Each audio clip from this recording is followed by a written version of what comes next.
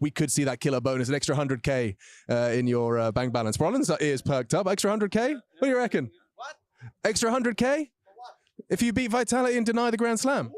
Ooh, sounds interesting. Yeah, it could be good. A bit of extra cash to splash. Wouldn't be bad.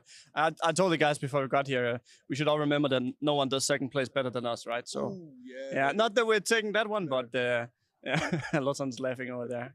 Yeah, we're definitely flying a bit under the radar right now. Also with the last tournament in mind. Yeah. No, 100%. I think definitely ones to watch. And is this a new jersey? Am I tripping? Was it always gold? Was the mouse always gold? It's new. Gold, new. Gold. We're going for the first place, that's why. I see. I like that. How you doing, man? Good to have you back. You're not showing up late to an event, no standing. It's good to be here from day one. It's good to be here without visa issue. So I really got to play here, especially in this kind of country, in this kind of people around you who is cheering and obsessed with CS, like fans. Yeah. Dude, it's very good to have you here. I'm sure the rest of the guys are loving it as well. That's modesty. Dude, talk to me a little bit then. We've heard Zonic's being stricter. That's one thing. We heard that you guys have been working on kind of doing the right stuff for the team, right? Do you think you've made some good strides over the last couple of events? I know it was weird with, was it Bucharest you were late for, or was it Rotterdam? Yeah, like with the, I think you came in for play Navi. That was Rotterdam, right? Yeah. Okay.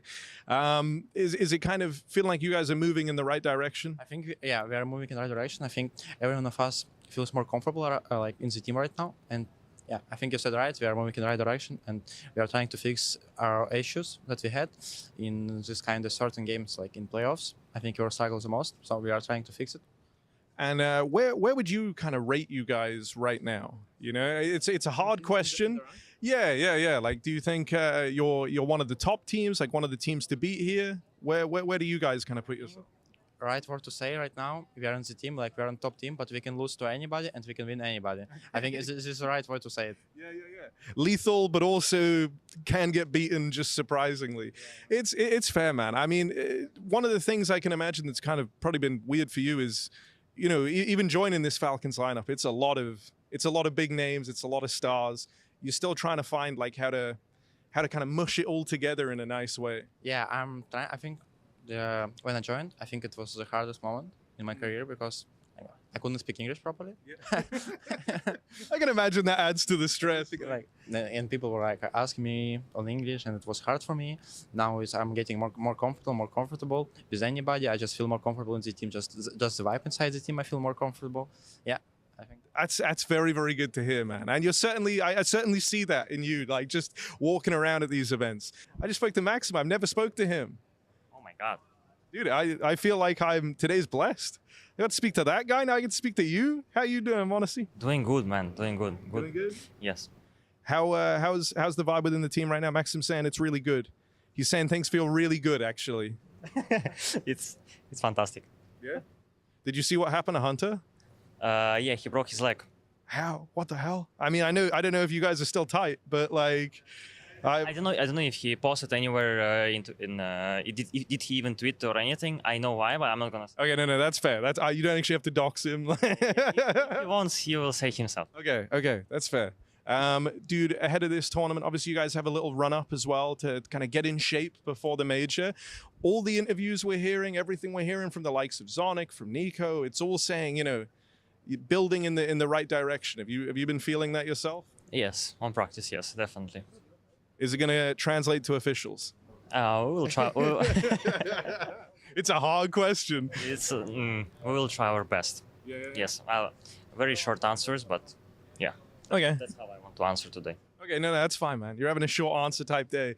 How have things been for you? Everyone I'm speaking to right now seems very positive, actually, saying like things are kind of going in the right direction. I was just saying to Modesty, you have a couple of events before the major to get in shape. Do you think, are you kind of feeling things are changing in the pracs?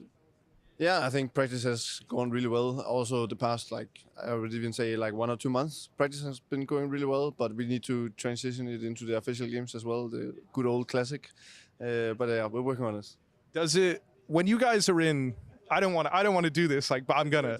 When you guys are in like a 5v4, let's say, or I'd say 5v3, but the first guy dies, does it ever enter your brain like, come on, man, like, we can't have another screenshot, like? No, it doesn't. But maybe after the round, you know, if you lose a 3-1, you're like, oh, this fucking radar picture is gonna be. No, it doesn't play a role.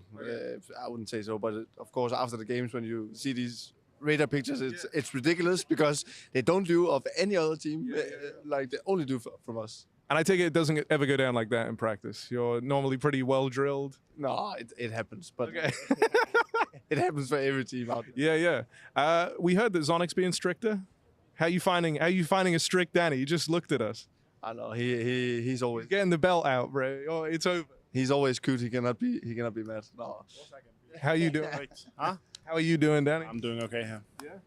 Man, what is a stricter Zonic? I want to know. Because you've always been, I've always thought you're lovely. I couldn't imagine you being strict. I prefer being lovely. I prefer taking care of my boys. I'm their father, you know. But, you know, it gets to you when you lose a bit of tournaments in a row. So that's why we started out with the Face It ban. Face It Ban was a good place to start, but you know, another great place to start, not having a stand-in at a tournament, man. So many teams here have stand-ins, but you guys finally aren't one of them. Does that feel kind of good? Because I can imagine it's frustrating when you're trying to make these changes in the team, you're trying to kind of revamp things a little bit, and then it's like, oh, well, that practice, we can just forget about that for now and just take the game as it comes. Like, it doesn't seem like that would be super motivating. Oh, of course, it's good to have the team that you are practicing with at home, have them present at the tournament. So, yeah, it was... I mean, we knew this coming into the season. A lot of tournaments in Europe. The Schengen visa is an issue. So, yeah, we knew it was part of the thing. That's also why we tried to integrate Mate as much as we could, Nuke. So, yeah, it is what it is. And in terms of the run-up to the major, because I feel like you're maybe the best person to know this, is like, what's the goal in these like couple of tournaments on the lead up? I know with Falcons we've had stuff with like not having a boot camp, and then when that didn't work, it was like, let's do a boot camp. Do you think maybe the guys prefer like set of tournaments on the run up to the major, get in shape that way? How are you finding the kind of schedule on the build up to Cologne? I think it's a bit tougher than what it was in the old days, because now you kind of have to plan your season based on the VS points. So I think it's. I think right now what we have been initiating this season has been more of the groundwork behind it, and that maybe taking a bit of a hit on our run, I would say, where it was a bit more random, and then we would miss out on the semifinals because we did something stupid. And here we are trying to really work with the players, putting the team first. Talking. I think we have improved when it comes to the clutches and all of this, but especially against Paravision, we just didn't show up. And now it's been 2 times, where the first time it was more of these, losing against full ecos, losing a 1-on-2 that you shouldn't, like a 2-on-1 that we shouldn't lose. The second time it was just us playing bad. And these things happen, but of course we're really hungry for that. Damn. I mean, that's good to hear. And it did lead to at least one good thing. There's that Fire Nico quote where he says, I think we make Paravision look better than they are. And I like it. I like that there's some rivalry starting to build. It feels like, at least from talking to the guys, I'm getting a good sense of like camaraderie, everyone thinking that the moves are being made in the right way. Like you guys are starting to implement some changes. Are you kind of feeling that from them as well? Is everyone being super receptive? Yeah, I mean, especially also the 2 Russians. I know in the beginning they were, when it comes to these new initiatives that I have put out, they were not too happy about it. There was not just the Face It thing, there was something else as well. But I like that they're buying into it, and I think they can also see the benefits of it. And I think it is also, proven, but it takes time. Yeah. I think that's always been the thing with you guys. Like when so much money goes into a team, people think results instantly or not at all. It's like anything else is a failure. So that's always been like a weird thing to try and wrestle against. I can imagine, like there was the whole, even like the skits with Kiyosuke coming in or Monesi on the team. There's a lot of like public knowledge about this team and how much went into it.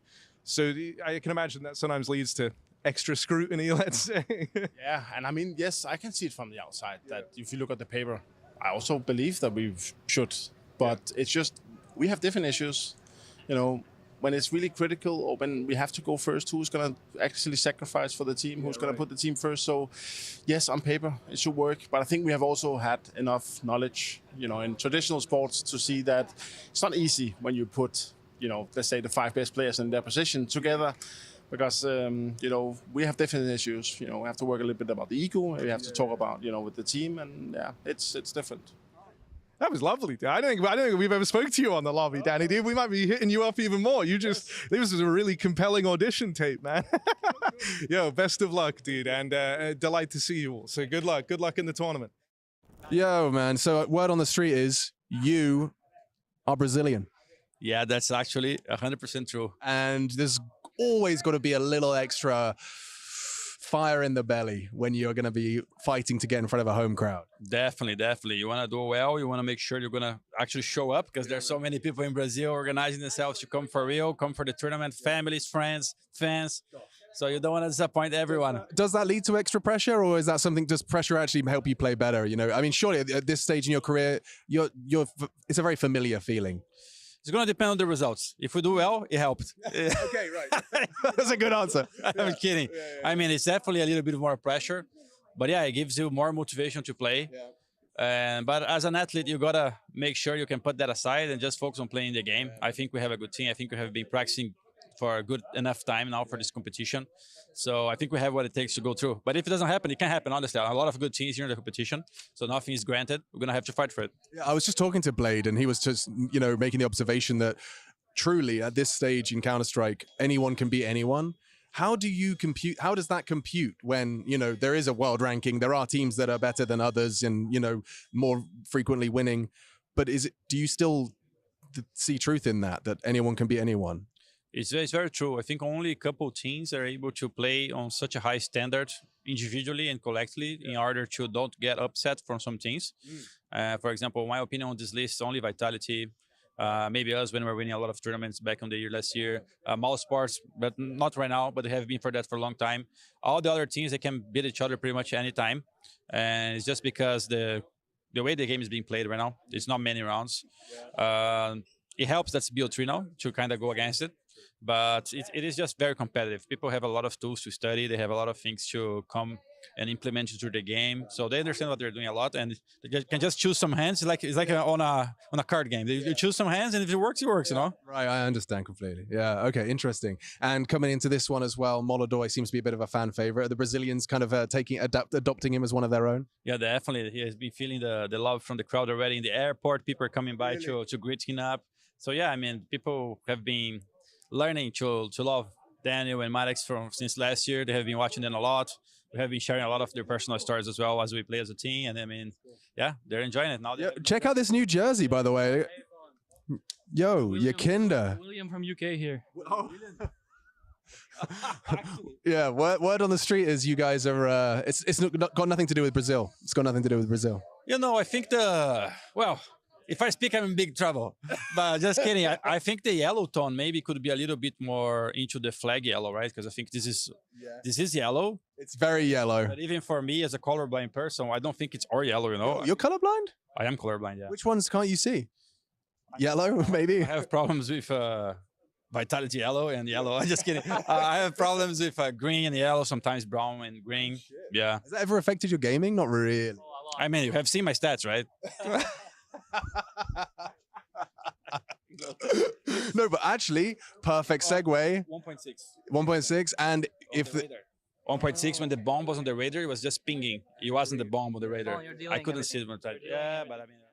Mr. Heavy God, good sir. It's the lobby. How you doing? Nice to see you. Good. I'm good. How are you? I am fantastic, dude. Lovely day in Brazil. Very warm room. How are you feeling?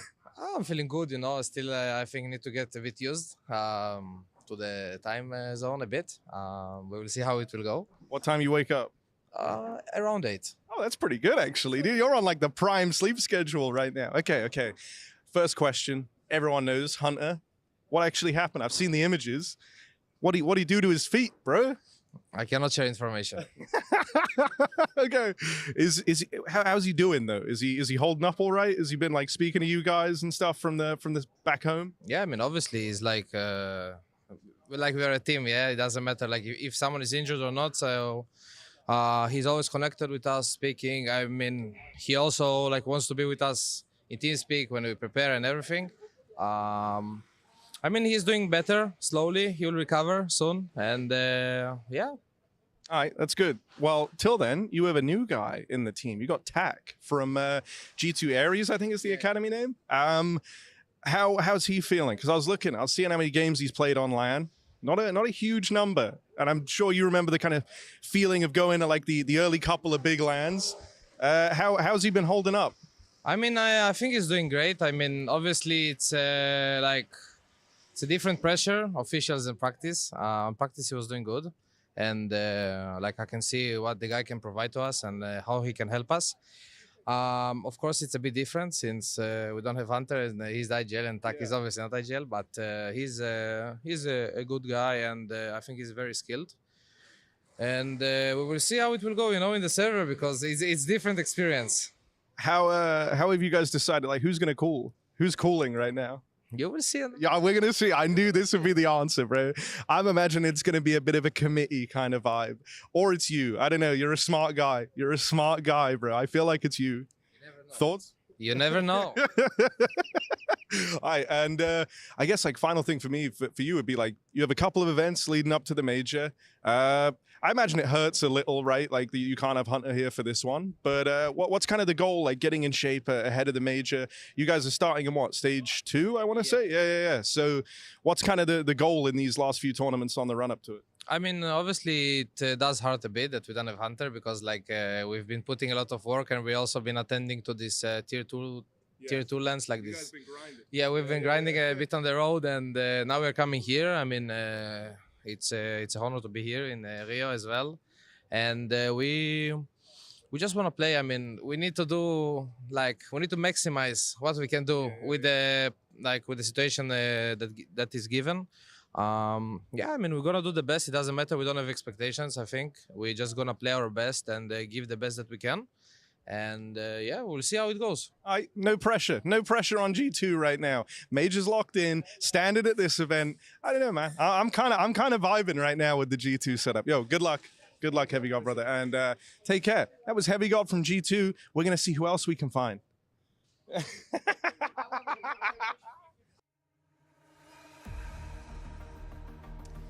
Back in Rio after 2 years. Last time we were here, it was Na'Vi taking home the trophy and JL who won the DHL MVP. With Na'Vi's success at EPL Season 23 and Makazi, who replaced JL, finally getting his first taste of victory, can they take down the big bosses of Vitality?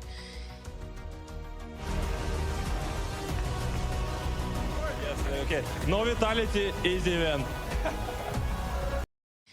No Vitality, easy win, said Bit. But now is the real test. My name is FURIA Spears, and for the very first time at an ESL event, I am joined by Stiko. Such a pleasure to have you here. How's your first taste of Rio been? I mean, it's exciting. It's always good to be in this kind of place where everyone just lost Counter-Strike so much, and witnessing it firsthand is absolutely amazing. Thanks for having me. We've been having a lot of fun on Media Day as well. Lots of content coming your way. We've been cooking from that. But let's talk about the two groups that we're seeing. Is there a clear, stronger group or group of death in your opinion, Stiko? Honestly, if you look at both groups, I feel like both are very equal when it comes to the teams. I'm personally more excited for Group A, but it's just personal preference because of the teams that I like and I dislike. So, I mean, this is going to be really, really cutting close, right? Yeah, there's going to be so much fire on the table when we're looking at some of those opening matchups. Anything piquing your interest in particular? I'm especially looking forward to see that Spirit against Liquid because I'm not sure why it kind of makes me interested in seeing Spirit bounce back after a kind of poor start to the year, and especially with the Magics being here. Obviously, Halle is not present, so this is kind of a interest of my personal preference. And Liquid also need to something do to come back into the form because 100%. Yeah, I mean, we're talking about a Spirit. It's a huge question of exactly what's going to be happening in Rio. But when we're talking about certainties that we do know, one thing is that FURIA are indeed going to be in the server. It's great to see a hometown team hopefully coming coming back in with some fire and fingers crossed making it to playoffs, because I feel like the roof is going to explode if they do. And it's not only them being in the server, they have a cheat code of having that sixth player on the server, which is the audience. And this is going to be absolutely ridiculous when you feel it on the stream in the arena. You can definitely feel the fire. I was actually there when they arrived at the airport, and there was whole FURIA squad chanting their name, and it was surreal just landing in Rio. Imagine how it will be in the arena. If they make it there, fingers crossed. Yeah, obviously it's going to be the top 6 making it through to the playoffs as well. Just in terms of, maybe not to put a dampener on the FURIA discussion, but tail end of last year, obviously bar the major result, things were looking up. A couple of trophies to their name as well. Start of 2026 for you. What do you feel like FURIA need to do to kind of regain that form? It has to be just stated that their playoff runs hasn't been looking that great, especially with the individuals falling off in these kind of huge moments where they just need to step up instead of being like kind of draining the team down. So we do have to see some kind of uptick in performance in these kind of departments, because group stage is where they shine, all of them. Playoff, not so much. Now, of course, the elephant in the room that we've got to talk about, the fact that Vitality could make history here and become the first team to win back-to-back ESL Grand Slams. This is going to be an incredible story if it does come to fruition. If history is anything to go by, Stiko, and considering they're on a 16 series win streak right now, looking pretty likely that that feat might occur here in Rio. It does look likely, and that's their main goal. They even said at the previous events that they treat them as a training for Rio Grand Slam that is hopefully going to be clinched here, right? So it's kind of leaving a nice taste in the mouth if we're looking at this kind of end of the season. Even though it's not the end of the season, there's still major to be played, but this is their main focus, and if they manage to do it here, history will be definitely made. And I'm honestly excited to witness it firsthand if some teams, because they're obviously hungry, if some teams is able to slay the beast that is called Vitality. Oh, it's going to be so exciting. I'm excited, you're excited, we're all excited. So let's get this show started at the Intel Extreme Masters Rio 2026.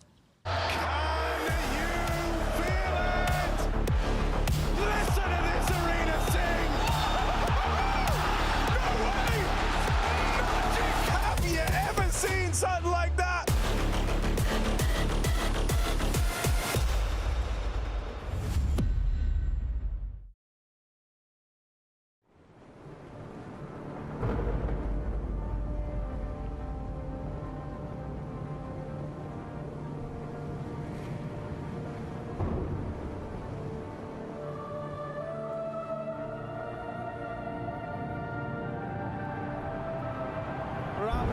Really making history. Absolutely phenomenal. And Ace is the champion of the Intel Extreme Masters World Finals. Storm's still not quite done. MC is going to take this fight, though. 3 seconds left. Last 2 rounds of match, it's got to start it well for ESC. And this is a massive move for Zez, but he's not content with just a Nexus kill. He wants to win out. And it's all done. I'm Strolling winning. Unbelievable Rogue with a 4-0 victory over Classic. And they did it again in the grand finals. It's Natus!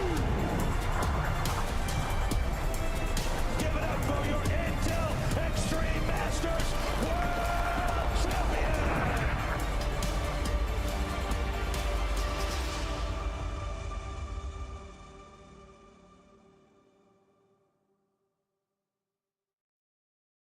The Intel Extreme Masters Rio 2026 is brought to you by ESL in partnership with Intel,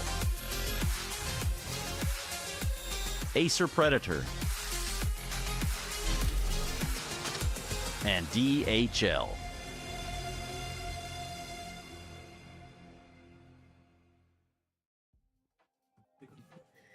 Flames, you always love getting to come over to the Vitality booths because you've got the tunes going on, the banter's always there. Who's in charge of choosing the music, first of all? It's the ginger over there, Mr. Jack. Bert Whistle, he's our manager, performance manager, main coach, everything. He does the whole job. And he chooses the music. Usually it's pretty old music. Sometimes he puts like some modern songs, but It's from the old generation, so we're getting some old songs. Heard you singing a bit of Linkin Park as well, right? That a lot. Speaking of which, let's talk about the time off. You're a team that's very vocal about optimizing the time off, not burning out. What have you been up to since, was it March 29th? Was your last official? What have you been up to since then? Did we have a break? Did we have a break after... Okay, no, but after the last tournament, we had a break. Yeah, we had 1 day off because... yeah, so we didn't...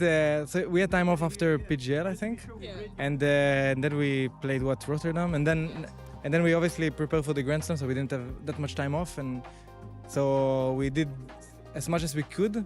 Also, the flight to Rio is pretty long.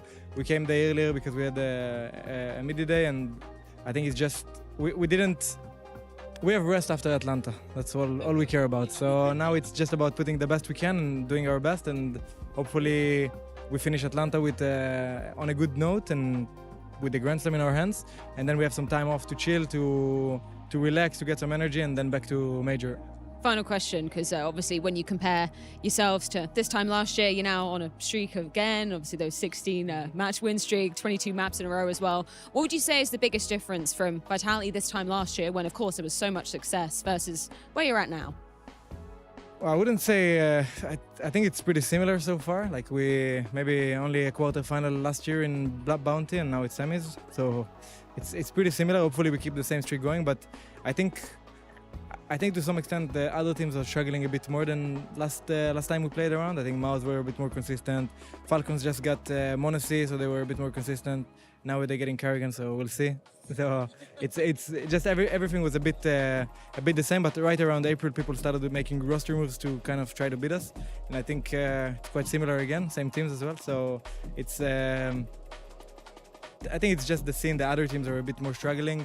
And actually, like the tier 2, kind of like the teams that were tier 2 4 months ago, they really stepped up, like Foot, Power Vision, you know, those names, like they started winning tournaments, they started playing so good. Astralis and Navi stepped up a lot, so a lot of teams that probably people didn't expect rise in their level, and it's great to see, to be honest. Thank you so much for your time, Flamesy. Good luck. Rensu, welcome officially to IEM Rio. I know we were just talking about it. You said you were in this very building for the Rio Major back in 2022. What's it like to be here now competing? It is like a dream for me because, like I said, I was cheering for the Brazilians here in the Major, and now I have the opportunity to like face the best team in the world, and we will try to do our best. And I think I'm ready. I think I can smash Zayo if that's something that I want, and everyone wants right now because they are top 1 in the world and they didn't lose a match, I think, in 50 matches, I think, in a row, right? So we have a good challenge ahead, and we will try to do our best. It's going to be such an exciting one. Just talking about your arrival into CS2, you were playing a lot of CSGO, you took some time out. What was the reason you came back to professional Counter-Strike 2? I was in college and I had such a huge pressure from my parents to like study and have a normal job. But here in Brazil, we have holidays in the middle of the year and in the final stint of the year. So I got into the holidays and I wanted to do something fun, so I downloaded CS2, and it was a different game. It was good for Alpers because when CS2 started, Alping was hard because the white pick was so like insane, and it wasn't good to play with Alp. So I downloaded the game, I started playing Faceit, I started grinding. I was like top at 1000 and I got into top 8, I think, with good stats. And I got an opportunity in the academy and I started playing there. And my academy had such a disadvantage, not a disadvantage, but we had 2 players that are under 16, so we were limited to play some tournaments, you know. But the tournaments I played, we won the Serie A. It is a good tournament here in Brazil for a team like I had. And now I have the opportunity to play Tier S, my first LAN in like Tier 1 CS2, and my second LAN ever in my career. And just talking about the transition from Red Canids Academy to the main roster, what's the experience been like for you in terms of, you know, the practice, the preparation, coming, setting up for an event? How different is it than what you're used to in the academy team? So I will fix something I said in my first interview. It was back in Circuit X, the last tournament before VRS invites. So I said in the academy we didn't have a lot of good strats. We had good strats, but like it's not compared to this. Like we have 25 strats for each map, you know. And back in the academy we had like 5, 10, but they weren't bad. They were there, you know. But here the pressure is higher. You can't miss a single thing you need to do in the round, you know. So I think we will do okay, and we have good strats because Drop is an excellent IGL, you know. The best I had. Well, thank you so much for your time, Rentu. Best of luck going up versus Vitality. Second ever LAN event for Rentu. Gonna be fun to see them lock in horns. I'm sure you can feel the excitement in his interview. I'm sure, Chad, you can testify that when you are, coming in as such an underdog, playing against the greats is something you're excited for, as well as, of course, perhaps a bit daunting. How good are they really? Let's find out. Bom dia, Brazil. Good afternoon, Europe, as we get Vitality Red Canids underway to start IEM Rio's group stage for day number 1. But hearing from a young lad with a very important role, that being the AWPer of the team, replacing History. He's going to have a tough time ahead of him. The odds highlighting that out the gates. No head-to-heads between the Red Canids and Vitality's cores. Oh my god, they're run boosting initially. I thought Zai was going to get catapulted into yard, but he is going to have some early work to do. The entirety of the Red Canids reside on the other side of this box, and that's Rentu versus ZywOo to start us off. All right, first bullet, and ZywOo's underway. And he dips. How cruel. And now they crawl. Walking up on the main side, ZywOo's managing his angles very well. He'll be able to pick on out, confirms his occupation of the warehouse, and they're trying to advance and push him down with the Glocks. He's missed a couple. Davadeus pulls him back. A nice little clawback frag. Mantling up for a bit of a heaven wrap, so going to be coming in from 2 fronts. Bomb still on the back of Coway's warehouse.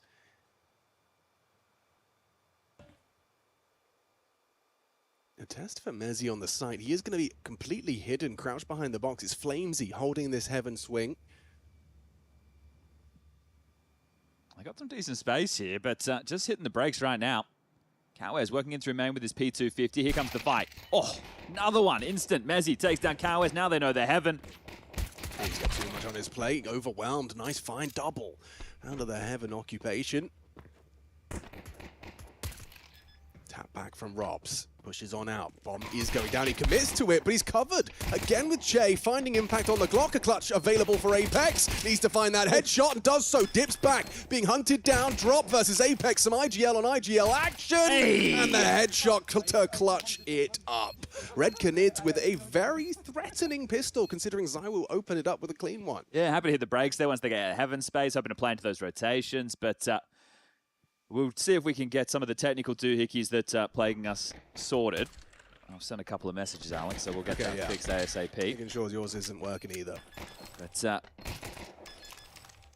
nice little clutch there from Apex. The stylish 1v2. The defuse comes in, and my tech timeout hits the screen. Gives us a bit more time to set the scene. Right now, we find ourselves in Group A. You can flick on the B stream, where we are having Gentlemates taking on G2. G2, unfortunately, don't have their in-game leader Hunter here for this one. Had an injury and was unable to travel. They have TAC from G2 Aries, the Academy roster, stepping and standing in. As you can see with the headsets off, the hair clip going on. Might serious business. Get this one sorted for Flamesy. Is he going to keep growing it out? Did you ask him about the hair? I didn't inquire, no, but I can only assume he's going for a full grow out. A full grow out? Full grow out. I always aspired, but gave up once I got to the mushroom stage. Okay, well, he's getting there. He is getting there. He's on the way to the mushroom stage. And perhaps the stage here in Rio. What do I mean, perhaps? Well, it's very likely, isn't it? This team, Freya highlighted it earlier during the start of show, 16 straight series wins. That's 22 consecutive map wins. They're chasing NIP's big event record of 34. If they go flawless here in Rio and win the first at their next event being Fort Worth, they can actually topple that record. Damn. But yeah, this is a very tough one for Red Canids, right? If people aren't too familiar with the roster and his Drop, in-game leader, he used to play in FURIA in this very arena. Apparently when Rentu was watching, he would have been watching Drop play in that major. Yeah. Now he's alongside of him. Davadeus, who is from Pain and 9Z fame. He spent some time on Pain with Cowes. You've got Che Jesus, I'm just going to call him Che, and then Rentu, who we were just discussing there, the new addition, the AWPer from the Academy team. Here he is. Young lad, and it'll be exciting to see what he can get up to today. Unfortunately for them, they've only played 6 official maps. They've only been on the team for 12 days. Yeah. Nuke is their most played map, but you're going up and picking it into Vitality, who have a 5-map win streak on this one, and then they picked Overpass, that they have a 12-map win streak on next, Vitality. So you're up against it today. That's what happens when you're seed 16 going up against seed number 1. The number 1 seed by a very large margin. And I do like that Flamesy was kind of, you know, he was spitting facts when he was talking about how they are kind of playing musical chairs to try and find some sort of recipe to compete with Vitality. The gap between the number 1 and the rest, it's been a long time in Counter-Strike since we had such a diverged, you know, playbook from, or rather ranking between number 1 and the rest. Yeah, I think that the drop-off, right, is pretty steep, and then it becomes what is required from those names, the contenders, to get there, to be able to challenge them. Now, any given Sunday, there's a couple of names. Now, we are lacking a few teams at this one. Paravision aren't here, the Mongols not here. Foot and Astralis, 2 other teams who have leapt up those VRS rankings in recent time, not here to give it a crack, but we do have Na'Vi, we've got FURIA, the hometown heroes. Ask yourself this question: if you're a Brazilian Counter-Strike fan, how many more opportunities are you going to have to watch Fallen play in an arena in your home turf to potentially lift a title? So that's a hopeful. I want to see FURIA in the arena here in Rio. We've got Falcons who, as the story goes, are making a roster change. Carrigan coming in for Kixer now. It's not official from the org, but all signs point to that being the case. Mouse, who continue to get knocked down, but try and get back up. Aurora are here. Spirit are here. The question... No phase. No phase. No phase. No phase. they were busy with their Draculans. But yeah, no, I think the main question I have is, like, who's got closest? Who is, in your mind, the next in line to be threatening to Vitality? Is it the Mouse? Is it a Na'Vi? Is it Falcons? You don't know. It's an unknown quantity. Right? If we're looking at, you can talk about a team like Spirit, and we always mention Donk. Yes. Right? The Donk factor. But he can't win on his own. No. He can get close, but he can't win on his own, right? So the team needs to come together and build on what they have. It's a very few amount of officials. Tanir's played very few games since his addition to the Spirit roster. This year, Spirit has also only played like 36 maps or something. But we are back underway, so we can focus in on the match ahead of us now. Vitality versus Red Canids, round number 2. And if you missed it, if you just flicked on the telly, Apex clutched out a 1v2 pistol round with a defuse. So that's why you get to see this hefty-looking 4-spy. Davideus drop in with some Galils. 2 Tech 9s, and a Deagle for Che. What's the approach going to be on the T side as Smoke Wall lined up? Not going to do it off the first timing. They'll allow the CT block utility to subside. You can see this setup that's been adopted. Vitality are aware of the force-buy potential. So Apex up heaven, looking over the smokes. Zywoo now pathing around to see if he can catch anybody sleeping. Coming out silo. So at some point, you're likely to rotate a player down to B. I think Apex is... Oh, it looked like Flamesy was going to maneuver into the smoke and play the fade in lobby. This is disruptive. This is interesting from Apex, right? He hasn't actually dipped down secret. They know it's a possibility that could have happened. There you go. There's just a vent drop right there from Flamesy. Apex is doubling up ramp, so part of that is, okay, if they do get secret control, whether it's just 1 or 2 players, they want to go ramp to split B. Apex is shoring up ramp alongside of Rops, but that's not the play. This is all smoke and mirrors. Second smoke wall up. It's going to be very likely top split right now. So over towards A, it's trusty Merriman. Zywoo first contact again. 2 rounds, 2 opening kills. This time it's dropped to fall. Oh, he's got 2 more on his plate. Does take another with him. Davideus down, but Che retrieving bomb and a frag. He's going to be on his way now. Cowes bides his time. Walking out squeaky door with a Tech 9 up against M4s on site. This is Mezzi's site. Very, very solid anchor on this bomb site. Not immediately, though. Cowes catches him on the smoke walk. Flamesy up the vent. This is risky. Very risky. Pays off. Can't transfer into Cowes, but enough of a distraction for Rops. He'll come in from the rafters and clean up again with a 1v2 to close. Okay, so Rops being able to clean this one up. It does put you in a position, if you're Red Canids, where you might consider another 4-spy. I understand that you don't have a lot of cash in your favor, but you know that the CTs are walking wonky. So do you want to keep this pressure on, invest again, maybe pull out another pocket strat? It doesn't look like that's going to be the case. They're going to keep these investments relatively limited. It's just a couple of digs starting to be equipped. Rentu not buying anything to see if he can bring out that AWP. And I'm hearing a yell from the LAN hall. Again, reminder, G2 versus Gentlemates. Spaniard's taking on the international mix with a stand-in. If you've read Canids in around like this, you're hoping for a kill or 2. Try and keep them humble. ZywOo's heard something. Up close to the MP9. Players above him. Players in front of him. And he 3 from 3 in terms of opening, very likely. There you go. It always feels so uncomfortable when you know there's that potential from the direct Z-axis. Apex is providing support, though. That's important. Davideus goes down, and now ZywOo can just have a field day. Feasts on them with the MP9. A little quad kill for ZywOo, padding up the stats, but also farming up the cash. That's important, right? The fact that the pistol round was so close, and then the follow-up against the Force, the same thing. And actually, all those kills with the MP9 allow ZywOo to bring out the AWP. Something he's been doing a bit more in 2026.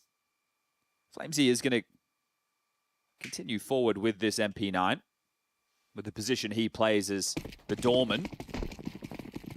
More than solid enough to be able to get the output. But first rifle round, Red Canids have already shown, hey, we can throw the smoke walls, we can stay poised, we're not always going to be in a rush and looking for fights. ZywOo posted up outside with the AWP. Nothing to block his vision for now. Has dropped the in-game leader tasked with throwing the smoke walls yet again. Already quite light on nades. It's a very tough map pool against Vitality. No matter what, it's always a tough map pool against Vitality, but to do it on tactical maps like Nuke and Overpass. I'm going to test Rops on ramp.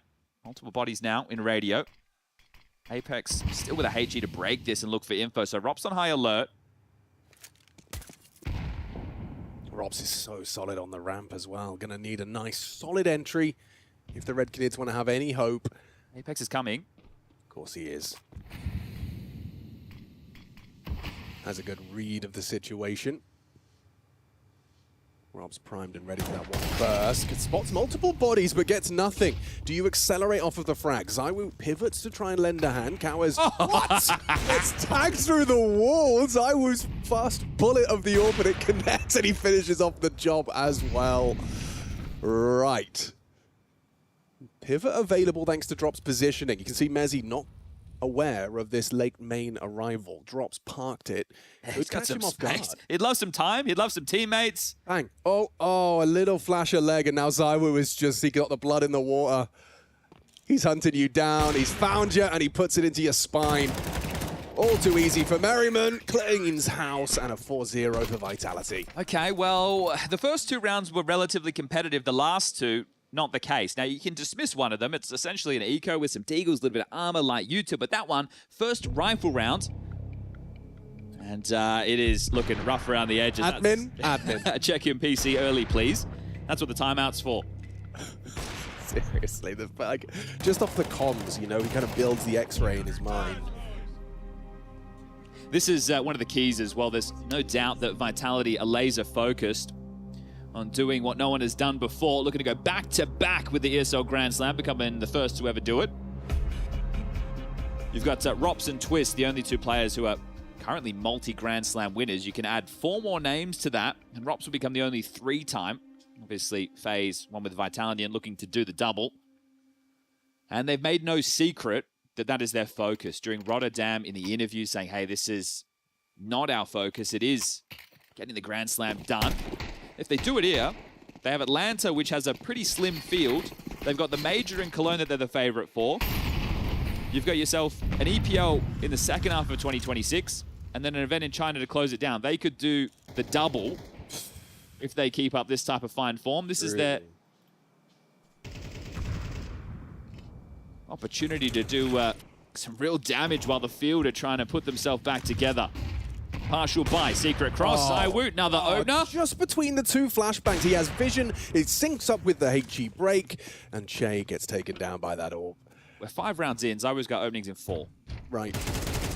And that doesn't get better for FlameZ. There you go, double swing in. There's a little something from Rentu.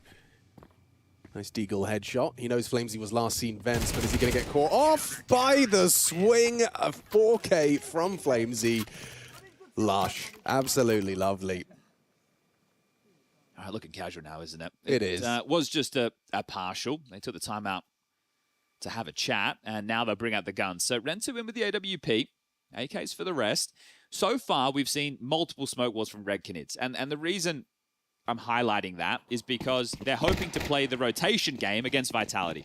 They don't want to go on the first timing. Understandable, you might just get bludgeoned to death. You're trying to get the second wall up so you at least create a bit of ambiguity. Right. But if you're not finding openings, the space really doesn't matter too much. So with the AWP out, you want to try and give Rentu opportunities to look for fights. So again, smoke wall, not off the first timing. Oh, okay. That hasn't landed as intended. Big gap to work with for ZywOo. Drop's looking for the dropped smokes. There they are. Second wave before they commit. Well, fortunate they weren't playing on the first, which is more of the same, but it's dotted in now. The bomb lobby, 3 through yard. Nothing's happened, and we're at 55 seconds. And this is that second wall. You've got to do something with it. Apex is going to tuck in as they do try and maneuver just on the last few fading seconds.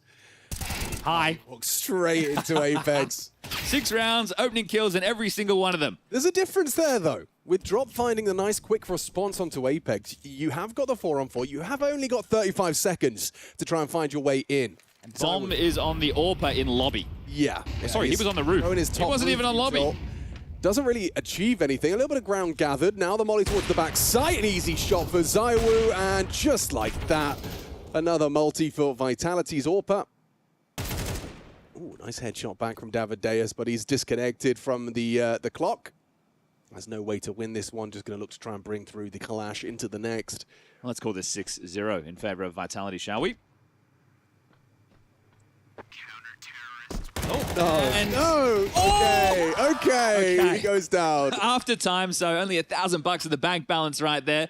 That one's going for the jugular. Not only are you already ragdolling and owning him, you're making sure you're taking everything away. So that one's going to leave a real mark for Davideus. Fortunately, max loss bonus. So if they can go into this partial buy, they can get the bomb down.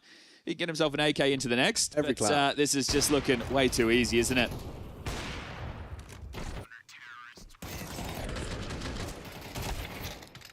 It's just, I mean, yeah, getting hunted and then shouted at after a round like that, yeah, they are flowing. But this is what Vitality do best, right, is, first of all, prioritizing, right, making sure they understand what they're aiming to peak for, being on the same page for that, bringing the necessary intensity. It's not just they're just throwing people around the server, right? This team is laser locked in. Another opener, and that one just chipped away at. That's so brutal. And they won't have any idea that Flames is in here. He's re-smoked on top of him now. Thank you very much, Dan. Does Flames, you want to keep pushing the issue, right? You have the man advantage. Oh, ZywOo in the right place once more. Read like a book. Che trades. Flamesy flanks and Robs dips on in for another. Takes down Rentu. Peeks into Che, number 2 from Che. Flank spotted and doesn't go down, does drop. 4 HP left for him to work with, but the atmosphere tense as Apex just walks on up the ramp and collects. Because of how easy it is, you're going to take a few more risks, right? They're not going to do anything too crazy. You're not going to start running at them with knives or anything, but you're going to take a few more chances. Couldn't quite get that one done silently, could he, Che? But 39 seconds left on the clock. As he canters over towards main, he might just be opting for a lengthy save. So that, regardless, will be a 7-0. I don't see him winning this clutch situation. Now, what do you reckon about the theory? You know, you're saying what's the things Vitality do well. Another thing I'd add to that list is that they're very good at winning the games they should. Now, obviously, most games they should. But against these lesser underdogs, there has historically been, you know, the favorite can't quite get into the right headspace. The games are closer than they should be. Vitality rarely have that kind of conversation around them. Okay, almost another one there. Could have been 4 within the round, but there you have it. Oh, Apex has given him a bit of sauce there. This comes down to being able to focus, right? This is the management of the calendar, the management of the time off, the focusing on the boot camps, the goal setting of the team. This squad understand, and Apex has made this very clear to the world and to his teammates, that this only happens once in a lifetime, right? Apex has a very long Counter-Strike career, and we almost tell the same story every event now, but this squad knows that you capitalize on this, you build the greatness. They win the second Grand Slam, they win a 3rd consecutive major, debate's over, right? Astralis no longer in the conversation. At the moment, there's some people who argue one way, there's some people who argue the other, but the fact there's an argument means Vitality haven't solved the case just yet. Definitely work to do this culmination of the season. This is it as well, right? So today they could win. I don't think it's going to be a 13-8. Hold up, top pop. Here we go, into A. Testing Mezzi's sight. Flamesy in support from the top of the hut. Gets the opening. Damadeus down. Quick blast guys! To the face. It's looking like a clinic. Yeah, it really is. But these boys aren't messing about, right? The fact that they're willing to go to an event like Rotterdam, which has all the other class opponents there, and say, hey, this isn't our focus. Really, it is Rio. It is this Grand Slam. There's $1 million on the line. Only for them. And everybody else, 15 other teams, have a chance to stop them. And it would be worth $100,000 if you could do it in the grand final for the Giant Killer bonus. Never been enacted.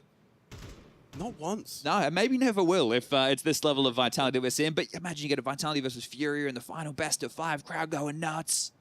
Last time round, it was Melbourne. We had Falcons taking them on. That was a crazy final. Falcons should have done it. Yeah, they should have. Falcons had the chance. Boys, you can't keep saving. Well, I mean, at least you're making go for it. You're making the rounds.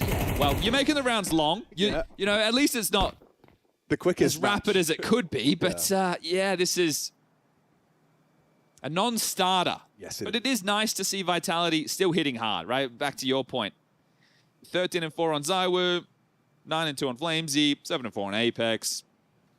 And Flamesy, you know, he's been in a point of conversation as well for his impact. He is definitely, and perhaps a name that doesn't get the pat on the back or the accolades as much as, you know, the limelight stolen by... He was close in Rotterdam to getting the MVP. Oh, was he really? Rob's had a crazy final. Yeah. So, but up until that point, I think Flamesy was the man that you could have said, this guy right here, Mr. Robin Cool, get a little bit of sun. They came in a day early to do some media for Vitality.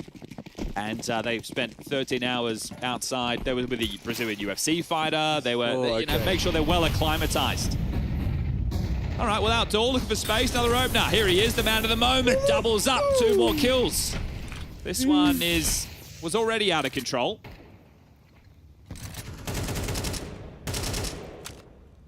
Just terrifying. Now he's just using your own AK-47 against you. Dips into the vents to evade maximum nade damage, but he's looking very well drilled. Trying to catch Zywu on that scoreboard. And for the Red Canids, I mean, you know, you put yourself into their shoes. Everyone's had a game that feels kind of helpless. But not everyone's had a game where you feel helpless against the world #1. This is valuable experience. I'm sure there's a way in which you could spin it. I think it's just again, only 12 days in the team with Rentu, but to pick technical maps, right? Nuke is a technical map. I'll find your gaps. And I think the stuff that you're doing is probably stuff that you've stolen from them over time, right? So they're the masters of this. Jesus. And they will have done their prep. This is another thing. Vitality treat everybody the same. Yeah.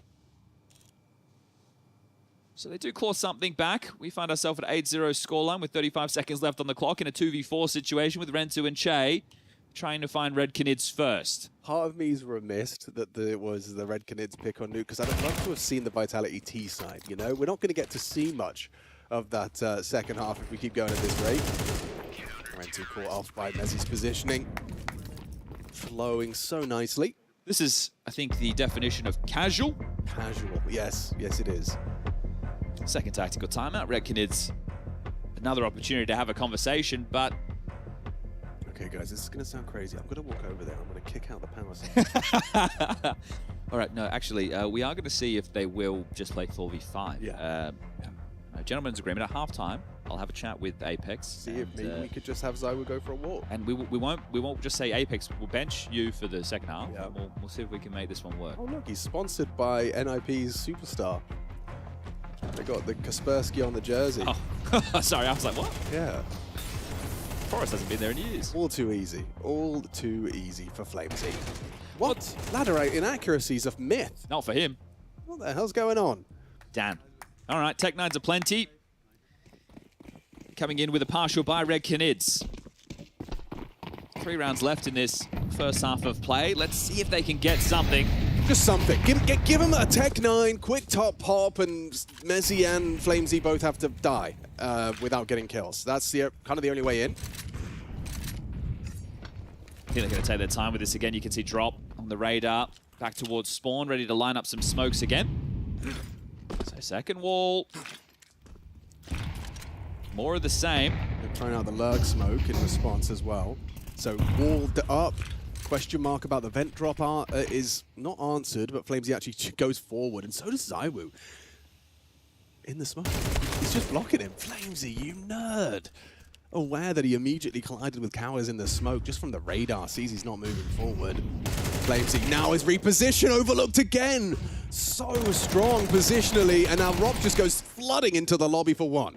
Drop's done well to bring him down, and Flamesy's set for another if he's not careful. Alright. Davideus and Drop. Make it just Davideus, because Flamesy shredding through. Oh god, you can't stop him! 16 and 2, a KD of 8. Every time they go near him, they find nothing but death. All right, so we're 10 rounds in, and I misspoke a little bit earlier. There was an opening kill for Red Canids. It was Cowers much earlier in the piece, but otherwise, it has just been pure domination. There is 4-0 in the opening kill department for Zywoo, 3-0 for Flamesy, 2-0 for Apex, and the only opening death with Rops. So kind of like that. Yeah, a little bit of a musical interlude. Oh, I wish we carried on.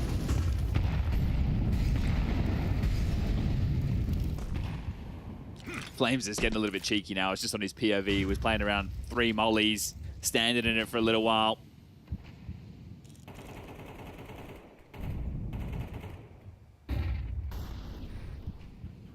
What's deterring them from just trying to get down secret? I guess you've done it a couple of times and you've been met with Flamesy's AK. But with the guns, smoke breaks obviously are a threat. Slips away. I agree with your sentiment there, right? They could have opted for some more simple plays, some more grouped up pack roll heavy, like get that territory. I mean, you're throwing the wall of smoke, so we haven't actually seen a full commit. Instead, it's this ramp attempt again, and every time Apex is in the right place. Whose org is this? Yeah, it's Rob's. He's rocking it. Well, another opener. Quite a boring half for Robin. You know, doesn't get to do much. This is the life of a ramp player. Yep. Oh, you want me to sit and stare at this corridor? Oh, okay. Oh, yay, you get some action. Oh, okay, nearly had Davideus too. He's going to be able to pick up that bomb. And now it really does hinge on Che finding impact on this B site. Flamesy's the one that's rotated down. He's aware that the possibilities there, right? He was just looking at double doors, single. He knows that there is a chance for somebody to poke their nose out, but 10-0 is the scoreline, and there's 15 seconds left on the clock. Can Davideus get there? No? No. Nah, not at all. Nope. So they're saving. Scoreline will read 11-0. Aim for that one, right? Just break the goose egg. Round at a time. Yeah, just take your one. Quite disheartening to get shut down by an org solo round. And he's doing it without his glasses on as well, Flamesy. 16 and 2. 16 and 2.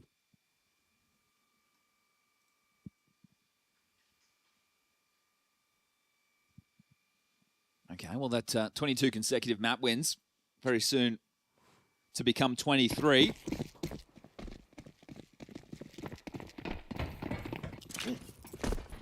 He threw the org away. Oh, or did he die? He died. Okay, yeah, I'm stupid. In fact, he didn't rebuy. Well, look at this. They're rushing.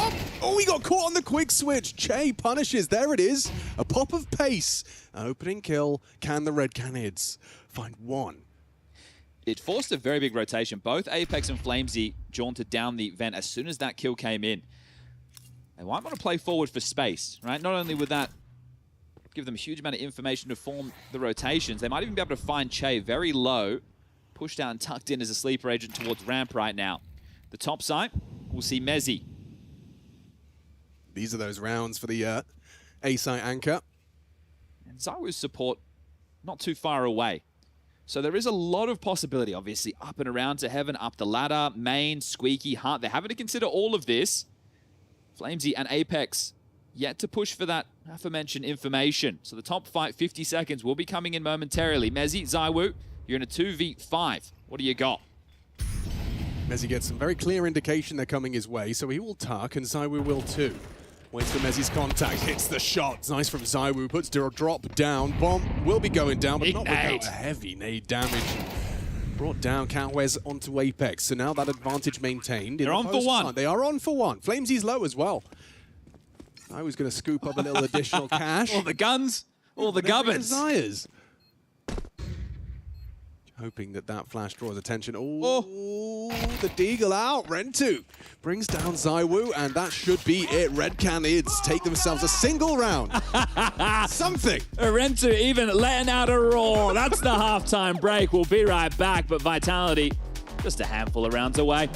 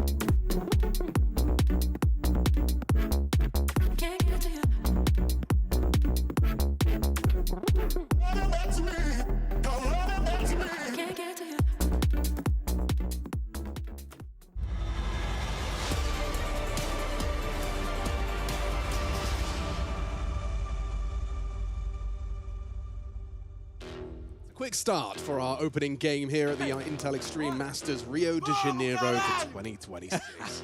Yes, they got the round. It was the 12th of the half. Red Canids kind of tongue-in-cheek as they do raise their voices, and now they're hoping to raise a defense. A necessary pistol. I'm joined by Chad Sponge Birchall.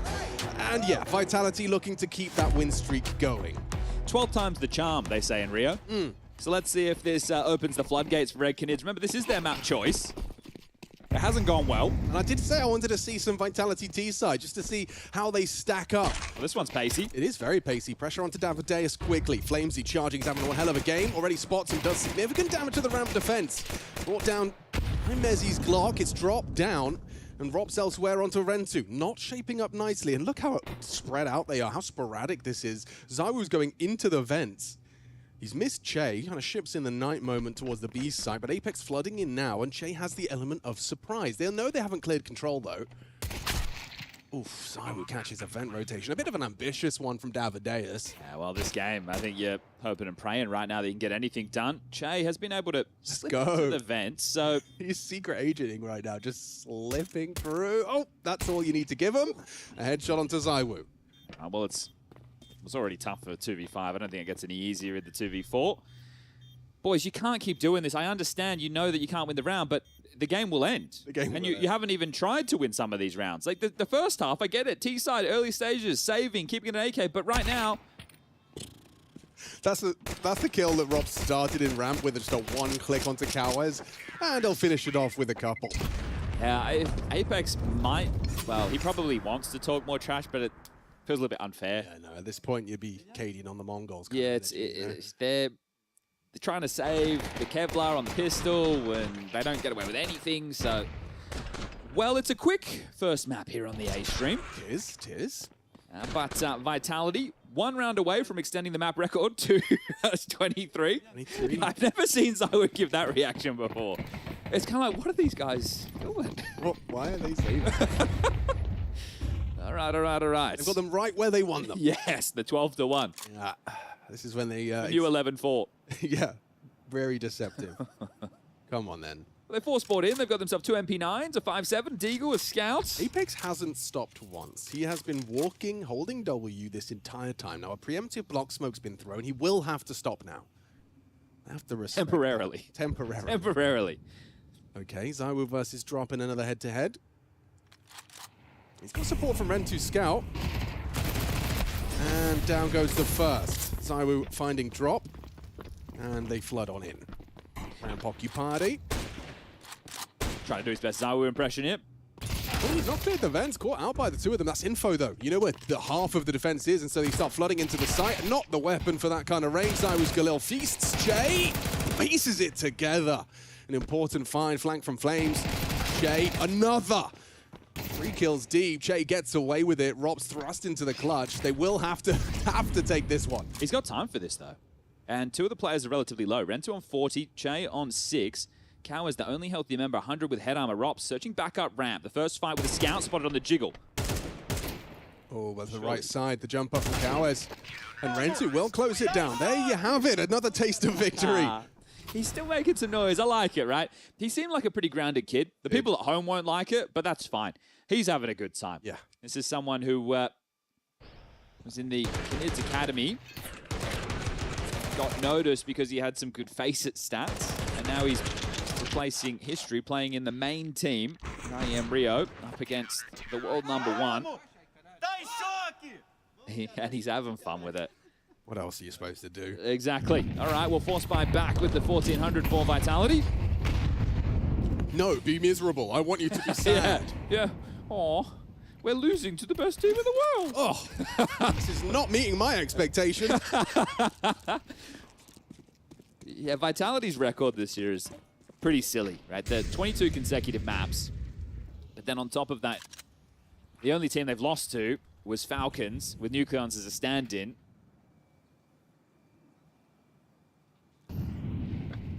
Apex has a massive flank, Alex. Yeah, the largest. And Cowes just walks so many straight kills to his available. demise. He probably can't believe that. Hold up. There's 2 guys up heaven. There's 1 guy playing out. What is going on? Where are these guys? All right, Davideus, you got your work cut out for you. You are alone. Sure, you got heaven, actually. I tell a lie. Vent drop, vent drop. Vent drop, vent drop. Good reaction from Davideus. Sure, the bomb slips down. Mezzi's going to go for that immediate plant. Should be able to plant safe. And does so. No need from Drop to force this fight, but... Mezzi can get away. Really? Oh, he's playing forward. Hips down. Flamesy had the vent rotation, but is playing windows now. Work for Mezzi. Flamesy set up to succeed. A nice Deagle headshot puts Drop in the dirt. They want to find and isolate Che. Back turned. Easy find. Easy fragging. Red Canids have started this defense as they mean to go on. It has to be spotless. And the guns will be coming back out, not in the next. No, this will allow them to get a couple more upgrades from Vitality, unless they think, let's just finish it now and go for another one of those. They could. They could. I wouldn't even fault them for that. If I was Xtaz, I wouldn't be complaining about that either. You know that you are going to win this map, and I say that with certainty. Great little catch here from Davideus. Try to be cheeky down the fireman pole, but they've gone with what is 4 Deagles and Flames in with a Glock. He's got a flash to his name, so we'll see how he applies that. But really, you would like to say this should be the 4th round for the Canids. I'd love to say that. In fact, or an embarrassing way to lose your map choice. Oh! Drive-by! Whoa! Rentu gets the ZywOo experience. Oh, so this is this guy, huh? I've heard about him. Yeah, he's pretty good. How do I explain that to my Somehow team? getting better. Here it is on the replay. Bosh! Oh! All right, now ramp pop. Guess what? No one's home? Nobody home. Oh, brother. Drop realizes he's forgone his territory. Gets the head-to-head with Mezzi. Still spots the bomb dropping as well. Good info. Headshot hit through the floor. Flamesy nails it with a... Oh, it's a Glock. Excuse me. That was just a Glock headshot. Back turn. Good timing. Rotations there from Davadeus. Flamesy's Glock, as threatening as it is, up against an armored M4. Will they really, go for the plant? Davadeus down after 2. ZywOo and Robs in a clutch. Yeah, hang on. I wouldn't write them out, but already down the vents, Cowers has dipped. And Rob's trying to go top. ZywOo noisy third. Oh! Ooh, not far off of the mark. A little smirk creeping onto his face. If he gets the kill, the bomb's there. He has a rifle. There's one type of nade that drops. Back up the vent. Planning A. Definitely wasn't out of the realms of ZywOo's possibilities. See this one onto Rentu. It's working on a fraction. Just the shoulder poking out just enough of the head. Spotted on that counter strafe. Insta headshot. Well, Rentu gets his vault back, but Vitality now get the guns. So what's the call to close? Yeah, I'm curious. Ramp looks like the port of call. This is... Hold up. 5 dudes in lobby. But they're just popping ramp into drop. He's very susceptible to flashes. Oh, he's nailed it. Perfect. He stands and delivers. 2.5. ZywOo bleeding out, but not enough. He still finds Rentu. So he'll linger, lurk lobby. Davadeus is spotted. Oh, and he's brought down Apex. That's important. Could be the rounds right there. Big kill from Davadeus. Che disconnected, goes all the way back to spawn to try and monitor heaven and hell. Robson, ZywOo. Actually both ramp at this point. ZywOo allowing Rops to work as he just covers the flank.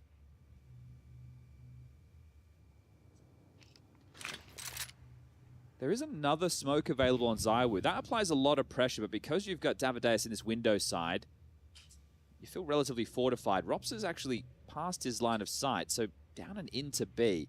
Might just call ZywOo over, but he'll communicate the fact that a player could be in window side. ZywOo can smoke this off, or he could run the same pathing. Looks like he's going to go for a deep Molotov and dip down. Coming back up. Oh no! Ooh, how's he done that?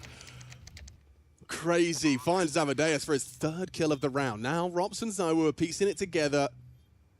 Feels like a certainty when these two are in the clutch. ZywOo's just going to be able to tuck into the corner. This is a power position. You're not going to clear this. He's going to peek into you. Oh, he nails it. ZywOo with an ace to close. Stylish. Vitality, that is domination on display. The world #1, looking for the riches in Rio. That's 23 consecutive maps, the first of the series to their name. How long can this map streak stay alive?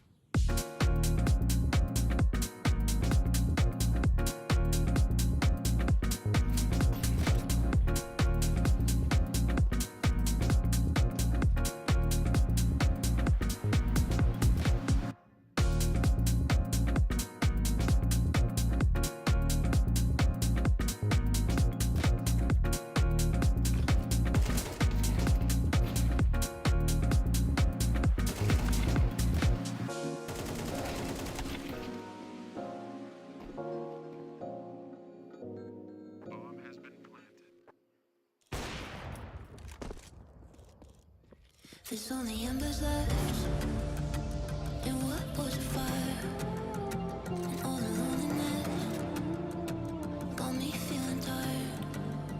It's aching in my chest. It's like a live wire, and the only way it's gonna end is when I can't see you again and down. I need something better to do than spending hours thinking of you. Pour another, I've had a few. Don't like who I am alone. And why does it feel like time's moving slow? No, this won't last forever, I know. But lately it's been hitting me.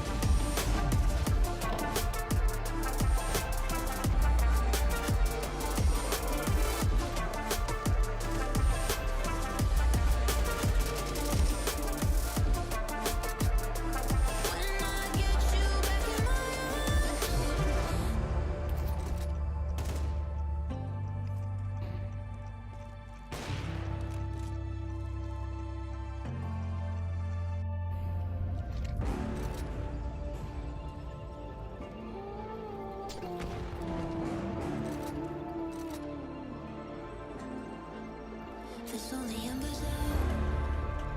All the moments we lost. I'm sick of feeling stuck, all alone with my thoughts. 'Cause I don't like who I am on my own. And why does it feel like time's moving slow? No, this won't last forever, I know. Yeah, I know. I don't like who I am on my own. And why does it feel like time's moving slow? No, this won't last forever, I know.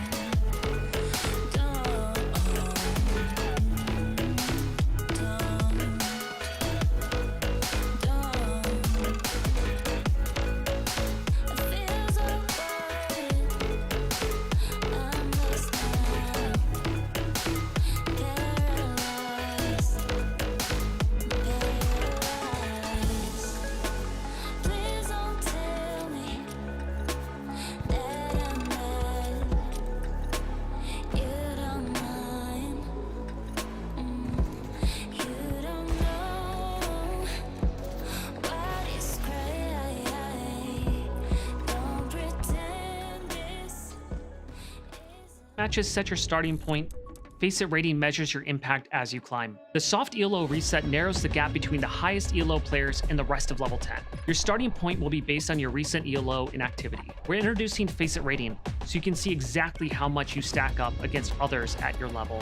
Face It rating measures how much your actions have increased your team's chances of winning the match, taking into account the full situation. Season 8 launches April 22nd. Good luck and have fun.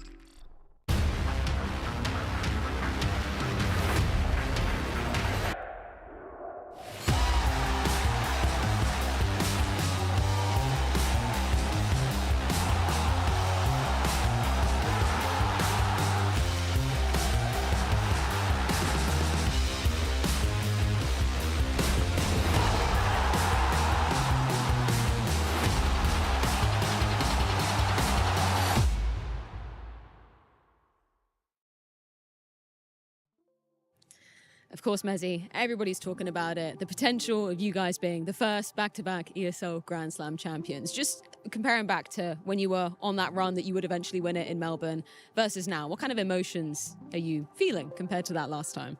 I feel like last time it felt like it happened so quick. Like the tournaments just back-to-back, it was just like we were kind of just riding this wave of like, I don't know, just winning trophies. And now it's kind of similar, but I think, of course now, I mean, our eyes and our goal is all on the Grand Slam, and we want to make sure we can close out as soon as possible. Of course, I think we're a team that will always play better under pressure in it, so we're fine with putting that pressure on ourselves that is the goal, to close out now, and we don't want to wait too long. We know how much it can kind of creep up on you if you kind of miss chances and kind of keep it rolling. And I think for us, yeah, the goal is to close out now, and I think we're in a great position to do so. I feel like Robsy's been in that situation before with FaZe, so you want to close it out quickly. I was going to ask about that because when you eventually did win it in Melbourne, you said you never know how long things like this are going to take. How important is it for you to be closing out as quick as possible? No, I think it is. I think it's important. Just also, we know how important confidence is in CS, and I think we're kind of replicating a lot of what we did last year and winning these back-to-back tournaments and kind of still keeping the confidence high. And I think, yeah, it's so important that if we can continue that here, then we know with each game, confidence grows and the belief always grows. And I think, yeah, this team, we've kind of shown that continuously. So, yeah, I think it's really important to try and close out as quick as possible. And it's not so important how quick we do it inside a tournament. Like, we don't have to make playoffs 2-0 like we've been doing. I think it's just important that we continue to play good CS and go from there. And I think if we do play good CS, then we know the result will be good for us. It's been looking great so far, Mezzy. Thank you so much for your time. Good luck. Thank you. Drop, great to get to catch up with you, as always. Of course, I've got to ask about it. Tier 1 tournament, back on home soil. What does it mean to you to be playing here in Brazil?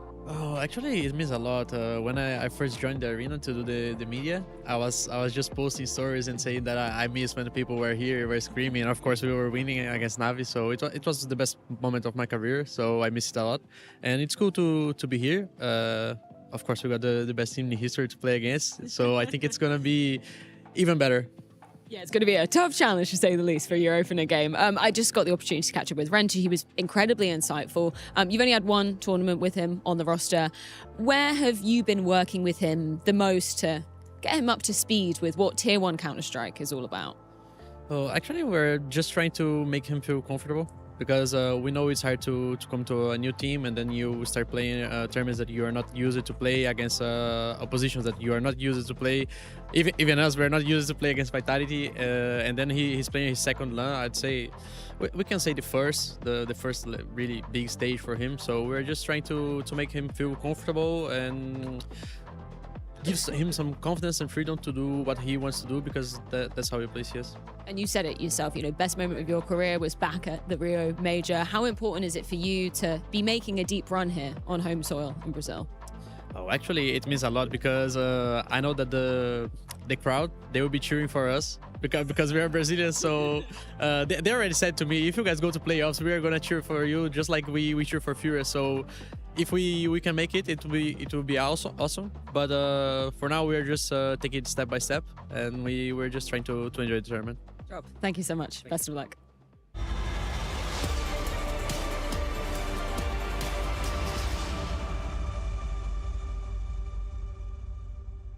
Vitality are doing it again, just streaking. A quick one to start us off in Rio. It was a smashing on the red Canids pick.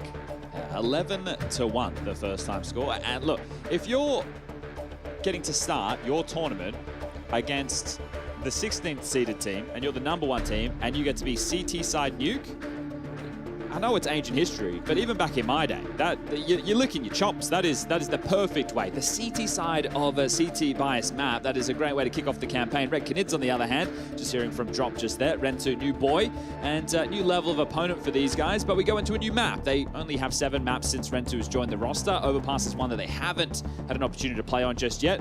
Oh, gosh. But you have an understanding he's the AWPer. He's going to be playing A on the CT side. He's going to be joined, as long as nothing's changed their setup, by Che. You're going to have Cowers as your monster, Holder, Davide short, and Drop the in-game leader as the rotator. And picking into Overpass, this is a map that Vitality are 12 straight on this very map, looking to make it 13, looking to be 24 consecutive in terms of map wins. And if map #1 is anything to base things off of, I think we might be in for another quick one. What do you make of Vitality picking Overpass as well? Is that just them just being like, choose your own adventure kind of thing? It's a good map to punish teams on, right? Because a lot of understanding required on this one. Lots of fragging required on this one. The CT side, they stacked the site, but you still have to hit headshots. Mezzi's done plenty of that. Site gone, round 1. Yeah, pretty simple B-pop right there. Even into the stack, it's just Rentu, new boy, very close to his monitor in a 1v4 retake of the site, coming in through CT. And now he's been noted. So chipped away out, finished off by Zywoo, and that will be 1-0 start for Vitality. I think Overpass is a great map to be playing if you know that, well, of course they know, that you're the much better opponent, right? Because dictating the tone on this map, this is a map that's more of a pocket map for teams, right? So your map pool, your bread and butters are your Mirages, your Ancients, your Dust 2s, right? And then you start getting into the more technical maps where it's a lot more util dependent or protocol dependent, like your Infernos, your Nukes, your Overpasses of the world. And then you've got your teams who like the Anubises, right? That one could even fall into that initial category because it can get a bit more scrimmy, but it can get very snowbally because of, I want to say, its return to the map pool. Yeah. Teams still really coming to terms with some of the updates on that. Force buy in for Red Canids for round #2. Scout for Rentu, couple of MP9s, and a 5-7 for Che. Limited util to operate with these blocks. Missed shot from Rentu Scout. Would have loved that one. Want to go down Con. Oh, Molly hit him. Should have heard that. Oh, and they will definitely hear that. The spread of the flame. Drop confirms Con is theirs. Aggression here. Walking into the short fight. Drop was caught off, but still manages to pull the aim back on for 1. Bomb's going to get found by Drop if he goes up the ladder. Ooh. Apex is low on HP as well, so he's going to be susceptible to going down, and Drop can get himself a Galil. Okay. It seems like a certainty that he's going to be able to have the drop on Apex. Does Apex wait? Because he's getting flanked as well by Cowers. This is crazy. Zywoo's coming over. There's going to be a biff. Yeah, real interesting dynamic. Apex hiding out behind He's not the going to get staircase. spotted. Oh, yep. hello. Easy. And a smoke. Found. Now 30 seconds. He's going to try and find Cowers. They have actually got a real shot at this. The bomb's under their control. Zywoo going to have to do something rather crazy to break this crossfire. 180 degrees of pain. Spots the head, covers him on the ladder. Just as easy as that. Oh, no. The Red Canids had something real tantalizing there. Yeah, cause some chaos. Rentu will drop into B on time. Off you got, Rentu. 15 seconds. You got to hit every single bullet here. Nails the first, but into the flashbang, blinded out by Zywoo just as he goes down. Okay, so this is the same as map #1 in a way. The pistol round was much closer than this time round, but the second, the Force, Red Canids actually put up a bit of a fight. Unfortunately for them, they will have to take the eco now. Thought he wasn't going to get cleared here for a second. Maybe he popped up on the radar. Either way, Cowers gets his man. Just the ladder bait, and then I'm not sure what happened to Cowers. I guess he thought he had to turn tail, knew Zywoo was on his way up the ladder. Just saw his teammate die and probably felt like he had to try and get some distance, but yeah, caught retreating. So 4 digs and Rentu in just with this USP for round #3. Wants to bring out the AWP that first gun round. And he's going to play a key role in this. I'm interested to see how aggressive he wants to be, because you're essentially testing the protocols and openings of Vitality. And what type of openings are they going to operate with, right? Are they going to do a lot of this 3-1-1?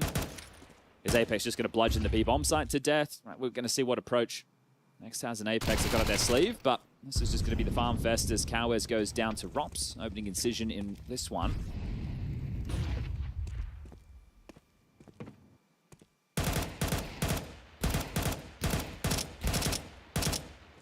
you there's go. another double for ZywOo. So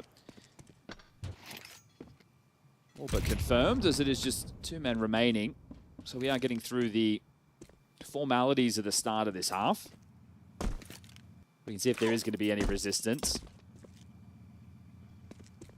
Winner of this does take on the winner of G2 versus Gentlemates, which is also raging on the B stream. Loser of this takes on loser of G2 versus Gentlemates. Now, again, if you haven't been keeping up with the news, as Ren2 pulls out his knife, goes down for free. Hunter is not here with G2, though Sampaias will be doing the in-game leading over there, and Nertz will be assisting him.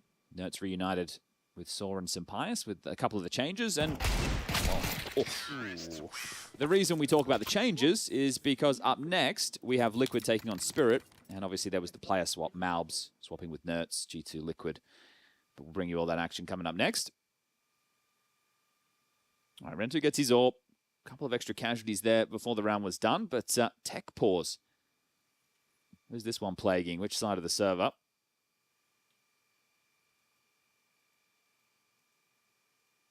Looks like it's Cowards' microphone, so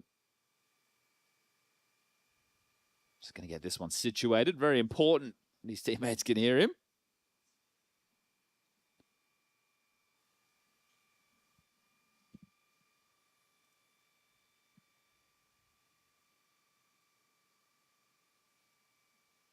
Yeah, it looks like it's headset related. So this bunch of streaks with Vitality. Obviously, this is essentially a non-starter of a fixture. But Rio, as a whole, the question being, can anybody stop Vitality from the $1 million at the Grand Slam? Yeah. That's the conversation of Rio. This is their 5th event of 2026. They started with Bounty.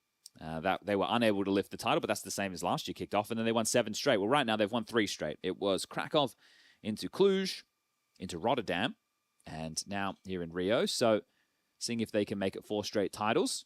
My prime candidates are, well, to no one's surprise, probably the 2nd, 3rd, 4th, and 5th best in the world. That would be my prime candidate. Okay, using HLTV's ranking or VRS? Well, I'm just going to say the names. Okay. I would say it's probably, in my book, has to be FURIA, Na'Vi, Maus, Falcons. The Falcons one's interesting, because Kixon, knowing that he's going, right? You know, maybe they'll play a little bit more free, a little bit more liberated, knowing there's change. He has like a life game, life tournament. And there's also going to be less resentment to each other because, well, there's change coming, right? So that should be a positive, at least as far as the mental's concerned. But tech issue fix, we're back underway. Very quick connector control here for Flames, supported by Mezzi. And Ren2 starting quite passive with the AWP. So they are starting 4B in case of a pop, Red Canids. So not having to worry about players pushed up balloons, up fountain, aggressively in some staunch positions like upper bathrooms or divider. Che rotates back to join Ren2. Now these two are going to be hoping to be able to block. Che spots the U2 coming in. Is there follow through? Yes, there is. Yeah, committing in. Going to see that entry pack making space for the Rops and ZywOo close. Flamesy. Oh, doesn't even go down. Finds 2 on the entry. Finally felled. Drop with 2. Actually slipped on the van. Does get to catch and catches the drop on ZywOo. So it's gotten close. All onto the shoulders of Cowes. Just starting to rotate in now. And they're not rushing this plant. Coming in through the long side is Rops.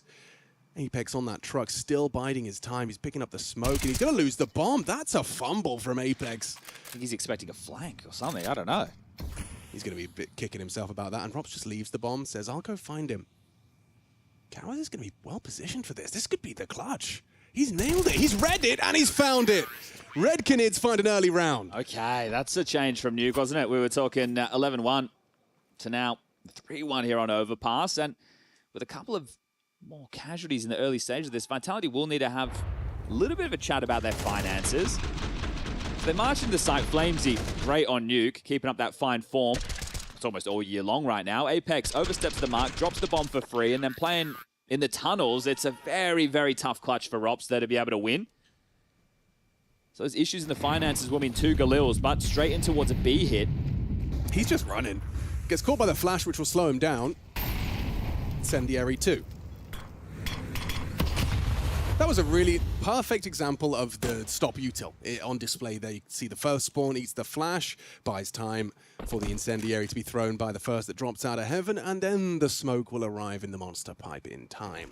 Feels like they're full committed to B. Obviously, they could completely reroute, but with what I'm seeing right now, they've got this full con control. Again, nobody playing forward on A. Rentu started a little bit more aggressive. Flamesy flashed in, looks for the fight, and found. Beautiful work. The AWP covers off, and that's Counter-Strike. That's Counter-Strike. That's exactly what that is.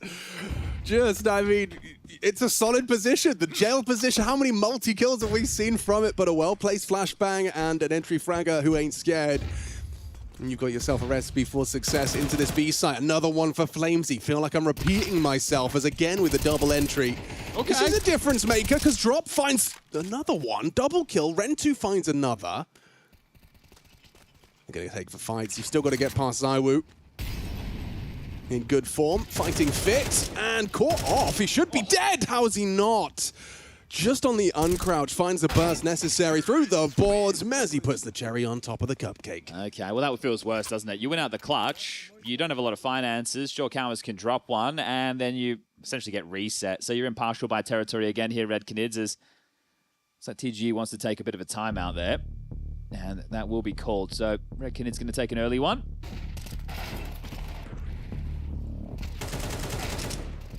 100 loss going into the next. With where they're at, they can be a little bit more liberal with some of their investments to put up some resistance. But 4-1, if we're completely remove the players' names in the server and the logos at the top of the screen, or right now, mid to bottom of the screen, 4 rounds, T-side, overpass, job done. It's true. So if we weren't saying, hey, this is David versus Goliath, except David forgot his sling.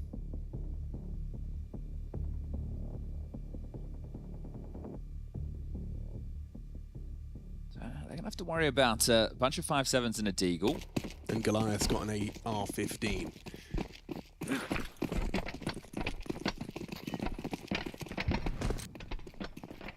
Very quick bathroom smoke out of Mezzy there. There's pace on this. Yeah, it's going to be a test for the pistol. Drop already tucked in. Rentu warded away, takes that initial engagement. Diligent Molotov are ready to throw it out. Could get caught with it in his hands. Look at how well timed it is. Oh, yeah, look. Oh, you're just flushed into Mezzy. The team play. Yeah, it's beautiful. It's the basics, round, of course. I mean, yeah, but it's polished basics. It's what Vitality do all the time. Yeah. Right? They are always... Boost, he's not pre-aiming. He's pre-aiming it. Okay. Well, oh my God. Zavadeus gets one. They know Rentu had the Deagle towards Divider. They peppered him a little bit earlier in the round. He's completely rerouted and he's actually been able to insert himself in the middle of the pack. And he could. You know, there's a world where he gets this flank off and cleanly executes Apex. However, we don't live in it. Apex well aware of the potential. Rob's looking to protect this gun over towards Connector. Tabadeus and Cowards. One of the problems I had with Red Canids on Nuke, and in the first half, I didn't mind all the saves because they're thinking, okay, if we could get 3 rounds, it's fine. You can understand why those saves coming through make an awful lot of sense. Door open, that's the sound cue. Mr. Cool swings out and takes the final 2, 5-1. But then when game got really late and there's only a handful of rounds left and they were saving, okay, well, you got to get stuck in at some point, boys. The synchronized Molotov from Mezzy and Con and that top Con Molotov in unison. Just so satisfying. You get your guns out then. Yeah, no kit for this one, so let's see if we find ourselves in a post plant. That'll be dictating an awful lot. Again, it's one of these very heavy B plays. Flamesy with the MAC-10 going to make a move. Oh, the run boost is flubbed. Oh, no. Nightmare Fuel. He had no helmet. Oh, Nightmare Fuel. He got long-range bopped by the MAC. Well, you might reset now. The fact that's come in essentially for free and so early. Is that a deliberate MAC-10 or has he just kept it from That's kept it from the previous. So maybe that informed the call to be B-centric to set up Flames to look for something, but it's not meant to come that way. So Apex is changing the tune of the round now. Mezzy's been able to secure the connector control completely. You can see this forward position. And the reroute over towards A. Rentu's all out and about. The B defense, relatively defensive. You can see highlighted here. Setting themselves a bit of a boost, looking for info. They're going to play a Heaven. But again, another moment where you'd be licking your chops if you're Vitality. Look at the amount of nades you have to execute on A. Rentu's going forward. So many nades. So individual. Yeah, gets caught by the flashbangs. They'll progress into the site. The bomb a little late to arrive on the back of Apex, but no harm, no foul. The CTs, understandably this time, are going to save. I think you want to hunt, though, if you're Vitality. Really make it as difficult as possible. You're able to probably throw 2 bodies at this before it becomes financially a little bit of a problem. And Flames would be loving to get himself off for the Mac 10. Maybe not. Maybe he wants the Mac 10. Maybe he doesn't want an upgrade, but he could go looking for one. He'd be the first man I'd be sending out. Davideus dropping chain, none with head armor. Oh, how annoying. He was half health as well, still manages to get away with the info for free. Trade game. Davideus is going to be able to get the first, but then he eats the flash and gets traded. Indeed, the trade game played. Graffiti Occupado. Oh, Mezzi. Oh, Mezzi, just in time. Just in time. Whoa! Okay, they hold on. They hold on. 2 M4s brought through. Okay, 6-1. When it was 4-1, I said job was We already get to done. see the Cowes death again. Are they going to do it to him like that? Yeah, they are. Oh, we get the cam as well. Oops! Burst to the face.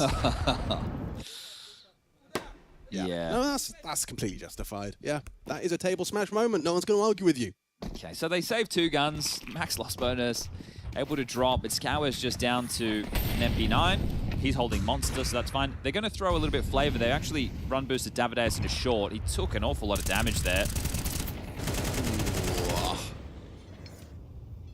Rob's alive and kicking. Still committed to this play, and they're just going to slink. Yeah, that smoke missed. Yeah. Just an FYI. Yeah. Yeah, it's not an intentional bait smoke somehow. And they're sitting in it. You sit in it as they walk past. It's a new strategy. Never seen before. And there's some info. Flamesy on the entry again. Does he really pull it off once more? Way too easy.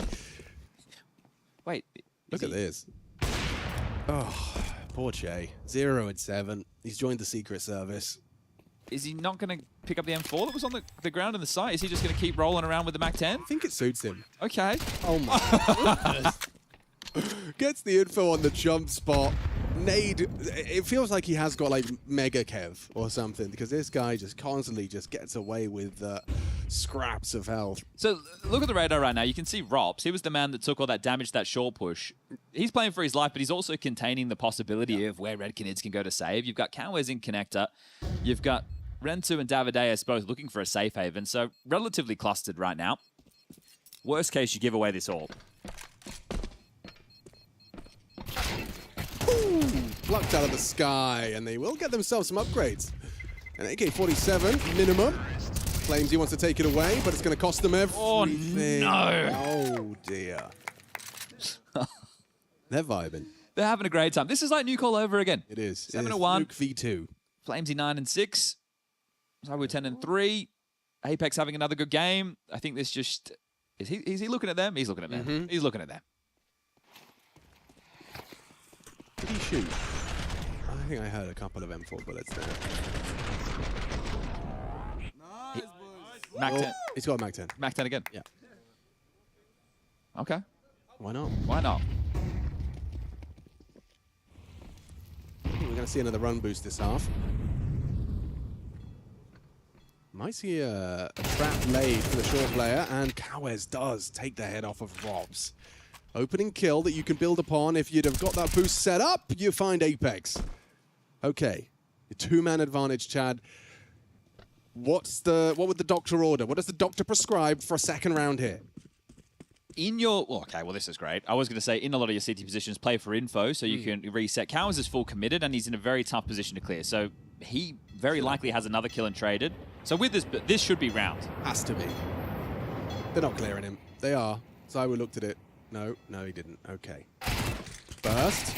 Swift from Flamesy, but that's what you want to see. The Deagle from Rentu ensures that they maintain that advantage and don't let them get away with that double kill.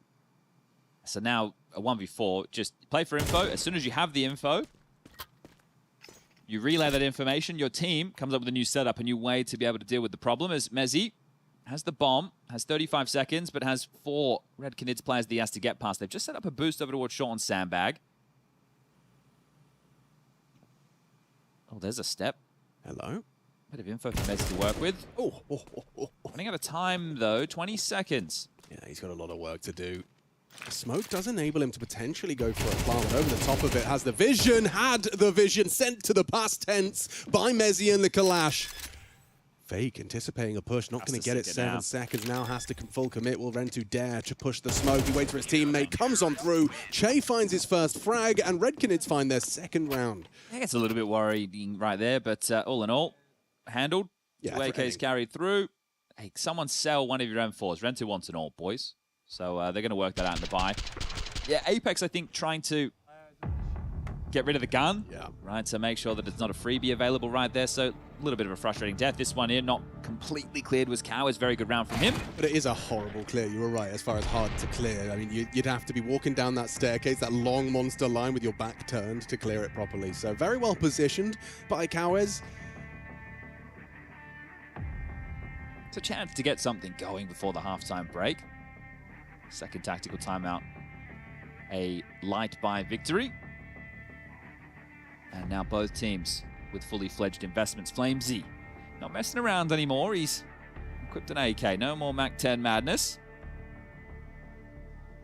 This time they also have the kits on Red Canids. Full belts of util, everything that they could hope for. This is where you get to see them actually start to settle into what their Overpass offerings are. This is the third time we have seen Vitality run this opener. Mezzi Con 4 towards B. This boost with the AWP. Looking to grab a cheeky pick. Really? Oh my god, he sees him. No word of a lie, on the first jump, he saw him. He is staring. Oh, right at his skull! That is another nasty one for Cowards to process. But his cerebellum's been severed by ZywOo. Far too comfortable, flooding into the site now. A pick onto the barrel, start, back turn. Vitality are not pulling punches here. They're going to treat you like anyone else, and they are just shredding through the Canids. We saw Vitality against Paravision earlier in the year. I think it was the Cluj final, where all their nade stacks perfectly placed. You take a look at Skybox Edge, you see that a team like Paravision playing a lot of the same setups, and those youngsters were punished. Same thing coming into play here. Just they've run that boost a couple of times. Now they've been able to get the benefits of it. And what was a chance to get things going is now 8-2. I mean, you just can't help but smile. Xtar's not known for his smiles. He's beaming ear to ear. Everything is working. How much of a flash of Cowards did he really see? I think it was on that first mantle up. He got a little bit of a mental picture, but just nails it. Standing up on the barrels. Ouch. Yeah. Huh? Huh? Oh, dear. They're having fun. Yeah, they are. And so are we. We get to watch it, FlameZ back in with the MAC-10. Here we go. Rentu with a little bit of a line. Why does it feel like they're aware of that? He's managed it perfectly. Doesn't overexpose his toes. Not for free anyway. Oh. Yep. Whoop. Bang. Into the balaclava of FlameZ. Okay. Orps finding opening kills in back-to-back rounds on either side of the server. That's quite nice. Another monster smoke dotted in. Rentu and Che on A. Drop. Ready to assist both of his B defenders. Davideus. Oh, that's a nice nade. That's a beautiful nade. Right on the front door. Is copying a whole lot of damage there in the Cusper monster. Now plays Wood. More nades where that came from. Mezzi's chance. Bang, another one. The airstrikes. We've seen this time and time again. Well, they're out of HEs. That's a relief. 45 seconds and likely to be a B play.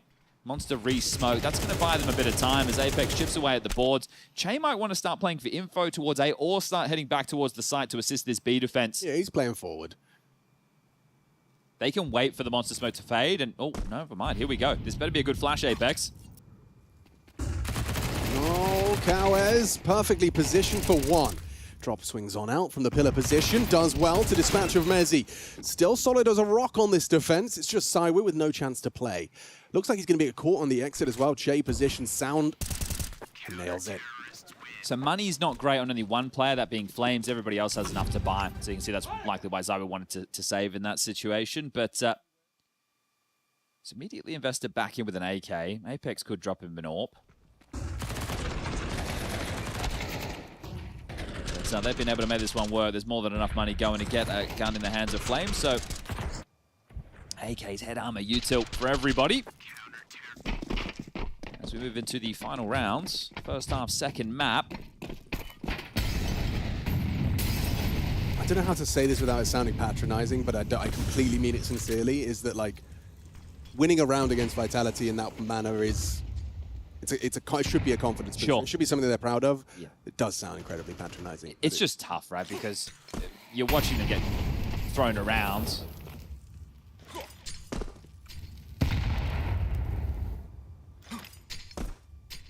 Bang. Okay, Lovely. so Lovely. getting some of their own util damage back. That's nice.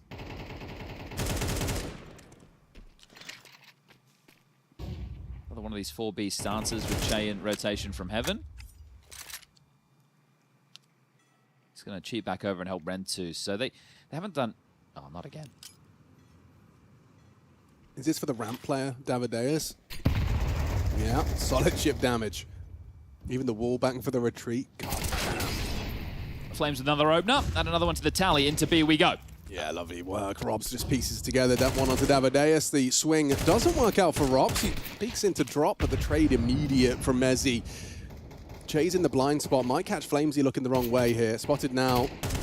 Infinitely harder with Rentu's AWP in Heaven. Oh! Mezzi, and a nice headshot from Che. Pulls us into the 2-on-2. Still have to retake the site, but they've given themselves a little bit of a smoke to work with. Maybe enables them to walk up on that bridge, but Apex is going to use it to punish them on the walk through. Easy for ZywOo. You got to give it a go, Rentu. Last round of the half. Smoke got a kit. He's got everything he needs, apart from the kills. See if he can find any of them.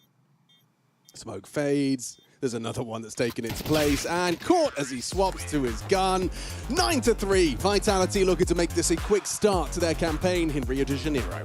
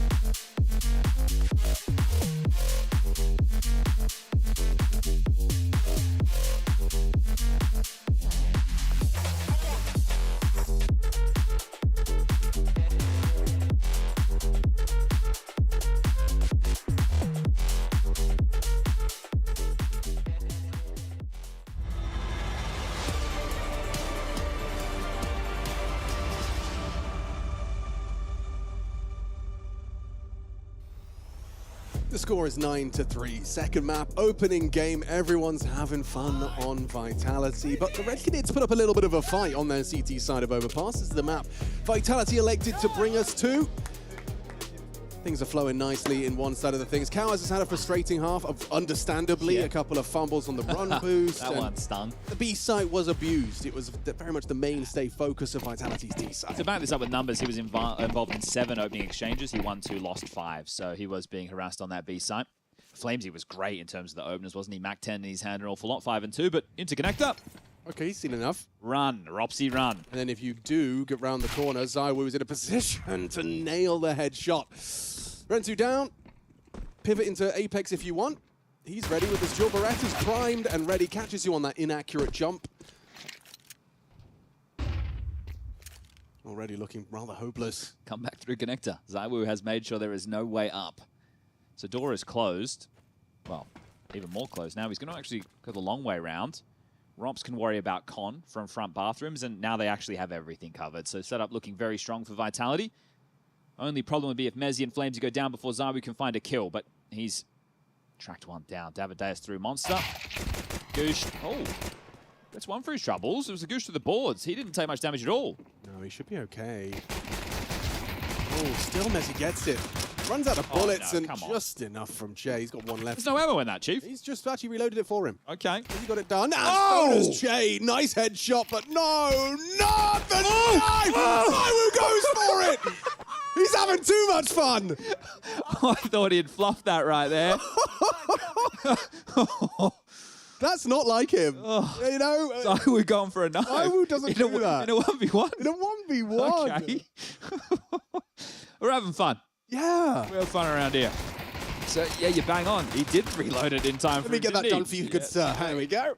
That was a crispy one. So some nice shots there from Chase, sure, but oh no, ZywOo. The jump to evade.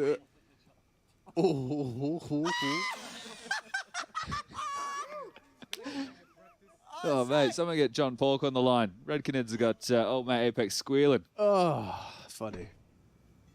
What is that pixel gap he's on? Is that just to catch the long walk, Rentu? Oh, he was holding something. What is this? What? Can't see anything, can you? Well, look how close he is to his monitor. I think he can see everything. Yeah. He can see color. Well, no, we can all. Well, we can. Most people can see. Yeah, color. but he's. Yeah. Do you know Fortland's colorblind? Really? Yeah, I didn't know either. How severely? He said green, yellow, all of those ones he can't do. All of those ones. There's another one I couldn't remember. Those are the Brazilian colors, aren't they? Yeah, actually. Okay. Well, Forspite has lost the opening pick. ZywOo chips out, front bathrooms, takes down Davideus, and that just sends Red Canids spiraling. They scamper over towards B with their investments, their util, and hoping to find a pop. Romps is through Con, so alleviating pressure there. Mezzi and Flamesy on the side. The rotation will be hefty. Apex will be there in time, and ZywOo, he's already in A site too. Mezzi safe from the flashbang. Powerful position for the anti-flash from Mezzi. Then Flamesy can spring into action. Flank coming in, Rentu. Heard it. Knows it's coming and nails the composed couple of taps. 2 kills deep for Rentu in the 1v5 versus Vitality. 28 seconds. Bomb under the boots of 3 of them. Just a spray through the smoke from ZywOo gets the job done. I think the nade break certainly helped him with the vision. Here's your choice, Alex. Force buy out the game, or take an eco now and then buy in the final. What do you want to do? I don't like either of them. Probably would force buy out the just game. force buy out the game. Doesn't look like Red Canids are interested in that, actually. Oh, wait. Coach wants a chat. I respect the coach taking the time out to have the conversation, going to make the most of it. And then on the stat sheet, it was, I did my job, guys. Yep. All 3 out of 3. I took my 3 timeouts. 3 out of 3. Just drops like, bro, what are you saying? We're T-side overpass. He's already like planning his lunch. What do you want from us right now? Listen, guy. Hey, I know you're only buying like Tech 9 and some Deegs, but if you could just be a fully bought up Vitality on CT side overpass, that would be great, please. Thank you.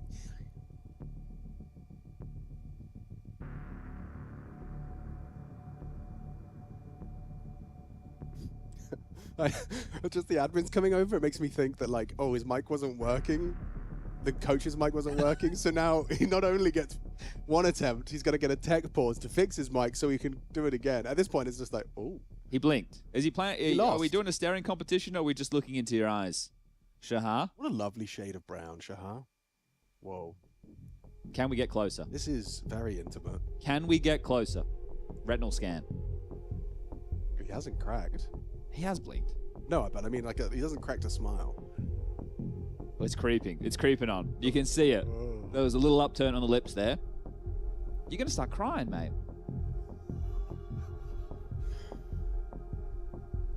GG. Yeah. Yeah. His retinas are burning. Oh,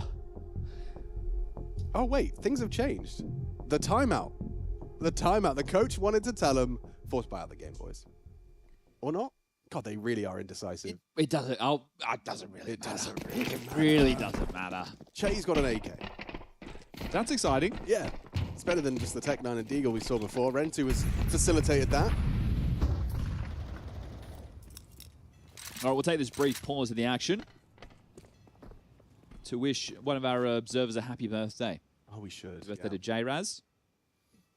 Happy birthday, Jay. And back into the... There you go. Look at that. Remember when he kept showing us those balloons because they had... The weird barrel in them? Yeah, the cement. Are they clear now? Completely? They fixed them. Yeah. I think he showed it enough, Valve, and all right, we get it. Yeah, message received. Is Jay telling us what he wants for his birthday? Some balloons? He would like some An balloons, elephant perhaps. teddy? I'm sure we could find them.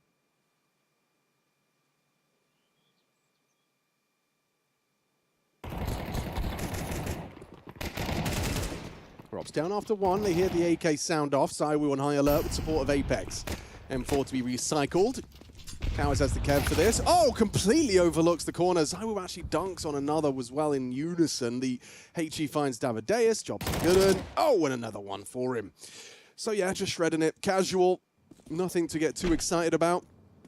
And this is the expectation, right? We would be lying if we said... He's going to take himself. He's just martyrdom? What's going on here? What are we doing, Chief? Do it. Oh. Okay, well, one more round. Red Canids will be buying now.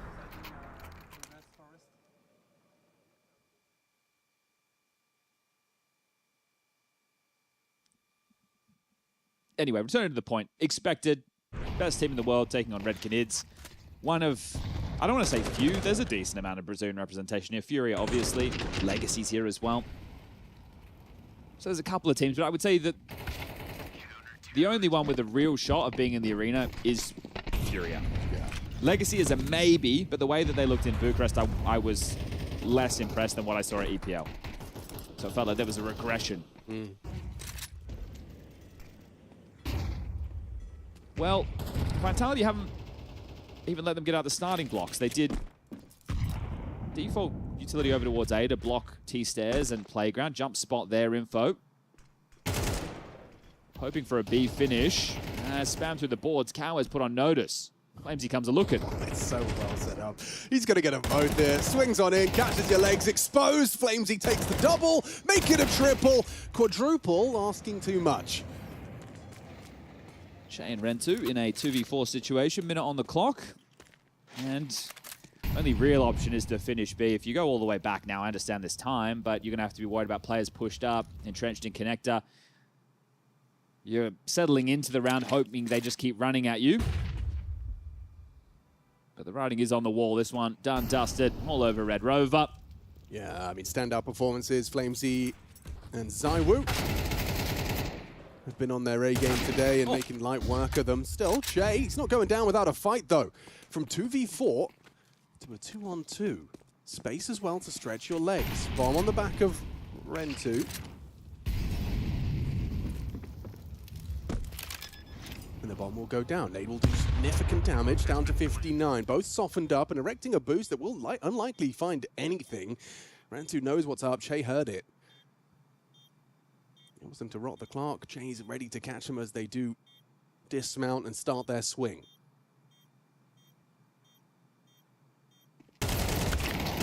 Zywoo wins out. Ooh, Rentu, can he do it?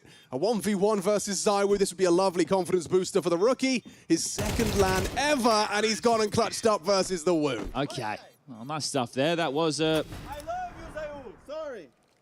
Aw. I love you? I love you, Zywoo. Sorry. That was a 2v4 situation squandered by Vitality there. They know that they should have had the game, but Che with a couple of nice ones. And the first one that he grabs was completely blind, right? The flash comes in. Pulls his crosshair down perfectly. Yeah, nasty work from Che. And then to be able to adjust in this, that's very nice. Right? That is very, very well done from Che. I understand it feels... I love you, Zayu. Sorry. No. Whoa, Flamesy. Run boost, perfect timing, bad spray. Cowes, he'll catch him despite the element of surprise. Drop catches heavy flak from Apex through the boards. Oof, and that nade supports Drops. Actually, combined with the bullets, puts him on half health. Now a 5-7 is going to be perfect for that kind of fight. Oh, he made noise. Ross made noise. Running. Running into Davideus and winning the fight. He had to make the decision because the smoke was fading. If he wanted to push that play, he had to go then. The smoke was the buffer behind him, and now he's so far forward in con, it's going to be tough to flush him out. Going down this ladder... Oh, well, you know exactly where he is. Snatched under his nose. Rentu with the info. Cowes and Che could try and box him in. Is Zayu going to come over and try and support this as Rentu just drops down the ladder? Okay, they're catching fire here. Into B site. Bomb late. Space taken. Mezzy's position noted. Does nail one onto Cowes. Che's still finding impact again with Che's name in the feed. A double kill. So I would just want to save in this one. Or does he want to come over? Look, he doesn't have a kit. He's heard him. Rentu nails the headshot. Okay, Red Canids a late resurgence. 2 consecutive since they've been cornered at 12. And it will be the eco now out of Vitality. So an opportunity to make it 12-6. Yeah, somewhat of a cosmetic comeback. So it's going to be looking good on the HLTV page. I liked your framing earlier, though, where it was like, oh, that was a nice round for Red Canids to win. And I think for them, this is exactly what that's about, building what the team could become. You've added a new boy to the roster. You play mainly domestic Counter-Strike here in Brazil. You have an opportunity now to take on the world's best, and I don't think anybody expected you to win. The odds when we started, I think, was 11-1. Yeah. So to see them piecing together some nice moments, some good teamwork, some good individual pop-offs, clutches, or poise, these are all positives that Red Canids can take away. From a viewing perspective, very dominant Counter-Strike, but nice to see Vitality, who've been telling us all about their goals, looking extremely sharp, not skipping a beat, not tripping up. And not just running in on this eco either. They're looking for damage. See if they can grab a gun or two. Congregated in T-spawn. Rentu, first man to take contact. Drop is here. Flash over the top. They'll play forward. And Rob's double D. So good damage done. Trying to housekeep those guns, but the headshots hit. Flank from Che should be good to deny. Aye. Well, that's a lot of value in a round lost from Vitality. They hit hard, and you could see a little bit of a kind of a kerfuffle for the Red Canids. Didn't quite know how to handle that. The power of staying together. Again, this is a formality, but it helps out the buy a lot for Vitality into this round. It would have been in that weird 4.2 to 4.8. FAMAS or like no nades. And then that's where we're like, okay, well, are they, you know, is there a kit, right? Those little details are coming. Whereas now there won't be any concerns. They don't have a Zayu AWP short. I don't even feel that's necessary. They have one kit and full nades. He caught a little run boost, so he's maybe quicker than they're anticipating. Not anymore. Still hits the walk key, wants to wait for the divider util.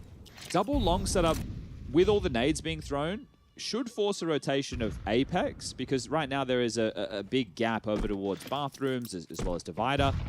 So Apex will have to head back on a timing.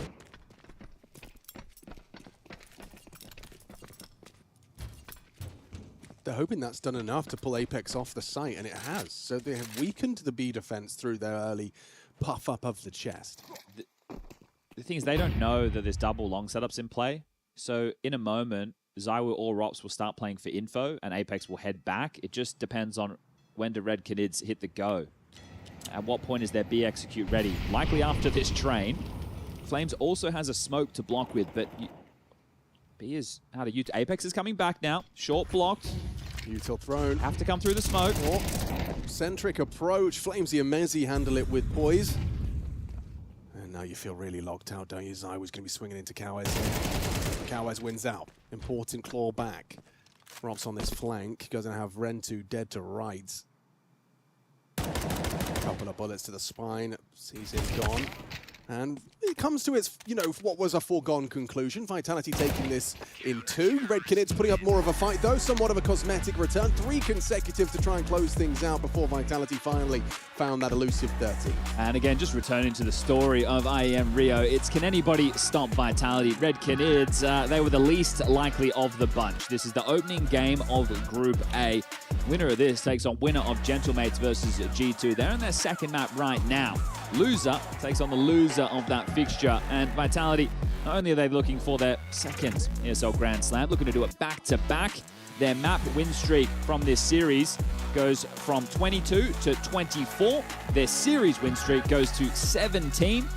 And they're teaching us how to count. That was a pretty dominant victory from start to finish.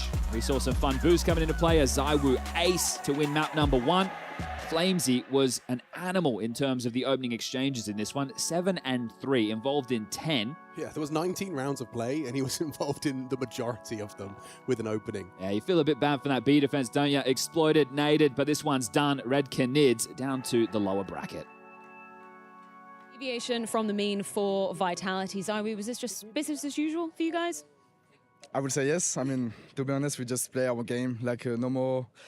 Obviously, we're thinking about integral slam, but when we come with like this early game, we know like we need to bring a lot of energy, a lot of movement individually. So that's what we have done today. So now we're really happy for the performance. Yeah. Maybe apart from the second pistol and overpass, what happened with your knife there? That was pretty ballsy.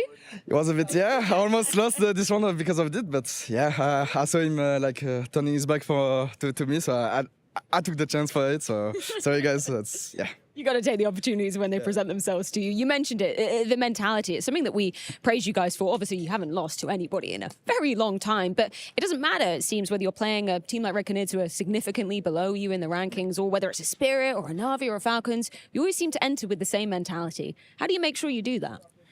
Like we said, like we have a lot of discussion about we don't care about who we face. We need to think about us first, like to play our A game, and that doesn't matter if like they're underdogs or we play like Falcons or anything. We need to bring a good game to be able to manage to go as far as possible into the tournament. So obviously we need trying to be the best at any condition and against anyone. So that's the goal of the team. Yeah.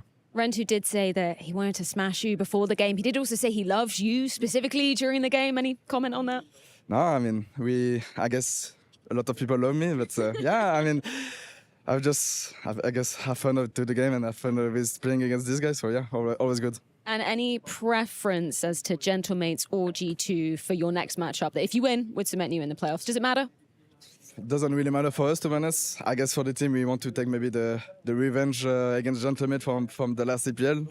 That's the only thing I want to say. Yeah. Well, either way, thank you so much for your time, ZywOo. Congratulations. Counter-Strike keeps on coming as we do have Spirit taking on Liquid. That's going to be going down after this short break.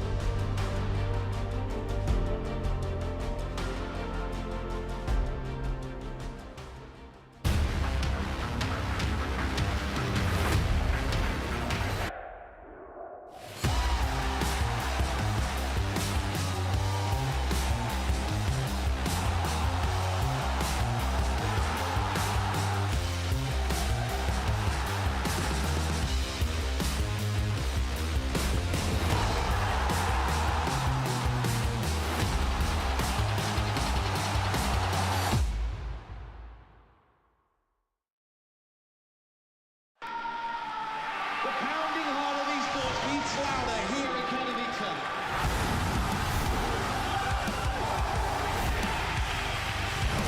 They have the double peek. He's getting his shot. Unbelievable! Something special to throw this decoy, and that's exactly what happens. Canids, we are back!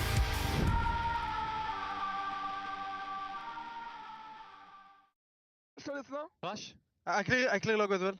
Two under boys. Nice. One more short. Two under, one short. The shot. Alone A. Take a PK. Yeah, go. Guys, you can push this one though with the bomb. Okay. I'm on it. I lost. Shit, mollet. We can take our time. Choc. Il peut être devant toi, j'ai 10 HP. Okay. I'm coming this one for you. I'm gonna go long. Yeah, we should go back to B. Yeah. You should go 2 underground. Yes. Go back to underground, I will take the bomb. Yes, we're going to underground. He's on the bomb. Yeah. Okay. I'm holding him. At this point, Two guys. Oh no. Let's run. Two there, let's go guys. You need to go re-up. This one, go. 2. One I'm ladder. They smoke behind. They smoke me. You need to go. Ladder. Let's go. No, it's your will. 2 there. Nice. One more. Nice, last unknown. I go take B. He was struck a long time ago. I go take B. Perfect. That's what I wanted you to do. You can smoke mid side. Yeah, I will. Yeah, let's go. I flash pillar. Water. He didn't kill. Nice. Oh. It's me, huh? I was just William. I just wanted William to do the noise for you, Matu. It was perfect. And Char did noise, so you had like good gap. They flash monster. He flash monster. Should be close. Go again. Sorry. He modded monster actually. Wait, training. I don't know. Is there? Yeah, let's nice. You can do pillar gambit. 2, 1, flashing. One CT. Short. Dead short, one CT. Backshot, CT and Evan, CT and water. Flash pillar. Take your time, Evan. I will smoke Evan, guys. Wait a bit. I'm smoking Evan in 2 seconds. Dead Evan. Smoking Evan. CT. I'm on CT. I'm on CT. He smoked as well. That's CT. Nice, last Evan. Evan, he broke? He just broke, I think. I'm so happy. I miss you. See you on video tomorrow, guys. We're on YouTube. we're on YouTube, guys, tomorrow. Let's try to kill him, guys. Sorry, William, but no more perfecto for you. Smoke and Will. And careful, Matu. Careful, he tries to play close. Yeah. Nice. Go easy! Cows. Go easy, I don't know, whatever. We found a way! Oh my god. Oh, you get bullied so bad. Drop a max and rope. Side. Pillar. Water. Why? He has a cooldown. Water in a jar. Listen. Pillar, water. Hello. I feel like we're playing a practice. Shy! Do all, it's not for you! It's tough, huh? Yeah, the cooldown as well. It collapses onto Gentlemates and they're not able to keep themselves composed and they get picked off. And that is a statement of a round coming through from G2.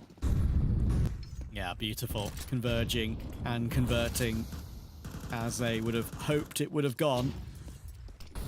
And maybe now a little bit of a difference in pace over toward B. Natus trying to hold on, actually using all of his M4 ammunition. He's somehow alive. How has my guy survived? I'm baffled. If that was he's done it again. He's done it again, but he's died right at the end of the round. If that was me, I'd be dead in half a second. But Natus is got better pathing than me because he's a professional and I'm not. And G2 take the anti-eco comfortably. That's why he's on the server and we're just talking about him, and boy are we saying his name a lot in these past couple of rounds because he's had some really high impact over towards that B-bomb site. 3 more rounds is all G2 require here in the second half to level up the series and take us to a decider. And it's got to be this gun round here for Gentlemates, otherwise it feels like it's a formality from there. Martinez was the one-man army in the first half with his AWP. He was opening rounds, he was closing them with the clutches.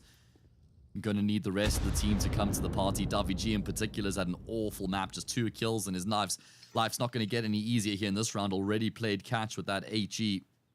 He struggled in a big way at that staked ranked event, in particular on the T side. Himself and Mopaz struggle to contribute in the way that the team normally gets out of them and expects from them. Needs to find their footing here soon enough in the second half. Tack trying to hold on from default. Now Sunpius can get into position. They are up con, but a little belt sticks out and Mopars will drop. Tack trying to hold on, but he's got a bit of help from Nertz to come through, and a lovely spray actually on Alex. Well controlled. They're only really a head to aim at. Now Salsol and Martinez, 2v4. Not much to say in this round, I don't think, unless they get some flashes in play, and some work from both of them has turned things back into a 2v2. Natus is on a big flank. He's going to choose Palace all the way around through spawn, and Sunpius surely will be waiting for him. Exactly. It's just a bit of an awkward one to play out because Sunpius would want Natus to take first contact. Natus would want Sunpius to take first contact here to try and create the space for one another. Natus is going to get the frag for free on Salsol.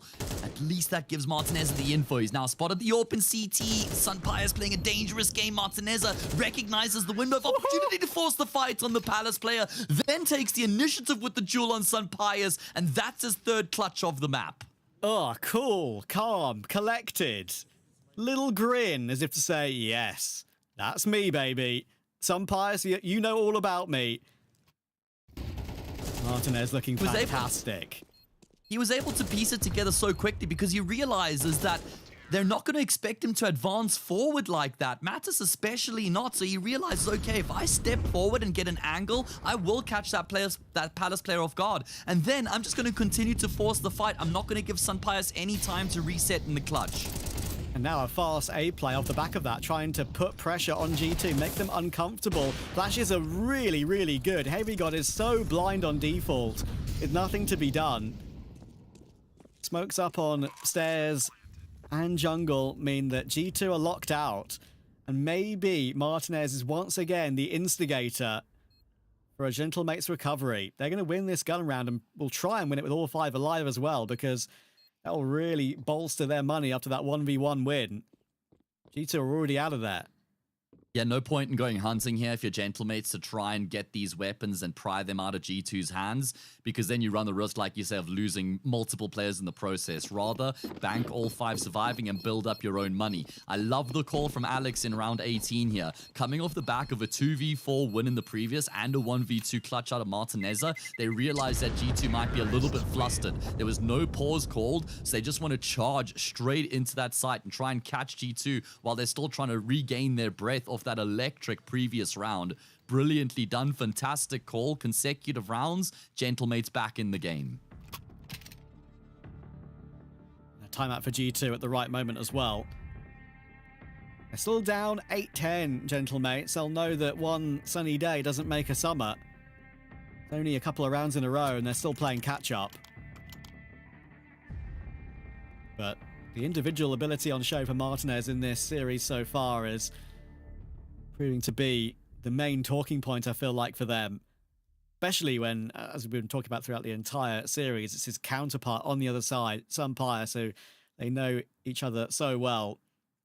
Martinez replaced Sunpius when he left the Movistar Riders team a couple of years ago, and Sunpius went on to greener pastures, supposedly.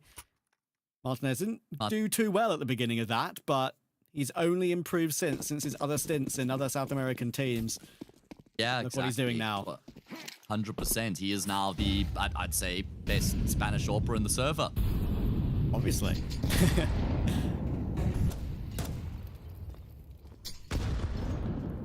Oh, big nade on Mopars early.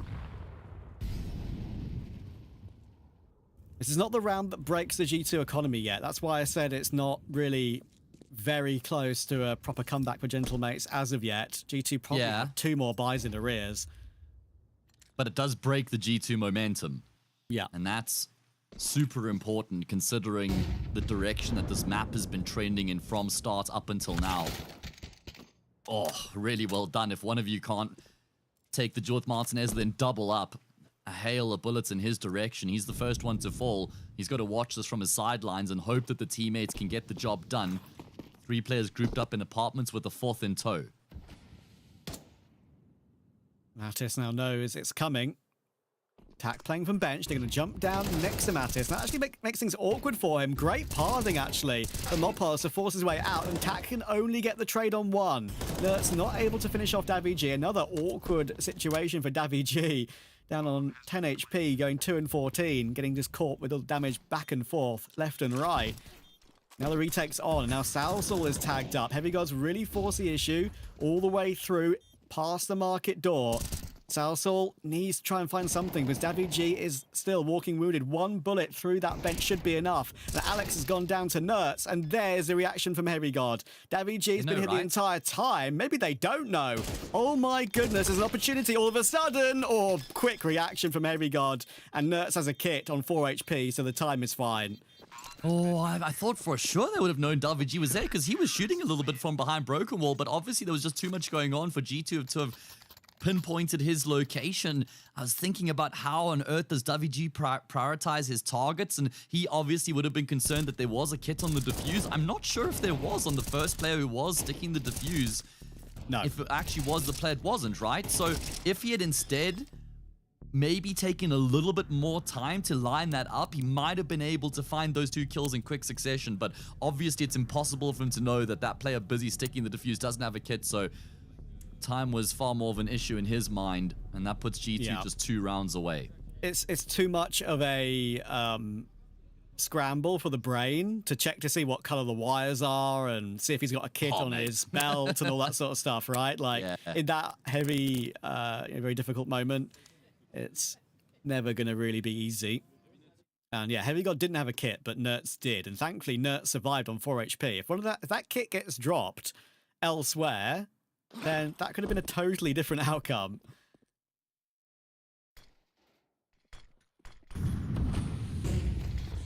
Yeah, works out for G2 though.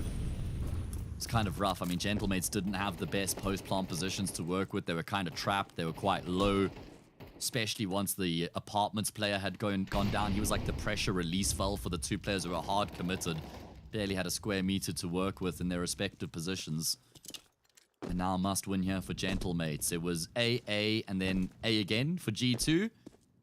And now we've got the converse here from Gentlemates trying to hammer home in on the speed bomb site. Now Matties is just going to try and stay alive for as long as he can while Tak rotates in.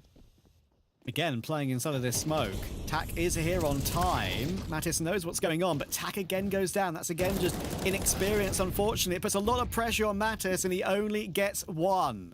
Some Pius rotating in has missed the window opportunity to get the kill through the window, I think. The bomb can go down. And Heavy God's on this big flank. It could activate a retake if he finds Alex, and he will. But of course, now his position is known. Yeah, I mean, like you say, Alex giving up his life to get that intel brilliantly done from Sun Pius, pre-aiming the angle and then able to get the kill. And now it's the exact same setup between Davy and Salsal compared to what they had in the previous where they weren't able to make it work. Sun Pius doing the most and Salsal spotted in the corner. Heavy God will just peek, re-peek, take his head right off. And that puts G2 on map point to tie up the series. Well, it hasn't been easy. 2 relatively difficult retakes for G2 on B that you wouldn't see all too often, especially 2 rounds in a row. Great final kill from Heavy God. He's been insane this entire map of Mirage. That's the Heavy God we want to see. But I think a lot of credit, we've been talking up Martinez in this entire map, a lot of credit needs to go to Sun Pius. Firstly, the kill on Mopos. Secondly, the little jiggle near that bench smoke to clear Davy from the corner. That was just expertly done. Yeah, I mean, the kill on Mopos is what gives them the foothold in the retake, right? That's what creates the space for them to actually start to flood their way forward. And then up close and personal with some combat AWPing. And they're looking to get the job done here and now. Active from Heavy God. He hasn't had a whole lot to do over on the side of the map. Takes the initiative. That's his 23rd kill here on Mirage. Top of the scoreboard by some distance. As he's put Gentlemates down to 4. It's a lot of round swing for Heavy God in this map, I think. So many important kills. 23 and 9. Can G2 close it here and now? Take us to Overpass. It'll be a pretty fun map 3. Both teams play the map, but it's not exactly a favourite of either. Oh, Heavy God. Up his playground. Oh, the flash comes through. He's so blind. Mopaz finds Tack in the meantime. But Heavy Gods again. How are Mattis and Heavy God continuing to phase these smokes in this game? It's pretty crazy how he's still alive. And then Nertz drops through the stairs smoke into Sandwich to get his kill. And G2 find a way. That CT side was a lot more confident. You'd expect that maybe when you don't have an in-game leader. But it shows that the firepower is still there, ready to deliver. Yeah, brilliantly done. I mean, a great crossfire, super well played there from Heavy God in and amongst the chaos. These smoke phases and smoke plays, like you say, on opposite extremities of the map, making a big difference there for G2. We spoke about how on the CT side we expected the individuals to have the big moments necessary. Many people think I'm Polish, and obviously I am. That's the flag that's in my HLTV page, the flag that I bring out on stage. But for most of my life, I actually grew up in Northern Ireland. My name is Kamil Karadek, and I was born in Poland. I lived in my birth town for around 6 years. For my parents, it was not the easiest to stick around and provide me anything that I was needed. So they made a decision to move out and have a better opportunity for us children at that time. Wyjeżdżając, zostawiliśmy ogólnie całą rodzinę, wszystkich przyjaciół. It was just a better job opportunity that would ease our financial situation, you could say. No i wyjechaliśmy do Irlandii. Tata pojechał pierwszy. Ja zostałam z dziećmi. No nie było łatwo. Nie było łatwo. Nowy kraj, nowy język. Trzeba było zaczynać wszystko od początku. At the beginning, for my parents in Northern Ireland, it was not the easiest times. Obviously, the language barrier. I was also very young. I was 6 years old. My older brother was 8. Kamil nie bardzo chciał, jak zawsze, chodzić do szkoły, bo te pierwsze jego dni w szkole były płaczliwe. Też trzeba było go zaprowadzać. Kamil always complained that he had to walk to school, so my mother had to take us all the time. It was hard at the start, yeah. But whenever I came here, I started reading the dictionary myself, just to catch up. He was always good at everything. He always had his head screwed on, and not minding what subject, he always took it seriously. But Camille was always a good kid. He was always a good kid. No one really said a bad words to him. I put that sign up there. My principal came over and said, "Oh, it's good to see you done something with yourself." He used to be a very shy person. I was always outgoing, night forward. I was always talking to people. He would be a very shy person.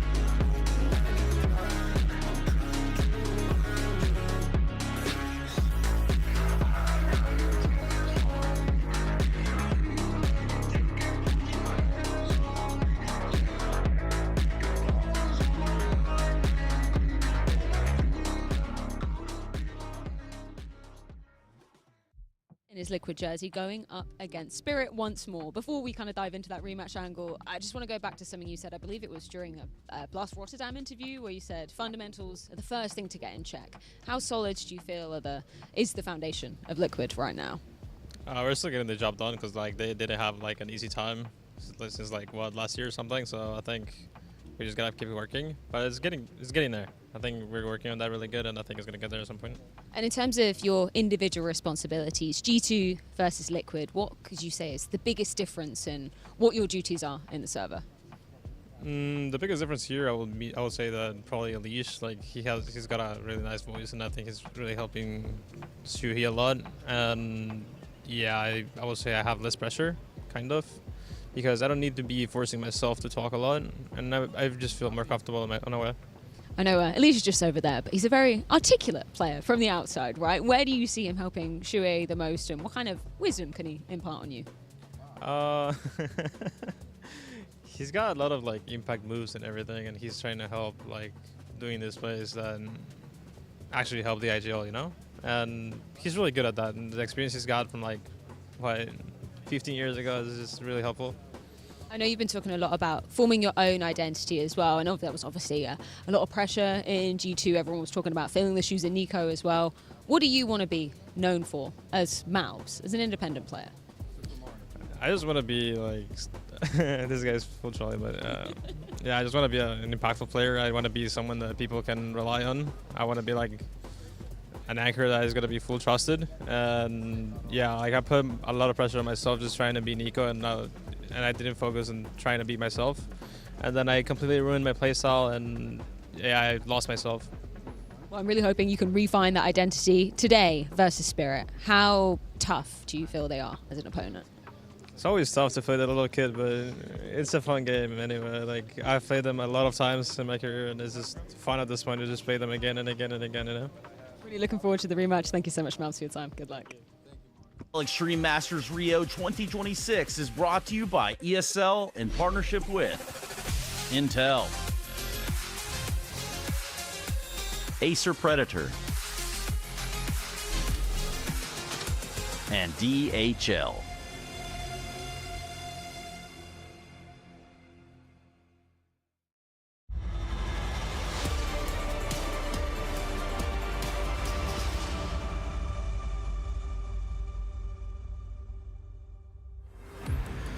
Well, this is exactly what you were looking for. Well, sort of, in a way. I mean, you got us three, and you've got the Intel Extreme Masters. You've got Rio way down under over there on the other side of the equator. But let's just do this properly. I'm Trace. On the other side of me will be Pimp. He goes by Jacob Winesh or Winesh Sport, which might also be Winesh Esport or just Sport. However you look at it, he likes to bike sometimes. True. I like also how, you know, they're way down under, and it looks like we've had to move to a more secure location. Yeah, it really does. Trace, all things considered, right? Like deep underground. We're here to bring you all the shenanigans from IEM Rio 2026. It is kind of like a bunker in a way, but it's cool in here nonetheless. So yeah, that is Janko Paunovic down on the end. And you guys have both been doing this for a long time. Anything you want to say about your backstory that would make people want to hear what you have to say? Just lucked out to be here, really. Yeah, me too. And being, you know, close to you, Trace, has always been nice. Wow. Thank you so much for that, gentlemen. Okay, we'll keep the ball rolling. We've got a whole bunch of Counter-Strike. It's already started. So this is our first time getting to the show today. What have you guys seen thus far other than Vitality doing what they do? Yeah, no big surprise in that one. I guess, you know, getting the job done, seemingly just untouchable at the moment. Yeah, I think it's just going to be when it comes to the playoffs, right? I think FURIA, it has to be FURIA, right? Because we're in Brazil. We're gonna have Falcons, huh? Crowd on their side. Well, the last time they were about to make a roster change, they won the tournament. Yeah, that's what I was going to say. I wrote down some hot takes before we came in. And the guy that they kicked was the MVP, so maybe this is Kicksan's tournament. The first one I have here is if Kerrigan move is true, the Falcons top first in Rio. Now, that's some HLTV sort of grammar there. Sounds like HLTV. But that is the idea, right? So Kerrigan joining the Falcons, leaving what would be obviously sort of a long time within FaZe and the project that they've had over there, the success and sort of the tribulations that they've got now. Now, I mean, the rumor's been out for a little while now, you know, a day's time, and I think it's had time to settle, but can't really be understated how big of a move that would be, Janko. You know, Kerrigan going to Falcons, sort of like a Hail Mary play heading into the major as well. They realized that apparently it's not working out with the current roster, so getting Kerrigan at a time where he's available, because FaZe didn't qualify for the major, I said it once, I'll happily say it again, I'm a little sad it doesn't happen proactively in the sense that they came to the conclusion during the summer break or the winter break, and yeah, this is how we want to move forward, but it more so so seems like a desperate move, you know. So I guess it was desired to some degree, but for it to happen in this fashion is a bit of a sour taste in my mouth. I wouldn't call it desperate. You know, they decided to stick with the roster during the break because they were really close to breaking through. They played good CS. They just couldn't really play good CS when it mattered the most. But they regressed this year. I don't think that's what they expected. Definitely not what they hoped for, right? And if we've learned anything about this Falcons organization is they'll make moves. Like, they're not afraid to make moves to get to where they want to be, which is the best team in the world. And sure, you can argue they're far away from that point, but again, they're not going to stop trying to get there. And it's obvious that in their evaluation, you know, leadership was the biggest problem in the team, and then perhaps the way they were approaching the game on a philosophical manner. And you don't get guys. Kerrigan is a Hall of Fame IGL. When he decides to hang it up, that's going to be without a doubt where he will end up. And to get a player like that, also known for playing a looser style, knowing how to play with big stars on his team. I mean, he played with Nico on the lineup, played with high-profile oppers in his career, the likes of Guardian also way back in the day. So that's something for Falcons where it's very enticing, right? Like, we get a guy that's proven and tested, has done it on the big stage multiple times, somehow finds that magic time and time again. So getting him in with the possibility of making it all come together for Falcons is very exciting, and also has to be said for Kerrigan. I mean, it would have been the saddest thing in the world if he just sort of retired after this phase. That was it. Yeah. Going out on a Vimp. So for him, getting this opportunity to have a team with world-class players, all the resources at your disposal, right? I think he's going to be extremely motivated to make this thing work. Yeah, and you know, Jacob, what that kind of teases us up for in sort of a roundabout way is if Kerrigan goes to Falcons from FaZe, it opens the door for us to yet again welcome Twist back to Team Liquid. Am I right, guys? Like, hopefully not, you know, but that's another part of that story, you know. Where does this leave FaZe Clan? I agree with you, Yanko, in the sense that it's exciting, you know, for Falcons, and exciting for Kerrigan. Could be a blockbuster move and probably go down in history as one of the cooler ones. But in all essence, you know, where does this leave FaZe Clan? I feel like Kerrigan was the one thing that kept them together, and even more so, I feel sorry for some of those players, you know. Frozen, you know, you've done everything right in your career in terms of playing and performing on the server, but your decisions on where you went, you know, what team you joined, he's been hard done by to some degree. I think for FaZe Clan, it's about just having some direction, having a vision for their Counter-Strike team, right? I mean, it's just been mismanagement and gross negligence when it comes to it. You're letting guys like Twists and Robs and other guys walk out on a free transfer. Like, you're letting a player like Robs go for free. Pretty insane. Almost unheard of this thing. That's crazy, right? So now, like, with this, who knows, maybe a part of the deal is kicks and goes the other way, right? And we know that FaZe Clan has been saying we want to make the roster younger. So there you have that going for you. And I don't see how they keep Frozen really on a roster if there's offers coming his way, right? Twist, we know he's been very quick to, you know, go sour on rosters and teams. I don't know what his future is going to look like, but FaZe needs to figure out what direction they want to take, because they'll have some capital, especially if they move multiple players around, and, you know, start building the foundation for the next generation of FaZe Clan. Yeah, and for us, fortunately, FaZe Clan isn't here. We're not, unfortunately. However you want to put it. I have to give them a shout out. Yes. I had to give them some kind of shout out. We've just been talking about their lifeline right here, which is kind of Kerrigan leaving that picture. I unfortunately think it does kind of fold out like that. And for us, I think it begins to also unfold that Group A takes a shape. You know, we've already started the game, so I think without without putting too much emphasis on some of the stuff that we're going to be getting at the conclusion of the day, yes, Vitality, that was a result that you can sort of expect this day and age. The Red Canids not exactly drawing the shortest end of straws. Yeah, I think this group is completely open, apart from the fact that Vitality obviously are the main favorite to go straight into the semifinals. But with Falcons, you know, now potentially playing with what I guess is a stand-in in Kixen, Liquid coming in as well, Team Spirit not really finding their footing, G2 struggling. I think this Group A is very open, even for a surprise. 3D Max look kind of okay at PGL as well, so I wouldn't rule any of these teams out, to be completely honest. Yeah, this is where I expect Falcons to make a dip run, honestly, because I think all the pressure is off, right? Like, they do the best. There's a lot of pressure to figure everything out. You're constantly working on issues. You're constantly trying to improve, to do things differently. And, you know, now that this move is going to happen, I think it frees them up and they're just able to roll with it. And we know that the caliber of players that they have. So when they're able to play without pressure on their shoulders is when they're at their most dangerous. And, you know, in this group, outside of Vitality, obviously, I mean, no one else is super scary, right? You have Team Spirit in there, but they've been not great. Oh, we'll get into all that. Don't worry. Let's put it that way. We can jump right into that because, I mean, well, we would rather. But I think, obviously, the thing here on the line for Vitality is the chance at locking in the ESL Grand Slam. Doing it here, you know, if you're opposite of that, you get that opportunity to killer bonus. But if you're Vitality and you've already done all the work, you might as well, you know, get the reward of your labor. I don't think there's ever been a team in such a prime position to get it done, you know, and it almost seems like a no-brainer to suggest that they will get it done this time around again, but it's hard to see anyone stopping them. You said FURIA, it has to be FURIA, I agree with that, but even FURIA right now seems like they're not themselves and not on the same level they were in 25 where they gave them a fight for their money. So if you're Vitality right now, you're smelling gold and you're almost touching it. I'm calling it, Trace. They're not getting it done. They're not winning it. They're losing in the semi. They're losing in the semi to someone. I don't think anyone can beat them in a best of 5, but like in a best of 3, someone can have a day. Either FURIA or the only other team that's beaten them this year, Falcons, and they did it with a stand-in. And like Jacob said, they have a stand-in right now, sort of. So who knows? Who knows? I mean, the history of Counter-Strike, we've seen so many dead teams do so well when they're not supposed to, but then they do, and then you start, oh, well, what if the roster's stuck together? That's not reality. So go ahead and cut all that bull off. It's always when you feel like, okay, no one can beat them. You know, everyone sucks except for them. That's when, you know, teams tend to slip. They do, and we can slip ourselves down into Group B. Let's start talking a little about that bracket itself. Now, I'm going to go ahead and throw some things here against the wall, perhaps spaghetti against the refrigerator. Passion UA without Senzu makes me even less interested in that game.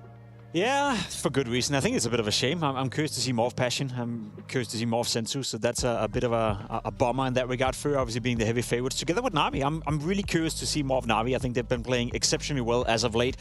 One of the few teams I feel like that's getting better tournament by tournament. You'd argue obviously Vitality are still getting better or staying as good as they are. Foot, who just won a tournament, another team who's getting better and better. And then I've had Na'Vi, you know, in that conversation as well. A team like I feel that every time I see them, I see something new. I see a new level. I see Mikasa playing well. A lot of interesting storylines around them, whereas everyone else, you know, whether you're looking at Mouse, G2, Falcons for that matter, seems to be getting worse tournament by tournament. Yeah, they've become more solid this year. They've been able to find their footing. Blade talked at the start of the year. Their map pool, the map pool change really hurt them. They were focusing a lot on train, and that's still an issue for them. They're still trying to find what their strong maps are, but also a team that could potentially upset Vitality. You know, that final wasn't super close that they just played against them, but in a best of 3, they might have a chance, and you're hoping that they can improve on what they've shown us so far, and they've finally been able to find some consistency this year. Yeah, I mean, consistency is one of the words we look for within every Counter-Strike team, no doubt, especially when I start looking at the likes of an Aurora, who I'm going to go on a limb here and say if they beat a Hatu in the opener, they're going to glide over Mouse right into the playoffs. Nah, I'm not so sure about that, but we'll have to wait and see. I think Aurora is another team that's interesting, obviously, and recently have found a bit more success. And now the rumors with Voxic potentially going to FaZe Clan. Not sure if there's any truth to that whatsoever, but that could also put a bit of I guess, uncertainty into that camp. But overall, they're starting to do better, but it's not like an Aurora that were playing well last year at the same time, I'd say. I think it was leading into, you know, Pro League playoffs or Rotterdam that we were talking about, like, who's the second best team in the world? And, you know, you could make a case that Aurora was the most consistent team. Yeah. After Vitality, they would make playoffs every single time, get a couple of playoff wins in there, didn't lift any trophies, right? But a team would do that and then go out of the group stage in the next tournament. So they've been able to surprisingly, in a way, turn it around after what was a miserable end to last year, and hopefully another team that can sort of show us what they're capable of in Group B. So let's flip it over into what is going to be this Liquid Spirit game. Let's start talking about the 16 matches in with Maubs positive, negative. Where are we seeing Liquid and where are they going? I mean, they made the major cutoff, didn't they? You know, quite barely. I think that's a good thing for them in terms of this Not match. thanks to themselves. No, that's the thing, right? You know, not really little doing gaming. too well. I don't know. I'm not making any conclusions on Malps just yet. I think we saw it at the Rotterdam group stage that there were certain maps, certain performances where I can see where this team is heading, but there's just a lot of question marks still in regards to this team for me. Ultimate being a player that I don't have faith in, to be completely honest. Shuhei as an in-game leader, I want to see him finally make something out of this team Liquid. I think it's kind of ironic that we constantly speak about Liquid, their struggles, and we always mention Elise as being the savior. Like, he's the big voice. He's the one who's supposed to come in and save them. I think a bit more of that responsibility should be put on Shuhei, should be put on Malps coming in now as well, and then Ultimate as an AWP player. I think they share the burden, whereas it almost feels like Elise is the only one who can save them. Don't put any responsibility on Malps. Yeah, I was about to say, he just walked into this building on fire. What he does his best work, right? Like, and then he was spot on in that interview, right? It was trying too much to be Nico, trying too much to, you know, tell other people what to do and control the map. It's like, you can't just do that, right? Like, first of all, not everyone can do that. It's not a matter of, you need to have a certain sort of a personality, right? Like, you need to be extrovert in a way, right? Like, you need to want to lead and want to tell other people what to do, and there's just guys who are more comfortable focusing on themselves, right, and doing their own thing, and there's nothing bad about it. You just need to put them in a position to succeed, and I feel like that's where Malps was while Nico and Monacy were still in the team, and then in later iterations that just wasn't the best role for him, right? And going into Team Liquid, that's why we were calling it a win-win in terms of that player trade is, okay, now he can go back to his roots and just be an anchor on the CT side and on the T side, be an active player, right, where he can take fights, take aim duels. He's incredibly sharp with his mechanics and really utilize him to maximize his potential. Whether you want to put extra pressure on him or not, he has looked slightly better in Liquid. I think individually speaking, he's had games and had performances where he's looked all right. So if he can continue to trend upwards, then maybe he can be a defining factor for Liquid in the future as well. If anything, I just need to see more from Malps individual, because I agree with you. He's sharp and he's a good player. We just haven't seen him for quite some time. But this isn't it for Team Liquid yet. I don't feel like this final form. Yeah, this isn't the roster that's going to, you know, make playoffs repeatedly. I'm not even going to use the C word, Trace, in this context, right? I just don't know. Again, another team that, what's their identity? Like, what's their direction? You know, the leadership issue that Jacob alluded to with, like, Shui, it hasn't looked anything special, you know, under his bat. It's been a year now almost, or it has been a full year that he's been on the team, majority of that with their current coach, right? So I don't think this is their final form, whether it's an OPIC change or another change in the leadership department down the line, but I don't think we'll see much out of this lineup from Team Liquid. I don't think I'm expecting much either. As a North American fan, and obviously, you know, all this gravitas that they hold within Counter-Strike community in North America, somehow, some way. Yes, they are an NA org, but Jacob, it's been a long time since we've seen a Liquid be able to grab that torch and run with it. Yeah, it has been a long time, and I echo the sentiment of Yanko. It's not going to be at this tournament. It's not going to be one in the near future. Cologne, the major, obviously would be nice for them to come together, but I think it's too early, and I'll be bluntly honest. I think Ultimate has had enough time within this lineup. You know, he's lucky that there's never been a worse Opus market out there, which is why you can't really replace him at the moment, but let's see if something happens within the roster, and if Malps can be a positive outlook on Liquid, you know, pull them in the right direction and maybe make them realize that now we're just one roster move away from being competitive again. Let's talk about maps. We have a best of 3 in front of us, opener at that for both Liquid and Spirit for the Intel Extreme Masters in Rio.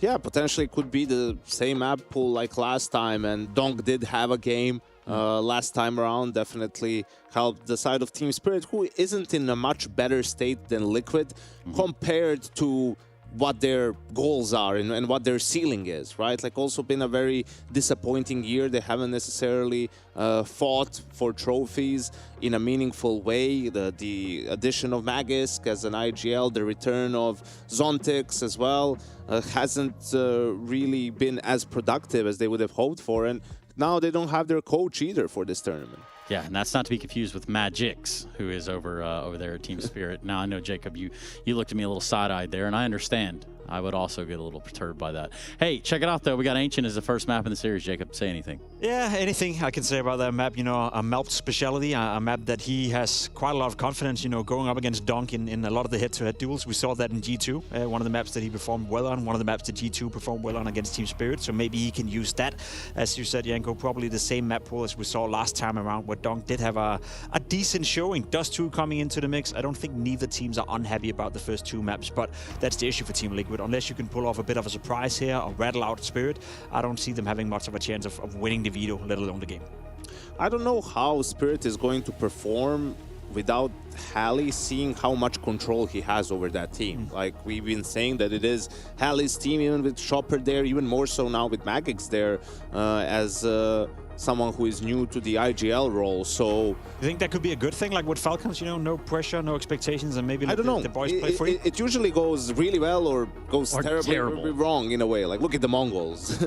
At times, just no timeouts, just going at it. So I think for Spirit in particular, I think they would benefit from having the coach there also in terms of being there for the preparation, for some of the team talks and everything. And Magus hasn't shown us that much. I mean, Spirit is one of those teams that they were never amazing tactically. Like they have Donk and that's great. But the other thing that they have outside of Shiro as well is they don't choke really, right? Like, so when they get to playoffs and high pressure moments, like other teams fall off and they keep the same level. And that with Donk being who he is, was enough for them to win trophies here and there. Almost needed to check to see if NAF was still awake there, Team Liquid, and obviously having seen all the roller coaster ride that is the project over there. For Team Spirit, yeah, a little bit of the State of the Union in order as well. But as it stands, Jacob, you've already put your hat on the door here for Spirit, saying that they should be the ones to win the series. You're not an Ultimate fan. Is there anything else you'd like to say negative about Liquid in this? No, I hope they make the game competitive, and I hope they show a little bit more than they have, you know, as of recently, and just at least give me something to be excited about. Not necessarily as a team or as a unit just yet. I echo the sentiment of Janko. It's not the full form of Team Liquid, but whether that's Melps playing well in some of his new roles, whether that's Elish coming in with a monster performance, just give me something to work with here. Yeah, we'll jump right into it if that's cool by you, Janko. We've got some counter right in front of us. Liquid v Spirit, the Intel Extreme Masters Rio. I'm looking forward to this one. A little bit of a temperature check for both squads. Of course, the Malbs edition has raised question marks on the analyst desk about what to expect. Hoping it gets close. I suspect this is actually going to be closer than perhaps it meets the eye. Spirit haven't necessarily been looking as polished since the integration of Magix into that captain role. Yeah, and both teams, they're not really getting too much hype from the desk, understandably so. They've both had tumultuous years, but these guys played not too long ago with Malbs in the roster. Sure, they've only got 16 maps to their name, but how did that go? 2-0 in favor of Spirit. Hence the odds, I suppose. Yeah, it's same maps, but sorry, well, same. It's a different pick, right? We have two of the same maps in the pool, Ancient and Mirage. Liquid were close on Ancient. That's why we see them picking it this time round. Look at this start from the CTs, completely abandoning the site, under the confidence that they will be able to retake with that smoke and kit on Magix. He's starting to cheat back over there now with Tanir. Yeah, absolutely no resistance at all. Okay, spotted in middle by his ultimate. I think it's fine to be playing retake B, but the fact they've just been able to walk up so confidently, bell rung, Magic's on notice. Yeah, doesn't find the lethality he would have liked. Shui is going to try and take this head-on fight with Tanir. Tanir quick to it. Ready to pull the trigger, nails it. Naf needs to provide support on this long fight. Can't hit the shot, Donk can though. Uncomfortable, very uncomfortable for Team Liquid. Donk shreds through 3 heads. And a 4th as well, brought through by Tanir. Finishes off the job, so just the 2 of them getting all 5 frags there. Beautiful stuff. I think Naf coming up the ramp there with the bomb, he goes down. Everyone else is teaming out of caves, so nowhere to pick that up and get that bomb down to give yourself a juicy looking second round force. We go straight into attack, so a moment to catch our breath in the early stages of this. The A stream, yeah, that's true. But Group A is where we still find ourselves. Yeah, winner of this is going to be playing the winner of 3D Max Falcons. Yeah, which will be taking place after G2 and Gentlemates come to their conclusion. They made it to the 3rd map, and a smile on the face of Donk. Now, we haven't seen Spirit play in about 3 weeks. We haven't seen Liquid play in about 2. So a decent amount of time to get things in order. Obviously, the cliff notes being the tumultuous time for Liquid in 2026. We had them have JL as a stand-in, Crimbo as a stand-in, and now doing the player swap with the aforementioned G2, the whole Nerds Malb situation. So they're going to get some more reps under their belt, and hopefully this is a roster that they're content with going forward. I heard the desk discussing maybe there needs to be another change, but we'll have to wait and see. Then on the other side, Spirit not having Hallie here. Obviously, there's been a big conversation about it, Hallie being the architect and it's his system. I was actually got the opportunity yesterday to sit down with Brolin, Apex, and Magix for a roundtable podcast, and I was asking Magix about his responsibilities without Hallie here, and they've stepped up a little bit, right?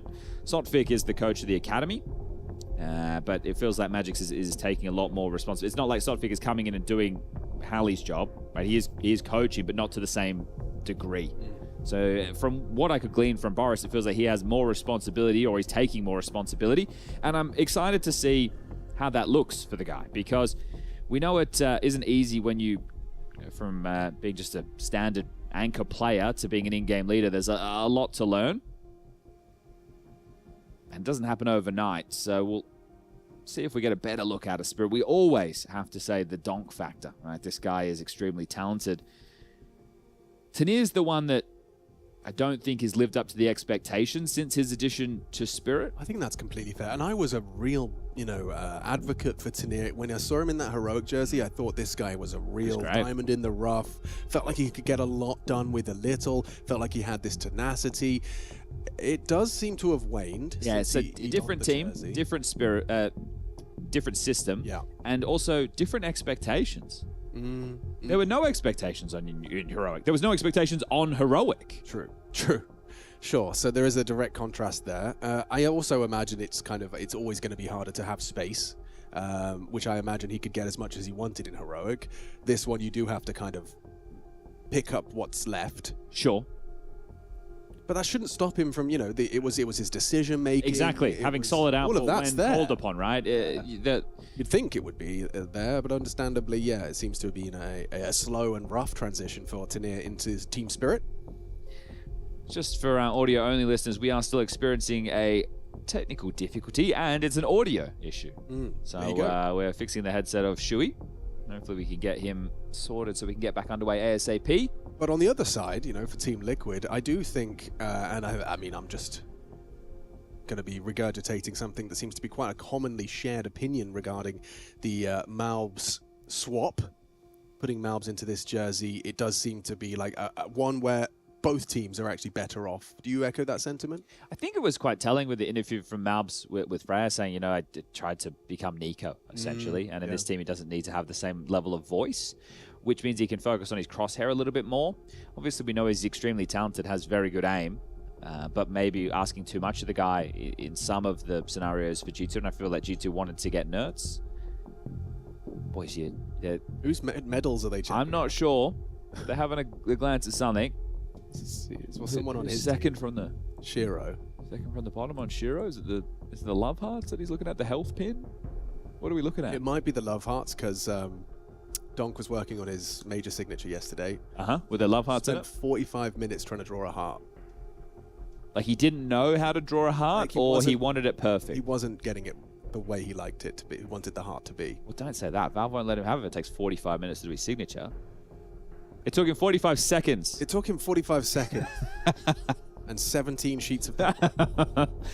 He's quick. Oh, we're going through the inv. Thank you for keeping us busy here, Tanir. Ooh. What is that? That looked nice. I've never seen that before. What chibi weaving hell was that? Is that a badge? He's showing off his badges. He's flexing his badges. Okay. Oh, is he looking for approval of Donk? Is he going to change? You can't change in game, can you? No, that's true. You have to leave the server. Oh, are we going in? Crate? What's in the crate? We're in. Okay, lots of souvenirs, some Shiro stickers. Oh, what? Those are those Austin stickers. We're back out. We're in, we're out. Black Mesa pin's nice. He's got the hearts as well.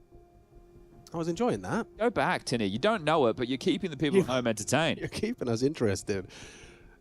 As Shui's getting a brand new headset built from scratch, actually. Did another SSD setup yesterday. Oh, yeah? Who with who? Elige. Ooh, he's very good You did at the that. one when CS2 first came out. Yeah, that was in the Australia. Yeah, that was Sydney. It was in the grand final. Then it was in Complexity. That's right. Up against FaZe. So we did a refreshed version. Okay, cool. So I don't know how much is different. I was asking that. I was like, do you know how much you've changed? But there's also new settings in the game, and obviously the game's developed a lot. Does he still have the dots on the bottom of his mouse?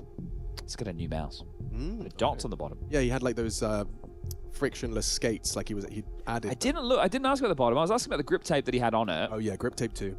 But yeah, he's very much like to every single potential Particular. percentage. Yeah, he's very particular. Which is something interesting as well. I've noticed he's moved into the arm sleeve domain, which does seem to be quite, some of the best players, you look at the world class like Donk, you look at your Zywus, no one's wearing the arm sleeve. Who's the best player that uses it? Serato uses it. But it is, it's all personal preference, isn't it? At the end of the day. Nico wear one? Who does? Nico. Nico does, Nico wear one? yeah. He didn't always, but he is now. That's Horus like ain't the wearing one. infamous claw grip that we see. Or some people call it now the donk grip, where it's even more raised. Like it is just. Tessus's grip is the one that really gets to me. Mate, It's like he's holding his mouse sideways. Yeah, it does look diagonal. It's like almost the different finger on the left click. Oh, sure, he's still having issues with the headset, it seems. So this is the question. Was it the over-the-top noise-cancelling headset that has the microphone, or is it his in-ears? The fact that he doesn't have the headset on tells me it's probably the in-ears. Yeah. He's something. What are you laughing about? Yeah. What are you having a giggle about? It's rough. You have to just sit in silence this whole time. I've noticed Donk's got a new stuffed animal, perhaps from a loved one. A lion with a crown on it. Well, makes a lot of sense. King of the jungle. Aha. There it is. Beautiful. Is he? Oh, you got to take the little plastic tag out of the ear, though. Got to get the tag out. Unless maybe he likes it. Maybe it's like an ear piercing. Very cool. Ah. Oh. You could have just started something there. I do also think it might be the largest stuffed animal we've seen on a desk. It sits very nicely. It does. Rests comfortably. Oh, peek at the notes there. This is Paper Rock. He's just he's trying to keep the wheel spinning at this point. For our audio-only listeners, you've just joined us during a extended tech pause. We got a whole round. We got a whole round out of this second series here on the A stream for the IEM Rio 2026. Nah, he didn't get this as Paper Rock. I'm taking it. See you, mate. Reclining at 30,000 feet. It's not meal time. Deuces. Fist bump. Oh my god. Oh, he wants to play. Okay. Oh, double scissors here. Coming in for the second, gets the cart, breaks through. Wait, just the best of one? Wow, BO1. Donk, do you want to fist bump me? There's no way Donk's going to. Cameraman, get out of my way. Yeah, no way. I'm looking at my Savannah. Magix is busy too. And this is what it looks like from the Liquid side. You can see the smart glass. Throughout the tech pause, you can make eye contact with your rival team. If you want to. Yeah?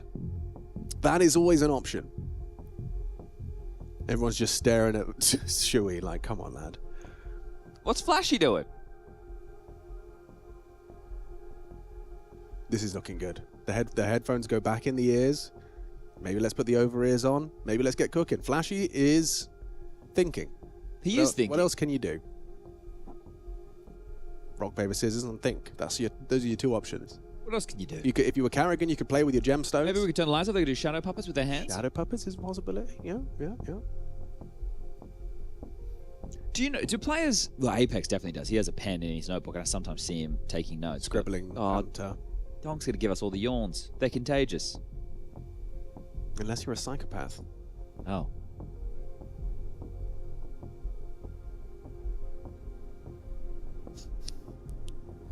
I do think the Spirit quote-unquote jersey tee is one of the more stylish. Yes. All right. Oh, I saw a round restart. Yeah, that looks good. That's a step in the right direction. And players adjusting their posture. Maybe bring the chair back up if you're Tanir. Otherwise, he's going to forget, and that would be a disaster. Scooty, yeah. What if he forget? Okay, yep, chair's been adjusted. Thank you. I hope he's happy with where he's adjusted it. Yeah, I mean, he's very tucked, isn't he? Some players like to really be kind of on top of the desk. All right, to recap, in case you missed it, yeah, which you very well may have, it was a pistol round where Liquid attempted to attack the B bomb site. Spirit stacked over towards mid and A. They were out of position, but rotated back in time. Donk gets 3, Tanir gets 2. The bomb doesn't go down, and now we get ourselves a full eco. So I know we just had a whole lot of hurry up and wait while we're waiting for that tech issue, but we're going to have to do the same again right now. This is going to be 5 Glocks, the lightest possible investment of absolutely nothing. Nada, zilch, nothing. You're going to wait for the CTs to lob out their util, force that reinvestment. Maybe you get a kill or 2. There you go, applying a little bit of pressure. Magic's ain't even throwing his smoke. He says, you want to fight Glock v MP9? I'm down. Only wants to be throwing that block smoke on your commitment. If you have invested into a single flash or something like that, that would be what he'd want to kind of traverse and block. Oh, okay, all right, well, boost. Why not? I suppose why not? It's better than sitting in spawn. A little bit of a opportunity for the double headshot if Elige is given the opportunity. Okay. Well, that was fun. Yeah, and they did a very good demonstration of how to do the boost correctly. Yeah, even the pros don't get on either side double of the head. All right, jump. Oh, it's perfect. All right, Boris. The Butcher. The MP9 down the ramp. 1 good. 2 better as Tanir comes to assist that and leaping into action. The rest of Spirit farm them up. All 5 staying alive. Not a single casualty in 2 rounds of play. And hopefully not another tech issue. And 4 of those 5 frags with SMGs, so almost maximizing the amount of cash they can get out of the second round. Well, this is where we get the classic bonus. So do we see Spirit want to shove a little bit more aggressively? This is ancient. We know teams like to biff in middle. It's something that Donk is extremely proficient at. He will have to go up against the combo of Elige and Malbs. So there have been some slight position changes, since the addition of Malbs on this team. He is a bit more supportive for Elige to be the man to make the plays. And here he goes. Ooh, trying his hand at middle. Brought down straight away by Donk, and now he can go for more! That's ambitious! He goes straight in for another bite. Completely on his own as well, so very disconnected was Donk. Only rifle bar Tanir. So sure, it was a nice opening onto Elige, denied their early mid-space, but that mid-space is going to be theirs. They'll take it silently. And they've got enough util to find a finish right now. A couple of mollies, a couple of smokes. One of those just lobbed out to deny the vision of Shiro over towards Donut. He's tucked in, worried about the A potential. Zontix has rotated back to deal with red, but again, MP9 is not the best weapon for the job, so I'm going to have to allow Liquid to take the space. Malbs with red control. Shui, Naf, ultimate over towards B. Big fight will be on Cave. That's where Tanir and Magic's the two of them set up ready to go. This is going to just have to be dry. Tanir looking the wrong way. They get the info, and they get the frag. Big from Shui. Magic's flushed into the fight by the incendiary. Job's a good one. Malbs should have the rotation covered from red, so Shiro aware of the possibility, but the bigger gun gets the job done. Shiro down in this bonus round. Falls flat, even though it found the opener. Zontix. See if he can get an upgrade. It's a bit of a shame that they didn't do anything with the MP9s. So there are a couple of examples. If you have good A main spawns, send 2 of those MP9s, take the A main control, give yourself some early info. You can park one of them and then you can rotate with that. You could double up in cave early. You could do a setup where, sure, you throw the elbow smoke, you molly mid, you HE, but you have the 2 MP9s come running out of cave or pushing down a ramp with a couple of good flashes. This was Donk taking the fight, winning it out versus Elige, and then pushing forward on his own. Again, disconnected. There was nobody with him who was able to capitalize on the space that he was looking for. So maybe a little bit of a miscomm, a misunderstanding of the situation, or Donk getting a little bit bloodlusty. I think that might be that as well. This situation that's unfolded in Cave, Magic's very unfortunate. That little slither gap he was hoping to work with, they had already just passed it as he's pulling out the smoke. So first round on the ball for Liquid, and now we're going to have another fight in middle. They're layering their flashes. They want to set up Shui.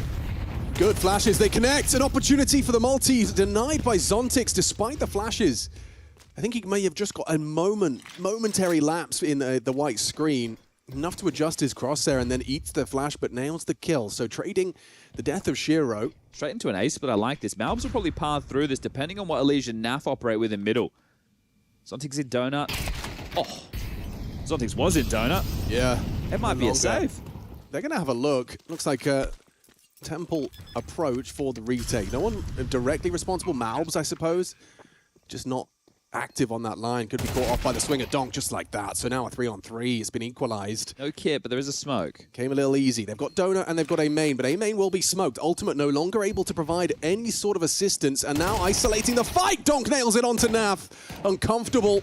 Elise trying to get through Magix, but the MP9 wins it out, and suddenly this advantage in the post plant. He's going to have to walk through the smoke. Tanir's going to be in a prime position to punish as he swings on out. Tanir catches. Spirit, a 3 versus 4 disadvantage retake, a conversation we start about a save, and then Donk nonchalant strolls into the site and cleans house. Yeah, you're not going to be happy with that one if you're Flashy. Liquid, looks like they fumbled that scenario. Like the fact that they've been able to get the bomb down, they don't have a smoke for CT, right? So at this point, your post-plant setup should be very strong. You need to make sure you cover the plant initially and then set up in a bunch of crossfires, but these kills came way too easy. I mean, that at range, Magix was such a disadvantage. I'm impressed he managed to overcome it.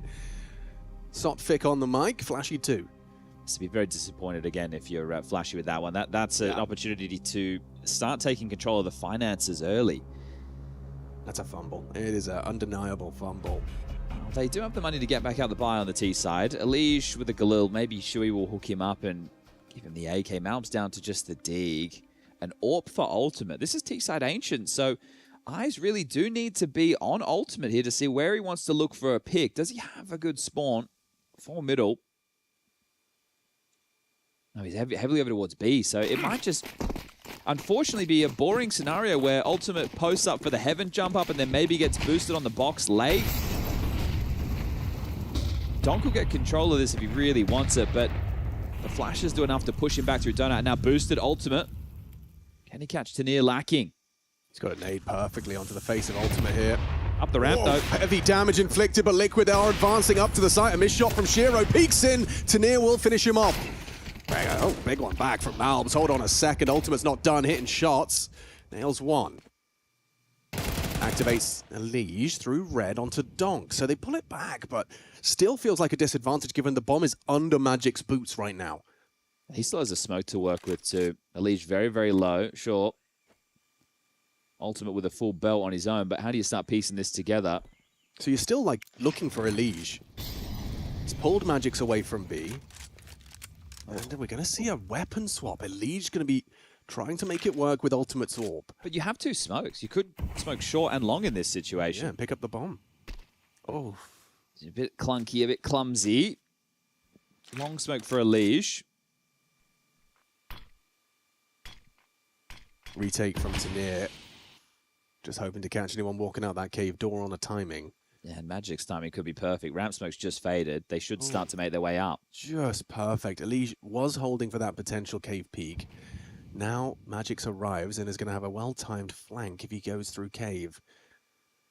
He's back in time. They know what's up now. It has to be this walk up onto the site. He's going to throw an incendiary. Now what do? You've got 10 seconds. You've got to get that bomb planted. The smokes won't last forever. Longer vulnerabilities. Waits it out. 5 seconds on the clock. He has to commit to it and just straight through the boards. Magix arrives and Elige retreats. Okay, better not go down after time here, Elige. They're not chasing too bad. He avoids the wall bang. And they save an AWP. 4-1. Spirit will now push Liquid down to... Is that General Mage G2? It could be. It doesn't strike me as Spirit doing that. No, sir. Like, could you imagine them doing that?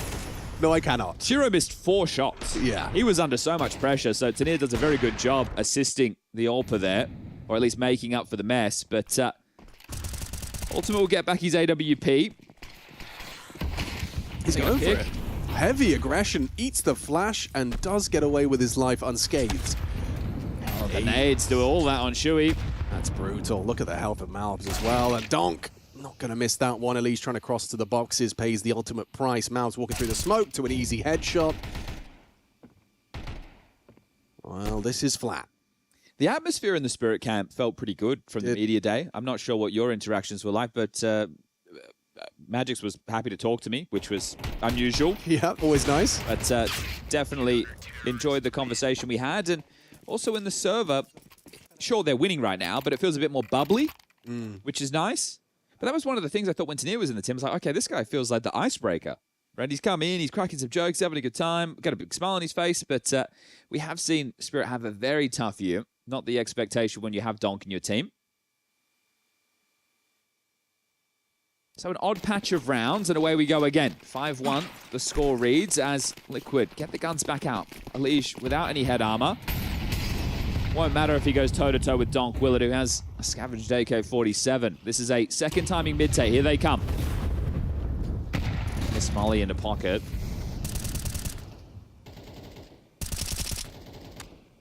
And a red smoke as well that hasn't landed as intended. It's well placed from Zontic's, going to deny that potential to borrow behind the box, but on the re-smoke, that enables them to stretch their legs. Timing spam. They've used 3 smokes just to get this space, so very fortunate they do have it. Shiro's on the line, though. Easy to Still, dodge. easy frag for him. Flash does nothing.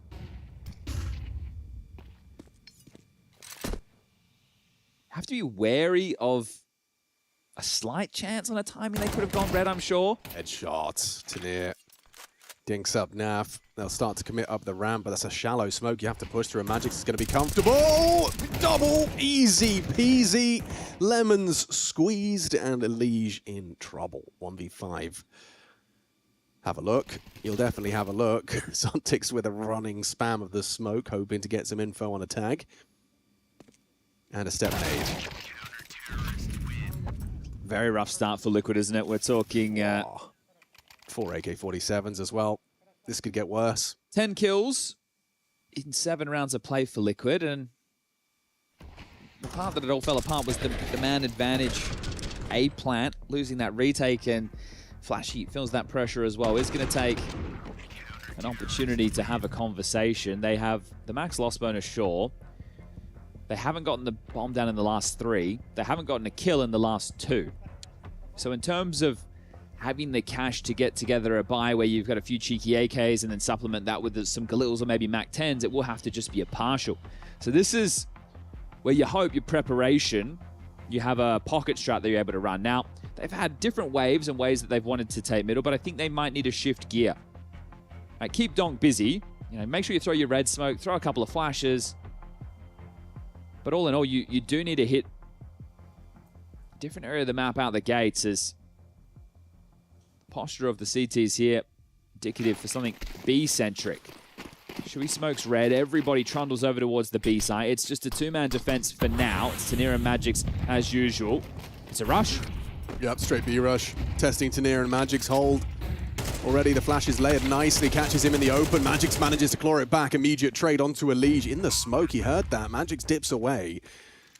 Sure, you got the bomb down, but how easy is it to hold on this post plant? Baits the shot, confirms Shiro's whereabouts. Ultimate gets away with one, steals it onto Donk. Swinging. Oh my god, gets caught. Ow! Doesn't hit the headshot. Ultimate had a sitting duck right there for the plucking. Shiro with the spray nearly transfers into Magix through the wall, but now Naf in the 1v2. Time's on his side here. Oh, spotted. Going to be forced into the fight. Incendiary doesn't work out for him. He's still got an opportunity. Magix does get onto that defuse, knows it's covered by Shiro. He's got to run at them, and that is another Spirit round. Oh, man. But the closest in a while, and it was a B rush. Right, I understand that it's not the prettiest, but still, bomb goes down, full buy comes in. That there is awkward for Tanir. The fact that they've decided to pipe... Oh, this was awkward. This is what I'm thinking. This is Counter-Strike timing for poor Zontix, but still gets the frag. Tanir knows, as the B long player, that they can disrespect incendiaries and it's possible to run up like that. The fact that they path directly short is probably the thing that he's like, oh, hold up a second. If they go long, get long control, that's real estate for the post plant, but they've just run straight at him. Second wave mid control. Ah, Spirit are adjusting too. Fighting from the cave side, Shui catches Magix. I like that. They wait. I understand they lose the opening kill of Magix, but they waited for that second wave of use, then they double naded. Smart. So disparaging, but still down a man. Shiro searching. We'll have to fight. Yeah, in the flames, he peeks in, doesn't hit the shot. Ultimate capable. Still feels tense, even though it's a 2-man advantage. Shui starting to apply pressure over towards B. The bomb heading over from Malbs now. Tanir attempted the clear, but doesn't get what he was looking for. So kicking up a faster rotation, Donk and Zontix on the way. Naf swings in, gives him in the head-to-head with Tanir and wins out. Well, you want to talk about more convincing. How's a 5 alive for your second round on the T side? Well done. So still an opportunity to work your way back into this. Second round confirmed in about 35 seconds time. Donk picks up the AWP, looking to save that. Zontix with an AK and some residual util, the head armor, the kit. So it's all tidy in that department. Yeah, but if you wanted to try and get like a gimme round, you're going to have to win like 3 more of those. And at that point, we're at the end of the half. Yeah. So it is going to be very difficult for Liquid to work back in. What do you want to bet the sequence of events? Donk gives the AWP to Shiro, unless they double up. Zontix gives the AK back to Donk. Yeah. That's how that's going to go. That sounds about right. Your 2 highest rated players. No way he ain't getting that AK-47, surely. That was his one change to CS2. Let's do Na'Vi A. Na'Vi A, you say? Na'Vi A. Is that a fast A, perhaps? We're about to find out. I'm curious. Whatever Liquid consider. My guess is Na'Vi A. Oh, is it the fast, like, donut smoke, CT smoke? No, it's actually 2 smokes. They're making it look like a default, like a standard round. Donut smoke as well, so 3 smokes invested into middle. Donk takes a bit of flak damage from the early HE. Flashes mid, and Elige does commit through. Shiro's with the AWP. So Elige is Makaze in this scenario. And Shiro's got the AWP on A, trained and ready. Easy pickup, takes down the captain. Shui goes down, forced wide. Shiro needs to go down. Malbs makes it so. Doesn't actually take too much damage from the Flames. Elige versus Magic's here. The rotation coming through just in time. Donks and Donut. Ultimate can't miss the shot onto Temple either. That's Zontix approaching from the Temple side. Spam not far off, but Naf does get the bomb planted. There's no reason not to have a look in if you're Spirit, and especially now that Malbs has gone down to Donk. Oh, and another onto Naf. There's a lurk. Comfortable from Donk. Ultimate can't hit his shot, and the A site cursed for Team Liquid. He drops this defensive smoke. He knew the lurk the whole time. Boys, just got to get on that defuse. Easy close as well. The trade immediate from Tanir. Nice shot from Elige, sure, but make it 8. 2 rounds left in the half. Making light work of this. I mentioned last time around these 2 teams played, it was the 19th of March.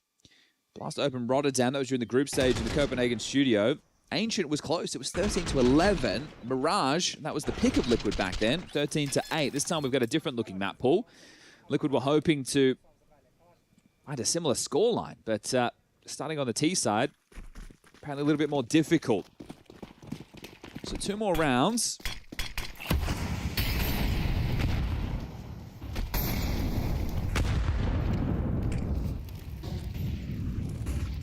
Swing from Donk, immediate deletion. Elige removed from the round.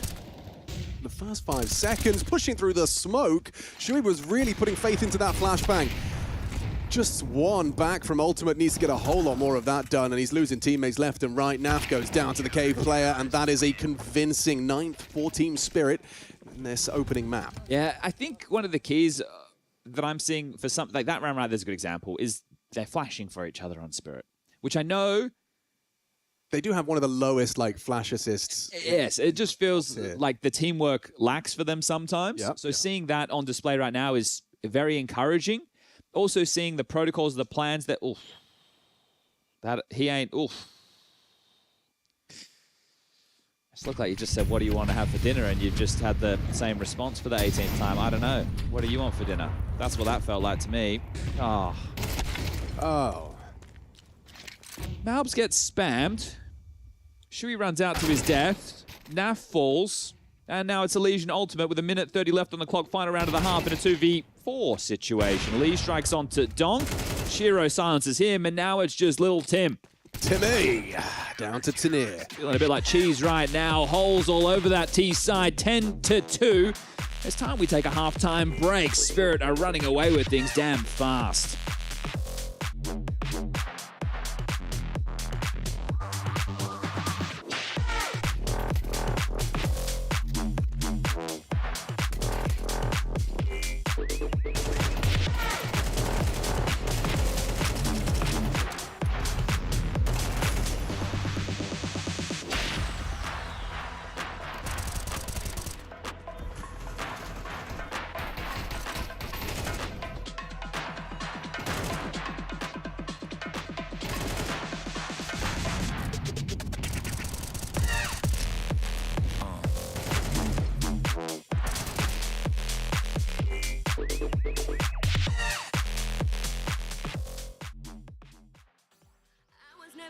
To stay, it was you that put me in. Promise me that we'd be okay.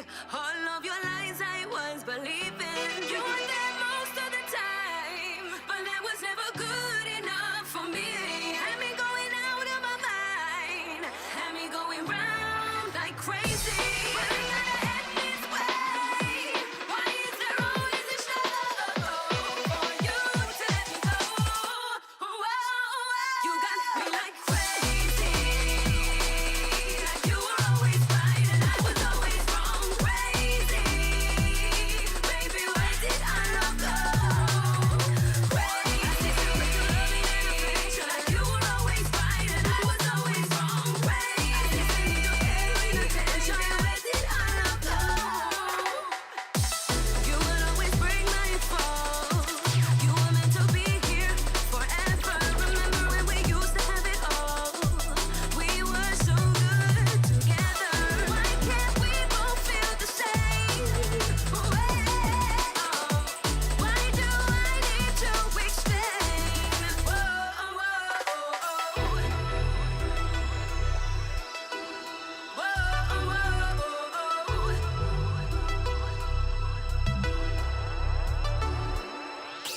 You were there most of the time, but that was never good enough for me. Had me going out of my mind, had me going round like crazy. But I gotta end this way. Why is there always a struggle for you to let me go? You got me like crazy, like you were always right and I was always wrong. Crazy, baby, where did our love go? Crazy, like you were always right and I was always wrong. Crazy, you're getting attention. Where did our love go? Crazy, like you were always right and I was always wrong. Crazy, like you love me and affection. I used to need your care and attention. Crazy, like you love me and affection. I used to need your care and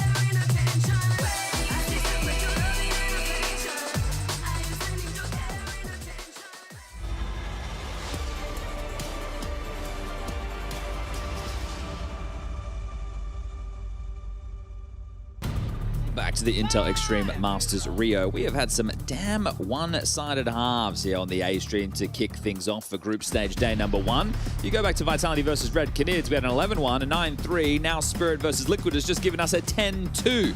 We're speedrunning the openings of Group A. Let's see if there's more resistance now that Liquid flick to the CT side of their map choice. I'm not even going to bother you with the cliche. You all know this is important. Is this to contain or is this to push? Because if they push out... Oh, they're going to be having the fight brought to them. Nice from Elige to put Dog down with empty hands. He's already had an impactful pistol in the first half. Ultimate needed another, was unable to provide as Zontix puts him down. Block. Disrespected, goes straight through to Shui. Needs to hit that headshot. Zontix was pre-aiming nicely. Malm's one and done. Zontix finds his second. An opportunity to plant, uncontested, but still unaware. Magix will fake it out. And they'll group up for this temple walk. So what? They're anticipating the potential for a flank or a complete vacation. Oh, you're going to be confused.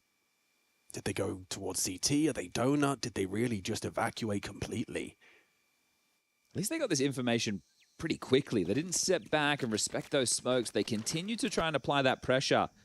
Now into donut sector clear. You are aware of all the possibilities. You want to be quiet because they could be middle. Exactly. So... They could have just cut noise and aim A. Yeah. But the bomb is about to go down on B. You've missed the timing window, unfortunately, for Liquid.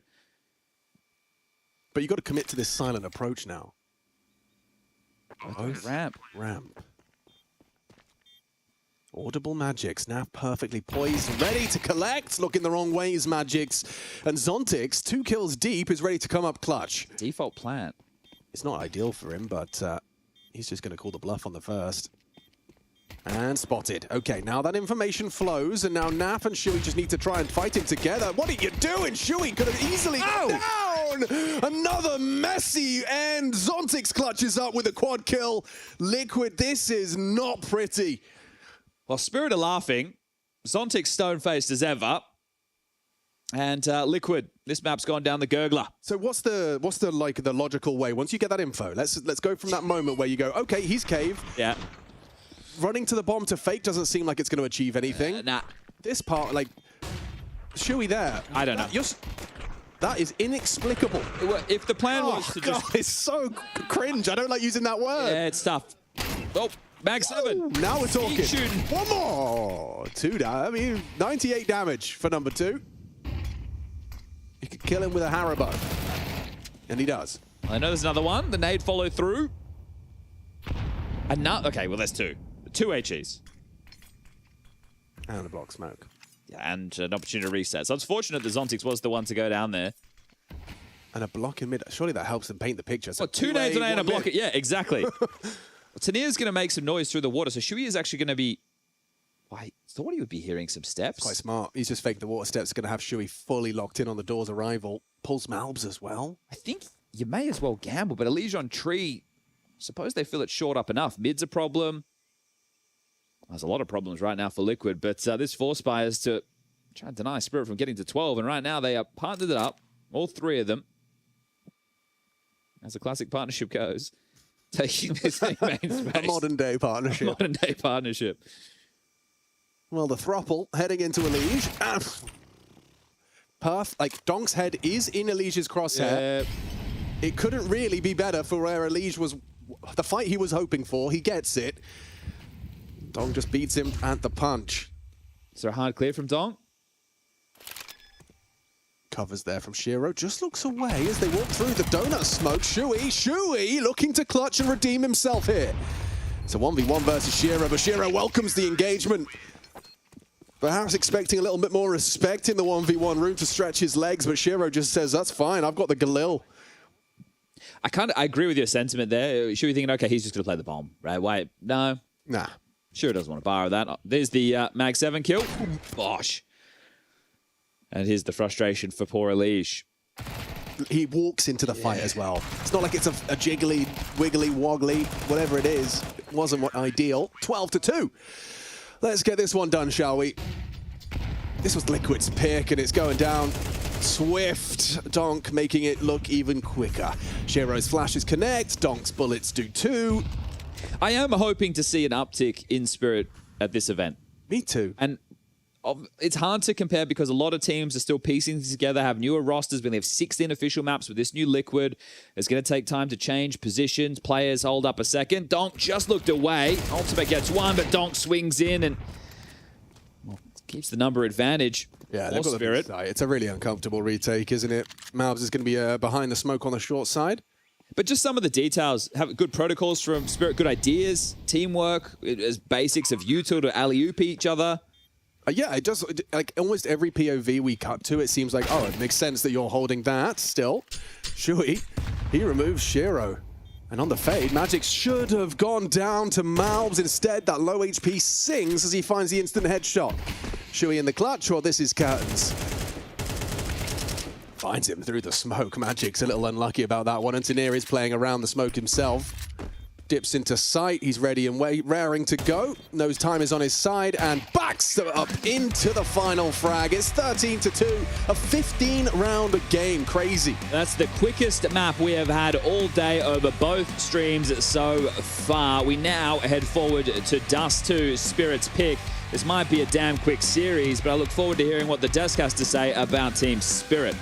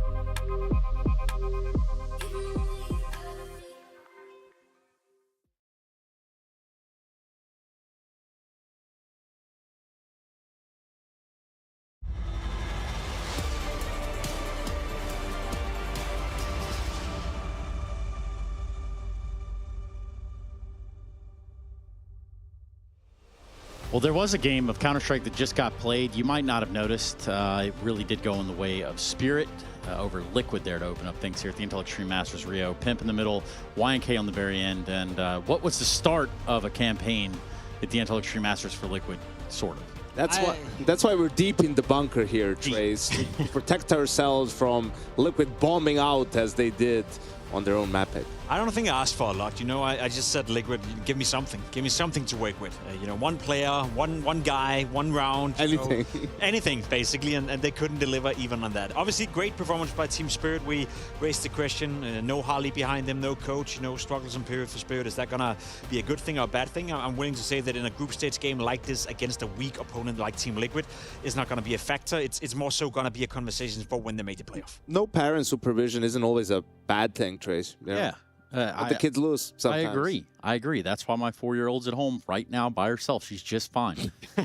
But in all seriousness, we did look at two different teams coming into this one in terms of stature, where they find themselves, both having a little bit of struggle. But it's clear that Liquid would have more struggle in this battle no matter what. Spirit is struggling for a tier 1/contender team, right? In that context, Liquid is struggling as a tier 2 team.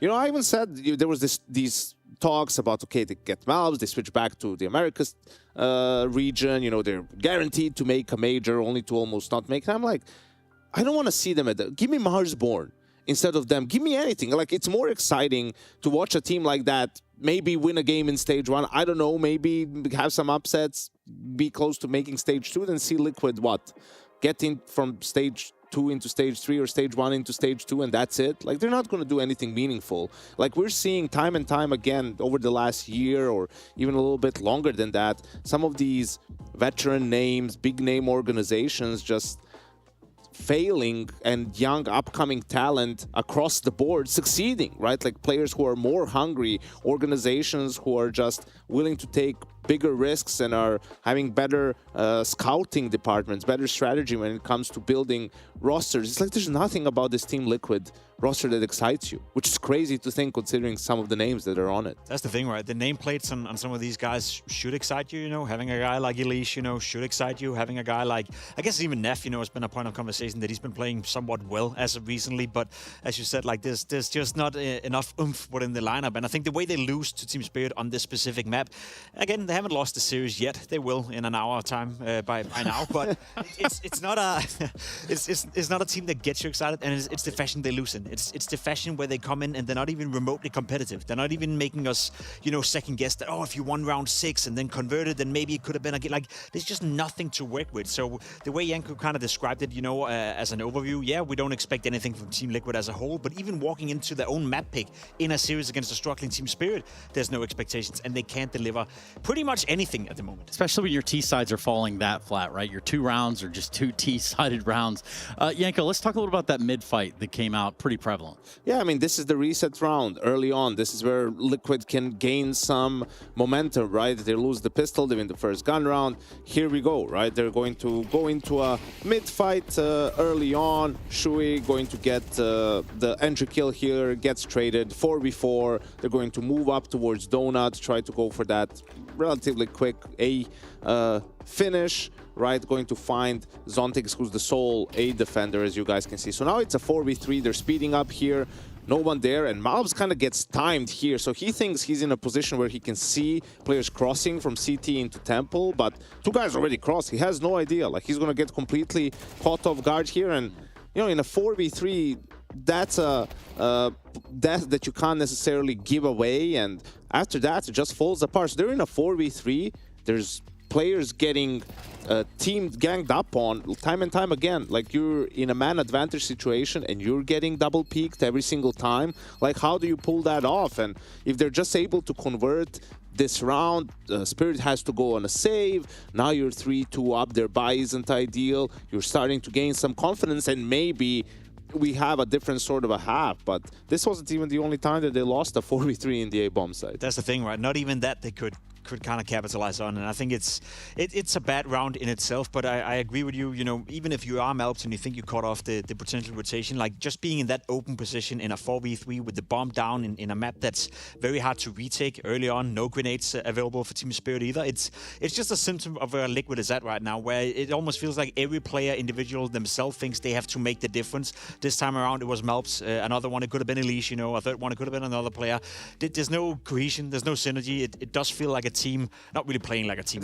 There's not a lot of depth to their game. There's not too many layers. It's like, okay, we have some of these openings or protocols, like they go for a delayed mid take, and Spirit isn't playing for mid. Shiro is in Donut with the op and Donk sort of close to him. And then Shiro gets the first kill. They realize, well, we don't have anything to deal with this op now. We just have to go B, I guess. And then they go B, and I mean, the defense holds, right? Because there's not a lot of utility to have to fight. It's sort of obvious that they're going to try and come your way, and it was very, very uninspiring from Team Liquid on this first map. Well, I think we take that, kind of pivot with it. Unless there's anything you guys can think to say on behalf of Team Liquid to make it seem somewhat... No, we're not going to... It's going to be hard to play worse than they did. Yeah, going into Dust 2. So let's just preface it. We will go to the second map of the series, that being Dust 2, not a Liquid pick. You already just got pretty much smashed on in the first map. So where do you turn the ship around, Jacob? I know you like to drive ships and boats and bicycles and stuff. He's a Viking, after all. He is a Viking. Yeah, I'm not sure about the boats, but yeah, it's going to be tough for Team Liquid to do much. Even more of an open map, you know, in that regard, maybe it offers a little bit more playmaking potential for a guy like Malps. You know, we know he likes to be involved in stuff on Dust 2, in particular on the T side. Elise as well usually is good at finding openings, but again, it's just a different caliber of teams you're going up against. And then if we were to pivot the conversation into what went so well for Team Spirit, now obviously Donk having a good game, but Tenir, I think he's sort of like the player that I want to, throughout this tournament, keep an extra eye on, because I feel like that's also a player that we haven't seen a lot from within this lineup. I guess when you look at him and you see what he's capable of and what you kind of expect from him, especially from the heroic days as well, they haven't really unlocked him yet. This was a great performance against Team Liquid, just one map, but I want to see a bit more and a bit more consistency coming out of him, because I think with him being unlocked, that could maybe help Spirit to move back into a position where we don't have to be worried about them. Their T-sides are just bad, and he can't get much done as a lurker, and then all there's left is, well, how good are you going to play on CT side? And he played well here. I think for Liquid also, the fact that they'll start on the CT side, maybe, you know, being able to gain some momentum, right, get some of that confidence back, get a couple of good reads in. And Spirit hasn't been consistent this year, right? Like the fact that they had a great first map doesn't necessarily mean that they're just going to continue in the same fashion on Dust 2, but it is their map pick for a reason. Yeah, we'll have to just sit back, relax, and find out. Gentlemen, thank you so much for your thoughts, your inspirations, your words, your memes, everything that you got, because Liquid's going to need just that to battle back against Spirit in this opening game here. The Intel Extreme Masters, it's Rio 2026. We'll be right back after this. Placement matches set your starting point. Face It rating measures your impact as you climb. The soft ELO reset narrows the gap between the highest ELO players and the rest of level 10. Your starting point will be based on your recent ELO and activity. We're introducing Face It rating, so you can see exactly how much you stack up against others at your level. Face It rating measures how much your actions have increased your team's chances of winning the match, taking into account the full situation. Season 8 launches April 22nd. Good luck and have fun.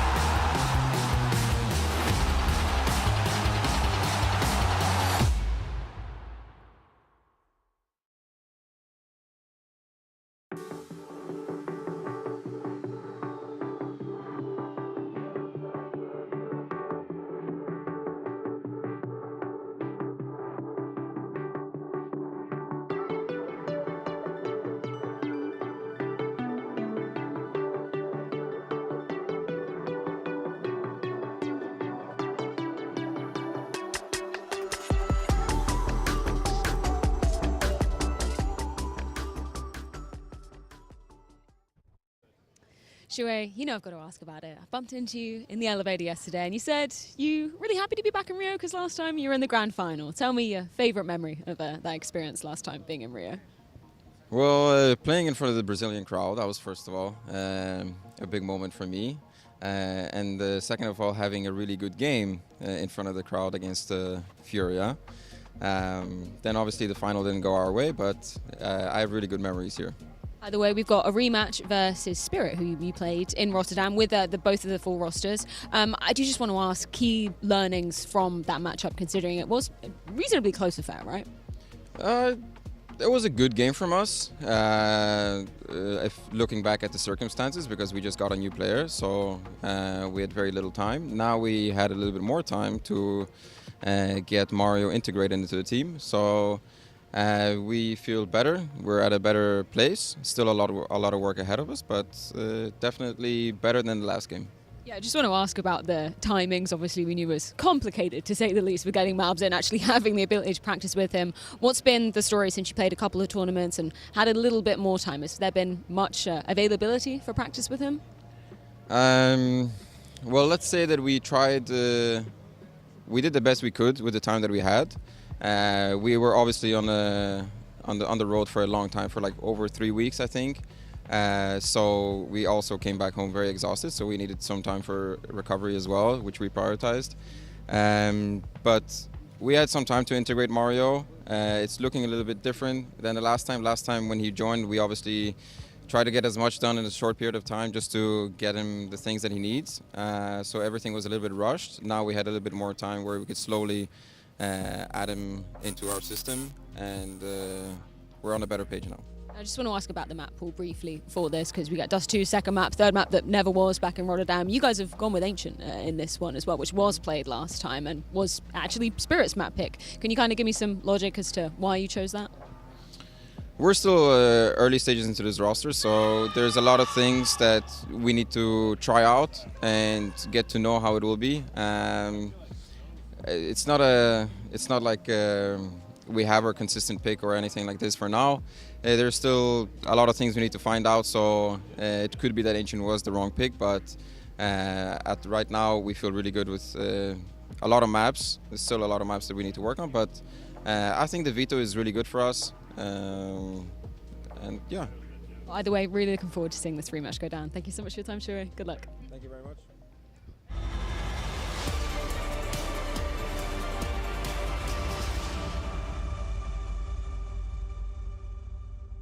The fastest map of the day, opening day of play here for the Intel Extreme Masters, live from Rio de Janeiro. Spirit taking on Liquid, and already Liquid's pick is done. It was a bit of a record breaker for the first day, so let's see what happens on Dust 2. The expectation, understandably, is that it's more of the same. More of the same, more of the same. This is home turf, IMHO. That stands for In My Honest Opinion of this Spirit roster. They've played this map 8 times. They've won it 7. The only loss was when they... I don't even know how to explain the loss to Astralis. Have a go. I wanted to say botted out. Okay, yeah. That's a good attempt. At EPL, they botted out hard. I like the enunciation on the botted. That's when Magix took the interview in the following tournament in Rotterdam and said Fozy had a life game. But here we go. He did have a very good game. Oh! Malbsy hitting headies and wants to stand and bang to try and bait in this car player. Like, he's not going back. What is this? Disruptive forward position, hoping for that fight to go his way, and never mind. Actually, it was short-lived success. Here's Elige, however, makes that P2000 sing at range. Finding the headshot to Magix as the follow-up is nuts. Now Donk is on the warpath. Is he going through? No, yeah, into the fight, straight out the smoke, finds the head of Elige. Shui onto Shiro, puts Donk in the clutch. He's got the bomb. He fakes the runaway, hoping for an overextension, but Shui puts him down. Instant headshot. Impactful from him. Shui and Elige with impact on the pistol. I'm still reeling from that Malb shot, wasn't it? That was a pretty one on the way out the doors. How quick is his reaction speed? You know, it's like when it turns green, it's when it turns white. Just click. Yeah, this was beautiful from Elige. Second one. Second. Arthing back through the smoke. There is Don't get away there, you're in trouble. Slightly more moving accuracy on the P2000, apparently. He was on his way back when he hit that headshot. So they are taking an eco right now. Spirit is going to be a Deagle for Donk and a Tech 9 for Tania. The rest on Glocks. I think interesting, we had some of those shots showing Magic's outside leading the discussion. I think if he's going to either be able to assume more responsibility because Hallie's not here, or he's intentionally being given that, they're saying, hey, look, Hallie's not here. Sodfic's going to help out. Don't you worry. He'll still help with the prep and, you know, he can take the timeouts. But let's give you an opportunity to quote-unquote lead. I think that's a really nice moment of growth to see for Magic's because Hallie's not out just for one event. He won't be back until after Astana. Here's Sodfic, as we mentioned, the coach of Spirit's Academy. Shui's gone down after one. That is ugly. You're going to lose the round. You're going to lose the round to a couple of pistols. That had shades of Torji versus Vitality, you remember? Exactly That's what that had. Shades of just misunderstanding the situation completely. Okay, maybe you can claw this back. Look at the util. He's just snatched on the ram. Defensive smoke. Brutal. Tanir's in a position to thrive. Hey, Zontix, we kind of need you, mate. Yeah, I'm coming. Here I come. Anything other than a Glock, a P250? Yep. I could see some madness unfolding there. Shui's had a couple of real screamers so far. You go back to that ancient 1v2. I can't stop thinking about the 1v2. It looked ridiculous. All right, well, it's a 2-0 start for Liquid on their opponent's map choice. And now the guns come out. We got Mavs, of course, in his Liquid jersey, going up against Spirit once more. True. Before we kind of dive into that.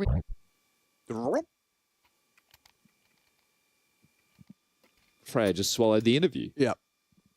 Like a frog. Known for swallowing interviews. Yes, of course. Shiro has his AWP. Are they going to boost him? No, he's just going to take a pot shot. Ultimate wanted to tussle there. So 2-1-2. Malbs gets the long control. Should be aggressive short again. It's the Elige Naf combo over towards B. We're going through the motions right now, our team Spirit. Donking through lower tunnels. Molly's out behind the tall box. A break on the mid smoke, trying to look for a little bit of info and getting some. You hear the singe of the toes towards low. Well, you already knew there was a player close by, but that's more than confirmed now. Where's Shiro off to? He might just do his best Jame impression. Just control the rotations. Flashed in long. Good flash. Books to near. Malb set up to succeed by ultimate. Will upgrade his rifle and stick around for the return. Donk is on the warpath back in. And he gets the info that there is other bodies outside a bedroom. And Shiro not does Jame impression. He wants to go searching for that fight right there. He pays quite a heavy price, but Shui goes hunting and loses out. He thought he had him booked. Shiro shows otherwise. So we've got a 4-on-4 with the bomb maneuvering back up for a short finish. Excuse me, what am I saying? Magic's is the one with the bomb. It's Shiro with the AWP. So are they going to try and... Well, they don't have enough smokes to drop him into spawn. 30 seconds left. It has to be this B play. Naf and Elige are both still here. So the A fake now. They're going to send Donk out to fake this site. Yeah, and usually a kill is a very good way to fake it. Donk primed and ready to provide exactly that. Bomb 15. Searching B now. And Naf wins out. Got to get the next. And Elige's there. Okay. That's a round. Yeah, that's a tough situation to see them winning there when they're split in that regard. But they gave it a go. They were hoping Liquid were a little bit skittish. As Shiro, back off. Don't go down after time. As Liquid keep the sheet clean. 3-0. So they know that the AWP retained in this one. It's from that opening exchange from Malbs onto Tania. They know on the default round, Tania will be playing for long. So they just get this one cheeky. Grab it away. The alley-oop ultimate. Setting up Malbs. Here it is in the replay. It did get a little bit dicey, sure, but some good shots hit by Liquid. Round confirmed, and it will just have to be a partial around the saved AWP. Ultimate's going for an aggressive midline through short. Does Shiro want a boost? No, he's just taking his time, allowing the pathing through lower. So heaps of smokes to work with for Spirit in a round like this. B-pop, crisscross, short play, all options available with the smokes. It's going to come down to how potent are the flashes, and those are extremely limited. Lurk smoke dotted onto B, keeps Naf busy. Mid to B smoke thrown in, and it will be a B split. So Elige and Naf. A lot of work to do here.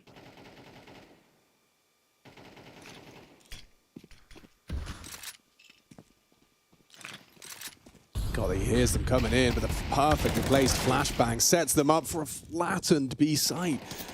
Oof, that one goes a little too easily in favor of Spirit. That is crazy that Shiro could catch a little glimpse through that. He even hit the tag on a Shui trying to path back it away. They will have to save, but...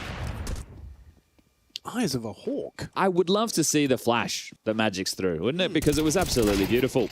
I mean, you saw how kind of booked Elige was by it. Well, I understand why you play a turtle setup with two site as well, because at the moment it's very popular for teams to be doing B-pop setups, right?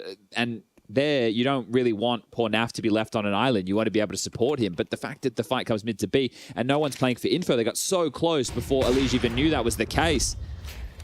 So well done from Spirit. And again, it's the flash that I'm the most impressed by. Yeah,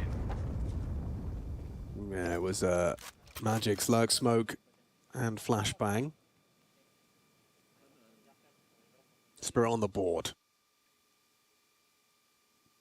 Couple of good long spawns right now for Donk and Tanir. Let's see if that plays into the call. Here it is. So Zontig's upper tunnels, Molly's back plat. It came from middle. Yes. So pop. Pack of 4 able, and you could see they were even quite spread out there because the in the back lines. They're going to use the long spawn. Donk's going. Malbs to receive. Donk manages to turn the flashbang underhanded by Malbs in retreating quick. Shui's going to be accelerating up middle, but the AWP is primed and ready for this. Ooh, Shui, would you catch that timing? Peeks off with the HE. Shiro's attention drawn by that. I love this response, though. It is very risky, but the fact that they're fanning out for all this info, they just need to clear Zontig's upper tunnels. And Elige, well aware that this is his port of call. So diligent stuff, nothing spotted, but bad information in a way. Yeah, until he clears it. Oh. This is agonizing. Look at this. Sontig's going to get sidelined. Okay, so now you have your info. The door is locked by Shui, and the rest of Spirit are forced forward. You only have yourself the... Miss smoke. AWP on the line. Now hiding on site. Flash with the Deagle to go and have a dip. And, ooh, that's the end of Malbs. That's the end of your man advantage. Don't give it up. Don't give it away. Naf goes down to Donk as well. They get across, avoiding the AWP. Great shot onto Donk. Ultimate very quick on that one. Puts Tanir into the clutch. He could mantle up here and use that smoke to get the element of surprise here onto Elige. They're not ready for this. Oh my lord. This is ambitious. Quick from Elige. High impact round. Almost pipped the gap. They didn't need Tanir. That would have been some fantastic pathing. But a nice response from Liquid, because you could see what would happen, right? If they ended up losing consecutive rounds and the finances are in a bit of a problem, and then the momentum picks up for Spirit again. So we'll see what type of... Here it is. The block smoke. Forcing this gap.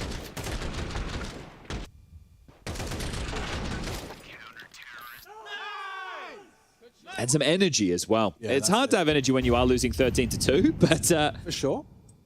Giving it a go right now is... This is a bit hodgepodge. It's a Tech 9 for Zontic, a Galil for Magix. There's... All pin for Shiro and AKs for Tanir and Donk as just a default setup, but on a later timing. They're not really too frisky to take lower and top mid quickly. That's where that came from as regards to the clear. Ultimate will pick up another. Oh, and Shiro beats him to the punch. I would just execute A now. Take short control, execute A. The deep smoke is the problem. Elige forward. Oh, the pre-aim was there, but Donk nails him. It's rapid. Shui trying his hand through middle and just peak after peak. Donk and Shiro have taken every kill successful. Well, they know it's 1A, 1B. Right. Naf the B defender, Malbs the long anchor. Yeah. Pick your poison. All right. Doesn't feel great from Naf's POV, does it? He wants to take the fight on his terms. Doesn't want to be getting pincered in, which is exactly what they're doing. They're taking their sweet time, peaking at perfect unison as they push out B main. And a smoke break onto Malbs. Donk and Shiro can be attributed to that round. Spirit 2, Liquid 4. And the money's still a problem anyway, so they are going to have to shove. Ugh. They're the ones who are walking funny right now. MP7, Deagle, as an M4 in the mix. Sick. Notice how he was doing a full smoke break because he was trying to set up a leash for something towards Xbox as well. Didn't really work out for them. Spotting with the lower cross this time, Shiro. Nothing to report, so that's going to enable some less util used for his lower take. Donk's just going to be striding forward. Yeah, a few more liberties taken from Donk in this one. And a B stack, so Ultimate plays over towards B as a bit of a gamble. If it ends up being the A play, might just see them save. I know it's not the best guns in the world to be saving here, but it's better than the alternative. So short control garnered extremely quickly.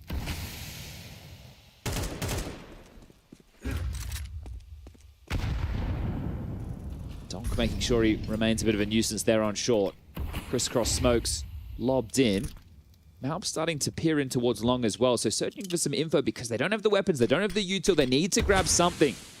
Another short block smoke. Does it buy a window for Malp to keep pushing? It doesn't look like it. Spirit lined up with the nades ready to pump themselves out. Here we go. Shui trying to be disruptive force with the 5-7 up close. The smoke break exposes him though. Nice nade from Zontix. He actually is the one to get the kill as well. Shiro racks up a double. Just easy pickings through the mid doors. Malb's trying to get this backstab. Spots the barrel. Oh my god, he took his time. Shiro nearly turned into that. Tanir's up next. I don't think you get your hands on that ult, boys. You're probably better off holding on to the M4 here, Ultimate. Next round, you get 1,900 loss, mate. Malbs can take the risk. Yeah. And I don't think the AWP is going to necessarily be the win condition. He's going to lose it all. Yeah. Okay, well, now it's an eco. And it's a one-round gap. So 4-3, still in favor of Liquid, but for how long? I think it's a bit tough with some of these changes. The one on Ancient I didn't mind. So Naf on the T side, he became the B ramp player. Malbs would support Elige, or if had spawns would also go middle, but then tended to A main. Because A main on a default on Ancient, you're not going there all the time, right? It's, you know, it's a bit more mid-centric where your assisting comes in. On this one, where they've changed some of the setup, is Elige joining. Oh, that's a lot of info for Tanip. Just dealing with the eco now. So B-bomb site is clear. Zontix and Donk to confirm that. Malb's taking long. Fine. He's clearing this. He's going to clear Ultimate. I have such faith in Shiro's awareness. Oh, no, maybe not. Dismounts. And they've already got the B-bomb site, so that's changed his pathing.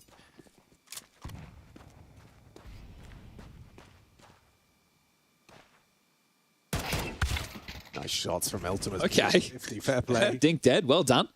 But yeah, Elige being the B defender with Naf, it's like Elige, if it's me, I would want him to be my A rotator rifler. 100%. So, but then maybe there's a bit too much of a disbalance, right? Then you would have Naf and Shui as your B and mid to B defenders, and maybe they don't think there's enough potency there. It's also another one of these situations where your A rotating rifler, as an in-game leader, gets to read the tone and the flow of the game. So I can understand why Shui would like to be in those positions. Sure. It's just different teams and their setups. Exactly. I mean, like, for example, Donk is playing that rotator rifler. He's everywhere. I think when you look at Vitality as the example, right, their B defense being Robson Mezzi, then they've got Flamesy anchoring long, and then it's Apex, right? That's an example with the in-game leader doing it.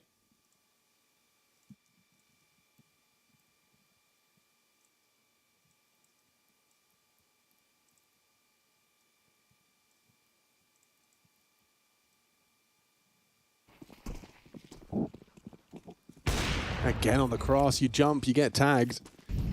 2 for 2 in the last 2 rounds. Shiro has managed to wound the B duo. It's even a stringy buy. Yeah, it's not pretty, is it? There's a Famis in the mix. Right now, you will be hoping to hold on to these nades for as long as possible for the purpose of blocking or giving yourself a little bit of something. Elige is very committed to B alongside a Naf, so it feels like this time they're reading a B pop. That's not the case right now. Shui's been cheated in towards CT spawn to assist for the mid to B to at least keep eyes on so they can't just get out there dry. An exchange of util over towards mid. There's one of those smokes used to block. Now, only one of those. Setup. Shui and Ultimate. Ultimate sweeps and loses his head and then uncrouch. Shui needed that.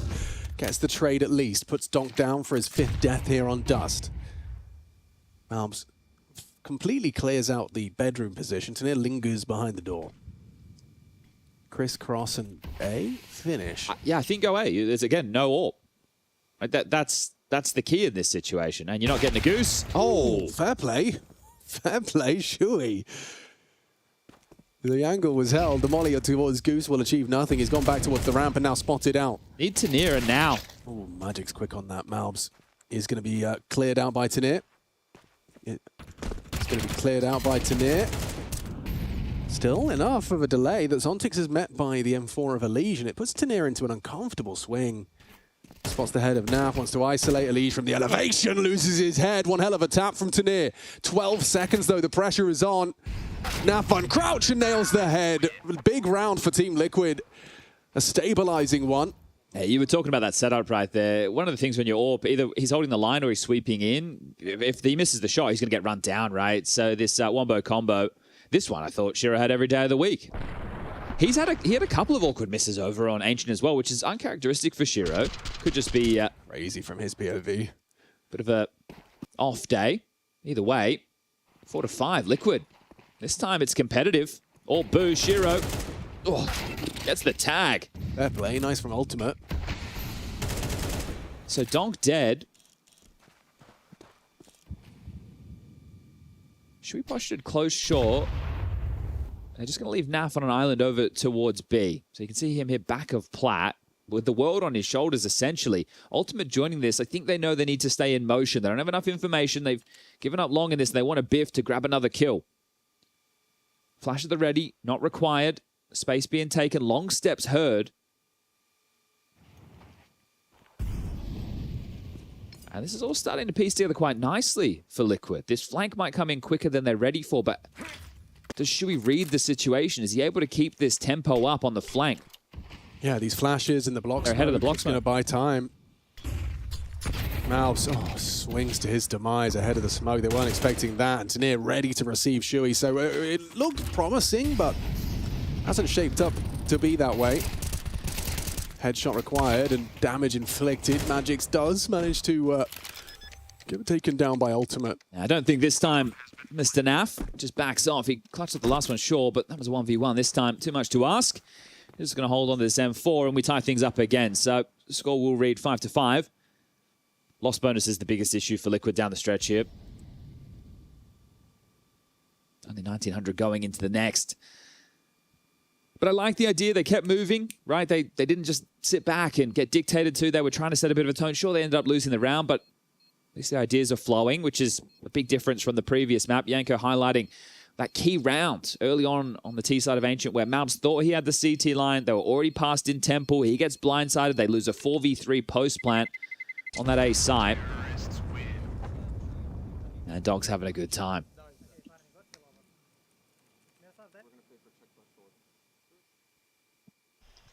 What did he say about Shaw? Didn't quite catch it.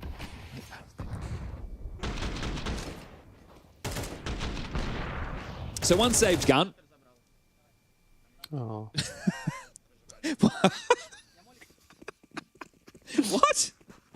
I've never seen that one before. It's a unique celebration. The forearm grip. Forearm grip. How's your forearm? Oh, Ultimate with the Zeus push. Just what you're expecting. That's what I'm talking about. That's what I'm... Okay, I wasn't necessarily the most well-calculated position. Donk saw him poking out from the higher elevation.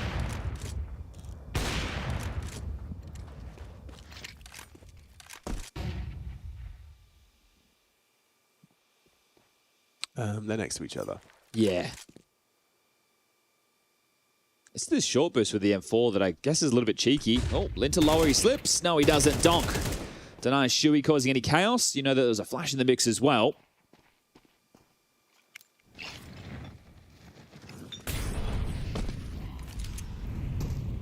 Just going to waltz out on mid to B. Alicia's smoked off.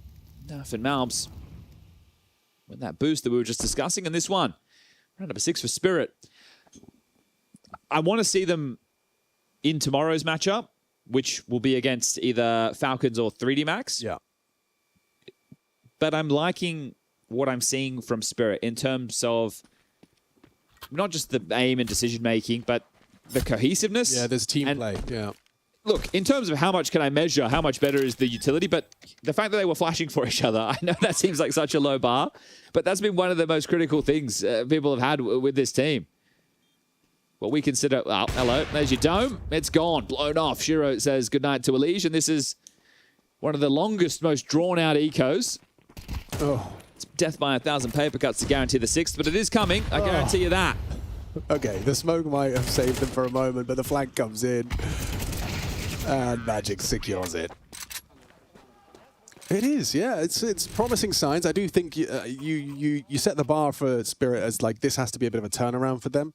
I think it needs to be. Look, I understand Magic has only been an in-game leader for a short period of time. Yeah. And I'm not expecting him to be the greatest in-game leader in the world immediately, but I look at the complexion of the players and the experience, right? I was hoping for a little bit more than what we got at the early stages. Now, if this is the growth period where they start turning things around, that's very exciting as Elige is tagged on the cross.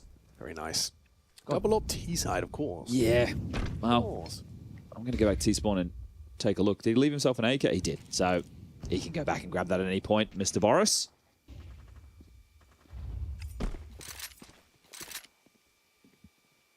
Donk on his usual antics.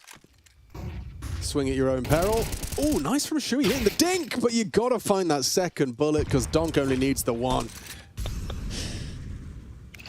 Ugh. He's just good at the game. It is great that we just had ZywOo into Donk. Yeah. And obviously there's a lot of very good Counter-Strike players, but watching the players who are just a cut above, just how casual they make things that are traditionally, I'm not going to say super difficult, but you know, you can flub that. You can fumble that situation. It's the polish on top. That's it. It's just everything is so well, like muscle memory. Oh. And refined. Nav's blocking them. Magic's going to work this out soon. He's like, I am holding the right key. Reaction speed test. Yeah, and he passes. That's a double thumbs up. Elige, don't forget, leg shot by Shiro. So an impossible task made more impossible. Hang on, he wins one onto Zontix. Malbs comes through mid, sweeps through. To near onto Elige, but still Malbs kicking up a fuss. A triple kill from Malbs. The new addition makes a mark to tie it up 6 even. Could be competitive, a dead even half, a whole lot more competitive than Ancient.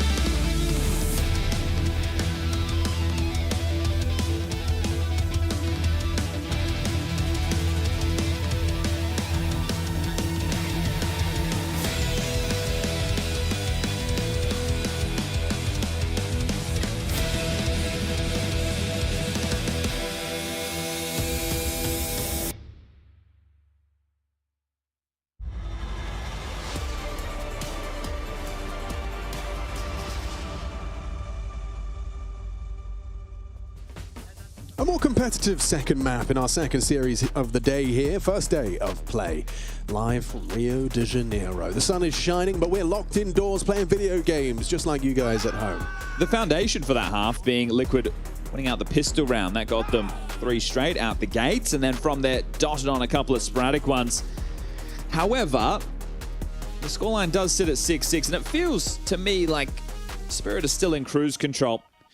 This is their home turf. A map they've only lost once this year. To Astralis of all. Yeah, which is boggling, but EPL was one where things didn't quite compute for Spirit. How many is he getting? Donk, supported by the Shiro nade, softens him up for the dual Berettas to go swinging in. Just the one, kept humble. Ultimate's Glock good for the connection. Shiro will be forced to back away as the smoke fades. A 2-2 division of labor for Spirit's defense. Yeah, smoking a couple of flashes, right? So Shui's going to be the indicator of this one and where it's going to finish. He's currently outside of long. So hoping for some form of reaction from Spirit after that early skirmish. They're not going to get what they're looking for, as you mentioned, the 2-2 split. So set up still quite nicely, Spirit. Oh. Yikes. He's flubbed that one. Then in the interim, a smoke's come out towards short to block. Zontic's blocking over towards B as well. That's 2 smokes they would have heard deployed on the map as they do set their sights on finishing towards A. Shiro at car, Tanir on the ramp. Looks like a very awkward setup right now. They're so fortunate nobody's coming out long. If they got split on, trouble a brewing, but here they come. Good flashes and a headshot provided. Ultimate second kill deep into the pistol. He's even gooshed another there. Malbs' Glock connects and Naf should be able to run him down with the Julies. Site taken. Magix and Zontic's the B duo. Worried about any lurkers. Trying to find a way back in. Just guns out and swing. Malbs on the site, going to be taking that first contact. Was it going to be Naf on the triple swing? That works out wonderfully. All right, well, Magix doesn't have any Kevlar. He's just got this flash, so he may as well try and get a couple of kills here. If nothing comes his way, then, yeah, I suppose he can just hold on to the $200 worth of investment, sure, but I don't think they're going to give him what he was looking for, so last second to try and get a frag. Won't get anything done and has to back off. All right, that's both pistols for Team Liquid. Okay. Starting to get a little bit more exciting now. Let's see if they can keep it clean again with another 3 out the gates. Spirit, will we see the force bite? Zontix, he chips in first. And the rest will quickly follow. Nice shots in this pistol from Ultimate, some very important ones. Now, how out of the box are they going to get on the Spirit side? Magic's, he's usually tasked with locking down long. Tanir's the A rotating rifler. Shiro with the AWP, and then that leaves Zontic's B anchor and Donk as the mid to B. You can see the flash held by Ultimate for this second wave, second timing out long. It's 3 here. Oh, and an immediate damage, but still Malb's good for the frag. Donk at least trading. Oh, on the smokes. Oh, Donk nearly goes down as well. Solid work from Elige. Nasty. Force Spy's already feeling pretty stinky. And there is a way back still. Naf playing over towards green box in middle, just making sure that the flank opportunities are limited. And also, if they wanted to drop back, he's in a fortified position, not just all turtled in long. So Donk will take place over towards Kai. He's swapped out the MP9 for the Deagle thanks to Zontix. Cross smoke thrown by Ultimate. Checking if they were creeping on an earlier timing. Nobody home. Now, make no mistake, under no circumstances should Donk get anything here. Surprised he hasn't been mollied. Here's a sound cue. Here's the step. And there's the molly. And that should be it. Big round out of Liege. Okay, I like that they've really been controlling the tempo of these rounds so far on the T side. Same thing with the pistol. They have a skirmish. They hit the brakes. They wait. Sure, there was a missed flash by Shui in that pistol round. Didn't cost them anything. And now, same thing against the Force. They get a couple of opening exchanges their way. They wait for any re-aggressors. They're diligent with their U2. They cross. They get the job done. 8-6. I think Flashy will be a whole lot happier with how things are unfolding on this one compared to the last. Just a reminder, that was a 13-2 scoreline.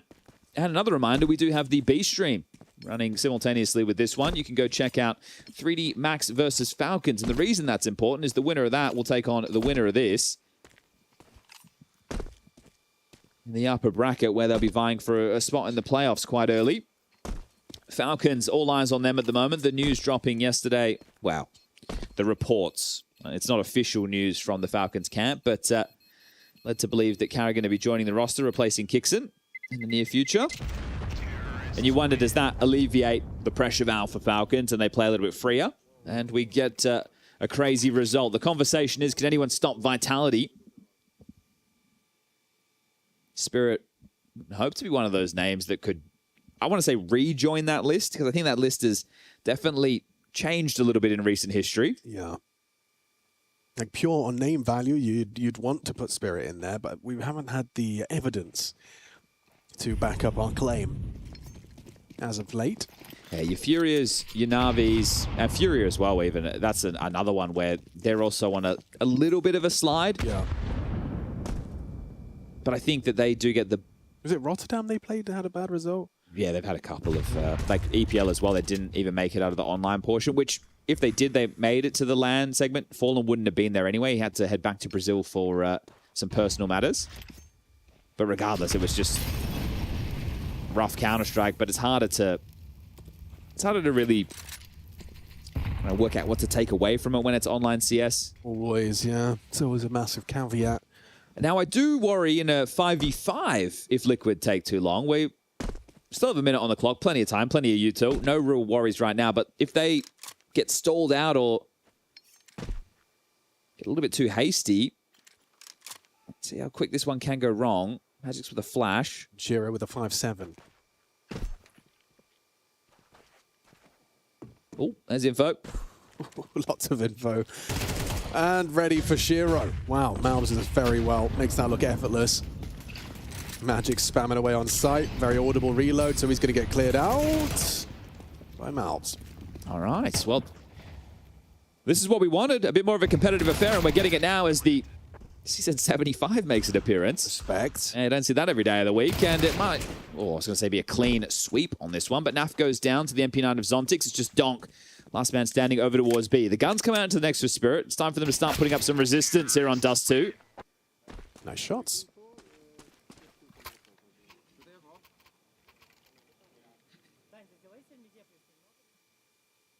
I've always got respect for the Bungie still being in play. Magic's not consuming that wireless mouse propaganda. Guess you could use the Bungie with your dongle. So you could still Bungie use, the dongle. yeah. That's true. You could Bungie the dongle. Why not? If you Sounds just like if you wanted. All right, let's see. Does this one heat up now? Let's find out. Now I'm smoking middle. Long control gained very quickly. It's a bit of a different setup. Magic's is starting postured short as Tania takes the long control. Oh, and Donk's just deleted Shui there. Yeah, he was like trying to run up cat, just got bopped. So Donk using his A4 like an AWP gets them the opening incision. Has there been... Very good nade. He's holding it. He doesn't know, but he's missed his window. No, he hasn't. No, he has not. Perfect trajectory on the HE. Has their ears ringing, and then Shiro builds another one on top. Oh, and a second from the AWP, dipping in and out. 3 kills deep from the Shiro sniper. Ultimate going to get jumped up on.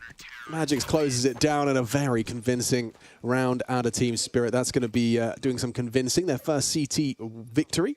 Big smile on Magic's face there as well. He's very happy with that. I wonder if, I understand that was only the first rifle round in this, but let's see if there is a position change, because Magic's, up until this point, has been doing the duties of anchoring long, and Tania's been the rotating rifler. In this situation, obviously Boris was that rotating rifler. The highlight was Shiro, sure, but I want to see if there have been some positional changes or if it was just a spawn-based call. But they're bringing some energy. That's what you want to see. So 2-round gap. Tania back towards long again. Yeah, you think you're on? I think there's been a position change.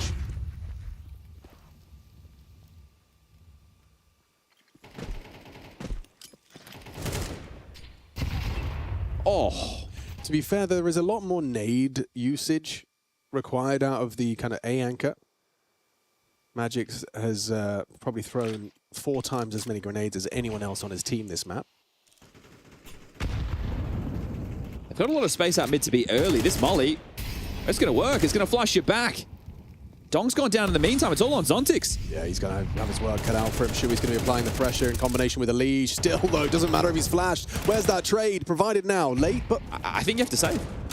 Round should be done. Hold up. Shiro finding ultimate through the CT smoke. You know Malbs has to be around middle somewhere. About 15 seconds ago, he was trying to molly long doors to keep Tanir busy. Now the bomb's gone down. He's trying to deal with some rotations top mid. Also worried about the push out long doors. Now he's noted if Tanir can swing out and deal with this. He hasn't got the bullets for this fight on Tanir. He's not ready for it at all. Easy pickings. Suddenly this advantage has been manufactured for Team Spirit. Looking for their 2 consecutive flash ready from Shiro. Gotta hustle, no kit. Yeah, smoke's going to limit his view. Shui still alive and kicking though. Time ticking in favor of Team Liquid. Tanir overlooks the close angle on the box. Shui going down to the spray, but no covers there from Nav. It's a one-on-one, but the time has ticked. Liquid, skin of their teeth, will find their 10th. Shiro better head for the hills. I don't know if he's getting away with that one. Nat, he goes down with the bomb, loses the AWP, and Spirit lose it all. A raw let out from Liquid, and now we've got a game. We might even have a series. This is a huge round to win. There we go. There's a timeout. That's a huge pick, isn't it? Donk on the jump spot for the mid to B. Goes down to the AWP. Clearing his corners, but under time pressure there. Under so much time pressure without any of them having a kit on that retake, it was going to be tough. Now, is Saltfit contributing here, or is he just giving the boys, okay, the mouth moving, I was going to say an opportunity just to let them piece it together before it's too late, because after this, you lose this one. Sure, you've got the loss bonus of 2,900 coming into the next, but it's forced by or partial by territory. This one doesn't look great because Zontic's in on an MP9. Shiro gets the AWP event going down with the ship. But this is a break round. This is why it's a great opportunity to take those extra 30 seconds. Liquid, you've turned the ship around from Ancient. You're putting up a fight, but can you put Spirit away on their home turf?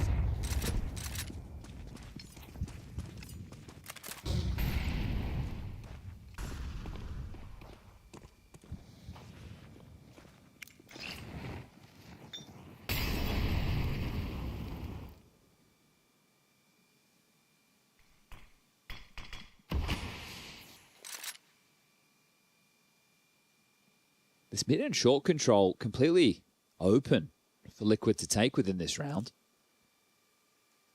It's a 2-man long setup. Magic's playing passive over towards the A ramp. You can catch it all. Great cam. And the other two totaled in B. So they're going to have to try and greed this utility for as long as possible, because this isn't a setup where they're playing for info or playing for a pick on the CT side. They are just purely allowing Liquid to play out the round and hope that their protocols, their response, their defense is strong enough to deal with this. So juggling the nades in tunnels. It will be a B pop. Shui's got some very powerful flashes lined up here. Yeah, Donk catches a whiff. Swings on the HE thrown by Zontix and gets away with it. Takes down Malbs. Elige tries to run in to try and find something, but they find nothing. Death, dismay until the double, but on the cross, Shiro's got him. Lovely little bit of team play on display there. Zontix and Donk partnering up beautifully to shut it down. Even with no info, I guess in favor of Spirit is there's no sound cues, right? You're not really getting any you don't hear the flashes spamming short or extra layers of util, so able to piece this one together. But that was the opportunity for Liquid to really take control of this map, and I wouldn't say secure it off of this round. Nice shot. But definitely put themselves in the driver's seat, and now they are down to a 4-spy. 4 Deagles. A scout on NAF. It's not the most inspiring looking piece together by any means. No, sir. 4 Deagles, really? I understand it's Dust 2 and you can get some fights at range, but you need to be able to get the space first. And they didn't even really prioritize utility in this. It's not a great position to be in, but you know, no P250s, no Tech 9s, no run and gun. The explosive nature, it's not going to be there in the same way. They're going to have to hit some zingers on the digs. So they're going to pipe out late long into Tanir. Shiro's on the ramp, which is a position he can always be helping Tanir out from, right? He's got a flash. There's a lot to be done here. And then Elige laid up Cat. Here we go. Oh. Scout from NAF commits in. Shiro misses his shot, and I thought he hit it. Jumping scout attempt, but at least he gets the info, and Shiro gets the dunk in unison with the bullet. Nice little double from him. Tenier onto ultimate as well, and now he can just not only get away, get a reload. He's got the bomb on lock, and Shui will go down. It hasn't worked wonderfully. No, and it looks casual. Sure, Shui gets that. It's now a 1v4 goes 1v3, but this was a very key round, right? One that was hugely important, and I think that Liquid could have really used first of all, a better plan, but second of all, more time. There wasn't a timeout there, was there? No. I think that's one of those moments that really warrants a timeout from the coach. Just say, boys, is this really the type of... Now it's too late. Now you're on eco. Damage is done. Take it in the previous round, and maybe he liked what he heard. No, but it is a good point. But if he liked what he heard, that could be even worse, because... Yeah, but like, I mean... 4 Deegs, boys. You've won both pistols. You know, you had a 6-6 half. You get off to a flying start. You convert your pistols. I think straight after the round when you've won one back and then Spirit find another, that's a great time, great opportunity. Especially with the money with where it was, right? These are the rounds that are some of the hardest to win, but some of the most important. Yeah. Now you've essentially given Spirit the freebie to tie the game up 10-10. And what's that hinging on? That's hinging on Naf getting an entry with a scout up against fully bought up CTs. Well, they're still having fun over there. I saw Malbs just buy a scout, and then Shui bought an auto shotgun, and then everybody laughed and then sold back. Okay. So, the vibes are still... No question about the vibes, yeah. I think Malbs fits like a glove into the Team Liquid jersey. And camp. Well, this is just 5 Glocks, so this should be a guarantee. Well, Tenier's been noted, sure, but all that tells you is somebody boosted him. Valuable. Fortunately, they have legs, so they have been able to set themselves up with what should be a very easy defense. No HEs left. You'd have liked one of those. Tenier taps out Malbs. Good gap closing from Ultimate. Shui's Glock actually does combine with Naf's, and he's got 2 on his pistol. Okay, Shui. Shui's a threat. Okay, Shui. Swings in. Team Flash nearly had himself a 3rd. Yeah, threatening in patches there, but the Glock Eco dealt with. We're tied up 10-10. Now the guns come back out for Liquid. Ultimate does not have the AWP as an option available. Long spawns for Shui and Elige if they'd like to use them. Ooh. See, the timeout taken by Flashy was not about last round. It was about this round. Right. So the conversation has already been had, which tells me they're less likely to use the spawns because he wouldn't have known about the spawns when he took the timeout. So... long corner smoke to apply pressure to Tenier.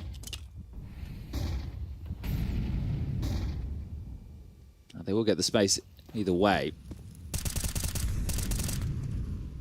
Seen a lot of this Tenier head-to-head. Relatively active over towards the long doors.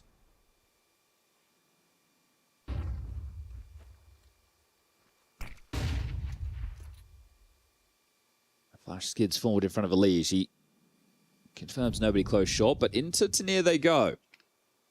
How good's this Shui flash?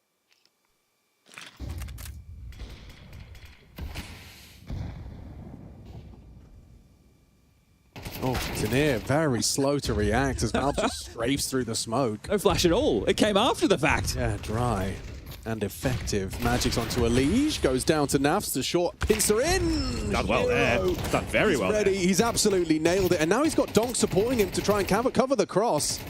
Not going to be easy for Liquid to get across this sideline with a missed smoke like that. Bullets through the smoke, but Ultimate low. Shiro's going round the world for a short angle. And easy peasy for number 1. Malbs trading, though. The bomb's gotten across, and Ultimate low HP, both of them battered. 40 HP between the two of them right now. One goes down. Shiro from that short side. Zontix tries to force him in, and it's perfect. You jump up, Shiro position to punish, and the last one could come through the car. Ultimate's whereabouts noted. This smoke helps him. It does. He gives him something to relocate around. You can see Zontix paranoid about the retreat as well. He's just hoping to catch this on the close of the gap. Jump spot. Shiro knows he's where he is. Now can peek in, and beautiful. Okay. Beautiful round. I mean, Shiro's just up to Shiro things. Very comfortable map for him, giving him a thumbs up as well. Who needs pistols when you've got gun rounds? Well, this is the thing. On Ancient, he had a couple of wobbly misses. I think the early stages does too as well, but right now he is at 19 and 11. He is just putting on a show right now alongside a Donk, who's 22 and 13. Hey. Great awareness to be able to just swivel around into the short fight. I think the little details here, like that jump spot from Shiro and the way that they're playing around these smokes and these details, they're not He's a bit hot. Body. Okay, well, hey, I'm happy with what I'm seeing from Spirit. Just 2 rounds to get this done in 2-0 fashion. As UMP enjoyer from Elige. Yeah, the partial buy, which is either a mid to B or a B pop. And well, they've started 2-1-2. So if it comes early on within the round, Shiro would have been close enough. He's starting to path back over towards A. It's the same kind of philosophy we saw last time they were tested in the Fast B. Zontix holds a HE. He's going to try and time that with the fight on Donk. Oh, a little smoke break to try and get ahead of the play. Nothing spotted and something gained in middle. Come on in, boys. Yep, Zontix turns the flashes. Nothing from Donk. Alicia's flattened them. Still blind. Zontix only the one. Missed shot. Shiro confirms the cross. Fast tunnels flank. I understand he's not running, but he's going to be hit quite quickly as Magix. This one could settle in. Door re-smoke. There's another one of those for Malbs. Might even want to just chuck it in window now and really stuff this. Sure, with a flash at the ready. Ultimate close window. That's confirmed by the sound of the UMP. Swaps to his sidearm. Tinir finds it all too easily. Now Magix pushes through. Looking good. Beautiful. Looking great. What a well-structured retake. Tempered, but perfect. I loved it. Every little detail there was great. You know, they're smoked off. They're in a little bit of trouble. Sure, we're just going to take our time. Magix took his sweet time. Yeah, it's lovely to watch. Donk's going to whip out the double AWP for what's likely the final round of this one. That was just the partial for Liquid. Is a thinking man, is Tinir.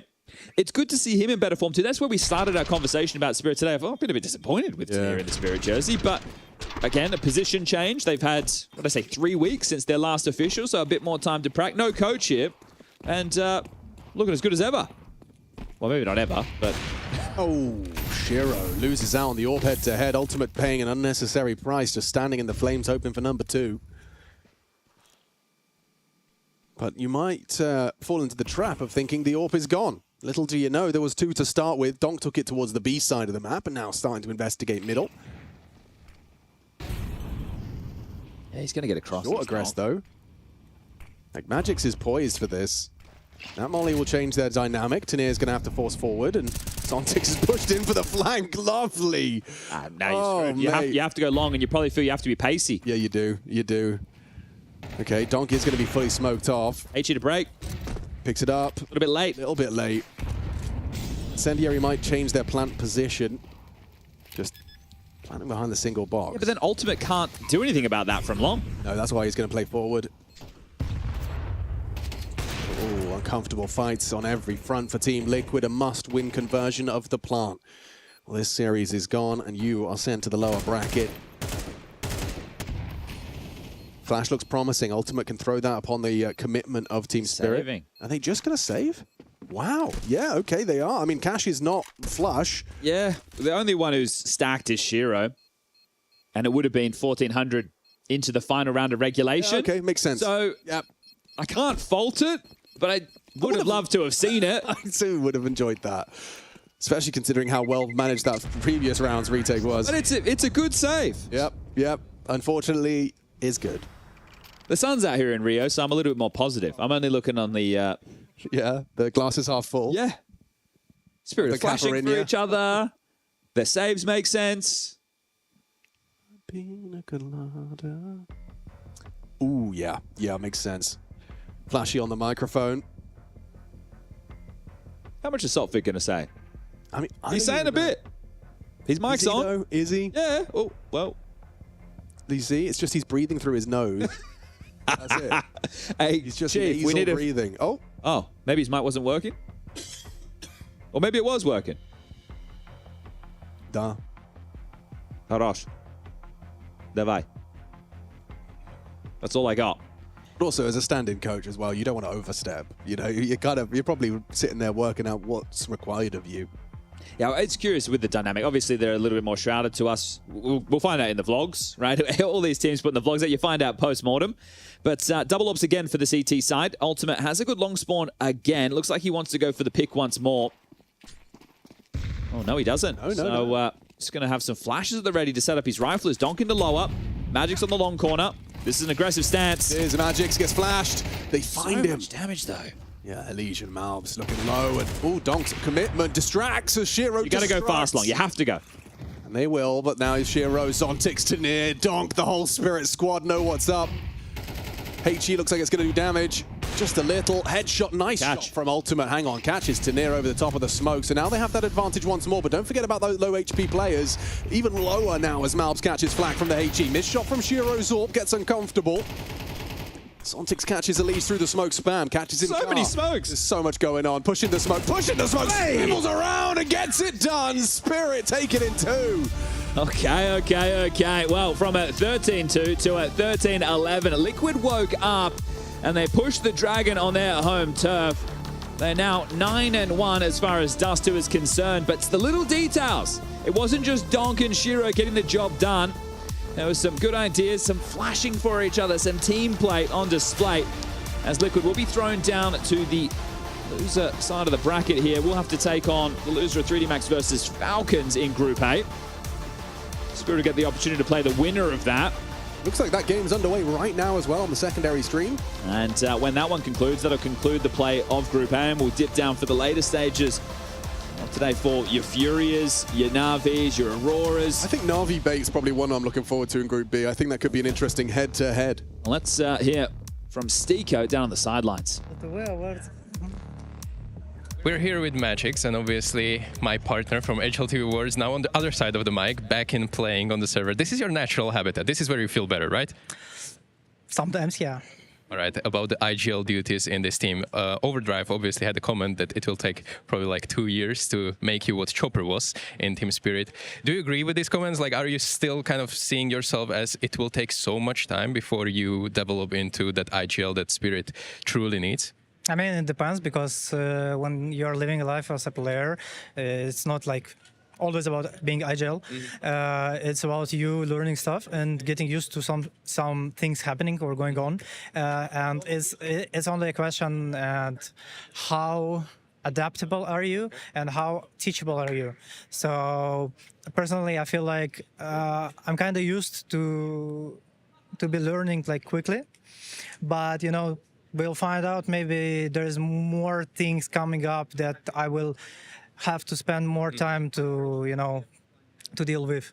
It's natural because the game is evolving. Obviously, your team is evolving as well. And with the help of coach, it makes it so much easier. But he's not here right now. Obviously, you have a coach from your academy team, and he's familiar with your guys. Obviously, Zontix and Donk is both coming from this academy.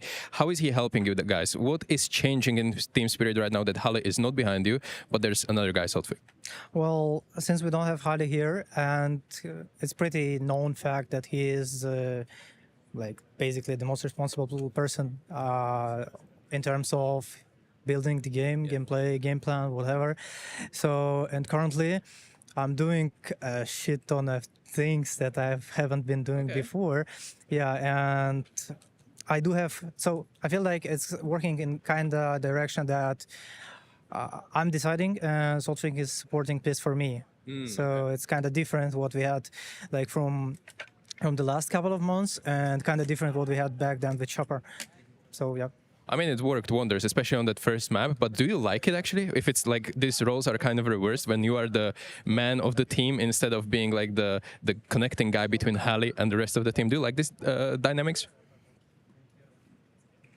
Oh, yeah. I hope it's gonna work. I hope we're gonna play good and just press the button properly enough. I mean, so far it's looking pretty good, right? I mean, with the win, you're happy. It does to go a little bit close. So, what's up with that? Oh, we lost both pistols, as far as I remember, and I think that, you know, we've been trolling a little bit on T side, but still we won 6 rounds, which is pretty good result after losing a pistol.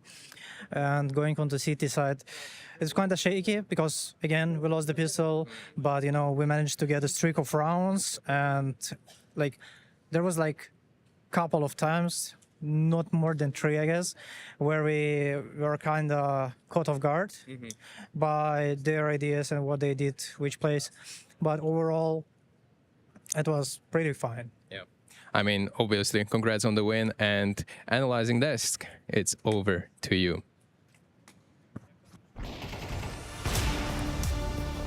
Yes, it's true. We'll take it from here. Thank you very much, gentlemen. That's Spirit starting off in the right direction, albeit the first map not nearly as close as the second one. So Liquid giving us a little bit of life before that series did come to an abrupt halt. Yeah. Firm handshakes all around from the side of Team Spirit, and yeah, close score line in the end. But you take into account the fact they lost both pistols, right, and had to claw their way back in gun rounds. I think they'll still be happy with how this series went. Yeah, I think series as a whole, they should be happy getting a 2-0, getting it done, you know, without having sweating too much. No overtime needed here in Dust 2.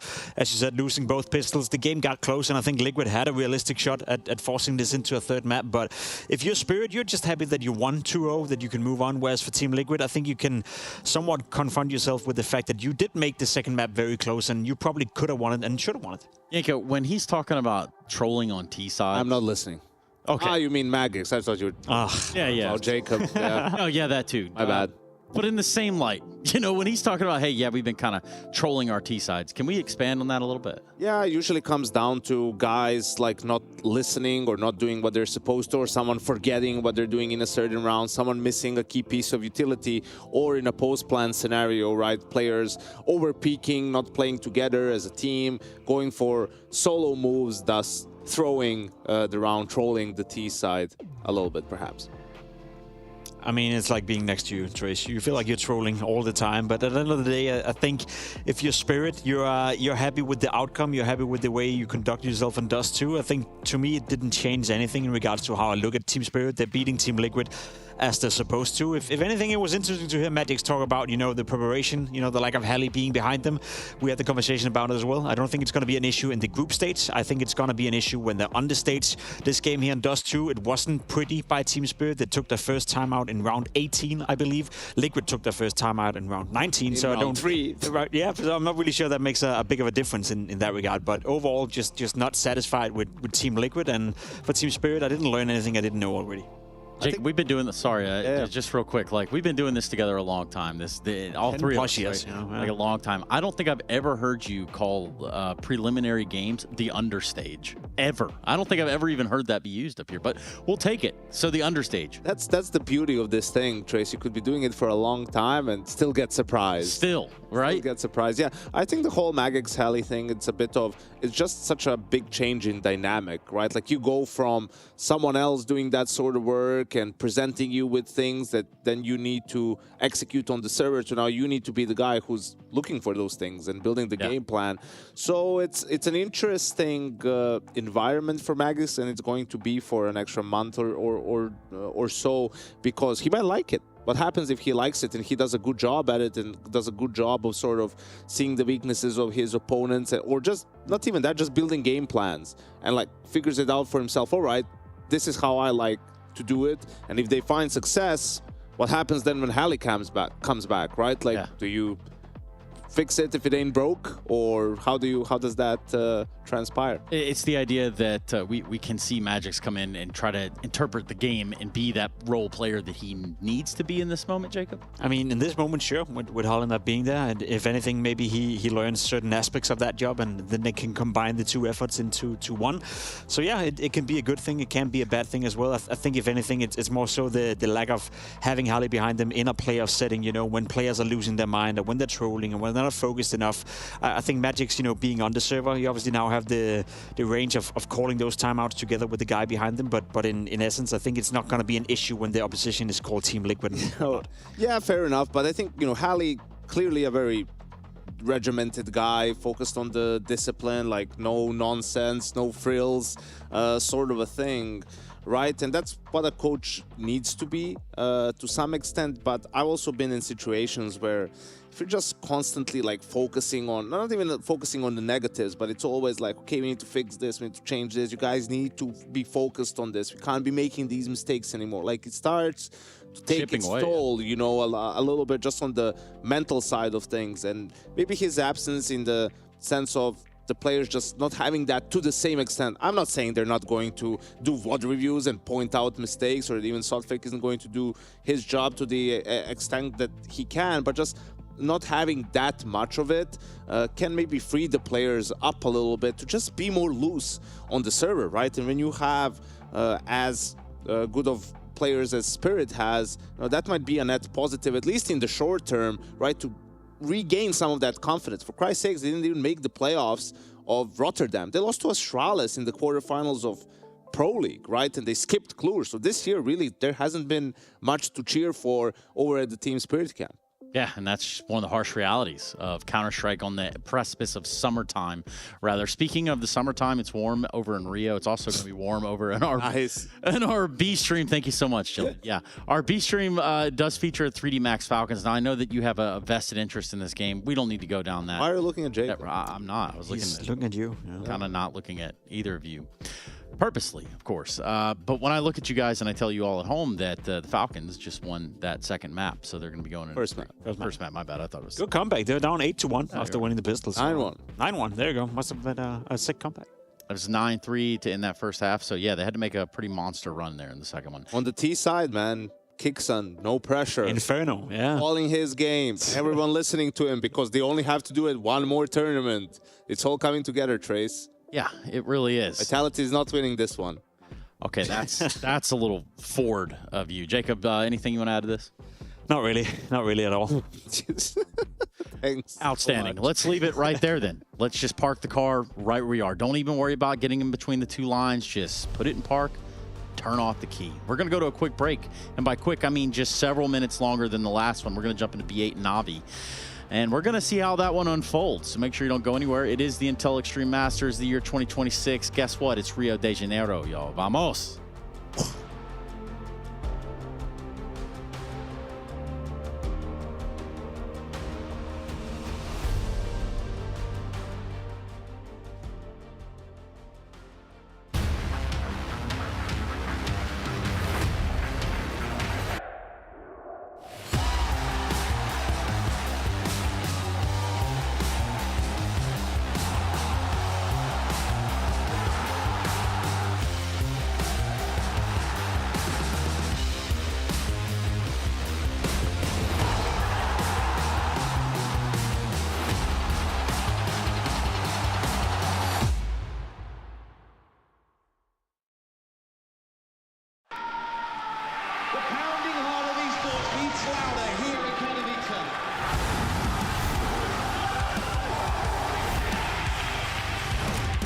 Double peek, he's getting his shot. Unbelievable! Something special to turn up his decoy, and that's exactly what happens. Canids, we are back!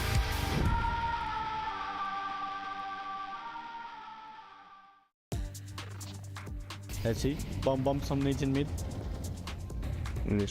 Misha minus. What about auto vision? Misha minus 20 like damage like usual. Okay, we fight mid. Misha dead. Fucking shit. Valera dead. It's a bad round to this. Bro, yeah, it's bad flashes. Next round. We already fucked up situation because we lost two players in middle, we have a guy in window. Wait, how do we win this round? It's impossible to win this round. They have guy window, they have Phoebe, we have no clue about it. I know how we win this round because I see Ustic in Donut. Oh, is that round? Yes, I remember. Okay. And they did mistake, that's all. Yes. I think most of the rounds that you win like this, it's because of their enemy team mistake. Yes, they freeze. But sometimes you fish for that. They freeze for a long time, and Alexi killed Banana. Oh yeah. I think not good angle for Ilya. Full chill him. But if Alexi dies, it's over already. I mean, it's over. Actually, he distracts on something.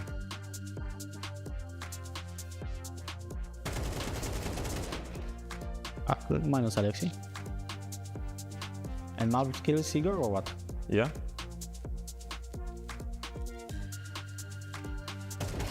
Ouch. Malbus now. Wait, I remember their comms, I think. He last B. I think I remember their comms. I think I watched their middle.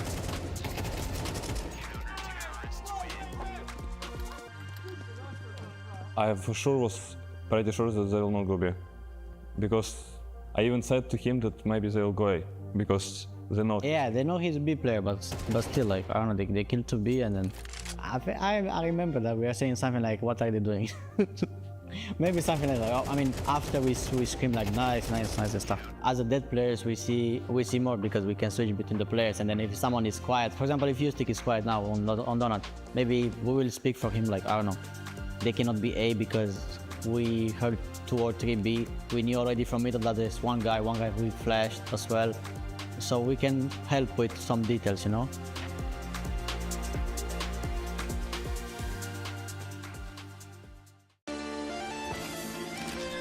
Oh. Katowice, that's This is my favorite one. Yeah. Nice. Good highlight. It was easy. It didn't look easy, but I don't know. We played 1v1, everyone, so. I think it was 5v5. Yeah, I was alive, I'm looking top right. He was behind me. I'm looking top right, I just see 1, 2, 3, 4, fully silent. Good. That's yeah, felt very good. This is actually, I don't know. I remember. First. Second. I'm 2 HP here. Thanks that we won this round. It was 1 hair away. This is fully lucky, I can say. No, I thought I'm gonna die, but I just kill him. Oh, I remember this. It's me. This is 2 knives or what? Yes. Sneaky. No. We're not even looking. Yeah, it was funny. After this round, I had a lot of money. Look at my money. To be honest, I remember I had not a lot of bullets in my. If I remember correct, I switched to USP and I didn't have a lot of bullets, and I was kinda praying that I will knife. Oh, I saw it like 2 days ago. Actually, I remember that highlight.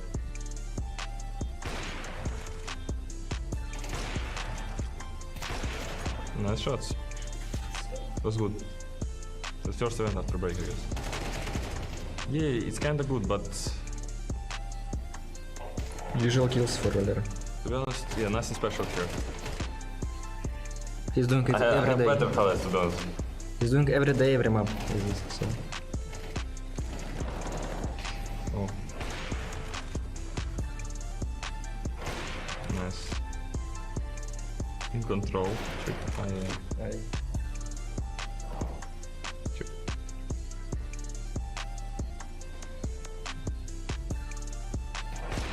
It was good move.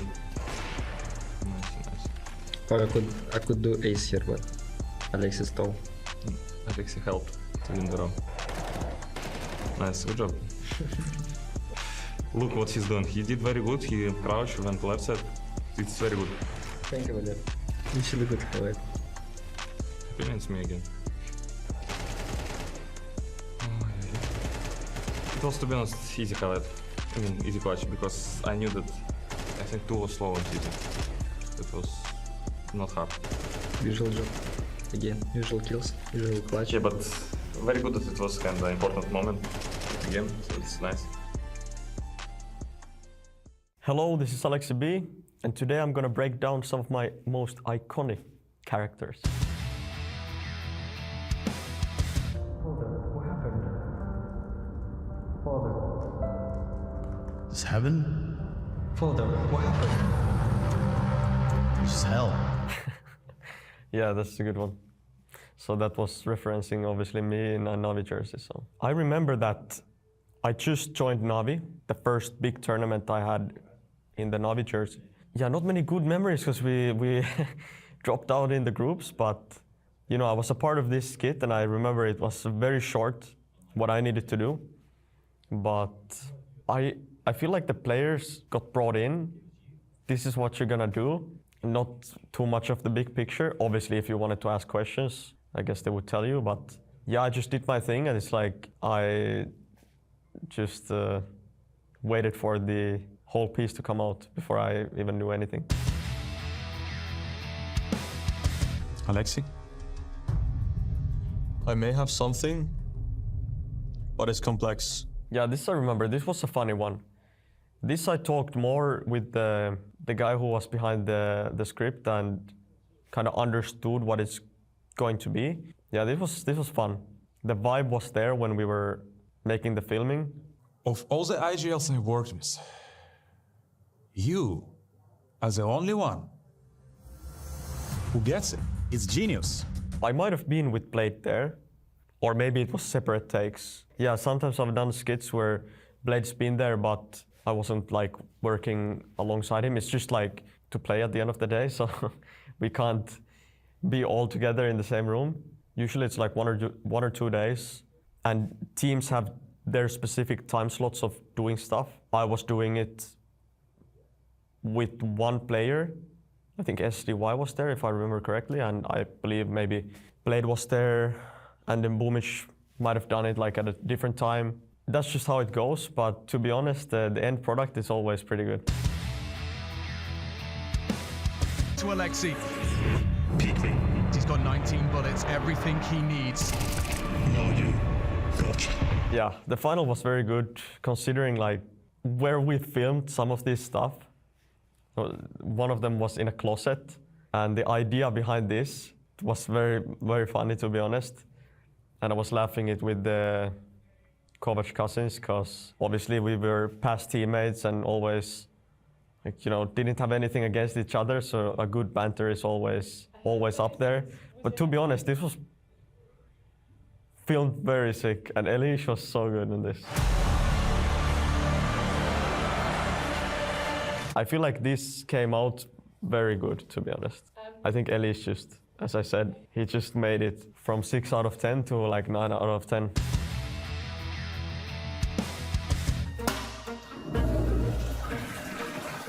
Bro, I think we'll find. They'll pick Inferno. It was also a funny one. The context of this, if I remember correctly, was that G2 and us had an interesting veto on the Copenhagen Major. And then on the EPL after, we had this funny discussion about veto, and obviously Taz hearing it. Then the thing is that you have Kerrigan also there, and then in the end, Exist as well.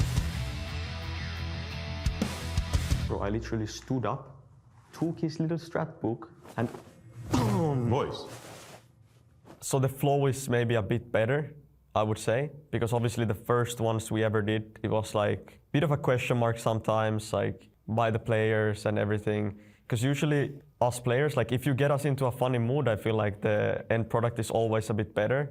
So yeah, this was very good. He's a coach, a manager, man. So he's like, why you order Mackies? That's not in line with our nutritional guidelines. He's obsessed with greens. But his CCTV page is full red. I said it doesn't make any sense, I'm saying it. And you know, I just passed it to Ima because it made more sense. And this one, we got into the roof, and you can't see it here, but as soon as we got into the roof, it started to rain, it started to snow for a little while. We had some technical difficulties, so me and Miha was just sitting outside, like hands in our pockets. Looking back, it's always nice to have some of these experiences. I'm here with Alexi ahead of the game here in Rio, and obviously I want to ask about your recent form a little bit, because obviously it's been looking good, uptick in performance for Navi, winning EPL and then second place in Rotterdam. What are your key takeaways that you're kind of like playing this well compared to like previous months? Just things clicking. EPL, we didn't face the best of the best, but still it was important for us to win, and we got some confidence going into Blast straight after, and there we took some big wins under our belts. But now it's a while from that, and now we travel to across the world, and we kind of forgot what happened. So back to the basics. We prepped like we usually do, and we know that we didn't play officials for a while now, so it's important to start strong. a lot of the teams and players and fans, they have you as kind of like the potential team to slay the beast of Vitality finally. Obviously, it's a big talk and it's a heavy task, and obviously you failed to do that in Rotterdam. But it felt like glimpses were there. Like you kept anti-stressing them pretty well. Like from my point of view, you were doing like kind of good prep on them, but it didn't click in the end. Obviously, the individuals maybe are a little bit too much to overwhelm your guys as well. So do you feel that way as well, that you're inching closer and this might be the tournament where Vitality is going to be actually taken down? Yeah, it's tough to think. Like in the end, we lost 3-0, even though we also felt that we had the rounds that we could put the nail in the coffin. But against them, they're just strong right now, individually and overall as a team. So, but now we just go game by game, reaching the playoffs, and from there we will see what happens.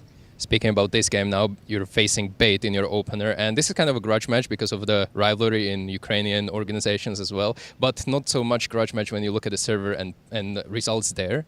You're kind of like overwhelming them time after time again. Why do you think that is? Is this like purely you're just one level above them in a lot of terms, or is there something that you're feeling just sharp in terms of your comms? I think probably both. Yeah, okay. But at the same time, I don't think we ever go into this game against them thinking that it'll be an easy win. We always take them serious, and we also think that they know for a while now that they're gonna play against us, so they can prepare for the game. And if I would be in their shoes, I wouldn't want to win against us twice as hard every time they lose. So we just need to be ready and play a strong game. Little throwback now to 2024, where you are actually winner of this tournament. So you're defending champion, right? How does it feel to be back here? It feels good. Yeah, everything feels the same. But also this guy Makaze, it's something new. Yep. And what we're the most excited about is to play in front of the crowd. So just need to play a good group stage now and see how it goes from there. I mean, back then you had JL as an MVP. Right now, Makaze is recent MVP. Let's see how it goes, and I'm excited to see this best of 3 unfold. Extreme Masters Rio 2026 is brought to you by ESL in partnership with Intel, Acer Predator, and DHL.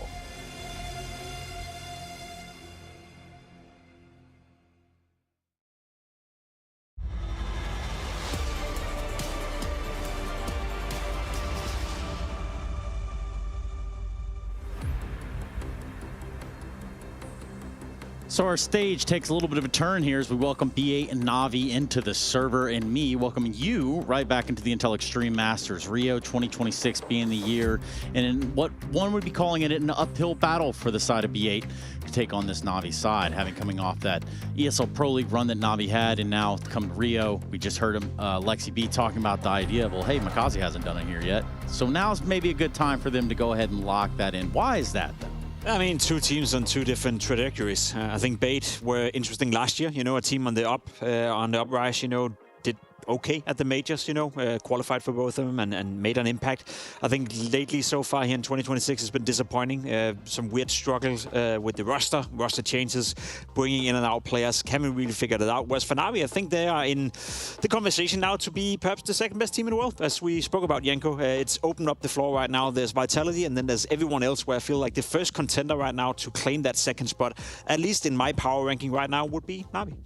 Yeah, absolutely. Navi in that conversation, Parivision, Aurora to some extent. Like the big names just haven't done it this year. The likes of Spirit, FURIA, Falcons, Mouse, who you want to put at number 2, just haven't had the results, haven't played the Counter-Strike that's necessary to be put in that conversation. And Navi also, they benefit from the system and the fact that if they can piece it together, then it's replicable, right? And they can find consistency, and that's what they've struggled to do for a long time now. And definitely the addition of Makaze has helped. He's had great performances from them, winning MVP at Pro League. So perhaps now we're seeing Navi figuring it out and getting to that next level. And again, that was an ESL Pro League in what we just heard a little bit of context there that we didn't see Vitality at. So it was the time to shine if you're Navi, especially when there were question marks about, hey, what's going on with this lineup? Why is it that they can't even find a hit or miss in some portions? Then you get a Pro League first in there after occlusion of Poca, 5th to 8th.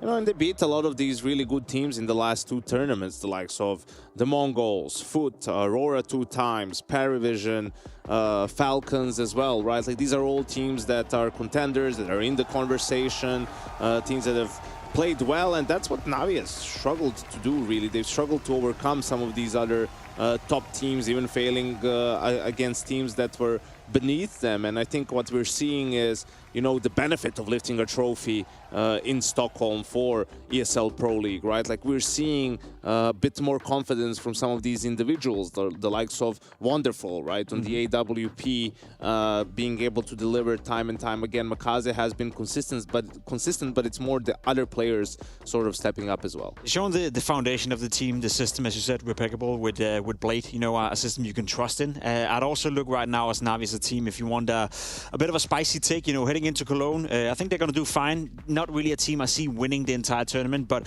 I think one roster change could put Navi into the conversation to be a super team once again.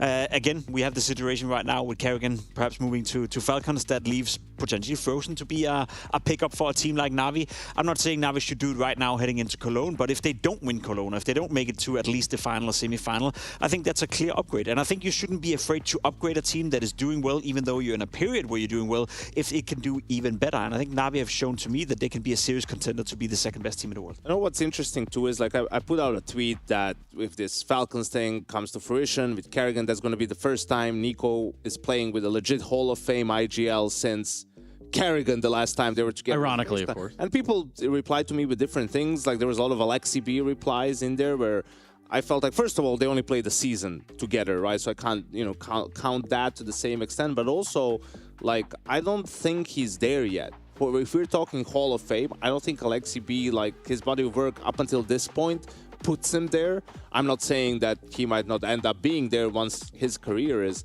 done and dusted, but I was wondering where you stand on that. I agree.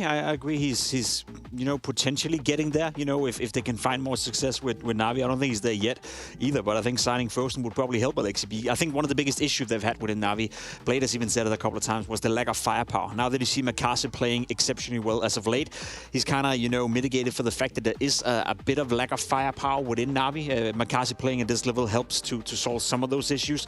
Now, if you add in Frozen into that mix, who's been a rock-solid player for a long, long time, I think Navi, again, as I said, could potentially be the first contender to take down Vitality if they are willing to make the gamble risk that it would be to sign Frozen. And then when I say it out loud like that, I don't even think it's a gamble. If you sign Frozen, you're signing a known quantity, you're signing a comfortable player that is going to do and deliver for you, especially in a system with Blade. So I'm just curious to see if Navi can continue to play well and if potentially making a roster change down the line is going to make them a super team again. Yeah, and it does beg that question, and just to go back, we have a couple extra minutes here, just to go back on that phase topic and the idea of them getting parted out across the seas here, right? It's going to happen. Well, if Kerrigan's on his way out, that's pretty much not a good feel, because then you go back to rebuild, and that's almost improbable.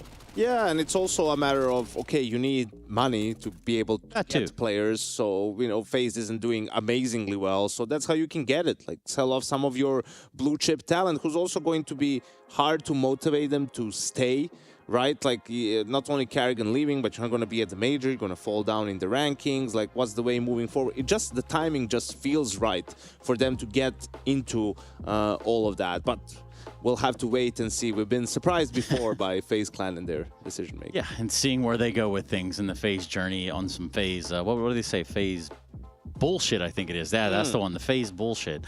For us, though, let's turn our attention right back. This Navi side, we're talking about systems and having it work. We've seen the ups of when the FaZe system works. We've seen the even higher highs of what a Navi has to offer when everything's coming together like it's supposed to. Jacob, where is this team right now, and why is Makaze the figurehead? He's solved, as I said, some of the issues that I think Navi have had for quite some time, which has been lack of firepower against the best of the best. The way he's been playing as of late, fearless, in-your-face Counter-Strike, playing with an awful lot of confidence and getting the job done for Navi. I think the way he's improved, especially the last month, as you can see by the numbers, has been great. Even in 2026, I know if you compare his 25 to 26, it's not that he's statistically speaking is that much better, but I think he finds way more impact, and he's doing it in bigger games now. We talk about winning a trophy. We're talking about playing a final in Rotterdam as well. So for Makasi to do so well, I think he's the catalyst behind Na'Vi once again doing well. And then as Janko said as well, you have a system on the blade that is consistently delivering, and that's what everyone is struggling with right now. We have certain teams who at times can look good, but none of them are consistently delivering apart from Na'Vi. This is Makazi they said wouldn't last 6 months on the lineup. Or maybe that was put into the world by someone. Yeah, I don't know. Some people out there definitely had opinions that didn't prove maybe to be quite correct. But I think also we talked about their map pool a little bit. So it's about figuring things out. And Jacob is talking about firepower. When your two most played maps are Mirage and Dust 2, I mean, that's where it really gets into focus to some extent. And we've seen them have some good results on Inferno at times, Anubis, right? It's just about putting it all together. Their Mirage could be the best team in the world today. They could lose to, you know, a mid-tier team tomorrow. That's been one of the maps where, you know, it's been pretty up and down, and they've sort of set the meta for a while on Mirage during their heyday. So a lot of it comes down to which are our best maps, what are we confident to pick against anyone, and when can we really go for punish picks in the map veto. You guys want to talk about map vetoes all together, or are we just... You got anything you want to add before we hear what they are? I mean, we can talk about it in relation to it being a rematch from Rotterdam as well. Yeah. You'd expect some of the same to play out right here. I think Na'Vi can go different routes. They have a deeper map pool now than they had 3 months ago before, you know, Train came into play. I think in the way I want to describe this matchup, you know, if you're bait, you can only surprise at this point. No Anubis, no Overpass makes sense. Ancient coming into play.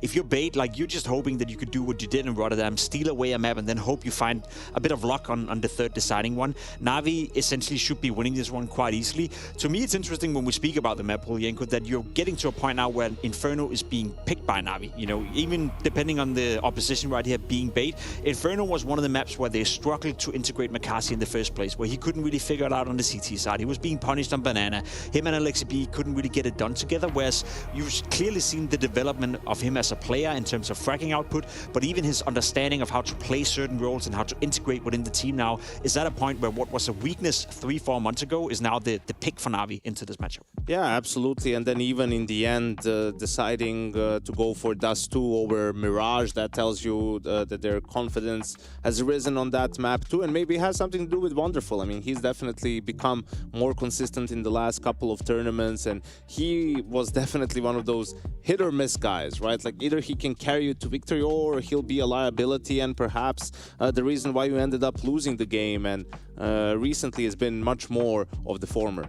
Let's talk a little about the other side of the aisle here. Yeah, we can talk about Na'Vi all day because, you know, we hold them to a different standard than we say a B8 would, or bait, however you want to put it.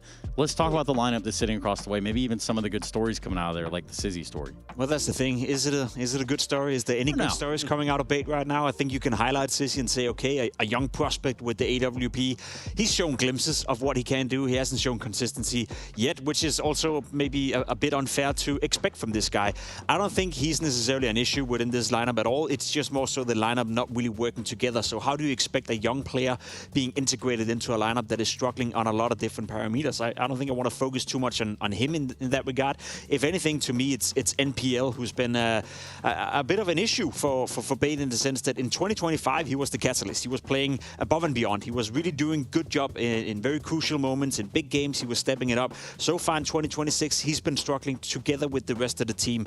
Then you add into the count that they tried out an AWP player for one tournament, replaced him with Sizzy for the next one, and haven't really found any success whatsoever here in 26. So I don't know where to put bait right now, apart from the fact that they've been trying to rebuild and try to replicate some of the stuff we saw in 25, unable to do it so far. Okay, well, how about Sizzy getting faced at level 10 in just 4 months after 1,295 matches at the age of 16 years old? Yeah, sick. How about that? You couldn't do it, Trace. I've already done it. That's Still can't do it. I think it's just I hate you guys. Trying to find some consistency with the roster, right? Like, there's also been in-game leading changes within the roster, right? Finding that last piece on the AWP with Sizzy, and also, let's be realistic. I mean, what's the ceiling of this team? We're talking about Na'Vi as the second best team in the world, and Bait, who had to, you know, go to some of these smaller lands just to secure their place at the major, right? Came down to that one series against 3D Max at Parken, which is like, whoever wins this will make it, whoever loses it is out of the contention for the major, right? So they got that sort of rock off their shoulders in a way where they're got that out of the way, and now can maybe be a bit more relaxed for some of these games, play loose and try to surprise Na'Vi. And they kind of did surprise Na'Vi when they played in Rotterdam by taking away a map from them. I know the series as a whole wasn't that competitive. It always felt like Na'Vi were going to win. But if you're bait in the current iteration, just taking a map off Na'Vi that is playing as well as they are is a good thing and a step in the right direction. Also very much side with your point, Janko, that maybe the pressure is now all of a sudden being relieved from this team, and you can walk in against a team like Na'Vi at a tournament like this one and play with no pressure whatsoever. And as an underdog team, you know, where we kind of like to label this as maybe not necessarily a domestic game, you know, it is bait against Na'Vi. Sure, there's some history in that regard. It's a team you want to take down, but maybe just play a bit more free and let a guy like Sissy, who's still young and unproven to some degree, just roam around and see what he can do when there's no pressure. I think it's what's important. What I don't see nearly often enough is when an underdog plays a team that's objectively better, like has the better players, is a better team, understands the game on a higher level, like they don't get creative enough in how they approach the series or in how they approach the game, right? Whether it's in the map veto or in their game plan, like you need to do something to sort of, I'm not saying necessarily cheese the game, but surprise them, right? Like do something out of the box, like do something unorthodox. Gimmicky. Yeah, exactly. Like to keep your opponent guessing, to make yourself more difficult to read, right? I'm not saying you need to play like that every single time, but you need to understand against the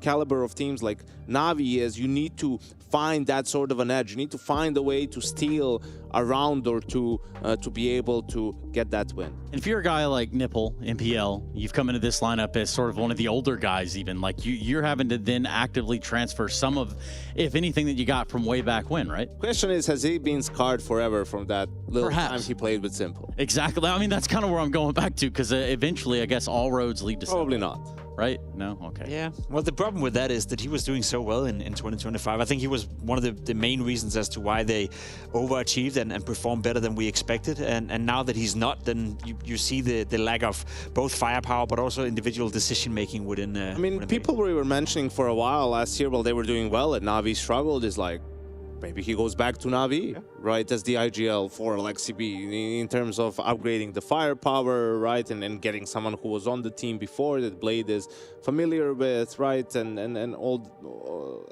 everything going along with that. But yeah, I think for Bait, it's still been about figuring out how to get consistent results at these Tier 1 tournaments. Yeah, and for a team like Bait, when we do see them, it seems as though they're always punching above their weight. They do sit currently, I think it is at 17. So it has been a bit of a ride for them. But again, punching above their weight, and what is a matchup against Na'Vi, I think doesn't do it justice. And I think also for Na'Vi, we look at someone like Blade, right? And it's easy to forget sometimes how good he is at his job, right? To some extent, maybe we've been even taking for granted, you know, you need to look at the sort of a roster that he has. Yeah. Right? Like Makaze has done a great job of evolving and becoming a better player, and yeah, Bit is on the roster, but really, I mean, these players are not superstar caliber players, right? Like he's been able to do more with less ever since Na'Vi went international, right? And then got Simple out of the lineup, and that comes from just being really good at teaching the players the basics, the fundamentals, like instilling discipline in them, getting them to have that mindset of always doing what's best for the team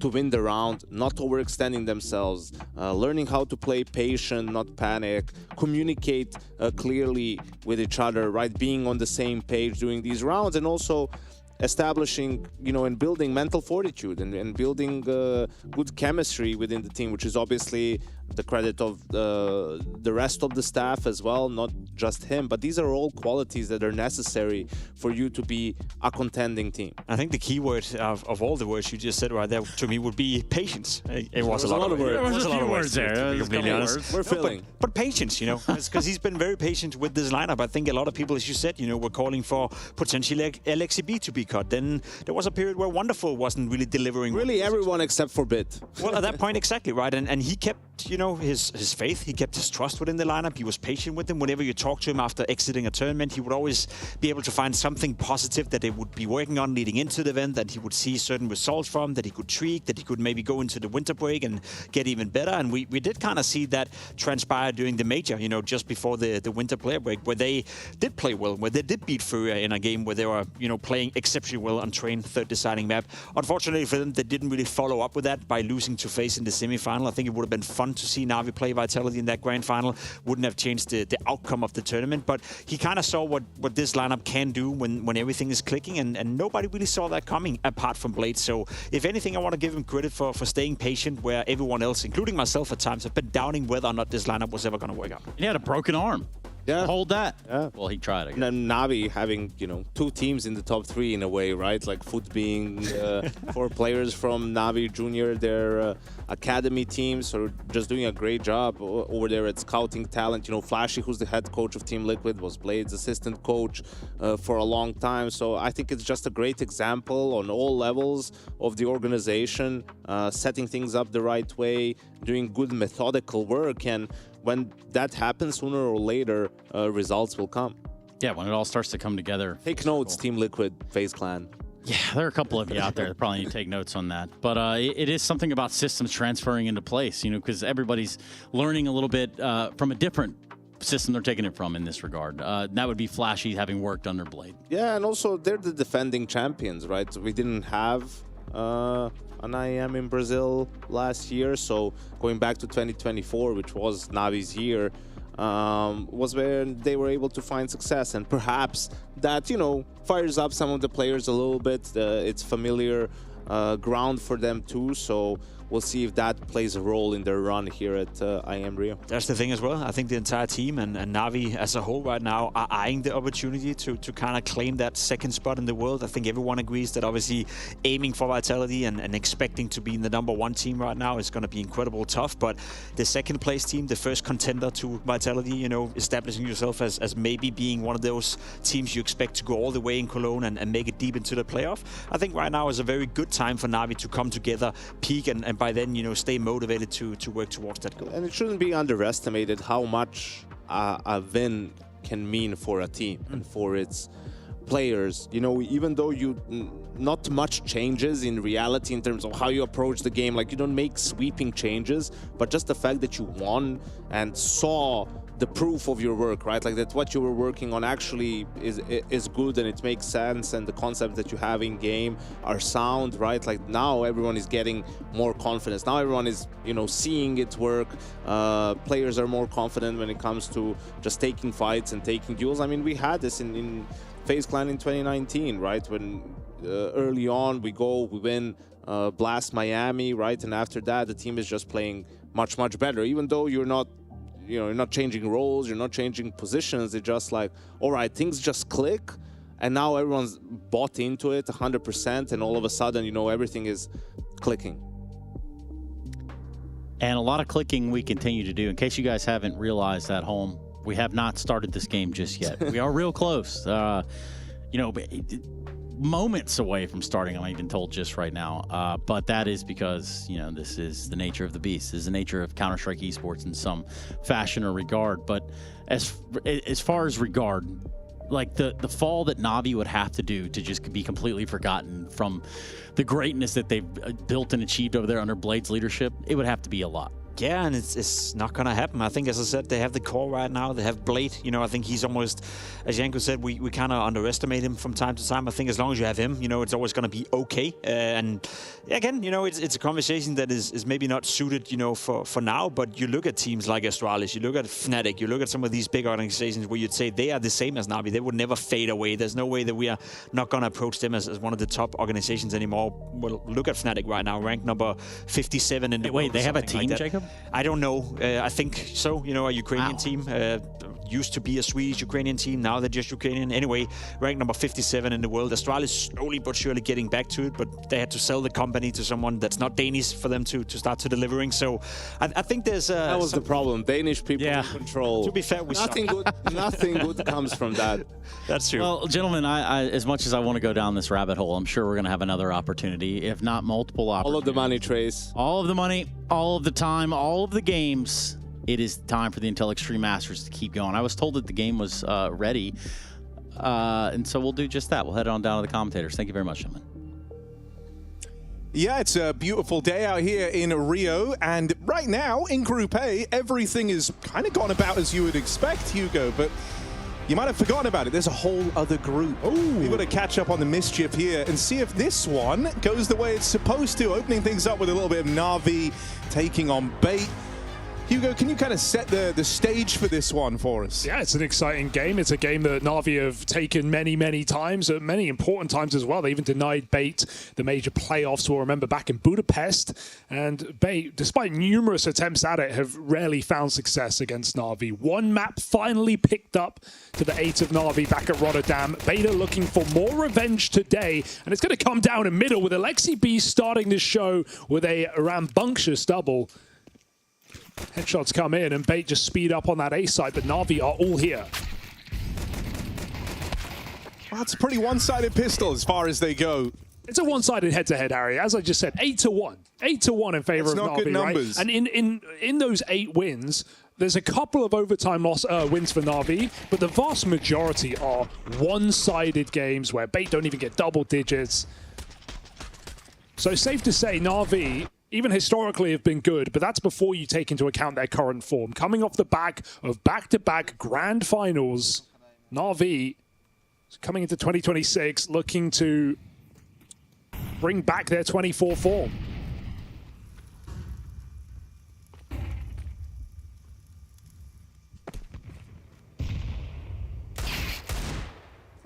It's really only this Deagle is the exciting thing in the round, and if it falls, we can move on.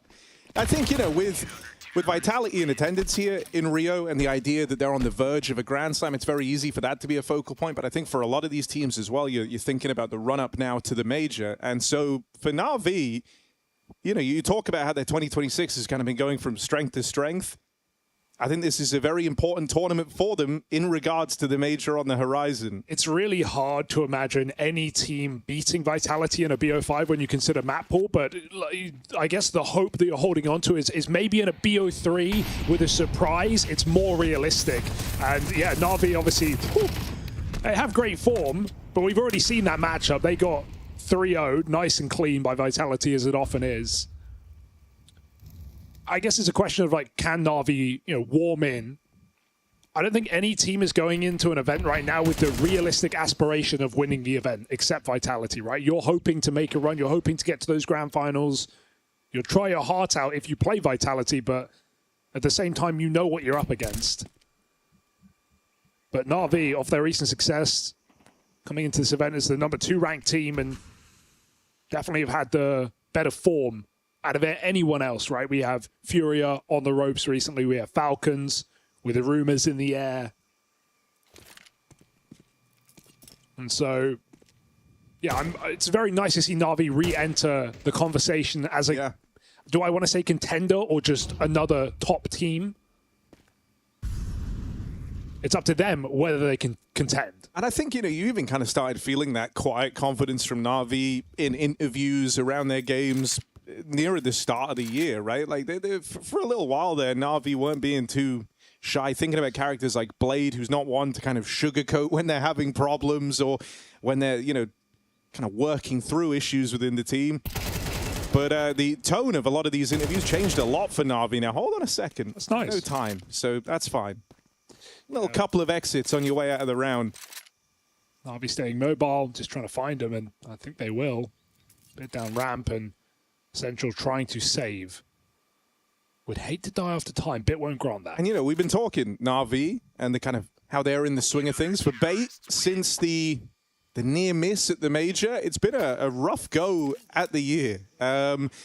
I was curious. I spoke to them yesterday. They had that Parkin event, like, which is a bit of a step down, I guess, in terms of like the caliber of teams that they were facing there. It is a step down, but I actually kind of like it because it's Bait's first trophy on land. Well, yeah, so it's Bait's first victory for all of these players, and at the same time, maybe it's a bit of a confidence booster. You say it's been a bad year, and I think you're right at Tier 1 events, but maybe that can, you know, give you a bit more confidence coming into some big events and the Cologne Major as well, which Bait have guaranteed a Stage 1 slot. I was speaking to them about it on the media day because I was really curious kind of if that event has spurred them on a little bit more, because I can imagine when you're integrating a new player, you also had like towards the end of last year that they changed the IGL within this squad. You had some players kind of struggling a little bit. You know, you're making a lot of changes. You're trying to figure out exactly how you all slot together. And while you're doing that, you're finally getting all of this like run of Tier 1 events for a team that were like grinders for the longest time playing and everything, and you're just getting wrecked. You know, like, I don't imagine that's great for the morale. So going to Parkham where you're playing, you know, still a good team, still strong squads, just not as established as all of Tier 1. I think it's nice to feel winning again. Yeah, and just to know that the stuff that you've been working on actually does work, right? Yeah. There's definitely some benefits. And I will say at the same time, while the Parkin teams weren't super strong, to be fair, for one of these like local lands, we saw some squads like Aurora, like FaZe, obviously have huge trouble at some at Liquid at these local lands. So I think there's still something to be said for Bait coming out with a victory there. Victory here is far away. Na'Vi, if you haven't caught it, are just smashing every round of this game right now. 4-0. It's not come close. Even if you kind of want to be bullish on Bait and the idea that they've got some confidence back, this is not the matchup to display it if history's anything to go by. It's hard. Na'Vi have always had their number. And that's been the case throughout these first few rounds. You have, you know, it's interesting because the loser of this game is going to go on to play the loser of FURIA Passion. So you might just have Bait go up against their two, you know, regional, I guess, comrades, friends. Na'Vi, of course, MPL's ex-team, and Passion. That's if Passion don't beat FURIA, and I may be making some assumptions there. FURIA in Brazil, we'll have to see up later. For now, Na'Vi trying to make quick work of Bait, keep up this one-sided head-to-head. Yeah, so up until now, like the first rifle round you played, you tried to go for an aggro mid-take and just got annihilated. Kind of akin to how it all started in the pistol. They wait to get the guns out here, and they're going to go back into middle again. This time, Na'Vi don't hang around to fight it. So they do have this control they're looking for, and a chance for us to see what they have in mind once they get mid. It's a good take. They use double smoke and molly in the corner. There is no position Na'Vi can play in middle. So second timing take for Bait gives them full control, but Alexi loves a cave spam. He's going to find Kenzazor, who climbs up heaven. That's an awkward way to go for Bait. They got their early control. And now Na'Vi blind, but still make the right gamble. 3 towards B, the AWP in the picture.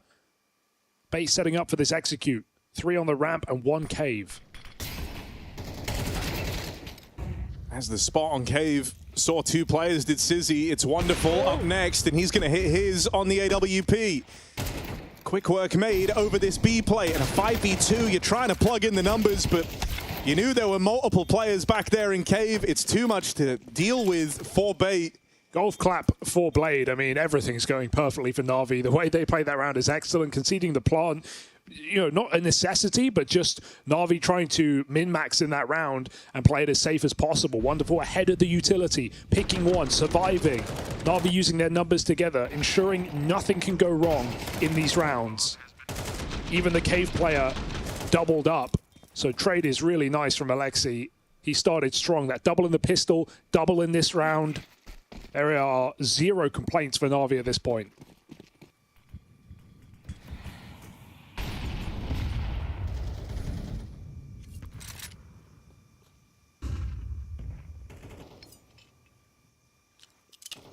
You feel like you've already caused Bait just a whole host of problems. You know, you've both shut down the mid-take, but even in rounds where they get away with the space, it's not been able to net them anything yet. Now to just one of these A walkouts, and again into the wonderful AWP. This time he's got backup. Makazi riding shotgun, and the full rotate arrives. It's only Essential left. His teammates get turned to dust on the other side of the map. Yeah, the issue is, Essential is hoping his team survives so he can actually play in the late round. He doesn't really throw any utility or cause any commotion on this side of the map. So Na'Vi are so ready for that A play, they anticipate it. If Essential is causing a bit more commotion, maybe there's not 3 rotates in position in time. But Na'Vi are more than willing to run through that donut smoke when Wonderful finds his double opening kill. And trade is the game here for Na'Vi. No good deed going unpunished from Bait. 6-0 start. Still utter dominance in every one of these rounds. Bait haven't even killed more than 2 players in a round yet. And Wonderful, I mean, everyone's talking about Makazi for obvious reason. He's had an incredible 2026 starting this year with an MVP and with some just great moments. But Wonderful's also been a lot more reliable, I think, for this team, which is obviously going to bring up your floor. We've seen what an AWPer who can't be consistent will do to any squad. And in a time where we have so few AWPers of the elite level, it's really nice to see Wonderful be consistent, be reliable, be dependable.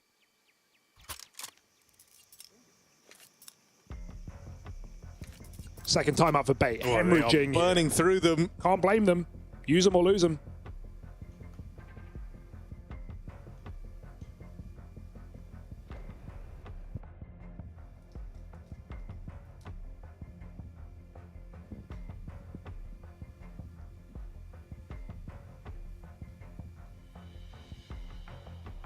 There might be a Bait timeout that hasn't stopped Blade talking the entire time.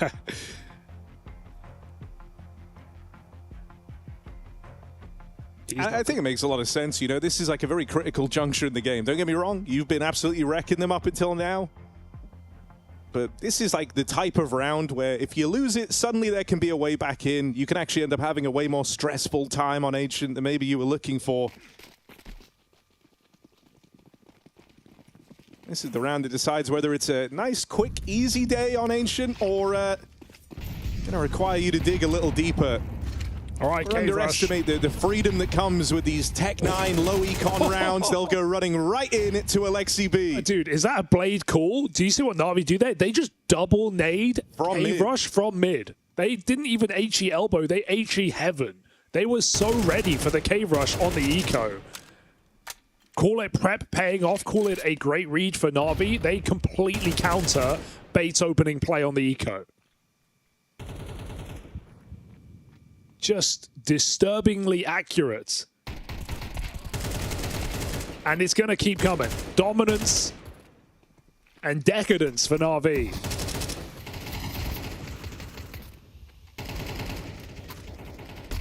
Oh, body blocked, and Alexi's there with a pistol. 4 kills from the captain of Na'Vi. A perfect counter. Na'Vi keep it clean.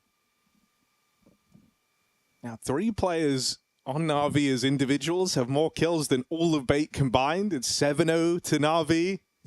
This is about as one-sided as it gets.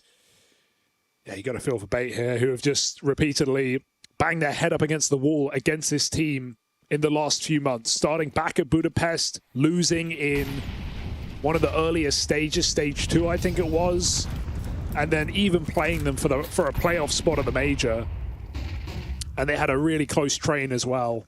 But Na'Vi just clinched out another 2-0 against them. Finally get to see a Sizzy Orp make an appearance. It's one of the worst maps for a T-side Orp. You know, in spite of the struggles for Bait, had his fair share of sick highlight moments. Going to be facing off against Wonderful if he tries to go up through the ramp. Alexi, always a nuisance out here towards Cave. You know he's going to be here every round. You know he's going to be looking for spams, looking for fights. Knowing's only half the battle. Oh, great. And he's got the AWP on it now, so things are going to get easier. That's so tempting to walk through. Makazi hopes they do it. Sizzy AWP. Wonderful takes him down.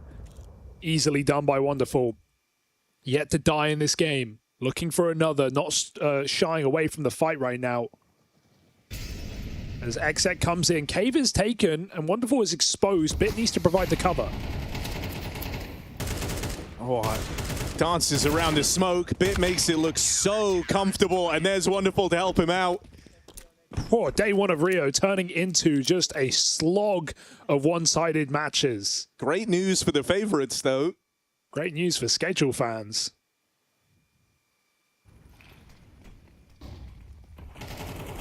And if this one keeps up, it's going to be an upsetless day right now. Wow.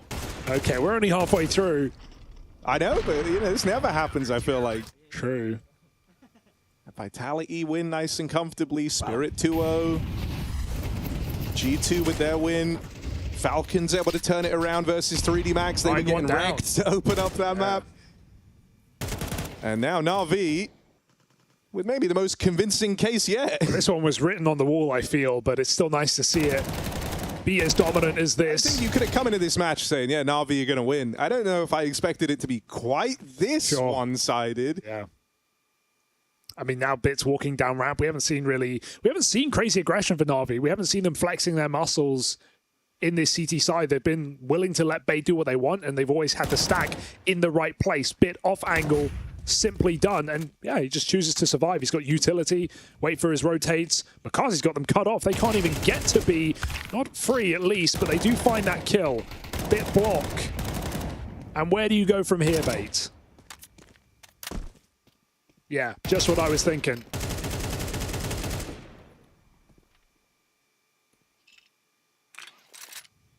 Really? I love it. 9-0. Perfect rounds. It's like, it would be so easy to fall into the trap of like getting, too aggressive, getting carried away with yourselves. But Bit doesn't do that. He gets his one free kill, falls back. Well, Na'Vi sending a message, man, not just to Bait, but to every other team in this tournament. Watch out, we are coming. We are here. As I said, 2 grand finals. Taking down some notable teams on their runs. 2 wanting Paravision, not easy to do.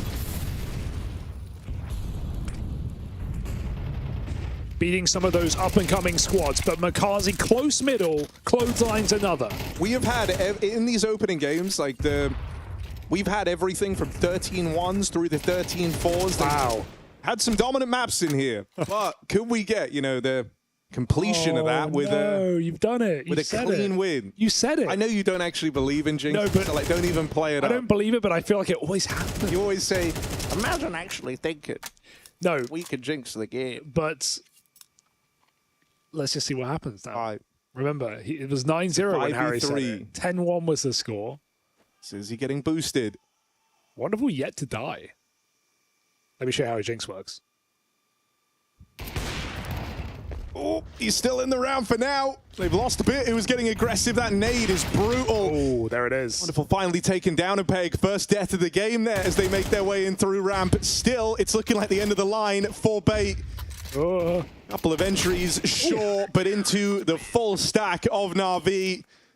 And still flawless on this CT side. And nothing encapsulates the game like that final 1v3 for Sizzy. He hits a banging headshot and he gets peeked by 2 more players immediately. Na'Vi have just been so tight on this CT side. The trading has been immaculate. And so, yeah, sad to see Wonderful field his first death, but it matters not in the grand scheme. 10-0. And Bait with a final couple of swings at the king here.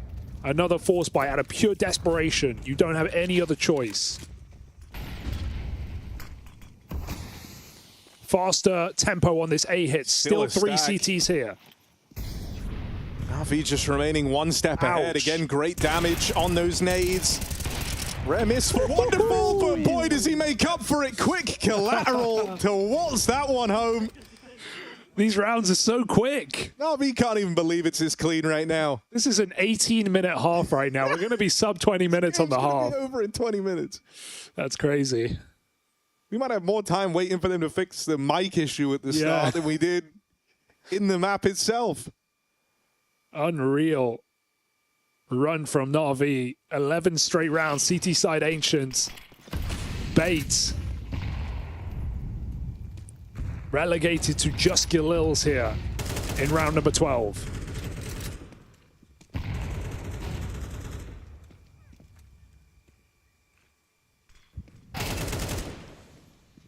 Can't complain about Stray that. Bullet actually catches the second guy out through middle as well. Sizzy brought down low in that fight. Now here towards heaven, ready to come through on it. Timing was Alexi, but he's not even required because mid has been shut down. Yeah, I feel you. There's no one in B, Harry. B is open. B is empty, and Na'Vi don't even care. The bomb is still back in T-spawn right now. Bait aren't winning this round. Or Bait winning a round. Na'Vi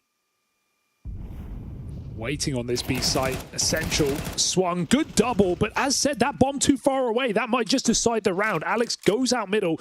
Bit of a shame on that timing. Would have loved him to come back to B. Instead, Na'Vi just close it with a wall bang. And simply done. Na'Vi look to start their campaign in Rio with a bang.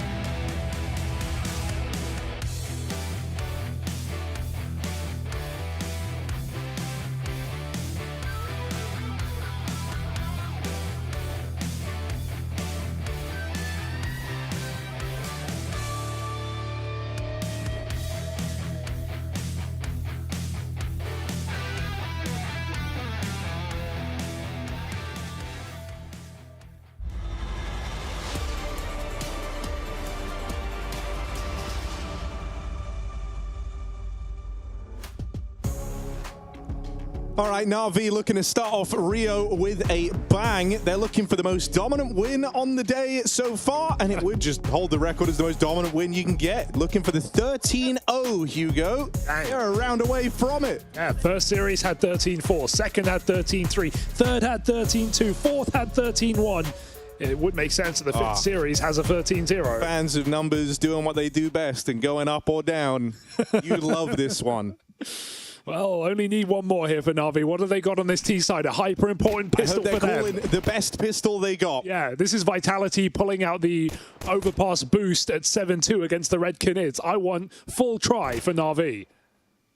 Oh, they're going into the cave stack. That being said, USP up close. Will it bear fruit? A little bit of ramp aggro as well. Alexi's still waiting around at the doors, and as Mikazi gets the spot, Alexi's able to play in tandem. That's 2 opening kills here. Sizzy up close in the cave, hoping to complicate matters and slow the rush of Na'Vi. Caught fighting here. Support comes in. No way. Sizzy's getting sandwiched, both sides of him. Oh, it's been a long, drawn-out fight, but there's the kills finally coming through. They know. Leaves MPL in this, looking for one measly round, our bait. And it all hinges on MPL's clutch. You won't get it done. 13-0. You don't get better than that. And that's quite a statement of intent out of Na'Vi in their opening map. Unreal. Dominance across the board. No close rounds. No reason to celebrate for bait. They don't even get involved in this game. Sizzy's 3K is the only thing of note in that final round. And Na'Vi, well, that's map 1 done and dusted.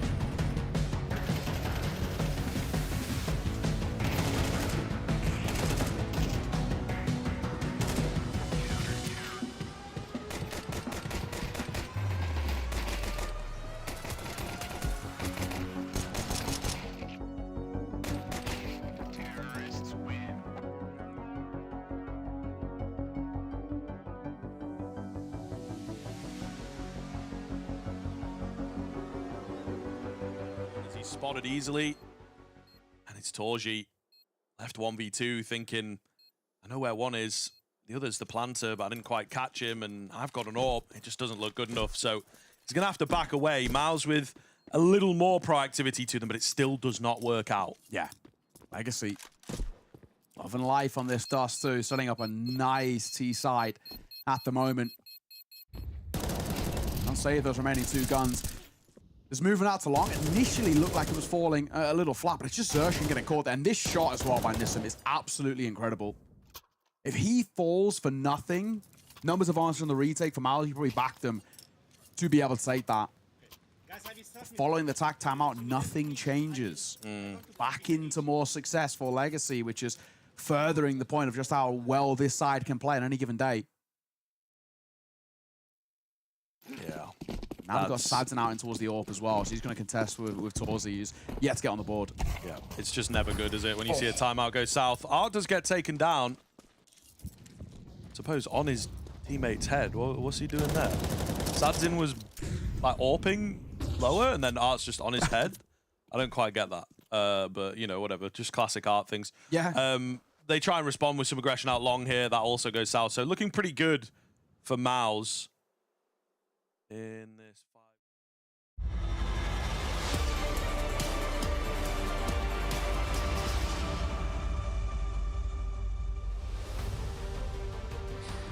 Well, Spirit did it pretty damn cleanly over Liquid, and that would leave Na'Vi to try to one-up them, and they damn sure get close to it so far at, well, it's definitely a 13-0 on the first map. Without a doubt, 13-0. See you later next time. B8 not really putting up any numbers there. It's not often. It's not often you see it. It's rough. Yeah, someone gets CPS on the line. That was straight up abuse on Ancient, and that was even Bates' map pick. Yeah, that's not a good feeling at all. No, it's a terrible feeling. I've been there. That's even 13-0, 16-0. Oh, against who? Astralis, of course. Oh, okay. Who else? Yeah. Who else during those days? Yeah, I mean, things I'm thinking about saying. Second best team in the world against a team that barely made the major. That's how it can look like. Obviously, a 13-0 is a situation where everything that can go wrong goes wrong. Na'Vi had a lot of great reads. They were at the right place at the right time. So many rounds, man. After 15 seconds, it's a 3v5. Yeah. It's a 2v5. It's like, what are you supposed to do? But honestly, what I do hate about all of this, it started with the first gun round. They saved 2 guns. Like this has to, like, I don't understand how people don't get the T-side economy. It's like, okay, you save 2 guns, right? Guns are good, important, yes. But then the other 3 guys have pistols. And you can't buy too many nades. The guys that saved rifles don't have any money to buy nades. So now you have 2 guys with no loss bonus, but guns, 3 guys with loss bonus, but pistols. And those rounds are not unwinnable, but they're hard to win. So now you lose this round, so what happens now? Now you have 3 guys who can buy guns and nades, and 2 guys who can't. So now you're ruining your buys, right? Like, you see where I'm going with. It's like you're ruining your money for the next 3 or 4 rounds to save these 2 AKs. Man, I know you're not going to win the round. I know you're not maybe going to get more than 1 kill. Just go and die. You know, for the grand scheme, in the grand scheme of things, you're going to be better off to have that next buy be actually proper and not have to have mixed buys for the next 6 rounds. And I'm thinking there's a world where you guys had some rounds you want to look at. Not sure which ones they are or what they would be. I think it was 10 and 11, but it was just, you know, Navi was obviously firing on all cylinders, but had some cool quirks in there, right? We saw that one round towards the end when Makazi got up close, right? That's where they throw a different elbow smoke so he can really tuck into that corner. You see it here from Wonderful, right? It's not going to bloom to the right, so that leaves some space open. They pre-naded, so in case anyone wants to tuck in, they're dead from the nades. Incendiary is there, and Makazi is able to get close and personal, find a double kill, and just another round, really, where it was a 3v5 from the get-go for the side of Bait. It's a nice little detail, you know, and also expresses the different layers that Navi have to the way they play Counter-Strike and the way they approach different rounds. You know, sometimes you may be thinking from the outside it's just one smoke, but there goes a lot into that in terms of how you place your grenades and how you put Makazi in a position like that. And I like the fact that Navi are still doing proactive stuff, even being up 9-0, because some teams would just, you know, default back to just playing whatever game of Counter-Strike. Where you're now up 9-2, you don't necessarily have to try too hard in order to close out the game, but that's not part of the Blade DNA, not part of the Navi DNA. They're willing to show, you know, big part of the playbook, I guess, in order to finish off the prey early on. Yeah, speaking of playbooks, you better hope B8 packed one for Inferno.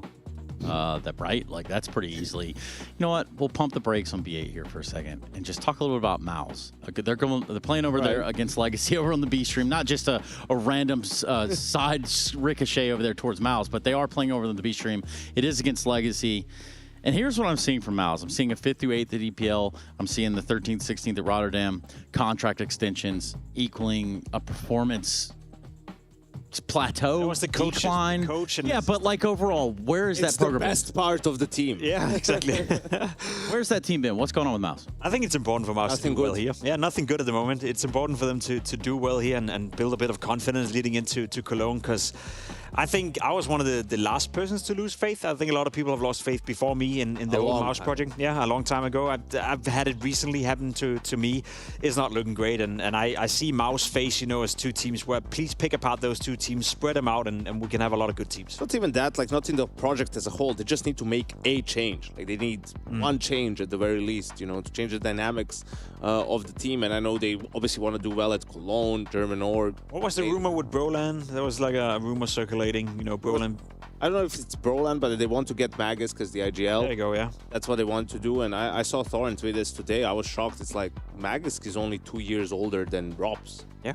Right? And people like consider him, oh, he's washed, he's done, like he's too old to play, right? Which sounds crazy when you put it into that context. But yeah, it's been one thing that we've been saying about Mouse. Oh, they're so consistent in making playoffs every time. Then they lose to Foot in the quarterfinal at Pro League, which was theirs for the taking in a way. And then they're out in last place in Rotterdam right after that. So they definitely have to, you know, have a good result here. Otherwise, you're wondering, where is their confidence going to be at? Yeah, because they had that sort of hit at Cluj, I think we'll call it that, 3rd place, right? Like, that's kind of a hit right there. You're thinking, okay, well, here's that little bit of life. And then that doesn't necessarily manifest. But again, that's Mao's Legacy. That's going on the B stream. We could jump back in at round 11. Personally, I'm thinking Inferno is probably just a fresh slate altogether and wipe Dust 2 just right out of here. Yeah, it has to be, you know, to be completely honest. It has to be a different showing from Beta as well. I'm curious to Navi as well. Getting to start on the T side, get to set the pace as well. If you're Bait right now, obviously you're going to do better. You're not going to get 13-0 twice. I expect a game that no, it's not impossible. It's not. It is impossible. Like It's there's no way. Impossible. There is a chance, Jacob. 26 rounds in a row. There's Yeah, a chance. yeah. I don't think so. I think it's gonna be. It's highly unlikely. Yeah, but it's not impossible. If anything, if we can just get a competitive first half, leave a bit of excitement in the first half. If they can get off with maybe 5 rounds on their CT side, put a stop to the momentum that is coming from Na'Vi, that'd be great. But if anything, I have seen Na'Vi play their T sides on Inferno. They do it to a high level. Makasi on Banana right now, in particular, firing on all cylinders. So it's going to be tough for Bait regardless. Yeah, and we'll keep our eyes tuned to that. Thank you very much, gentlemen. We do have a quick break, so we can't go back into the action, see if Bait have a response at all to the negative action that was there on the first map of the series. We'll be right back after this. It's the Intel Extreme Masters.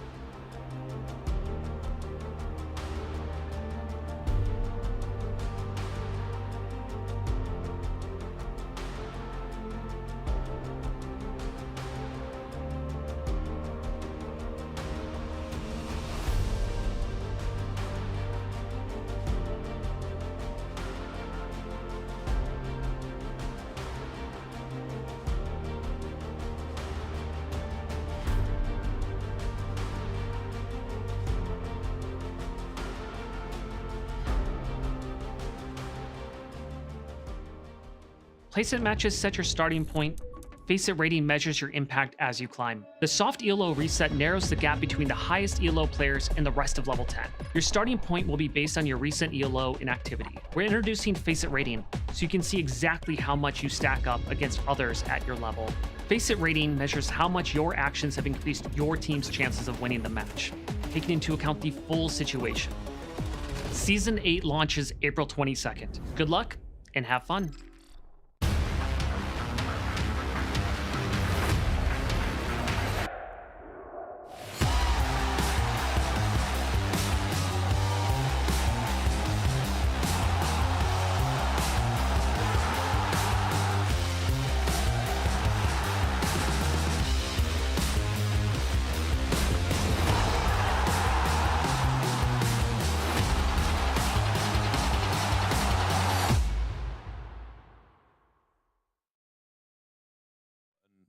Really tunneled in on that one position. For sure. He's doing a lot of work. As I think, again, behind the scenes in the interviews and whatnot, everybody seems to be aware of that fact that he's doing an awful lot of work. Heart's made some noise. A little awkward. Maybe tried to draw them in somehow. I'm not quite sure. Trades are here, though. They will find themselves in a 3 versus 3, but it's a softer one, right? You've got Art with no armor. Does have an M4 and a smoke, but yeah, no armor to speak of. Nissim, pivotal, massively pivotal with only 30 seconds left. Jimmy is the one playing patiently, though. Nissim has heard them coming. It's a beautiful double spray down. And Nissim is left in the 1 versus 1. He's not ready 25. for that one to also be up on short. He's gone it, though. He's gone. Oh, no, not quite. He takes a pause. And Spinks, I was going to say, is maybe giving him too much room there, but it all works out in the end. Yeah, now the money is really bad. They're spot on. Money is going to be broken off the back of that one. They needed a bomb plant to facilitate the funds. You can already see how sort of awkward the buy was. And with those kills out towards long, it allowed them to scoop up upgrades, but without a plant, they don't really have a lot. Going to stake a claim in here. But you can see, just the pistols for Legacy. This should be a pretty simple 5th on the board for Mouse. But first fight, Brolin gets one. He comes over, good damage as well. Ooh. Little tags. A good nade here again. Should see another. Yeah, there you go. Yeah, they remembered they had these big, high explosive grenades, bro. And especially against unarmored opponents. Glock wall, though, I like that. That was kind of funny. Just all open fire and hope for the best. They came close to 1 or 2. Yeah, exactly. Dink on towards Zershan, a couple of tags on towards Brolin. Behind the last man. He's open for something miraculous. Let's be frank, it's not happening, not with a Glock and no armor. A constellation would be lovely. He's fighting at range and an AWP though, so it's bold. Another nade over. Annoying. Just like a mosquito in your ear. Yeah, literally. Buzzing by, but they swat him in the end, and that'll be now a 1-round game heading into the final round of half. So actually a really good recovery, to be honest, by Mouse. themselves into a decent spot considering it was a pretty uncomfortable start. 4 are out the gates where Legacy were really kind of coasting by in a lot of these rounds. But since the weapons have been in play and there's been money to work with from ours, it's mainly been one team in the server. Back towards B. Maybe a little bit of pace behind this as well, but I say that. They throw the nade, bait out the molly, they don't commit. They will start bursting in though. Yeah, they're still going to commit. It's just a slightly different timing to it, but the re-molly, super effective. Going to buy some time for the rotation to come in, and surely enough to help out here. The weaponry not strong enough. The spray down's not clean enough. Stu Mao with a lurking presence again. He's found a 4K before. I don't think he's going to be able to find a 4K like this. However, needs to recover that bomb. It is the final round of the half here, so absolutely going to be going for it in some capacity. He's had a good half, but he's already had a quad kill, but this would really be asking a lot. Yeah. Umar can have some really miraculous moments for Legacy. This would be something special if he can recover this, especially just because of that C4 being down. If it's on his back, you can kind of see where Miles will then have to still have presence towards A and towards mid. But they can shell up, and that's exactly what they're doing. Got one in towards CT. Brolin just to hold for rotations if he comes from long. Dumar's getting nothing. He has no idea where they could be set up, but he has a pretty good understanding that they're most likely all around that C4. He'll swing out, and he'll fall flat. Seen off at the end. It's a tied game and a great recovery from Mouse. I'm liking what I'm seeing, and we'll see if it continues in the second half.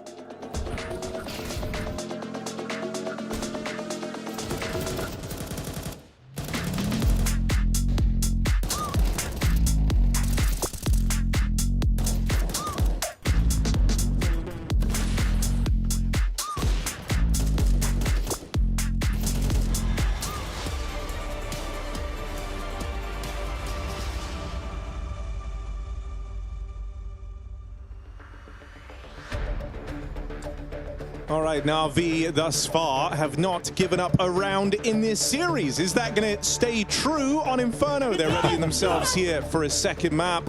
Spirits are high for Na'Vi. Bait, meanwhile, down in the dumps. We're looking at a little map of Inferno here, Hugo. What's the bar? The bar is 1 round, Harry. So the bar is nice and low here for Bait. It's only uphill after Ancient, but that was their map pick, so it's not ideal, is it? Na'Vi here on theirs. Forced onto the T side now. So we actually get to see some offense for Na'Vi today. Should be a more calculated game here on a map like Inferno. Na'Vi poised for this A hit.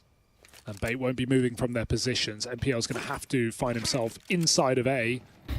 Well, the Moto Smoke put him on the wrong side of it. Drop into pit, denied. Moto Smoke misses, and the headshots come through for Bait. It looks like their first round of the series is finally here. No one beats Bait 14 rounds in a row and gets away with it. Unless... A Kazi 1v5 would be required. A couple of low players here, but still a ways away from worrying. Certainly give Makazi his chances. Oh. There's the dual Berettas to shut him down. Bait on the board, finally come through with a round. They're back. They're so back. And it's a big one at that, getting away with the pistol. You'd like to think there's more rounds to follow. Surely, Na'Vi take the eco, no bomb plant here, so just a deagle. But Wonderful of all people. Might be playing for that AWP, so takes his opportunity to play into this second round. Ema joins him, and Bait starts. Just double B here. They're not worried about the force buy. That would be out of pocket.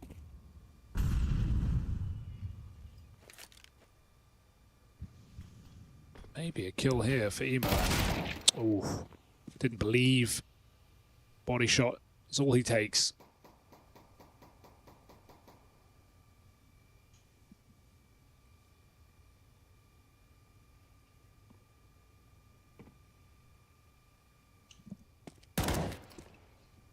Awkward.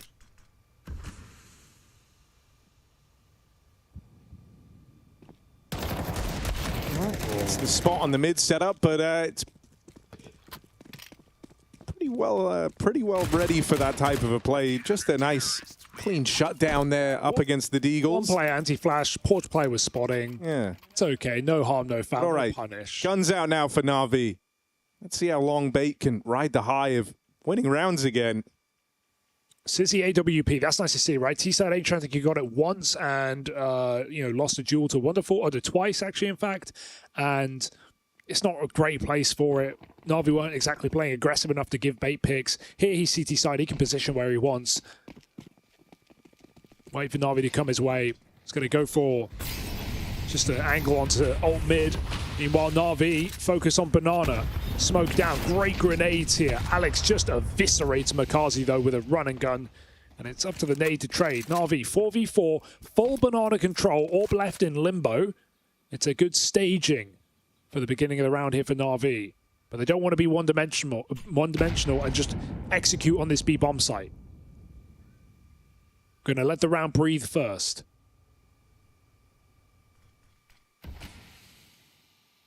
Yeah, lend a little bit of time out here towards the apartments.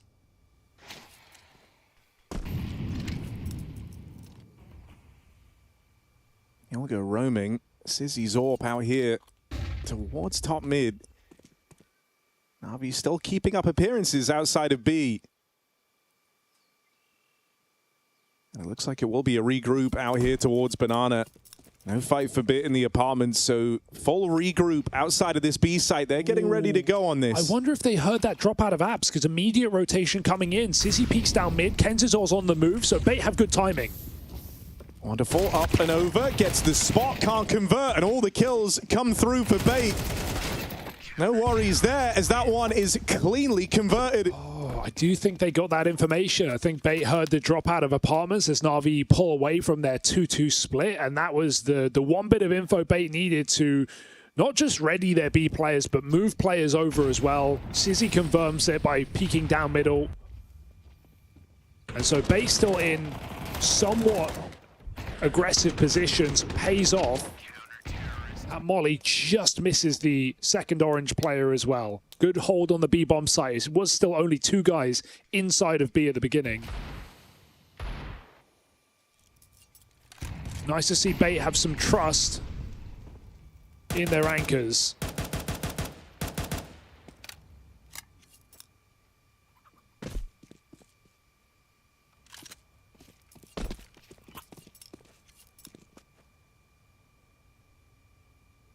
A game now where Na'Vi are going to have to work a little bit harder.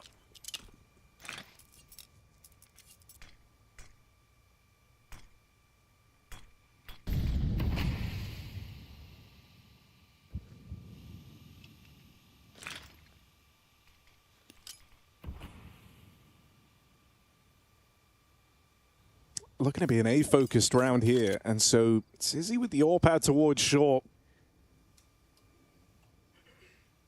Maybe in a bit of a vulnerable position. Back turned out towards the apartments for now. He'll reblock it with a smoke. Has Kenzazor ready to help him out from the pit as well. So it's really just a mission of surviving that first fight. And he decides he doesn't want to hang around here much longer. Knows what's about to come their way. Too quiet. And they are very ready. And Alexi cooling card the apartments hit. Orb's going to connect to open things up, and now the rifles get to move in. Good stuff for Sizzy as he holds the line, and even though that one kill comes through, it won't come to matter. Yeah, very aware for Bait. In the same way that Na'Vi were ready for that cave rush on the eco, Bait just double-naded the app smoke. Didn't really catch Na'Vi there, but it just shows that Bait are very aware of what they're up against on a round like that. Very quiet round. With no util in Banana, does just feel like a delayed A-pop here for Na'Vi. So Bait 4-0, controlling the game really nicely. Not feeling like they have to cause chaos to win rounds right now, but this is going to be Na'Vi's best buy yet. A 4-0 down, Wonderful gets the AWP, and Blade gets a bit of a chat with the team.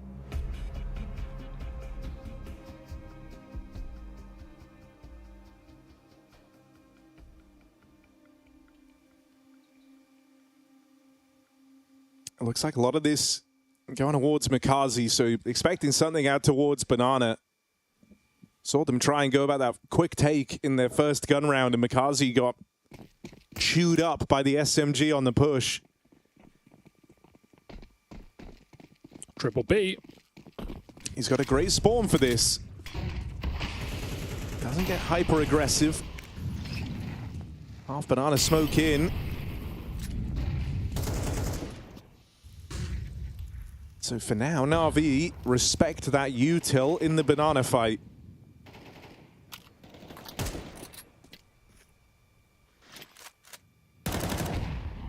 Nice.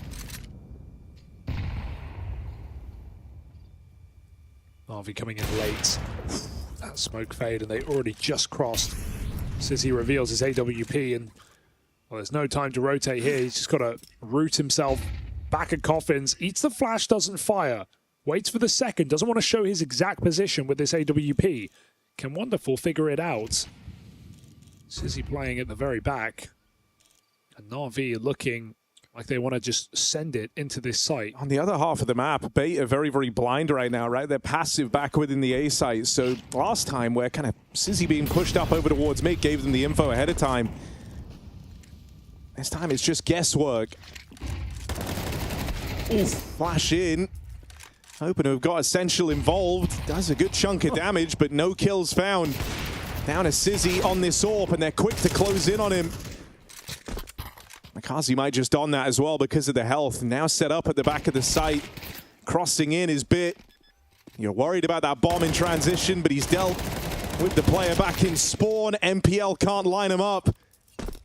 And so Na'Vi will break through, and it's helped out massively by the man that was kind of put in the spotlight in Mikaze, getting those entries to break the B hold apart. The util is also excellent, right? Na'Vi know the AWP is on B, right? It already fired off of the corner, and look at the util they throw to isolate Sizzy. They throw a pillar Molotov, not even a new box molly, and they catch Sizzy out. They, you know, no rifle is playing pillar in that position. They know Sizzy's there.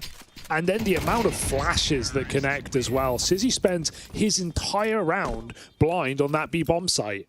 Na'Vi just keep chaining flashes, because what they want is they want him to fire off the flash, reveal his reposition after pillar, and then they can chase him down. They figure it out. He gets one somehow, and then Mikaze great scaling over oranges to trade. So, man, the util there for Na'Vi is extremely punishing. And it shows the, you know, Mikaze gets great entries, but it shows the setup required from Na'Vi to get him in that position. Really methodical B hit here.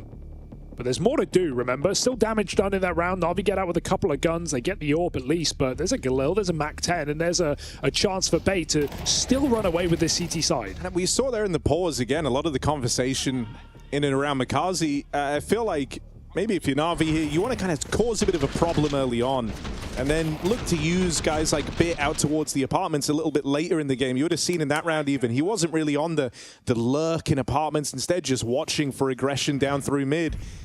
And so I think they want to kind of force an issue the way of Bait here. Have them very paranoid about Banana, starting with some of those triple B rounds. And then look to kind of use guys like Ema and Bit out towards the apartments a little bit later. Again, it is Mikaze scaling on the Banana side. Yeah, he missed the nade. He had the first line up, but could have been some damage on Na'Vi retreating. Ema trying to cover Wonderful. Bit looking for the AWP. I don't know if he got that info there. He spotted something for sure. MPL gets aggressive, and he can hunt down another as well. Bit caught in the fight. Alexi running in, doesn't really clear the corner, and so MPL is beasting here at Apartments. Surviving is another game, because Mikaze realized the noise went silent, and MPL will not, as he finds 4 frags in Apartments. Bait another round building into this game. MPL is 11-1 right now. Dude, that was just phenomenal. A sick sequence as well, right? Like, able to dart out through mid after taking this first fight, gets away in a boiler. And he's just kind of out there operating all on his lonesome. You know, it's just chasing the fights when and where he can. For Na'Vi, there's a bit of lag time there, right? As he kind of takes the fight in mid, you have to communicate across the idea that he can now be in Boiler. And by the time that that's come through, you're already dead to him. Yeah, just kept changing spot. Na'Vi couldn't get a track on him. 2 guns now. Straight back to apps. They're really obsessed with this apps control. Bit made noise on that one. Kenzizor departs.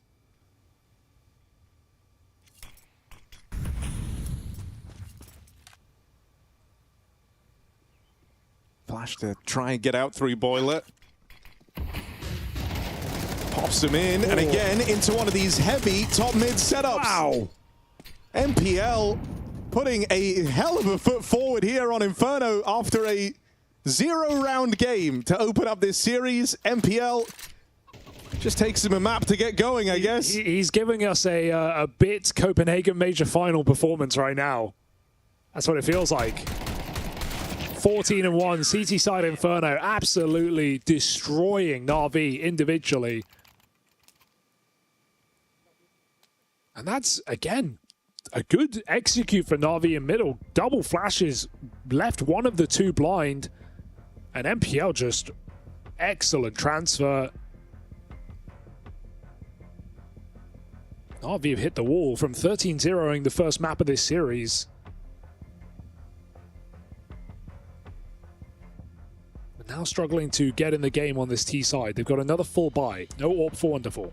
I just kind of love that right now Bait haven't really strayed away from doing these heavy top mid setups.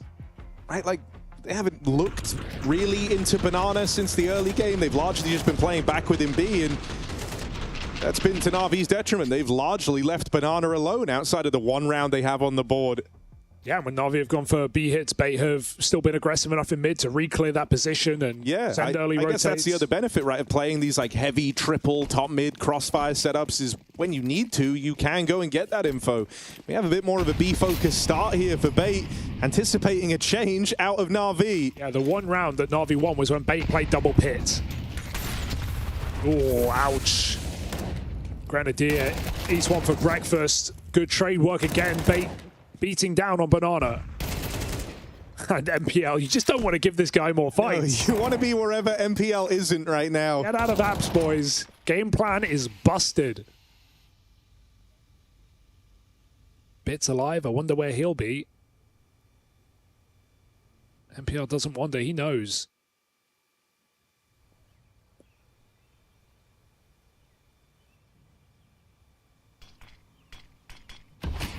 Oh.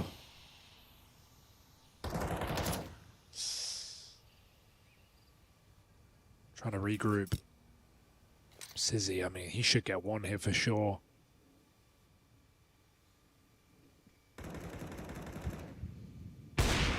Oh, that's an awkward miss. Oh, that's a very audacious attempt to cross back out, and Wonderful's just nailed a second. Down here in the pit is MPL. He's 15-1, playing an absolutely stellar game, but he has to stop this, or else this 2v4 is on. MPL gets away with the first. It's Wonderful, 2 kills deep, but time low. And when he gets off this bomb, surely a dead man. Bait keep racking them up. MPL leading the charge. Yeah, Wonderful didn't even think he was going to win that round. He planted with 1 bullet left in his mag, so that was an unwinnable clutch for Wonderful. He just desperately wanted money. Dear oh dear. You know, a slight mistake for Sizzy, I think, swinging. He has a smoke for the Molotov when it lands on him. He can just smoke it out, buy some time, find his timing to cross out of position. But even though he panics, it doesn't really matter. Bait crunch on that 2v1. They stop the 2v4. And they keep up the good times. 7-1 lead here for Bait. MPL is just not being nice today.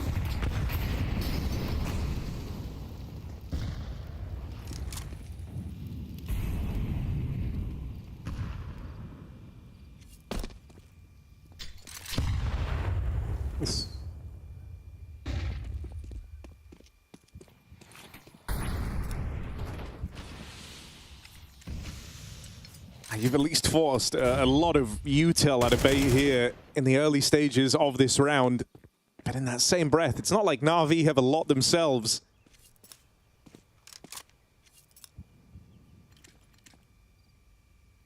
There's only one more bit of blocking util out here towards B. Yeah, when in doubt, just execute this B bomb site. Got Banana. Was costly, and another smoke picked back up after that gets replenished. So Na'Vi might just have to go through it if they throw this execute now. The smoke and CT is down. Na'Vi have no more. They're forced to go through the utility. Alexi's going to have to nade this open. That's the break on the smoke. It's replenished there. That second one comes out from the back of the site. So Na'Vi still running through gray screen. It's a good flash to bring them in. Dude. Alexi and Makazi offer up the entries, and it's all on the back of that EMA flashbang. He threw 3 in a row, right? That Coffin player peeks. He gets blinded as Alexi comes through the open smoke. He peeks again. He gets blinded. Then the quad player fighting, blinded. That was 3 excellent flashbangs for EMA. They've essentially won Na'Vi both the rounds, right? Think about when Sizzy was pressured on B at quad as well by utility, and Makazi runs him down. Both Na'Vi's rounds coming off of util in this B bomb site. Great flashbangs. Bait didn't even get a single reasonable fight, because I feel like if Na'Vi, say Na'Vi have no flashes there, Bait are probably taking at least 2 with them and priming a post plant. Lovely stuff here for Na'Vi, but it's still a one-sided half. They're going to have to find all 3 of these remaining rounds to be in close contention with Bait. And you're almost feeling forced into B hits right now. It's literally all that's worked. MPL is not letting you in. Someone find those EMA flashes. He may be 0 and 8, but his impact comes in that round.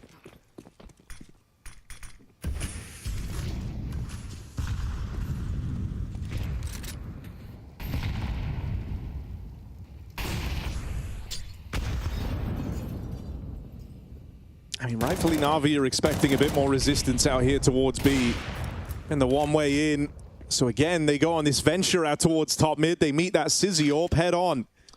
And that might cause you a couple of questions here if you're Na'Vi. Anticipated a B lean, but you've just spotted that AWP. And now that third player that started out towards that side of the map rejoins for the A-hold. They tried to set EMA up there, nading Boiler with HEs from mid side, expecting MPL perhaps. But as you say, not expecting the AWP. 4v5 again. And no option for a trade here. Sizzy's going to get another shot off before all is said and done. As Na'Vi look to just contact into mid.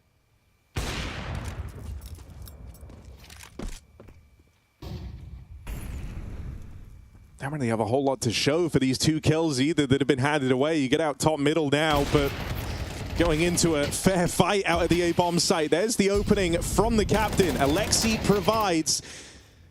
Makazi able to wrestle that one back, but it's MPL, the one guy you've not been able to get past. He's not in a forgiving mood. Doesn't forget either. It's 18-1 on MPL. Dude, is he going to set some KD record right now? 18-1. That's unbelievable. And dude, it's giving you a lot of freedom. The idea that, you know, you can kind of throw yourself into these fights. You've got the ultimate stopgap in MPL, ready to just play it safe. Low and slow, back of the site here. It's absolute masterclass CT side out of MPL. 18-1.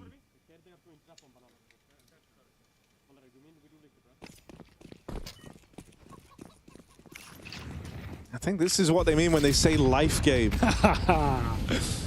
4B start for Bait. Just telling yourself, guys, he went 3-13 on Ancient.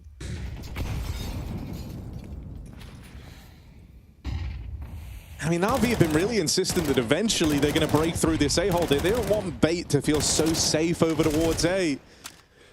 Only problem is, you've tried to go A a bunch in this game, and you've really now let Bait know that this is the safest half of the map.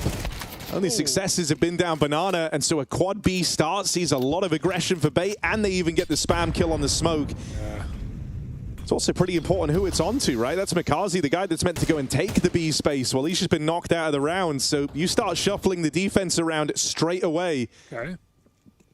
That might force a move here for Bait. Yeah, they get baited in. Losing a B player, MPL tries to get aggressive, and it's 18-2 now as Wonderful finds his shot. Patience pays off. Na'Vi, they again split 2-2. Just need to get grouped and go together here, but the clock is low. Is anyone going to go back? Bits walking into B right now. They're still so split for this point of the round. It's fine if they get this entry clean. If not, there could be problems here for Na'Vi. Problem averted and avoided. This looks like a 3-round half.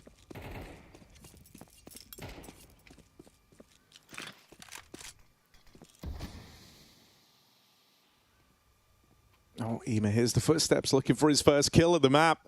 Oh. And he's not going to find it. Walking away at Apps. And they're just saving because of position here, really. There's decent money, but AK and AWP would rather all the spoils here for bait in that final round of the half, considering the game they've given us. Nice couple of entries. Alexi through the smoke. Wonderful patient onto MPL. Yeah, I mean, it's the Alexi kill that kind of gives them everything in that round. Just that one kill up through Banana to kind of give themselves another option. We all saw what was brewing in that one. They were ready to go A. They were going to go into the stack. Emo was tracking Essential, and then he just turns around and headshots him. Can't catch a break. You know, I mentioned that major final in jest earlier, but on that CT side, it was 9-3 for Na'Vi. Bit went 17-5. Right now, MPL is 18-2, so he's one-upped it.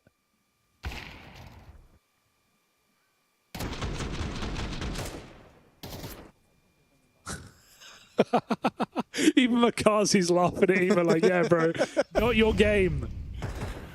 This is how you made bait for your last map, boys. Taste your own medicine.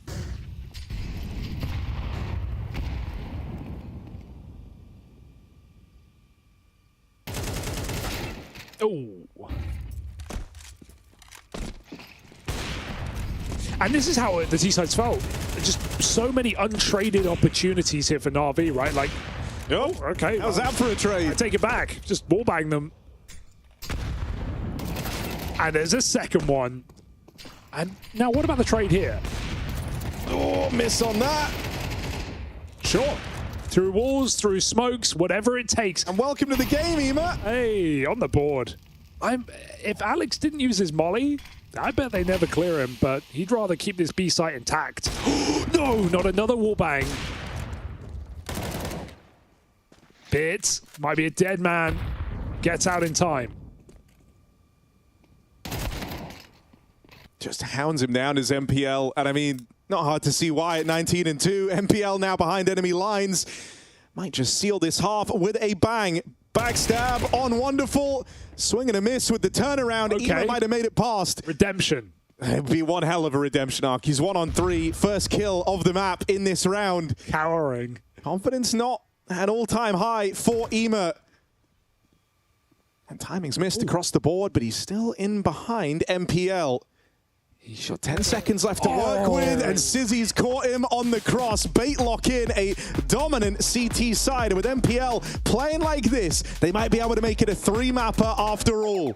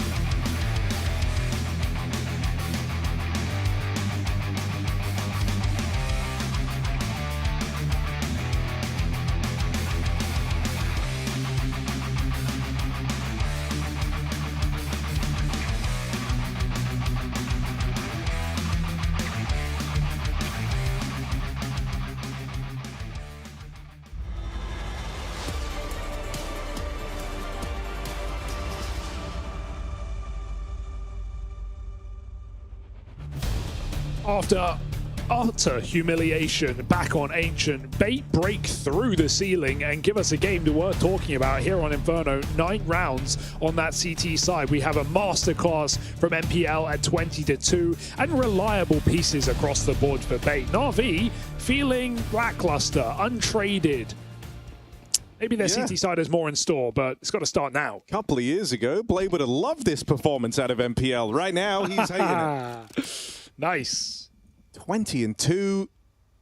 And the thing that was so impressive about it was it's not like he was being super aggressive. If anything, he was like the kind of safety net in a lot of these rounds. Okay. One tapped up middle. Oh. Okay, Makazi will answer with one of his own. Still a lot more bodies out towards Banana to deal with. Rock Smoke lobbed in for Alexi. Wonderful offering, supporting flashes out from the spawn. At least stops any type of a spillover in towards B. There was no one home for a second there, so big smoke for Alexi. If he doesn't get that down, Beta sending it.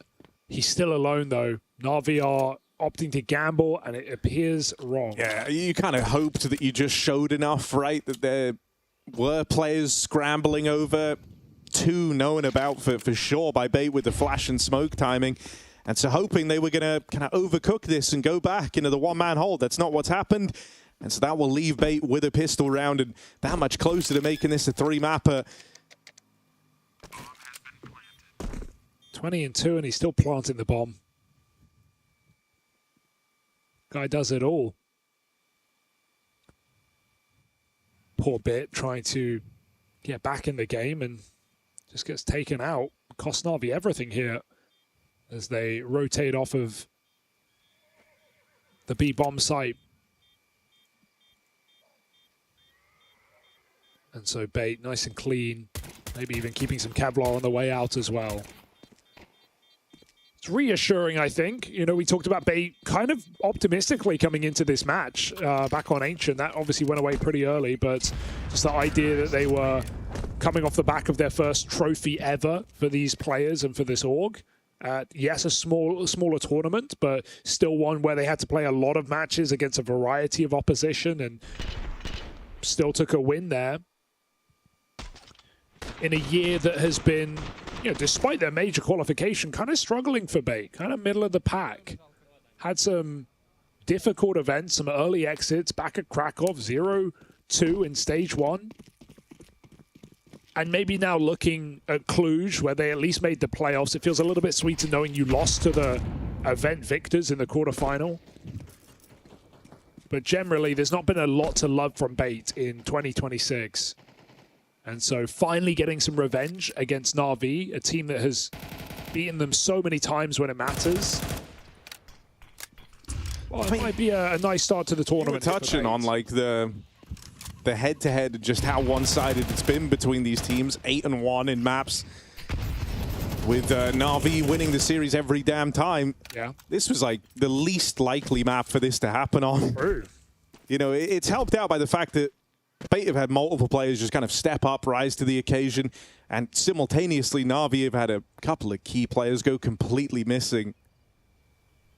You know, we were joking about it towards the end of that first half, even getting his first kill has been a non-factor. And sure, I think in spite of that, he actually was a big reason for the rounds they had with the util he was throwing.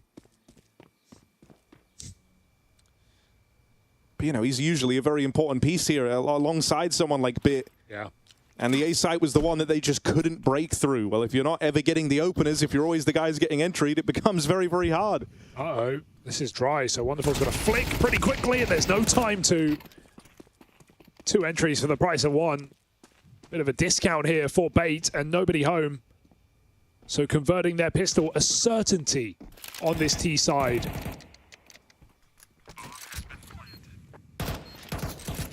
Dust 2 are decider. Feeling more and more likely by the minute.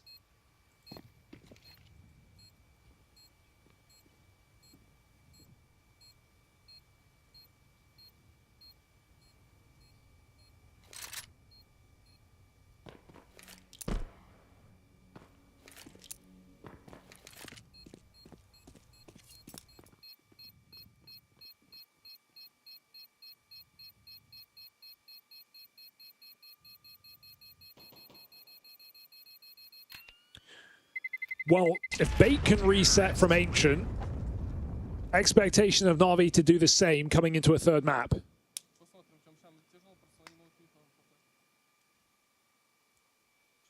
And no excuses, considering that head-to-head, considering Na'Vi's recent form, all the factors we've been sowing in this series.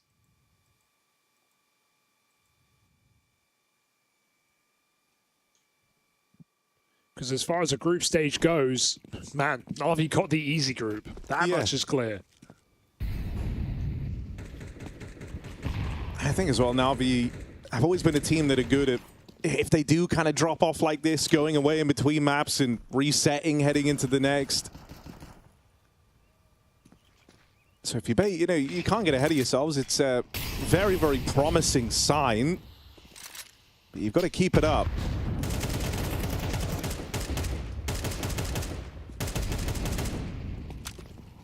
Push through the smoke here. Right in it to Makazi. He'll get out with his, and a good follow-up nade there. Keeps the damage on. Just how exciting can Na'Vi really make this? Managed to net themselves a 4-on-4. Good damage done down through Banana. Yeah, back to A is nice as well, because not really the guns to defend this here for Na'Vi. 5-7s on 3 players. Less options. It does have a smoke here just to try and choke him out on the short push, but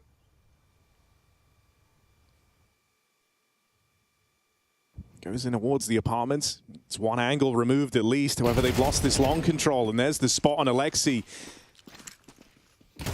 2 players in the site itself. One of them dealt with straight away, and now it's just wonderful left to locate.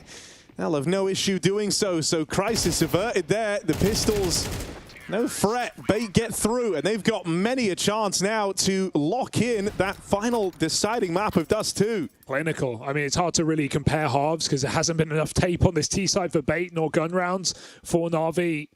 But Bait just playing together and trading out really nicely. They haven't done any kind of executes. They're just contacting around corners, and of course, Na'Vi far more split on this CT side. One final swing here for Na'Vi. AWP for 1-4 found.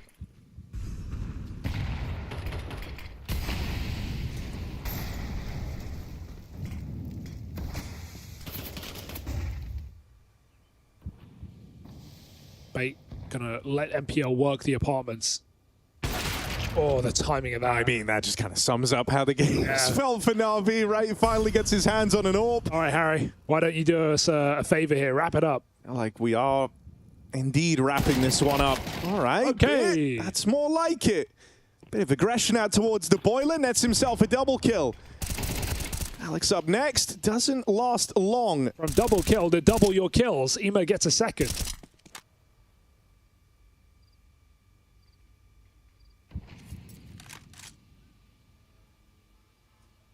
I mean, at this type of a scoreline, you feel like may as well try the 2v4.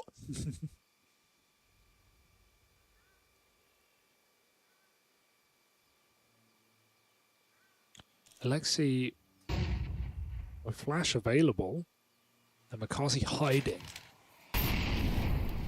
Oh, there's a bit of a gap there. He can walk through it. Good hard clear spawn. AWP is covering it though. Kenzazor goes in. Needs Sissy to take that line into the site now. They were still paranoid about it. Makazi's been spotted and now dealt with. And this one's looking to come through. Sissy with a bit of aggression, taken down a peg out towards the spawn. It leaves it on Kenzazor. 1v2 in front of him in a game that Bait have been in full control of. No task has felt too insurmountable, and this is quickly building to be one hell of a finish. Bait and a 2v4 to close a dominant win on Inferno. Kenzazor swings it wide and Bait shuts him down. Clutch denied. Na'Vi keep themselves on Inferno for one more round. Bit survives a very scary 1v1 there when you consider what's happening.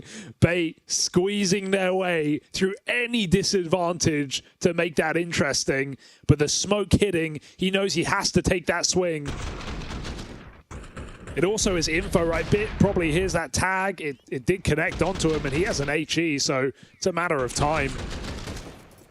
Reassuring for Bit to give us a round near the end, but it might still just be the end. 12-4. It needs a 9 straight streak here for Na'Vi to keep the game alive. Bait, no worries just yet. Smoke gets blocked in middle.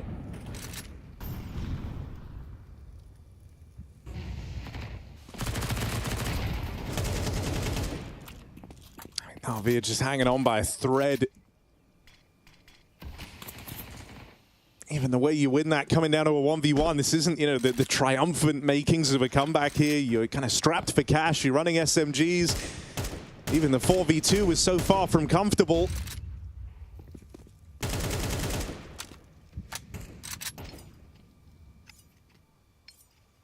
They don't feel like they've lost a single bit of the initiative or the pressure behind this game. Just such a surprise to see it on Inferno. You mentioned it earlier, but their second worst map. There's been a lot of struggles here, like even thinking back to that Parkin event, some rough losses. You know, this is one where on other maps, sure, they're able to kind of give top teams a run for their money. Inferno is not normally one of them. Well, they learned something.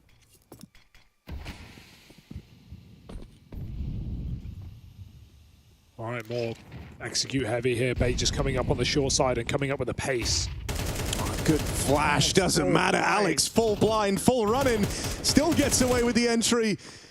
Everything's going wrong for Na'Vi as Bait claps down upon this A site and it just crumbles. Sizzy now holding on to the flank in through top mid, and so it's delayed satisfaction, but satisfaction all the same for Bait.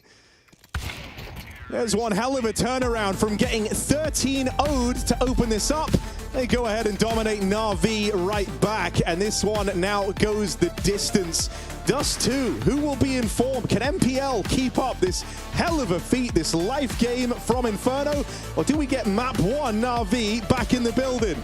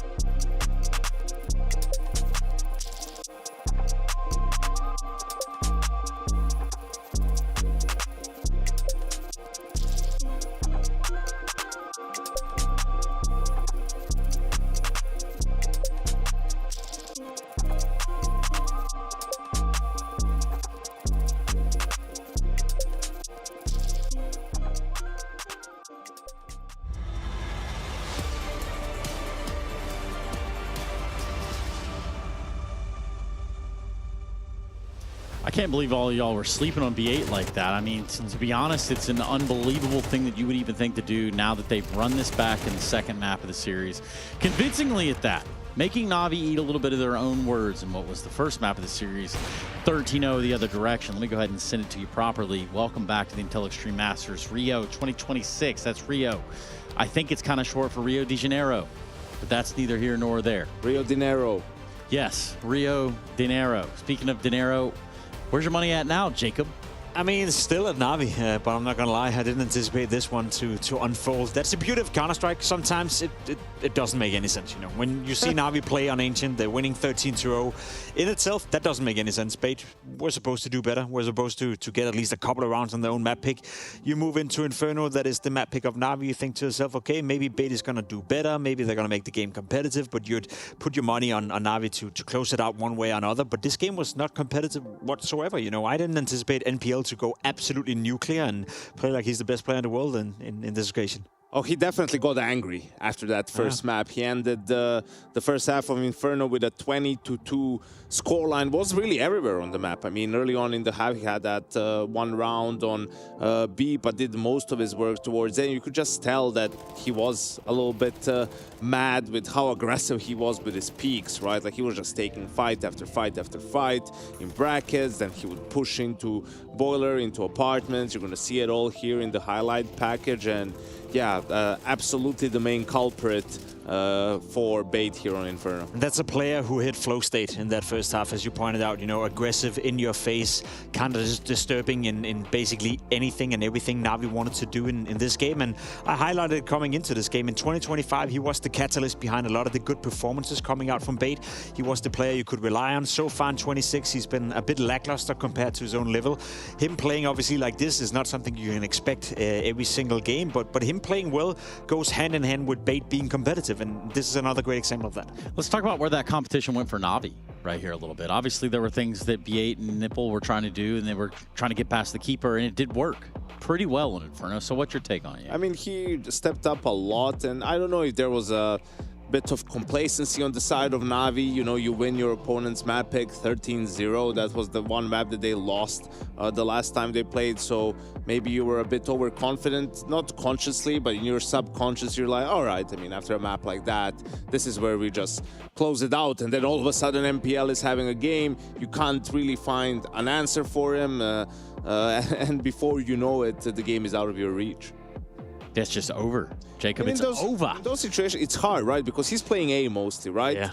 And you don't want to just go B every single time. But when you do try to go A, even if they use some extra utility to, let's say, take mid control, somehow he's still able to get multi-kills, right? So eventually you start working your way towards B, but you know, that's why Bait is doing all these 3B openings. And Na'Vi did manage to win a couple of rounds towards the end. I feel like if they were able to win the pistol and convert on CT side, they would have had a decent chance of, you know, making it really close, maybe winning, maybe taking it into OT at the very least. But once you lose that second pistol round and can't get a strong start, it really becomes too much to ask for from Na'Vi. It's one to give credit to Bait, you know, because I agree it's one thing to get off and have a good, strong first half, mainly, you know, based on MPL being all over the map, and then you move into the second, you lose pistol, you lose second round conversion, and if you're Bait, you're all of a sudden starting to doubt yourself. Luckily for them, they put themselves in a position where they never have to deal with that. Winning the second pistol, converting, you now find yourself in an unlosable position almost. So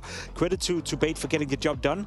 2 games in a row. They did it in Rotterdam as well, where they steal away a map from Na'Vi in a different manner though. And I think that's it's a healthy sign for a team that, as we described, have been struggling lately.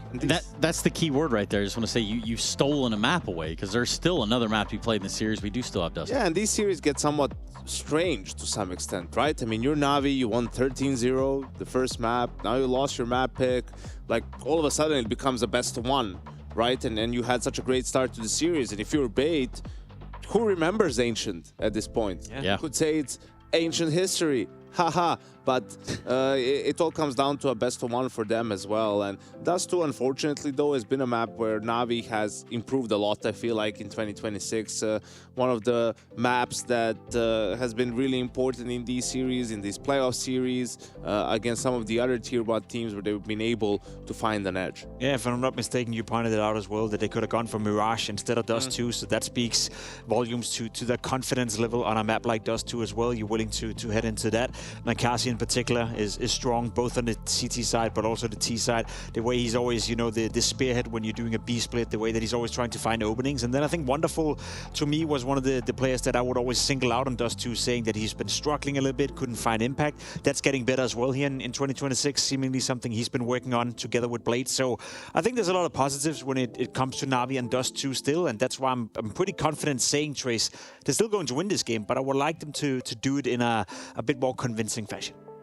Yeah, for me, the key is going to be the A defense for Na'Vi. I feel like that's where Bait is going to try to focus early on, and if they can have a couple of good rounds early, I think that's when you see those strong CT sides from Na'Vi on Dust 2.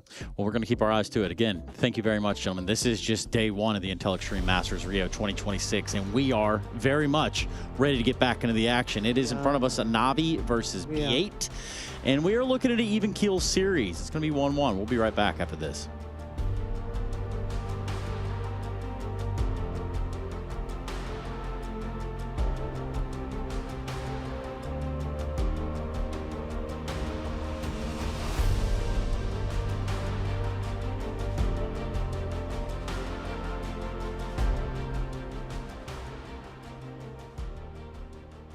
Placement matches set your starting point. Face It rating measures your impact as you climb. The soft ELO reset narrows the gap between the highest ELO players and the rest of level 10. Your starting point will be based on your recent ELO in activity. We're introducing Face It rating, so you can see exactly how much you stack up against others at your level. Face It rating measures how much your actions have increased your team's chances of winning the match, taking into account the full situation. Season 8 launches April 22nd. Good luck and have fun. The pounding heart of Esports beats louder here at Canids.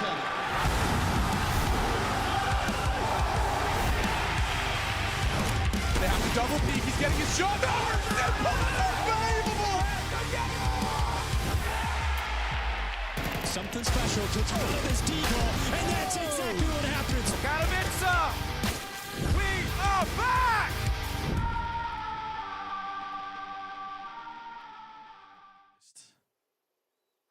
Feels like it really could go either way. Dumao, it's such a cheeky position. It's normally one and done though, isn't it? Yeah, but sometimes it doesn't get like checked or considered at all. And I think in a round like this, that might be the case. Ooh, Xerxian falls. He knows they're coming now. He'll maybe call for a rotation as well. He's going to take the swing early, and he does get traded out. Brolin on 1 HP. I honestly think he could have held for a bit more. Not going to be the case. Flash to make the difference here. It might. Oh, Brolin's got to stay away from it. Strafe in the air to make sure he's nowhere near that grenade. He will slow things down massively here. The bomb plant has been denied, and it's in the hands of Brolin. A weird little thing to note. All right. That spilled forward as well. Yeah, that honestly has just left me a little bit speechless. I don't know about the guy on the right-hand side. This is the only issue. Xerxian's actually got a nice little gap in. He will get one. He knows about the second. 2, and Xerxian will get both. What is going on? Oh, it's way too close for comfort. It has to be said, but Maus, another round where late in towards it, they dig themselves out of a hole when things are looking really uncomfortable. That's crazy though. I mean, Brolin, he's kind of in-game, like body language, if we see it again. He's like looking behind him, see where his players are at, you know, like, you're going to swing with me? No.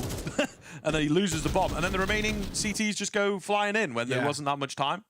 I feel like they could have potentially held to just try and force the bomb to fall even further forwards or not be recoverable in the right time.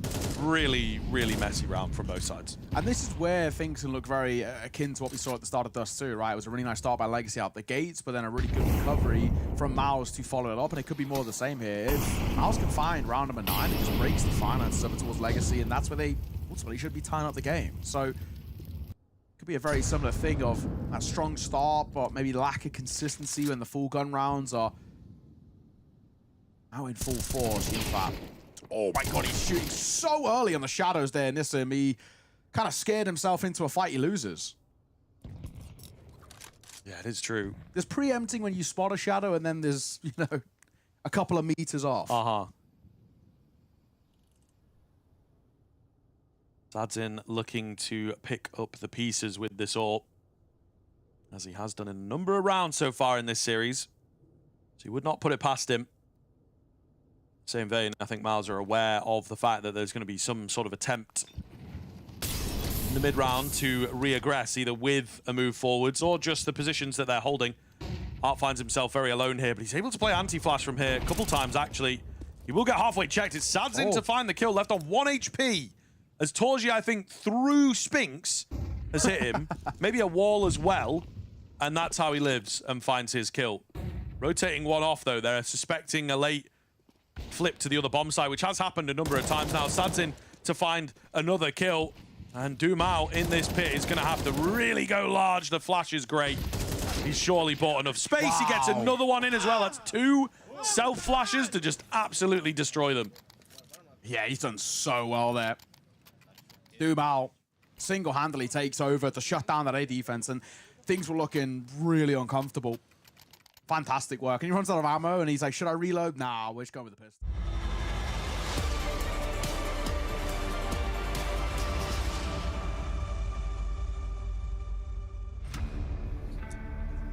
Well, in a fairly shocking twist of fate, this one's ended up going the distance. 13-0 to get things going for Na'Vi. Only to then get stomped out on their map pick of Inferno. This is a head-to-head that Bait have never won before. Na'Vi have always had their number. And with how it started, you thought that was going to happen again, but that's not been the case, has it, Hugo? Not at all, has it? Yeah, Na'Vi 8-1 in maps coming into this series. They feel their second loss ever, and a team that has denied Bait many, many great moments. What could have been denying the major playoffs back in Budapest last year. Now, Bait's closest they've ever been to taking this series. They have to do it on Dust. Last time they played, it was the last map in a BO3 at Rotterdam. Na'Vi took it 13-7, but Bait have already broken in with an Inferno win. Anything is possible, safe to say. And Na'Vi are the ones coming off of a loss, so resetting is a must here for Na'Vi. They never truly got in that game. We said it as well coming into this series, but with Group A matches already having concluded, it's been an upsetless time over there in Group A. Yeah. Group B, well, this was meant to be the easier time for the heavy hitters, and this one could be rife with upsets. There's another game going down right now. We just had it playing there in the little break, Mouse versus Legacy. And right now, Legacy are a map up over Mouse. And they're winning second map as well, so maybe Group A going exactly as it's supposed to. Group B, this one's full of mischief. Yeah, surprises. It's meant to be the easy group. I mean, no group is truly easy at this point, but any group without vitality, whew, it's a sigh of relief. Na'Vi on the T side of Dust too. Utility ready on the short side. Alexei sending his player into spawn. Makazi goes for the jump in, and he does see players on both sides, but MPL is keeping up appearances from that first map. Dead after one. Julie's from a range, an essential headshot back into the bomb site. This is Ima's chance to strike. Is he ready for the third? Yes, but it's not enough as Kenzazor tries to hold on to the round. Bit will not let it happen. Na'Vi get that pistol round. Hyper important. And it feels pretty good that it's Ima to be a big part of why that comes through for them, right? Just comes off the back of a really, really rough map. Never really got going. But you've just delivered the pistol round to Na'Vi with that double. They lurk out through the tunnels, left to his own devices. And so Na'Vi get to remember what winning feels like. Yeah, Force does come in here for Bait, so looking to respond quickly, but Makazi peeks before that mid-smoke blooms, and Sizzy is not ready. Straight down middle. Bit of a bash. Lineup is nice for Wonderful. And in fact, they've killed everyone. Blink and you miss it. Round is over. Going into these B stacks and not been a problem for Na'Vi. Ima's liking it right now. Got to come out through the tunnels twice in a row and just catch players looking the wrong way.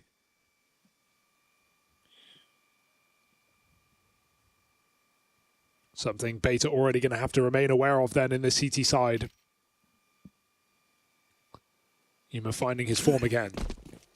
Just think, you know, when you are a bit more of an extremities guy, you don't want to be like doubting your read of the game. And so anytime IEM can hit these timings, find these little windows of opportunity, it's a great, you know, holding like great promise for a return to form. Yeah, you can also feel constricted in those positions in a close game and a tough game, right? Where you don't want to make that move. You don't.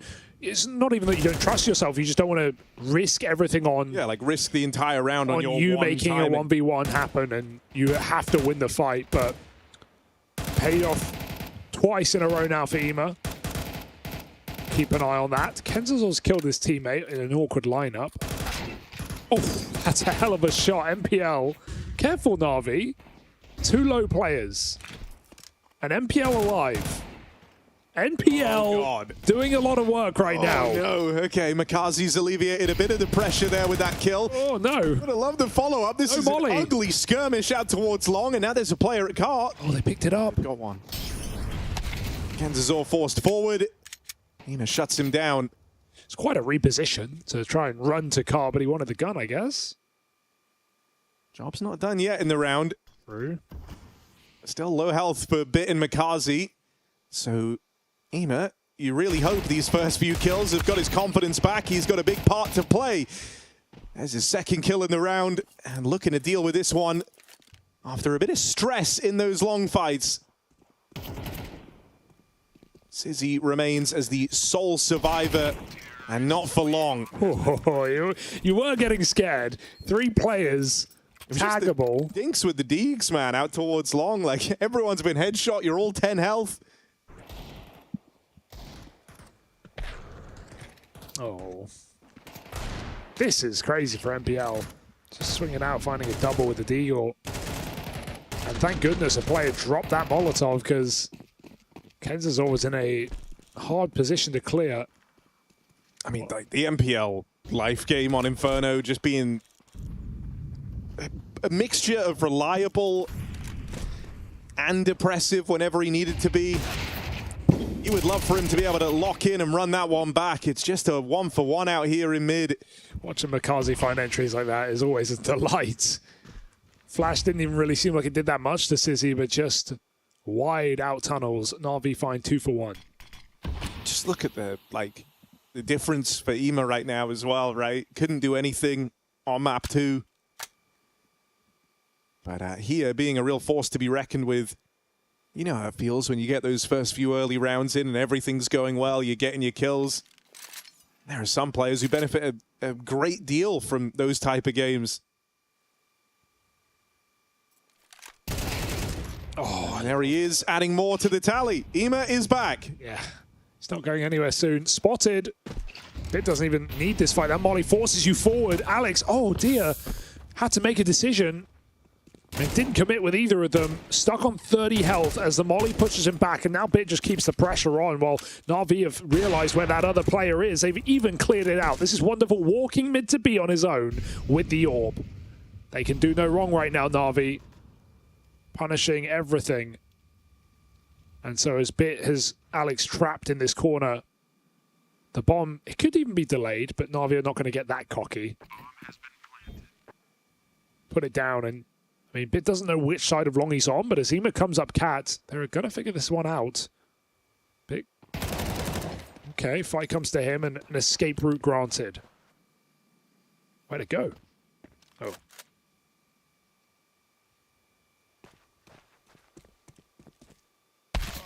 Oh, midair. Would it be anyone else? IEM there to stop the save. And Na'Vi in a very commanding position to start off Dust 2.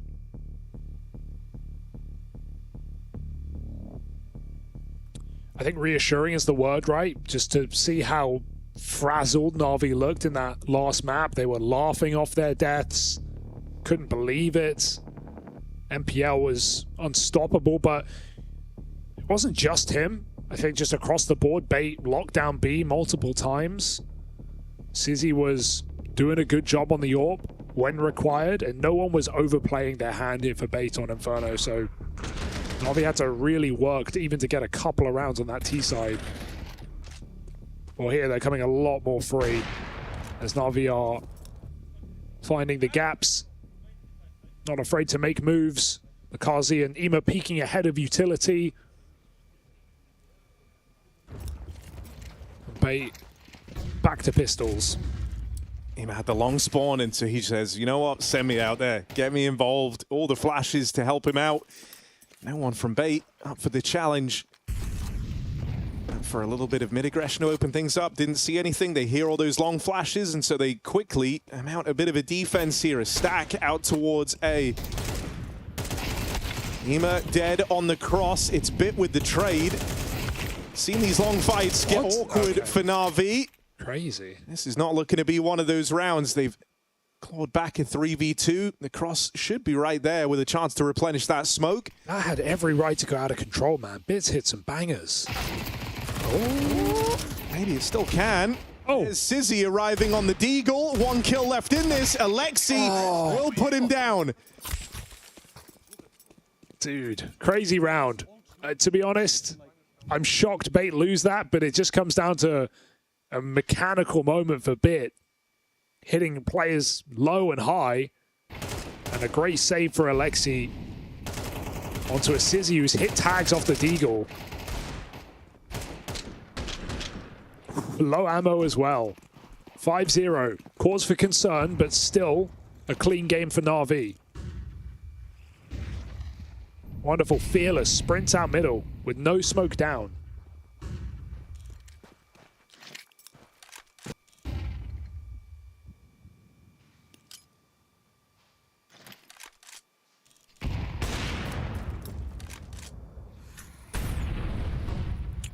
There's a break on the smoke there for Sizzy. Misses his chance. Ah. Well, that'll be a reset then.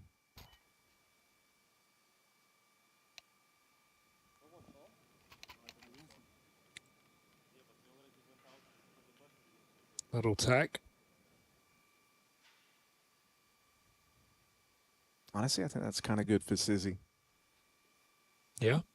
Yeah, he missed his little smoke break. Mikazi actually got past him, was going to get up short. Going to be a big problem for later in the round, but you get to go again. No damage done. So I heard something typed quite early in the round, so slight tech here. To recap the other side of Group B, you were mentioning it earlier, Legacy Mouse raging on. Legacy. Yeah, how's that going? Map 1 in the pocket, 7-5 half to Legacy. So right now, Mao's not hot right now, Harry. Mao's in trouble. Not just here, but recently, in general, right? Lost out of Rotterdam, falling to Mongols at 90.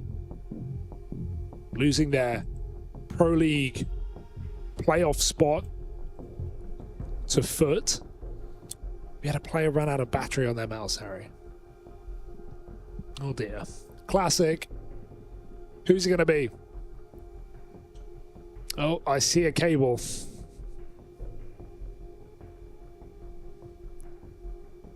Well, Alex relegated to wired mouse. Sometimes it's nice putting the wire in for old time's sake. Makes you feel like a kid again. Like being in a classic car. Like you just kind of appreciate it. Okay. Oh, they don't make them like this anymore. Oh dear. Smoke shot for wonderful. Oh, time to charge. Yeah. Turn it off. And Ima again back on a lurk out through mid. I mean, bit of pep in his step, bit of confidence, and suddenly you're really worried about this solo player for Na'Vi. You're always looking over your shoulder. This round's over. Only hope you have is if you were able to find Ima, and of course, as they scurry or rotate, they run right into him. The back's turned. What? Wallbanged. That was through the mid doors from Sizzy. Without that, MPL's probably caught. But nice double from Ima. The round felt already pretty done from position, but his double kill secures it. And you're going through that smoke because why wouldn't you? And AWP... Oh, okay. Why wouldn't you? Bit was selling that really well for Makazi. And instead, they've allowed Sissy to save. So someone's called off the hunt. I don't know why you wouldn't go through that smoke, to be honest. I think that was a great opportunity to remove the best weapon. And Na'Vi have the money to afford a casualty, if not. Yeah, we're saving these two. There will be another buy for Bait in this next round with the AWP in play. Feels like maybe like because bit spamming, Makazi changed his mind. But from Sissy's POV, it seemed like bit spamming was the perfect sell, that Makazi wasn't closer than him. Well, they allow another buy. Bait coming in.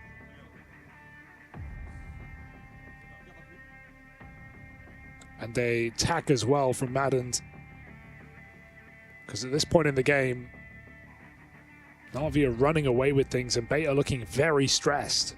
Return to what they know. A hard game versus world number 2.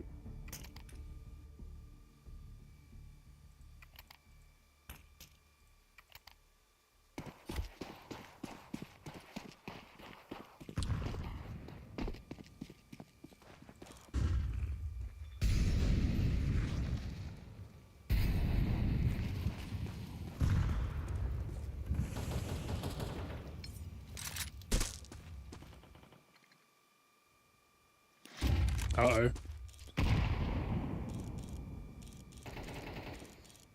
It's a damn near carbon copy of the round that got cancelled by the restart. Makazi making it past the Sizzy AWP out in mid. Still hanging around here, hoping that eventually he's given a sliver, and there it is. Ema taken down a peg. An early advantage for Bait. Arguably one of the best positions they've been in this entire CT side. Lexi with a tap back, and there's Makazi lending a helping hand. They'll break their way in through short. Rest of Bait out of position here. You've got Alex who went aggressive out towards long. Having to play retake from a man down. You're really hoping that one of these fights can go your way soon. Great pickup of pace there for Na'Vi, right? As soon as they notice the AWP in middle, they just go for it. They just send it into A, and MPL gives them the kill that grants them access. Tough luck for him. He just got plucked off of the top of the smoke. Or off the top of the site, rather. And with Na'Vi knowing that AWP was in spawn, they are not scared of speeding up. No long AWP to worry about. A lot of room for Na'Vi.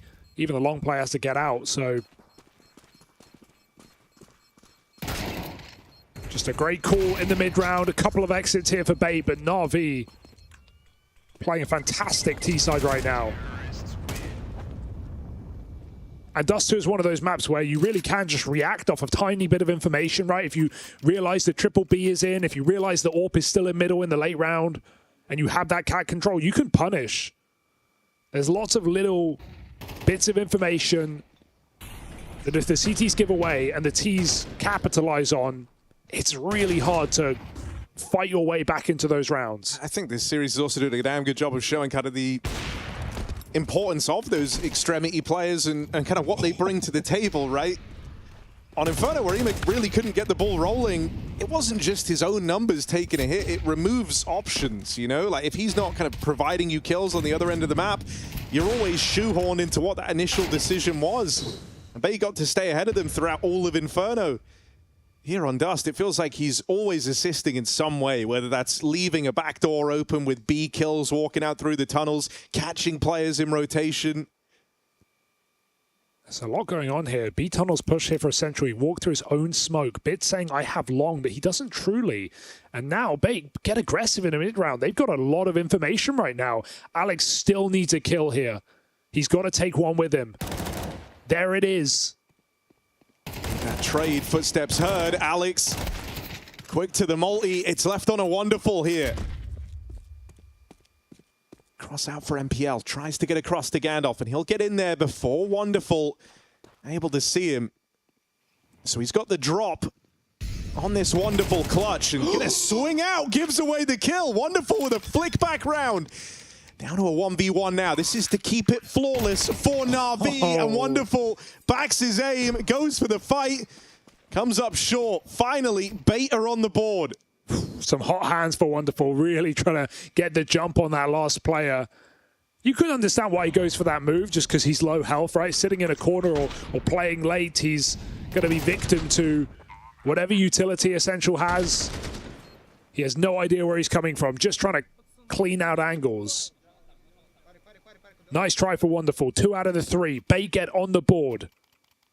Better late than never, but still quite late. 7-1 down. Has to be more on the CT side for Bait.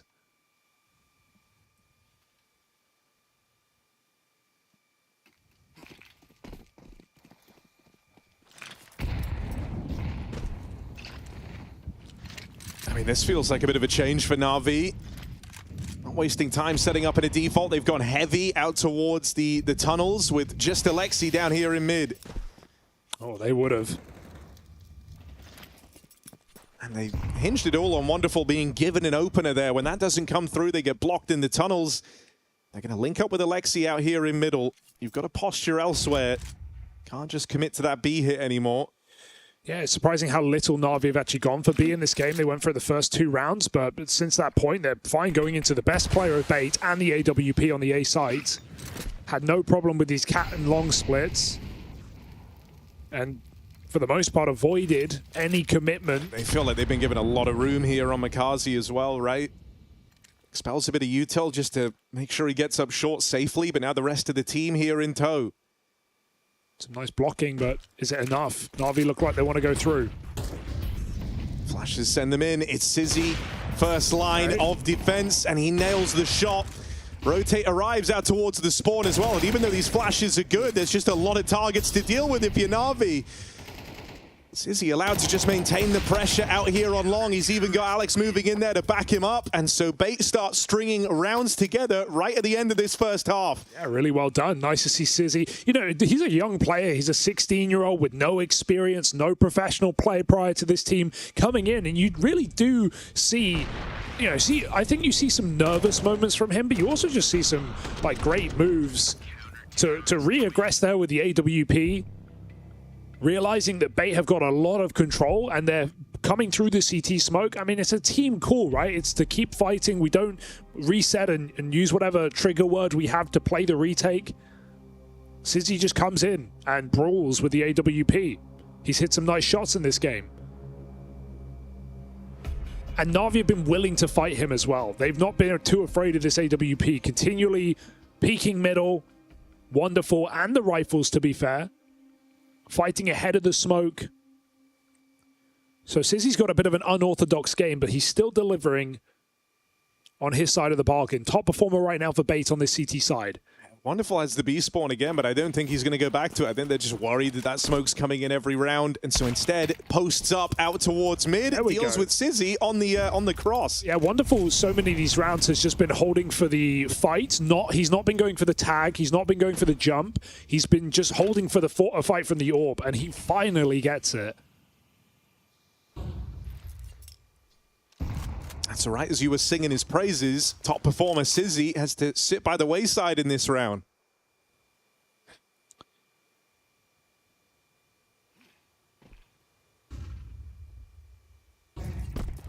.5v4 for Na'Vi is where they excel. Alex hoping he goes unchecked. And a player fighting on the long corner might sell his position well for him, but MPL just plays behind the smoke.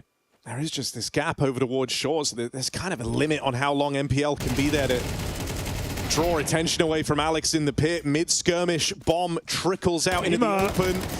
They know to always keep their eyes peeled for Ema on these B hits, and they'll deal with him late out through the tunnels. Good shutdown of this split out in middle. It's been discovered. Chaos on the spam.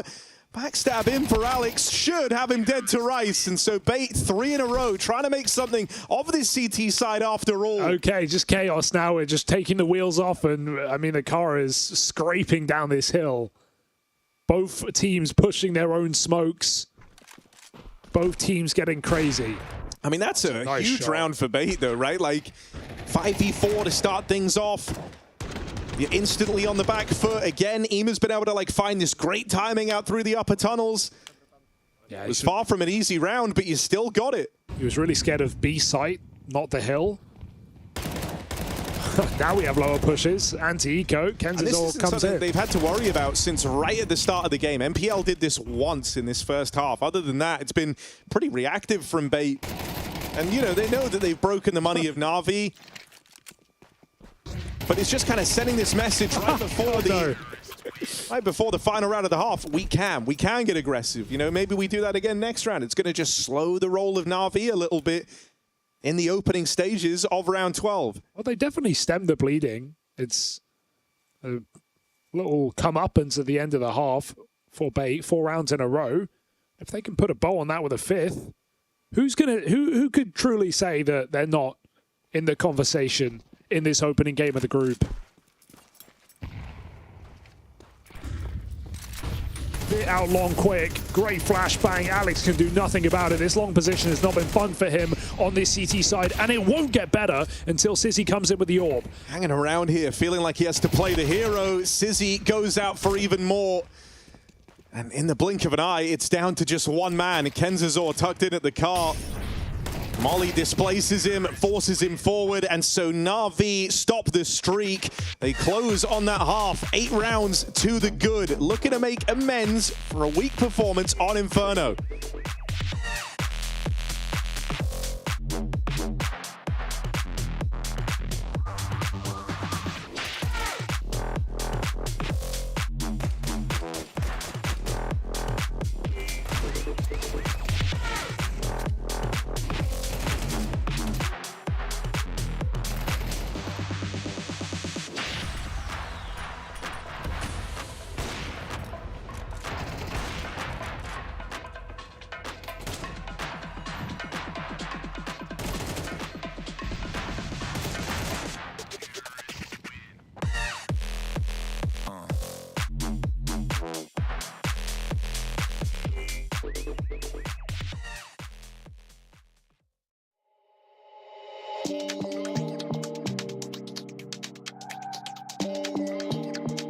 You have to understand how things are up here.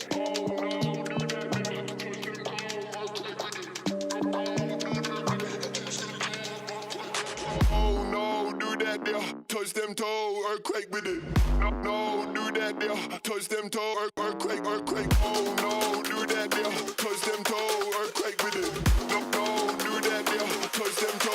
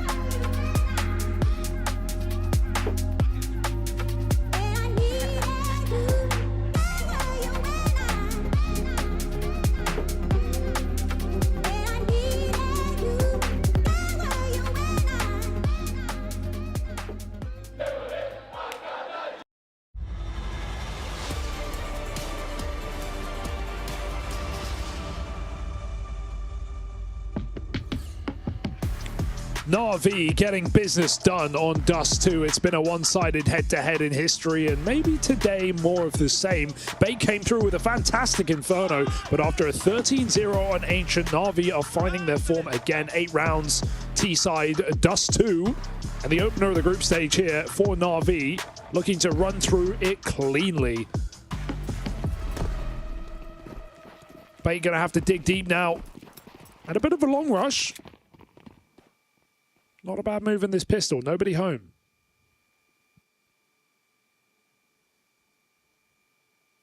And they have found the gap here. And even though they rush long, they've taken it all quietly on contact. Here's the smoke that gives away their starting position in this round. And so Na'Vi start rotating accordingly. 3 players up here ready to try and fight them on the cross. Bait have moved in very swiftly. 2 players already in the site. Bomb getting planted. No stopping this if you're Na'Vi. This is coming down to a retake. And they lose that first man. Backstab for Bit holds a hell of a lot of promise. And these dual Berettas right now are tearing through Bait. It felt so good for a moment, only to get it torn away. Na'Vi, 4v5. Pull up and secure that pistol. Yes, I was just about to compliment Sizzy's P250 that has continually found these opening kills on these pistols for Bait's T-sides, but Bit's Julies do one better. Double on the flank. And you see how constricting this A bomb site is. If you don't have long or short, Bait have nowhere to go. They are just sat in the open, sat on the bomb site, forced to take fights, and Na'Vi get to AD behind cover until the round is theirs. So really big flank for Bit. That double kill primed Na'Vi for the retake. This shouldn't be a full rush. Smoke comes down and Bait go lower. I think it's also just a bit of an awkward pistol for Bait, like across the board. They already had the bomb down with the first 2 players that crossed in, and they weren't getting fought the whole time, but they still pushed up from long. That's why Bit's flank ends up kind of doing anything. Felt like you actually had more than enough crosshairs to be considering and holding that long position. So a bit of a misstep, and Na'Vi feel all the better for it. Oops. Oh. Tag there, but a block in response seals the death of Sizzy. Still kills across the board come through for Bait. And now it's down to this, a 1v3 attempt for Wonderful. Nails the first, and something's building here with low HP on Kenzazor and Essential. Does Wonderful have it in him? Oh, bounce back. This is very tricky now. No reason for Kenzazor to move and give anything away here. Wonderful's got to earn these kills.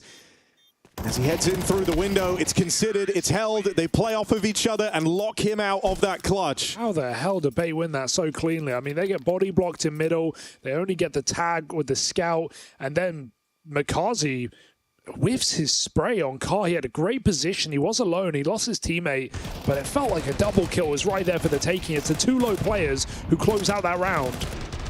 But that just felt like a necessary multi-kill for Makaze. It all comes crumbling apart for Na'Vi after the pistol, and Bait make a convincing argument for a competitive third map. This is going to close up quickly if Na'Vi don't find this force buy. And I mean, look what they have, a scout and 4 pistols.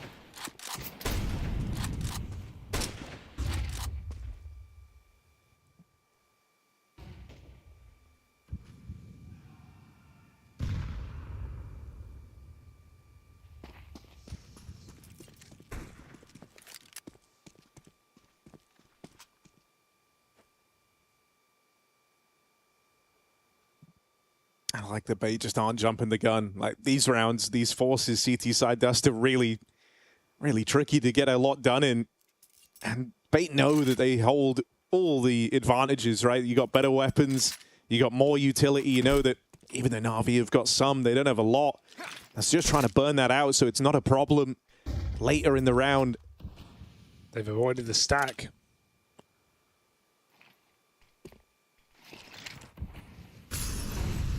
Wonderful Deagle.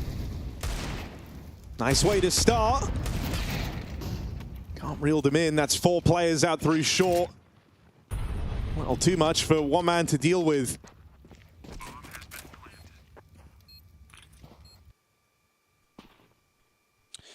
Oh, you just do want to save, though. Unless, suddenly, and they're all here. Yeah, it's going to be a real fight out here on short. Oh, dear! They've given it away to the Pistols.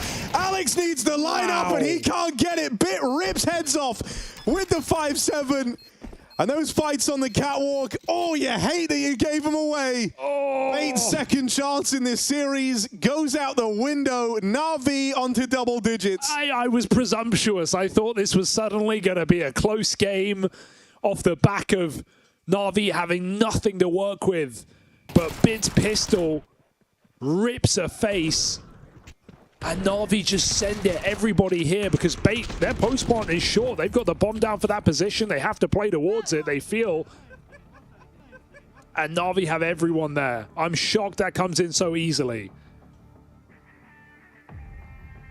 5-7s, man. I mean, it's kind of like, we all know they're broken, but for all the attention the MP9 got, and then, you know, a justifiable nerf, I'm shocked the 5-7 is still as potent as it is. I'm surprised Valve haven't stepped in. I do enjoy watching it though, but man, I'd hate playing it against some of these guys. Oh, that is a round that you will not forget anytime soon, Bait.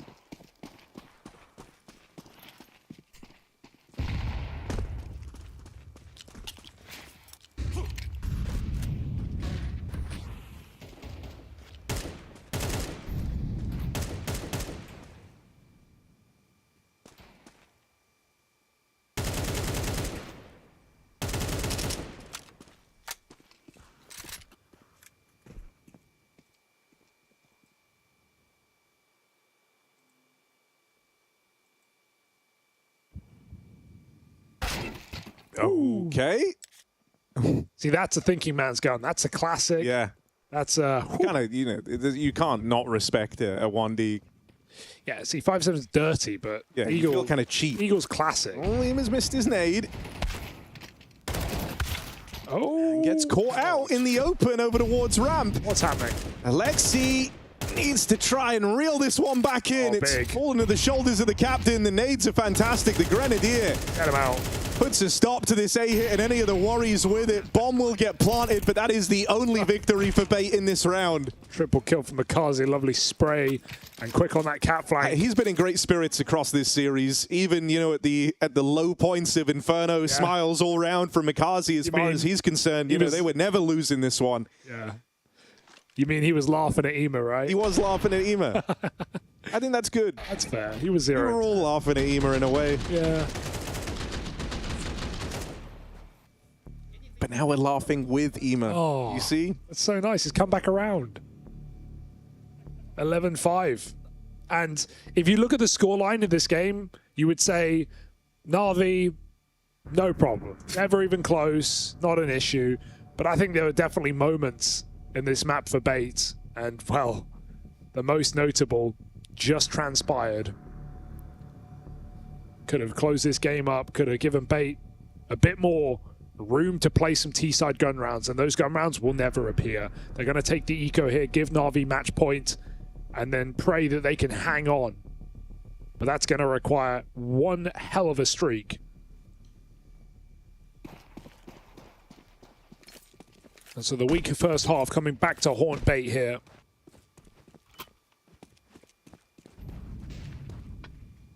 As Na'Vi surge towards the finish line.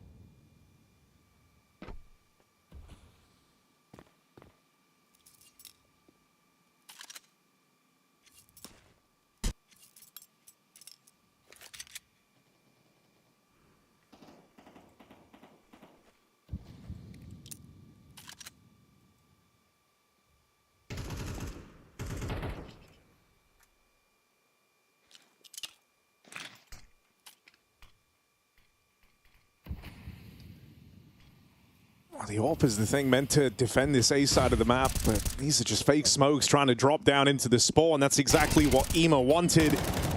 Wonderful's even able to help out from the ramp. You see why you really need that player to get that kill when they drop into spawn, because without a mid to B smoke, not only can IEM follow up, but Wonderful's covering from ramp. So Na'Vi's just felt like another one of those rounds where Na'Vi had the read on this situation. Like IEM, sure, he was set up in CT, responsible for mid, but he's playing it in such a way that his main focus actually was on the drop down. And that's a fight you're favored in as the CT if you catch them, you know, on the full. It does feel like the familiarity of this game is definitely favoring Na'Vi. They've had numerous rounds across this series where they've just perfectly outread Bait. Blade's tactical timeouts have almost always resulted in round wins for Na'Vi. They haven't been losing to ecos for the most part. It's been a solid game from Na'Vi today, with the exception of Inferno, a well-earned win from Bait. That may be all they have to show, as these other two maps have been nice and one-sided. Wonderful pick, IEM follows up, and we're 3 kills away from a finisher.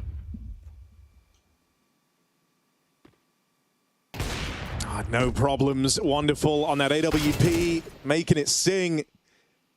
IEM did try and get aggressive, but it's not without reason. He's got Makazi down here in lower tunnels, and there it is, an abrupt close to this series. One map in it for Bait, but it's Na'Vi strolling away with the win when all is said and done. A series that they've always been able to get the better of them in, keeps up for Na'Vi. Bait just cannot beat this team.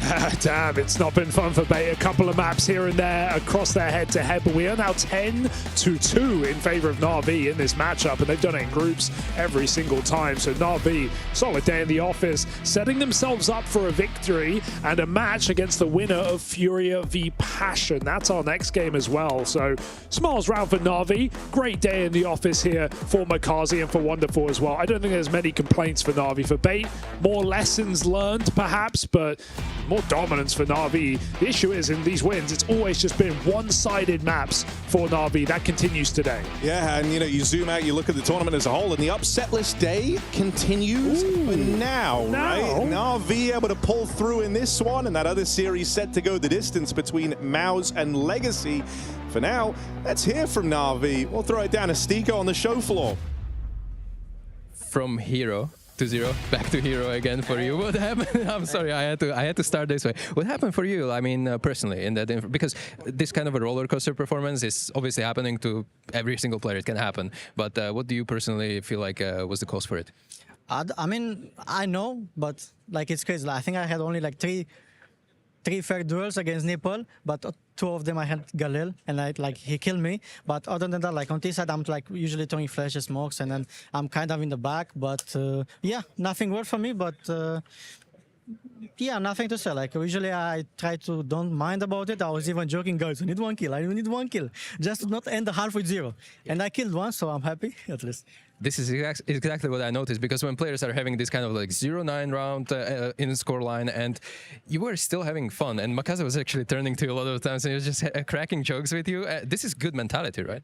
Yeah, it's very good, and yeah, like I said, usually I don't care what score I have, if it's 0-11, I don't know, 22 or whatever, and I'm just kind of trying to play the same, and that's it.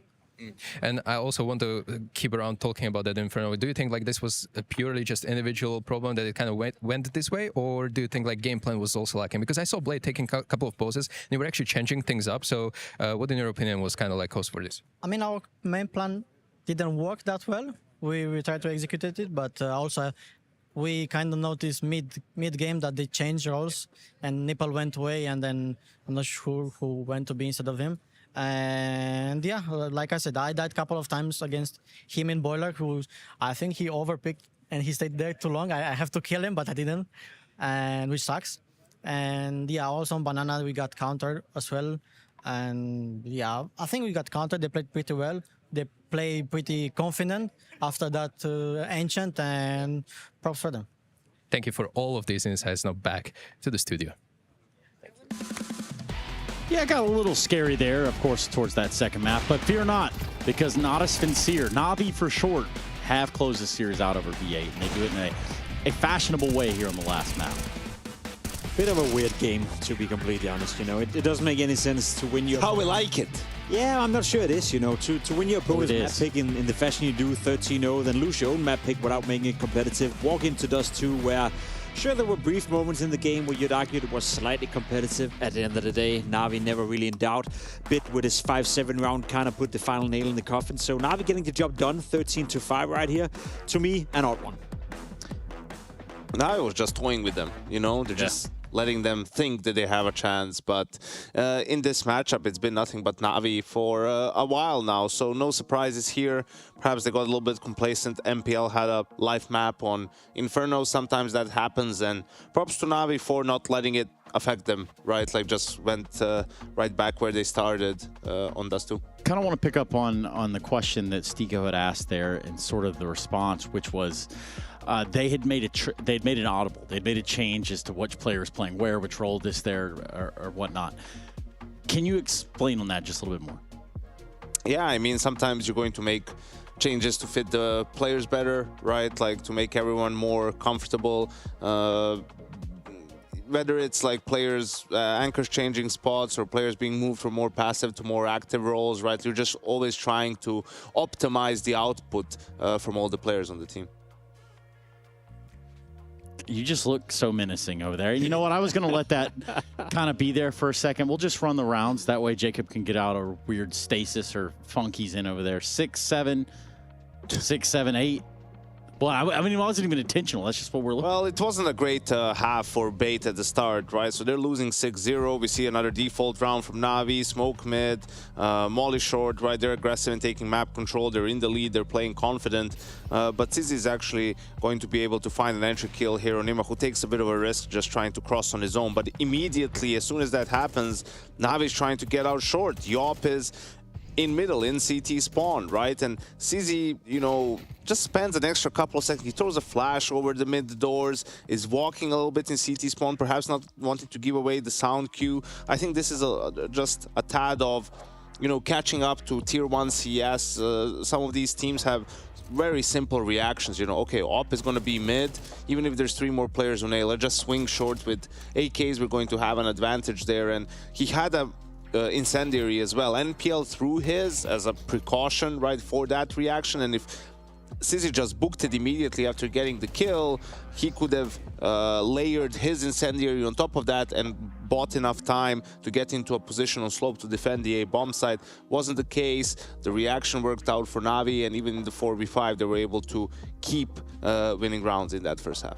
Yeah, it would appear as though they had won the accurate amount of rounds you need, Jacob Pimpinicky. Of course, I want to thank both of you guys. Yeah, 13. And they had to do that 2 times and at least 1 more time than the other team. Thank you very much, gentlemen. Yes, it is the Intel Extreme Masters. We will cut ourselves straight to a break so that we can come back on the other side and jump right back into the Counter-Strike hometown heroes in FURIA, going up against a Passion UA storyline of sorts. They're coming in with a stand-in. But alongside that, you're looking at Aurora Hatu. We're going to be going to a break. We'll be right back after this.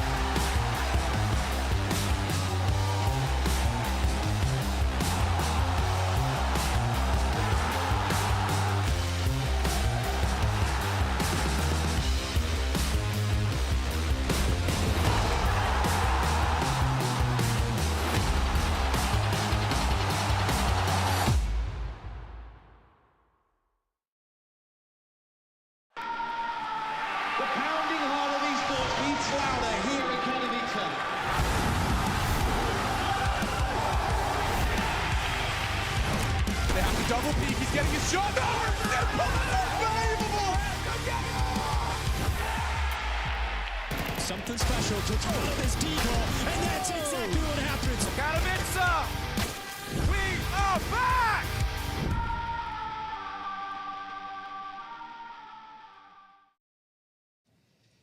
I'm joined here by Fallen from FURIA, and obviously a home event. How are we feeling? I want to talk about the emotions here. This is very important. Yeah, very important game. Feeling good. A little bit nervous, not gonna lie. You know, it's a very important game for me and my team, but it's part of the job. You gotta make sure you handle the emotions and focus on the job. So, nice match coming in. I'm excited. I also want to talk about you personally here, because this is kind of your home event.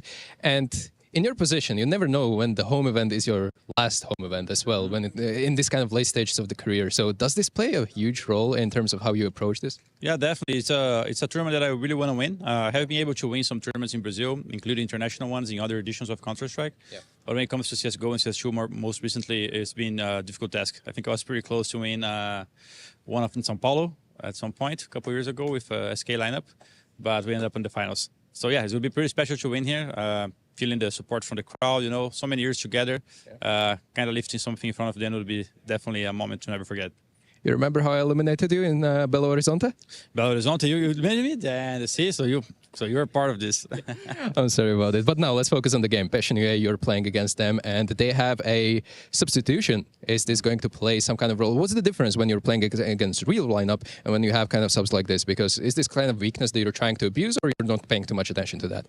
The problem on really focusing too much on trying to predict how it's going to go with a different player and really build a plan around it. It might just take you too far away from your own path, you know. So I think we of course we know some things that Senzu was doing, and you know, Fang can bring his own stuff. It's more about focusing on the stuff that we want to do, making sure we're ready for some different stuff. And I also feel that they're going to be less pressured. They're not playing in front of their home crowd. They have a standing, so you know they have nothing to lose, which is dangerous as well. So we got to make sure we come strong, because otherwise it can go very difficult. You're about to start this campaign here in IEM Rio. Anything you want to say to the fans? You can do it in Portuguese as well. All right.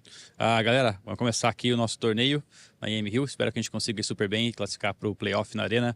Para a gente seria muito especial. Espero que a gente consiga fazer isso. Vejo vocês em breve. Vamos. Thank you. The Intel Extreme Masters Rio 2026 is brought to you by ESL in partnership with Intel, Acer Predator,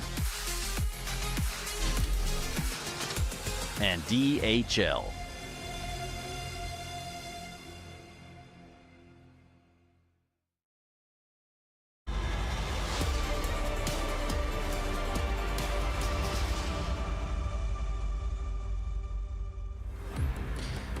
Well, here we go. Passion UA jump into the server against the FURIA that want to take it all here in Rio.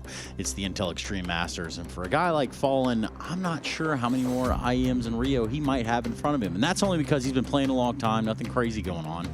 But if we're talking about lifelines, Senzu might have been that for Passion UA. However, he's not here, so we're never even going to know that. Where's he at? I don't know. He ain't here. Jacob, thoughts? I don't know. I don't know where he's at, but he's missed. He's missed a lot. Unacceptable by your standards. No, I think it's cool. I think it's cool. I was a little bit disappointed in seeing him, you know, not showing up for this tournament. I think Passion UA as a team is and could be interesting with Senzu on it. With a stand-in in Fang. Not gonna lie, nothing against Fang, but that makes it kind of underwhelming for me. Well, tell us how you really feel about Fang. Like at your very core, what are you thinking about what Fang can bring to this lineup in the absence thereof? In the context of IEM Rio against a team like FURIA, not a lot. All right, well, thank you so much, Jacob. Okay, we'll get over here to your thoughts now. Well, there's two silver linings for Passion in this tournament, right? First of all, they didn't make the major, so they don't need to worry about, you know, having a different lineup on the record. And the second is, even for that to happen, you need to play 5 games, and they're only going to play 2 in this tournament.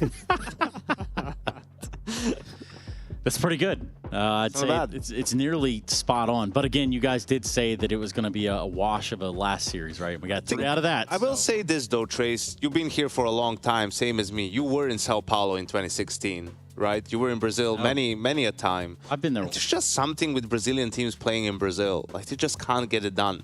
Like, it's too much. You know, we already see the videos of them arriving to the airport. Like, from the moment they get to the airport, like from the moment they land in Brazil, it becomes just a circus, you know, like they're just so popular there. It's just completely different to any other tournament that they attend. There's so many obligations for them in terms of the media. It's like you don't get to focus on Counter-Strike as much as you do, and then when you do get to it, like there's so much more pressure involved, right? And especially when they actually have good teams, when there's expectations there like there are now. So I wouldn't put it past them, the ability to mess things up. See, I think that's a good point, and I think that's, you know, something that history speaks for itself in that regard. What I will say, though, that it doesn't really matter in the group stage right here, right now, against a team like Passion Euro. That's a conversation I would love to have with you in a playoff setting when the pressure's on, especially considering right now that FURIA haven't really been playing their A game as of late, so there's different caveats of it. It's just the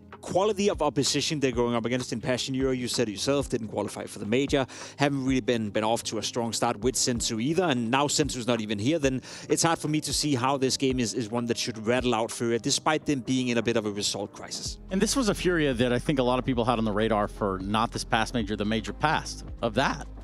Maybe all the way out to Austin, right?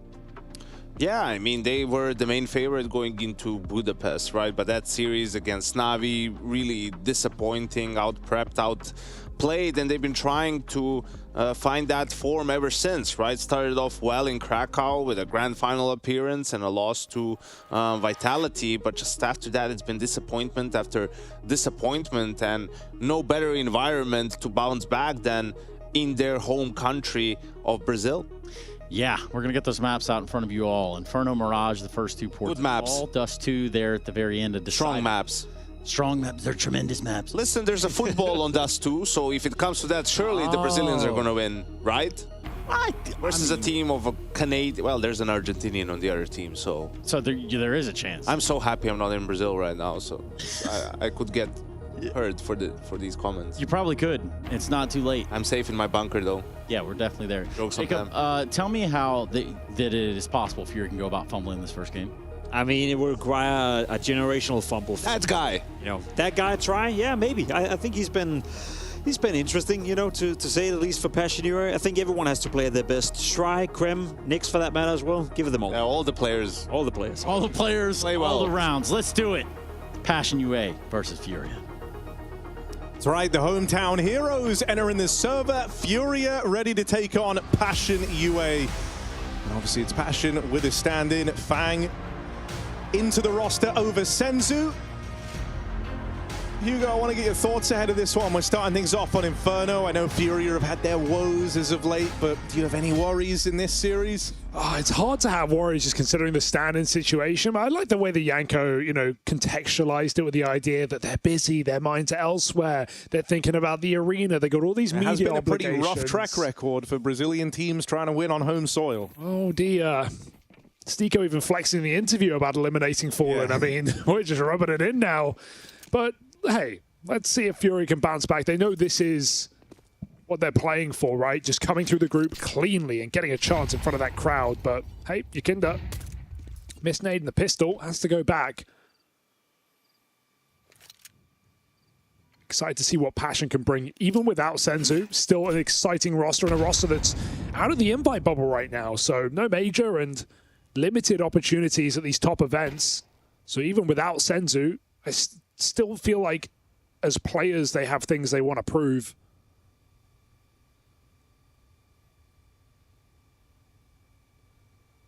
And I'm always going to be a fan of a JT-led team. A guy who's always done more with less.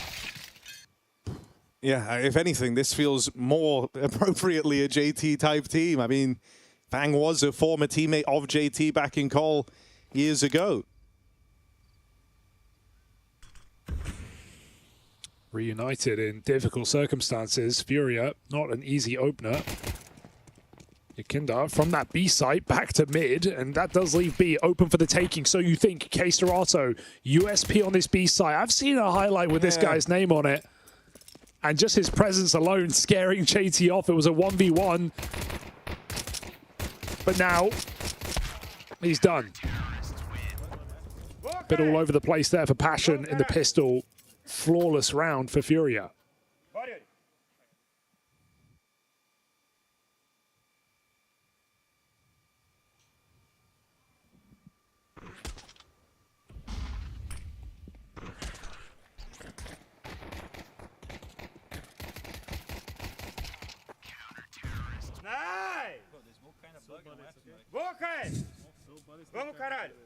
Vibes sounding good, at least for FURIA on these listen-ins.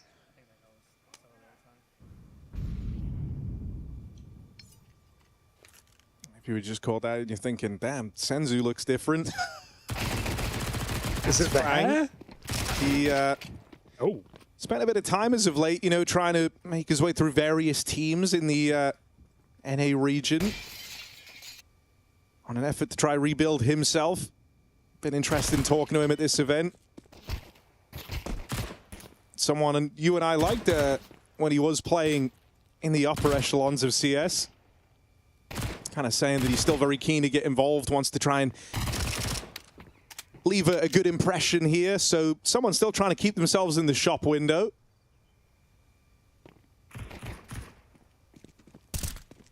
A name that you might have forgotten about, but yeah, I mean, still keen to leave a mark. You mentioned him being a former teammate of JT. I think a lot of these strong upcoming North American players have come through these JT teams. Think about Graham, of course, and Nyx has actually shown some really good games across these rosters as well. So JT with a bit of an eye, perhaps, for these players. Trying to keep it in the North American region. 6-2. Oh, JT. Caught the tail end of that. Molodoy tried, let's say, a very aggressive peek down through that mid-smoke and ends up feeding JT an opening kill. JT not the type of captain to sit back and let everyone else have all the fun.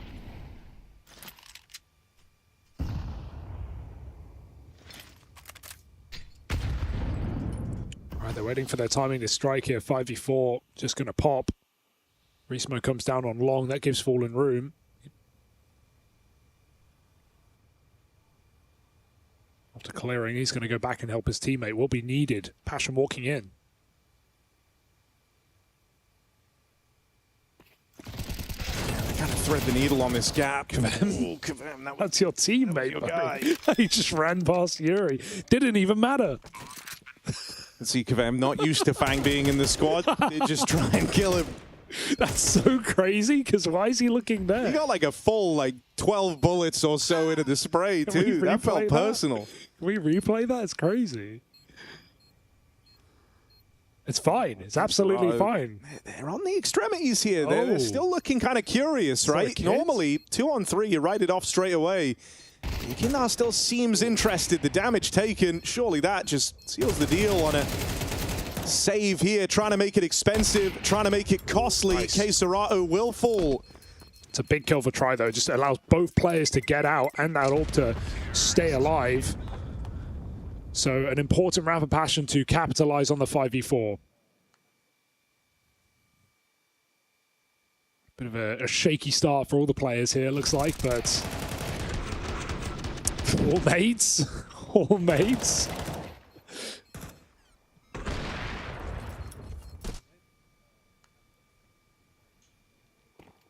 Fang forgives, but will he forget?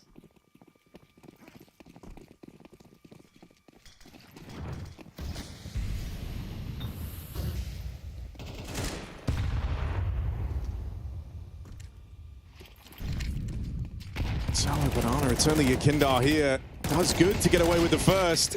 Struggles to find anything else. And just breaking through this solo B-hole like this, you've got the site right in front of you, ready to take it. They go through, no contest. Chance at a plant now in a tricky spot for FURIA. Nade's good, softens up JT. Fallen's always got the util for the job. Reblocked in at the spawn. Even that's awkward, right? You've got Rotates arriving late to the party here. Full belt of util on Serato. It's just very late in the day to give this one a go. And so looking like the save here. FURIA concede this round. Oh, ouch. Molodoy not having a great game right now. Not having fun. Well, yeah, not having fun, I'll agree with. I didn't mean like he was playing bad. I just meant, you know, these couple of rounds. No, these couple of rounds have been rough though. You know, one aggressive move in mid, JT punishes, smoke spam. Oh, it's certainly not like a confidence-inspiring set of rounds. Yeah, that's where I'm going with that. So nicely done here from Passion. Pace change on that B site. Clean entry, and the round falls in their favor.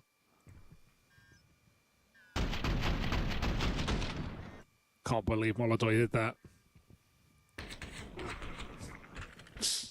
Unlucky.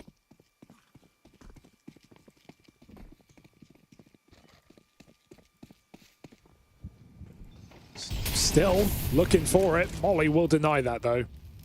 Or at least delay. He looks for all mid instead. Passion go for banana.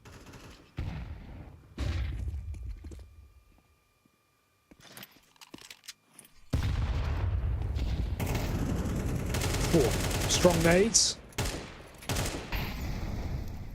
FURIA very good with their utility towards B, right? Yakinda calling the shots on CT sides, especially on this side of the map.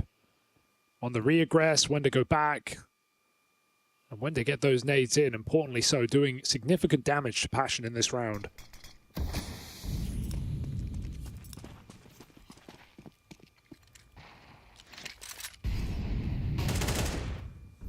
Still trying to cause a ruckus in B as Fang, but his team are just going for this A hit, spotted by Queserato. Big info. Yeah, multiple players seen out in the open there, and FURIA waste no time. They're already bringing bodies back around to try and supplement this A-hold. It's all slowed down a bit for Passion on the back of that spot. Gonna try and head out towards long. That leaves them on the other end of a Molodoi AWP. Nade finds great damage as well, just to soften them up. Won't have time to get a third shot off, but Queserato helps out from down in the pit. So no issue here for FURIA. A-take repelled. That slowdown lending more than enough time for FURIA to make sure everything is in order in that A site. Felt like Passion never wanted to go for that move, right? They knew Molodoi was going to be AWPing long. They blocked him, they got up short, but then as that plan gets ruffled by Queserato's spot, they just go for plan B, and it is failure to launch. Molodoi hitting multiple shots on his AWP. Seals Passion's fate.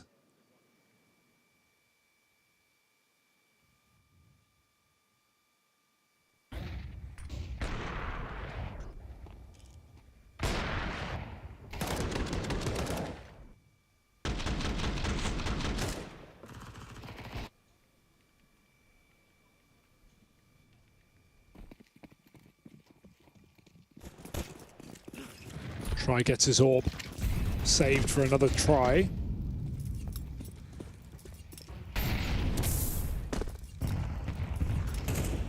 FURIA not making things easy. Oh dear. Optimistic aggress into apartments after Yuri mollied it. Here's that attempt at the trade too. Knows he's gotten away with murder there. Flash out into top mid. And I'm hoping for a delayed punish on Yuri. At least forces him back the way of Nyx. Trade won't get collected though. Yuri continues to put the squeeze on Passion. 5 shots left in this AK as he backs up and just gonna try and get on out of there. He'll evade capture. Yuri has really left them in a bad spot here on the back of this aggression.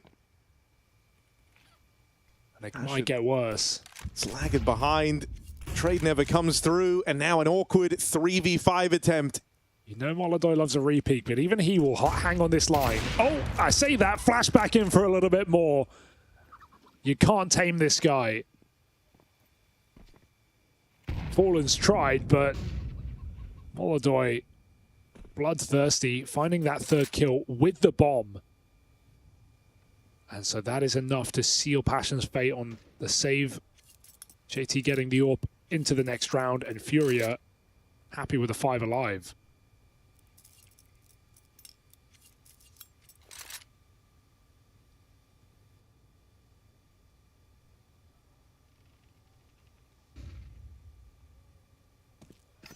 Nothing to do about that. Just a great round from Yuri across the board, man. Like they tried so hard to make it uncomfortable for him, but he ends up kind of hitting them with the Uno reverse in the apartments.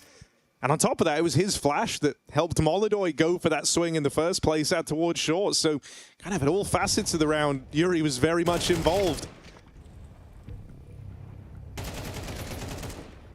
Timeout called in for Passion UA. As in spite of some early promise on this T side, things have very quickly started to go the other way. Flawless round in the last, 4 alive in the one prior. Money starting to build up for FURIA.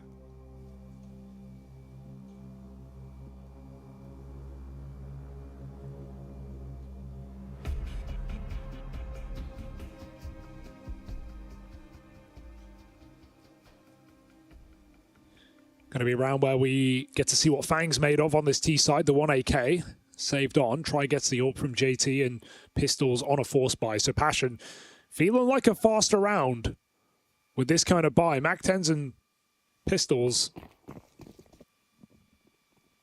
That aggressive round towards B got them on the board early in this game. But triple nades down Banana.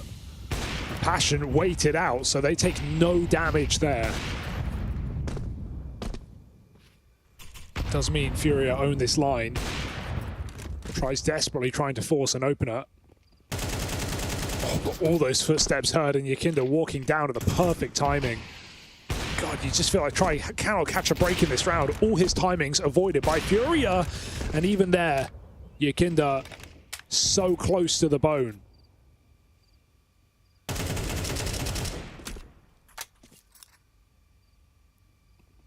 Passion just can't draw blood. And after all of this, you've got to clear these corners. Even despite Yakinda faking his retreat. But they get smoked out again, and it's very clear to FURIA what Passion are trying to do. They want this banana control back.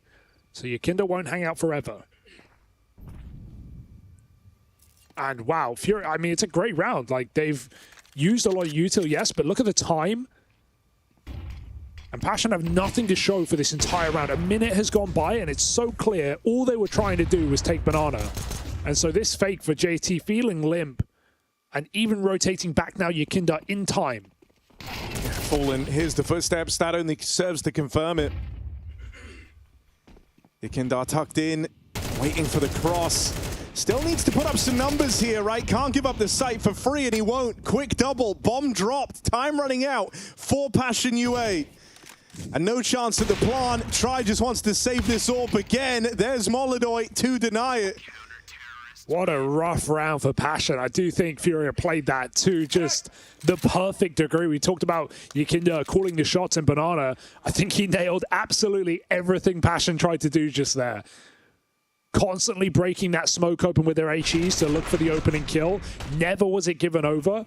And FURIA min-maxed every single bit of utility they had on that B-bomb site to put the clock down to 12 seconds as Yakinda finds that kill in B. And that's the kill that drops the bomb and wins the round.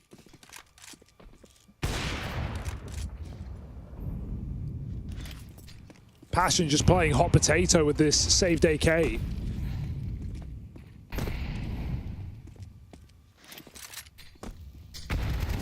Oh, Yakinda! Oh, they're trying to come through, but there's just a stream of bullets down through banana. I mean, these saved guns have felt like a bit of a curse. It's now bestowed upon Nyx. He's not getting out with this one. Yeah, he backstab all the way down through alt mid. With how much time is left on the clock, I really don't think you're expecting him here. Goes both ways, though. I don't think Yuri's clearing this just yet. Probably still thinks he's in banana or middle. It's actually a lot of paranoia for FURIA because Caserato's got to clear A slow, and Nyx is nowhere they'd expect him to be, but I don't think he's going for this. I mean, in that same breath, though, I feel like always getting away with these like one-gun saves can present its own problem, right? You see the money isn't on parity for Passion, and surely Nyx feels like he's hit a bit of a timing here. The idea that no one's discovered him yet. I mean, are you ready for Yuri and Caserato alive and no one in pit? Are you really going to believe in sticking the bomb here?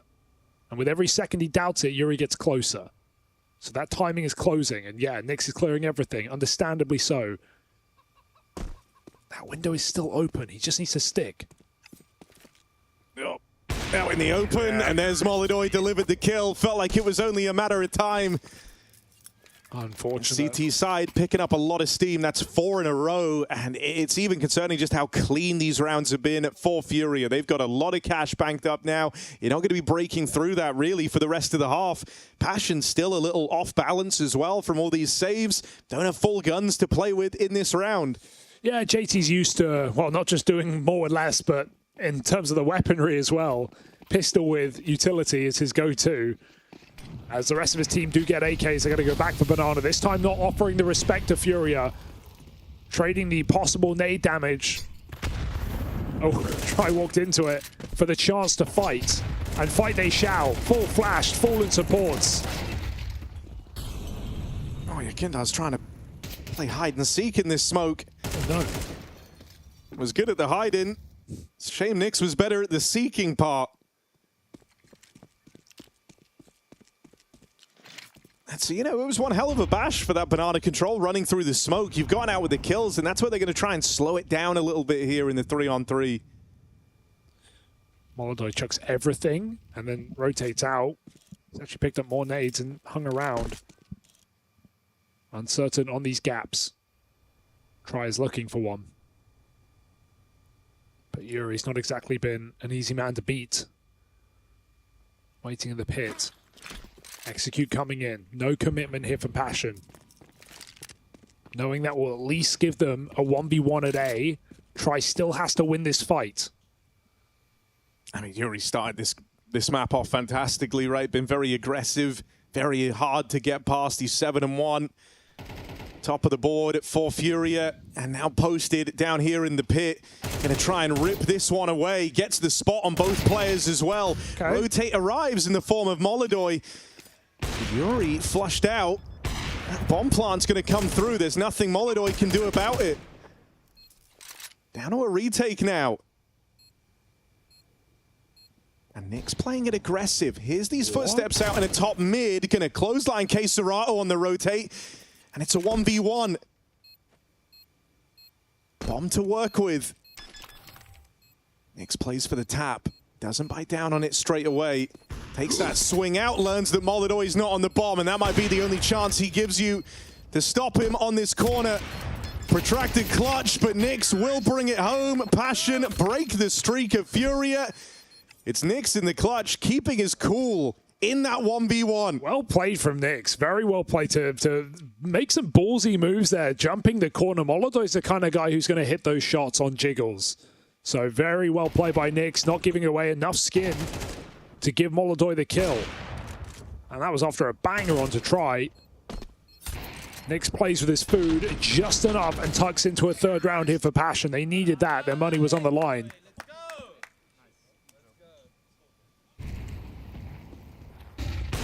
A vibe injection here for Passion. Still waiting for Try's AWP to find any impact in this T side. For the frequency of its appearance, yet to do anything in this game.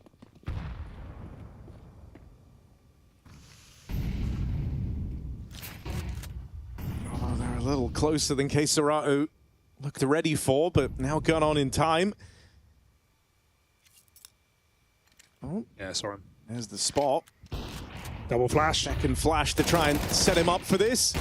It's out with one. Molodoi gets overran. It's going to fall to Yuri again. Got to put on a big performance here out in the apartments. Pushes on through.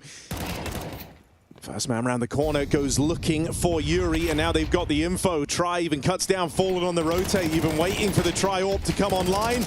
This might be his round unless Yakindar can snatch it all away. Two players left in this, but Yakindar's kept pressure on.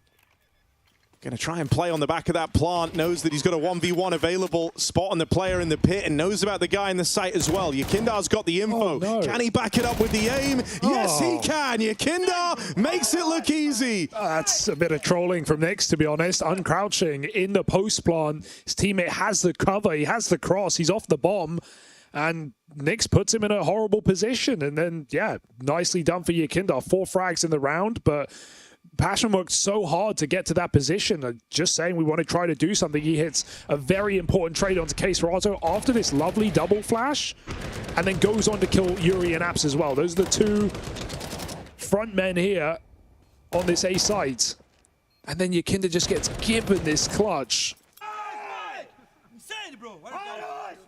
Oh, the uncrouch for Nix, something he's going to live to regret. Yeah, you could have actually fielded a very competitive T-half, man. It feels like that round was kind of what it was all hinging on. Back into a weird spot in terms of the money, and back to aggression in the apartments for FURIA. 5v4 picked up, and they immediately concede that space. They're down to give it away because they've got the advantage already.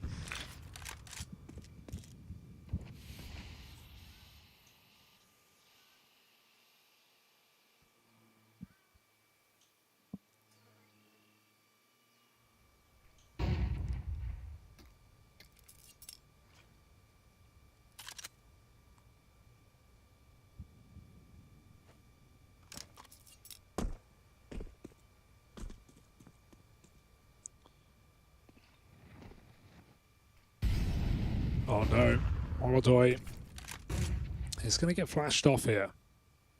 Passion get closer. Tradable kill if they go quick. Molodoi gets one, and Nyx, no one backs him up here. Smoke comes down. They're going to try and cross into this A side. They've got a temporary 2v2 in A.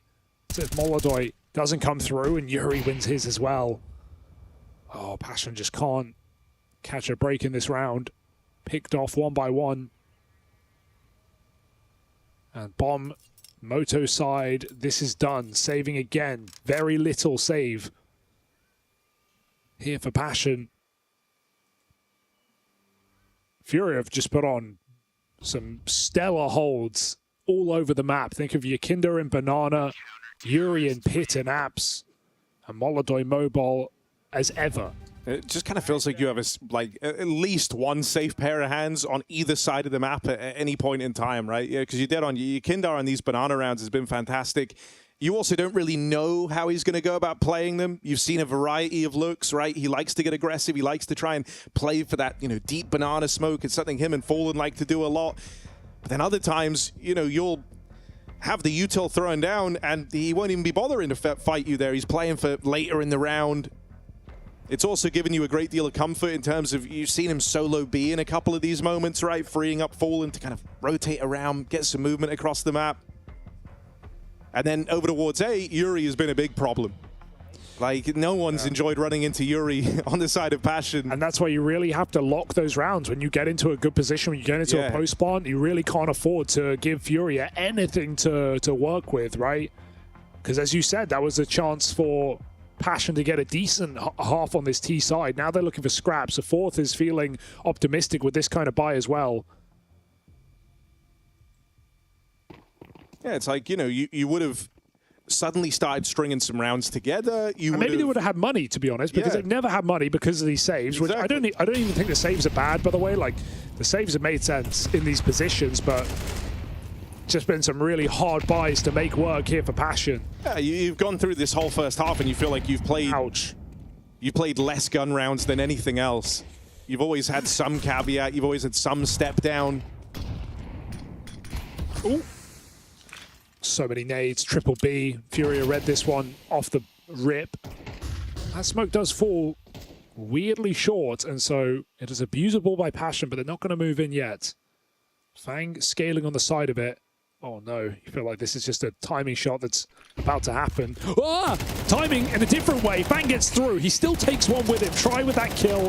Yakinda double up, and Keserato, the Joker, laughing his way to a 9-round half. FURIA showcasing dominance on this CT side of Inferno. Nothing to smile about for Passion.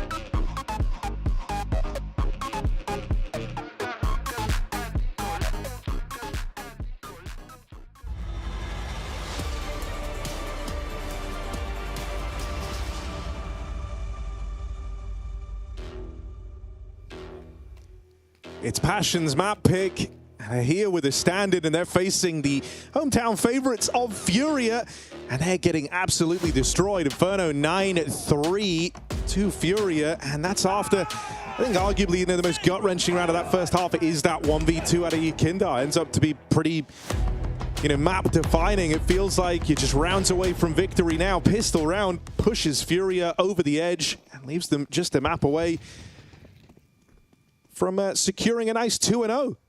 Yeah, Na'Vi waiting in the playoff deciding game. Bound to be a banger if they can get there, but nice. Try with a deep nade on JT. Finding Yakindar. Taste of his own medicine after that first half. FURIA had strong utility. Passion respond with their own and go back into a site setup. Right, Yakindar is the dangerous guy over here towards Banana, so having him knocked out of the equation early on is a very good step in the right direction for Passion. Now, they don't have any blocking util in this round. Just the one flash for JT. So they are somewhat at the mercy of FURIA here, even though they've got that advantage. Just having to sit back in the B site itself, play this crossfire between Nubox and Coffin.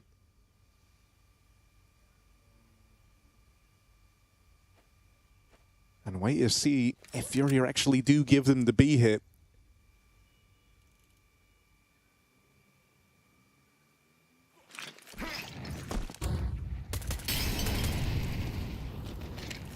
All right, JT with another. Throws that flash up high. Just trying to bait them in and allow Fang to play. He won't get anything done. Okay, Serato able to make some moves happen here for FURIA. That's a bomb plant secured. 3v4. Not impossible. FURIA feels likely. Trade's important here. Next spawn, they try and push towards him. It's a fake dink. Yeah, but it's kept Serato back from taking space. They're stuck here in the pit. They have nowhere to go. Nyx living his pressure alone. FURIA push forward. Nyx is low. Serato follows up, and Fallen's double kill secures this round. Unreal post spot. FURIA don't feel all that favored given how stuck they are in that position. But they get out without a casualty in the 3v4.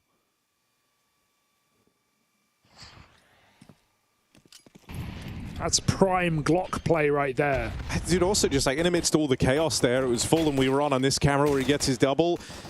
Like you can kind of feel them deciding in the moment who they're all going to face, who they're all going to swing together. It ends up being the CT guy. You had to kind of change his mind on the fly. Felt like they were going to fight Ruins, but at every turn, even though it was like an even odds retake, you were actually taking like 2 3v1s back to back on those peaks.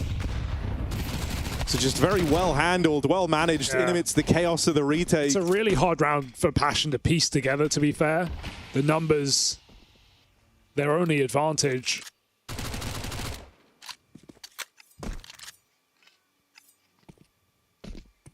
And Force Buy comes out, giving us a 4-4 early at Banana.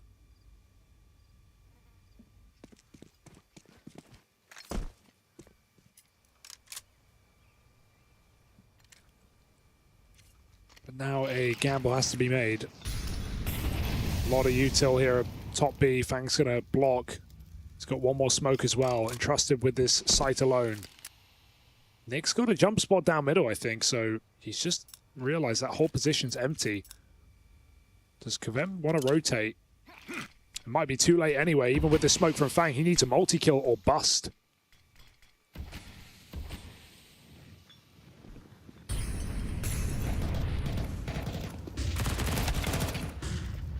Gets out with one, but it's about all you could have hoped for. You got 3 players fast down through mid, on for the backstab. Molodoi can hear this. It could still get weird if they clear this position. Yeah. It's a vulnerable spot. Oh, no. Fake check, and Molodoi has 3 right in front of him. Alt money made. Molodoi comes in big on the backstab at Banana. Oh, they half cleared it. Because if you clear that as coming back up there, you see him before he sees you. And so that's a free kill there for Passion, but they don't do their due diligence. So MP7, very small gun. Yeah? If it was long gun, maybe they Oh, maybe. Okay, yeah. I mean, it didn't look like the deepest check. Yeah, it was like the laziest clear. It was a lazy clear. Oh, no.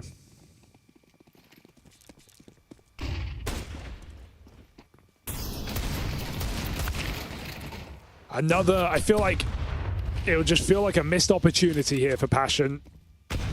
That could have been a 3-on-2 with good timing on a retake. I think also it's just reassuring to see FURIA not really having any issues in this map. You know, we talk about how it's been like a decline in terms of the deep runs you were used to seeing from FURIA, but it's not like they've been losing to opposition terribly far outside of, you know, the top squads. And Passion with a stand-in, you know, that would be like kind of a new low for the FURIA squad. That's before you even take into account the fact that we're here in Rio. Yeah, there's a lot to play for. And, you know, it's not like one player is saving Passion and, like, putting in a crazy performance when everyone else is letting them down. But I will say it's Kvem 2-14, severely underwhelming, considering this was the guy, you know, the addition to the complexity roster when the core joined Passion that was meant to be, obviously, prior to Senzu joining the star piece, the most firepower, the biggest potential player, I guess you could say, yet to be unproven at tier 1, but with a lot of hype behind him and obviously some great mechanics. Not really shown anything in this game either.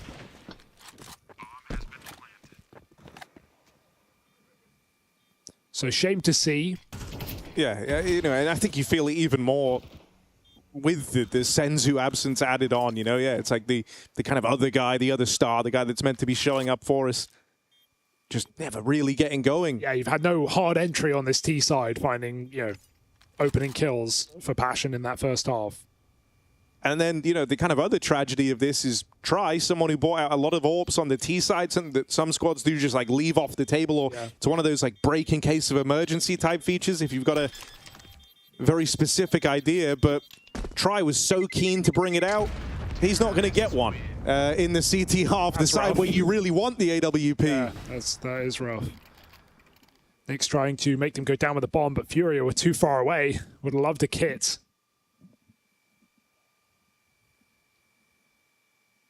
And so FURIA just got to tick the box now. One more round. We are on the verge of the upset list day, though. It's looking possible, Harry. They said it wasn't possible. They were wrong. Who said that? Why did they say it? Maus were able to turn it all around versus Legacy. But Harry, Norbert hasn't played yet. No, so that's true. I'm holding out. All right, nothing to lose. Passion get involved. Right down middle. Yuri holds a smoke. Is he going to go ramp or banana? He goes all the way with a deep flash. That's a cool move. Is there more to show? As the smoke fades, poor Kvem just can't hit it. They flick back and find him. JT takes one more, and still it's a 3v2. Yeah, JT did so much there on that push, way more than you could have expected, and it's not enough. All on to Try now in a 1-on-3 just to try and keep this game ticking on. They've got nades out of Banana. Back turn, Try with the lineup. Can't finish the job. And so FURIA walk away with a dominant opener in this series. No issues on Inferno, and that's a firm handshake from Fallen because they now sit a map closer to facing off against Na'Vi.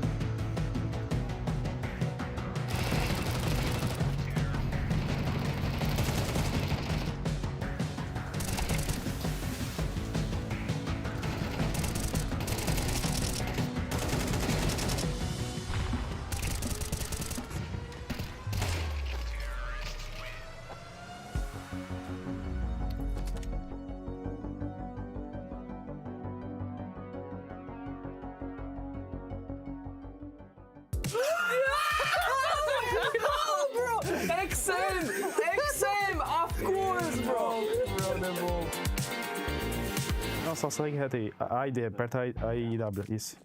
W agora. Peraí, deixa eu Na leva? Não. Aperta 2 aí. Left. Não, left. Agora vira pra direita. Aperta A. W. Просто нажми чуть-чуть, еще чуть-чуть левее. Все, прямо. W agora, só W. Pra esquerda. Caralho, velho. Direita. Direita. W. Прямо? W. W. Porra! Apertou pra pilotar. It's not helping, bro. Назад. Не слышал? Я выиграл. I won. Time finished, bro. You won, Kakan. No, it didn't find the bomb, bro. You couldn't find the bomb.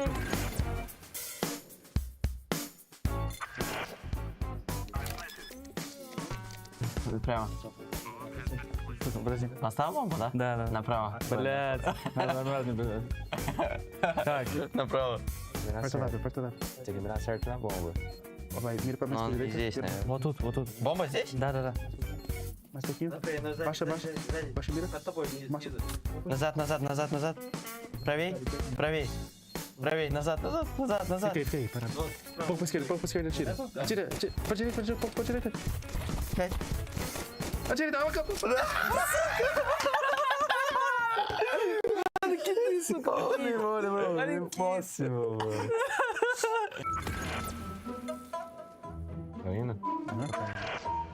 Passar? Peraí, tá na sua frente, abaixa. W. Просто жми W. Да. W жми. Pra direita. Правее еще. Правее. Левее и стреляй. Левее. Ты попал в него 2 раза. Левее. По чуть-чуть. Нет, правее. Pra esquerda. Anda pra esquerda. Правее. Atrás de você. Правее. Вот по тобой справа, внизу, право, внизу. Aí, atira. Pra direita. Aí. Правее. Под тобой бомба. It's so hard!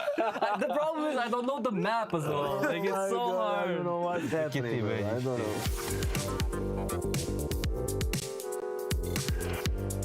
Левее. Olha pra trás, vira o mouse, filho da puta. Vira o mouse mais um pouquinho. Выше чуть стреляй. Левее.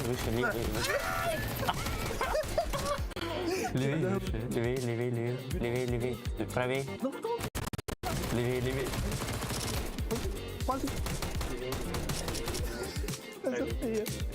Вот тут держи прицел, сейчас выйдет скоро. Держи. Вот тут держи. Левее. Правее.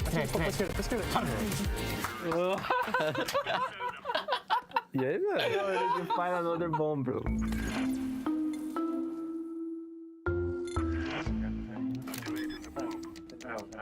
Право. Направо мышку прям нормально. Веди меня на Левее.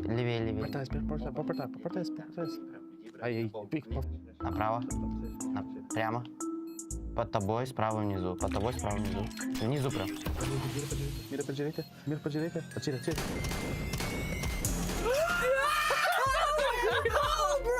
XM, of course, bro. Of course, bro. Easy da ruim.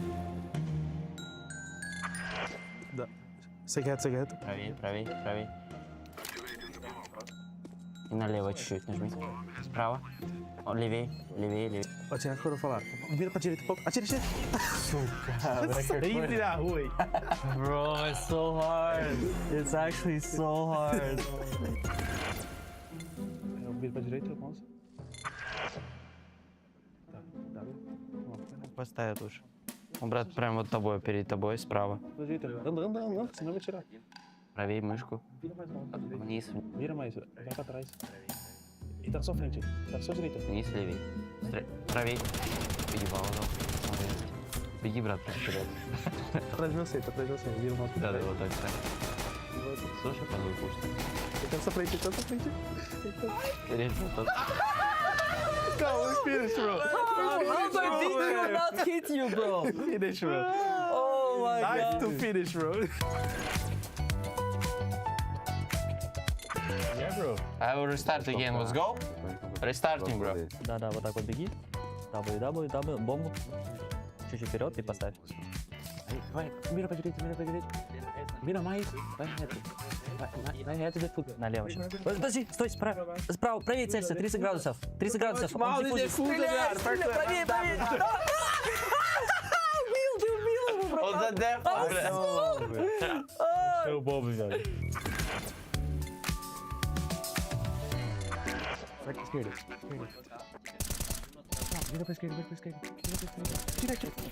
Отбеги. Он стреляет. Да, вот сейчас. Ниже. Não anda mais. Só mira esquerdo, mouse. Agacha. Mira, direita. Esquerda. Левее. Вот левее чуть-чуть иди. Левее иди. Anda e aperta ele. Isso. Левее целься. Еще 30 градусов. Вот, чуть-чуть, давай. Левее, ниже. Да, caralho. Да у тебя дуэл, потому что был бы калаш. Matou. Yeah, bro. It's hard, bro. GG's easy. Easy na Rui.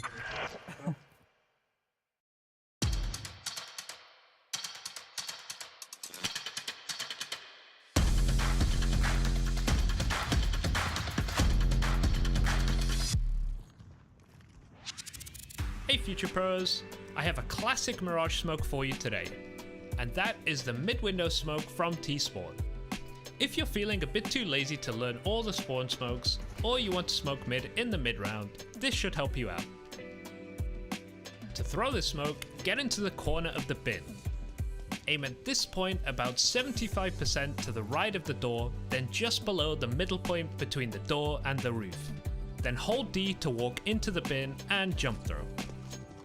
Just like that, mid should be smoked off. I see a lot of missed smokes for window, so don't be one of those people. Be one of the good ones.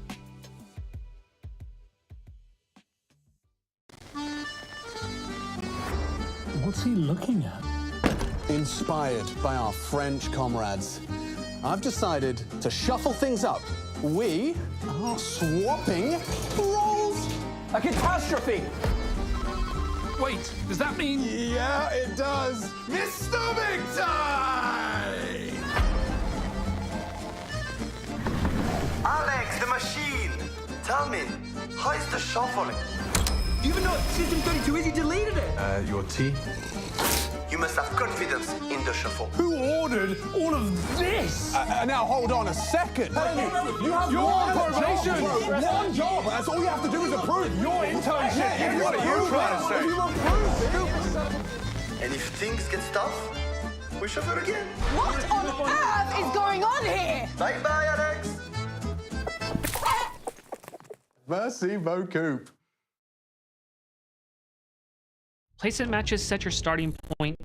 Face It rating measures your impact as you climb. The soft ELO reset narrows the gap between the highest ELO players and the rest of level 10. Your starting point will be based on your recent ELO inactivity. We're introducing Face It rating, so you can see exactly how much you stack up against others at your level.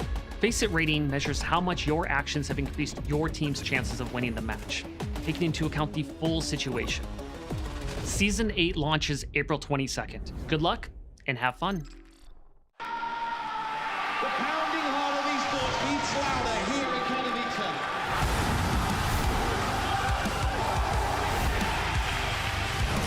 They have to double peek. He's getting his shot. Unbelievable! Something special to throw this decoy, and that's exactly what happens. Canids, we are back!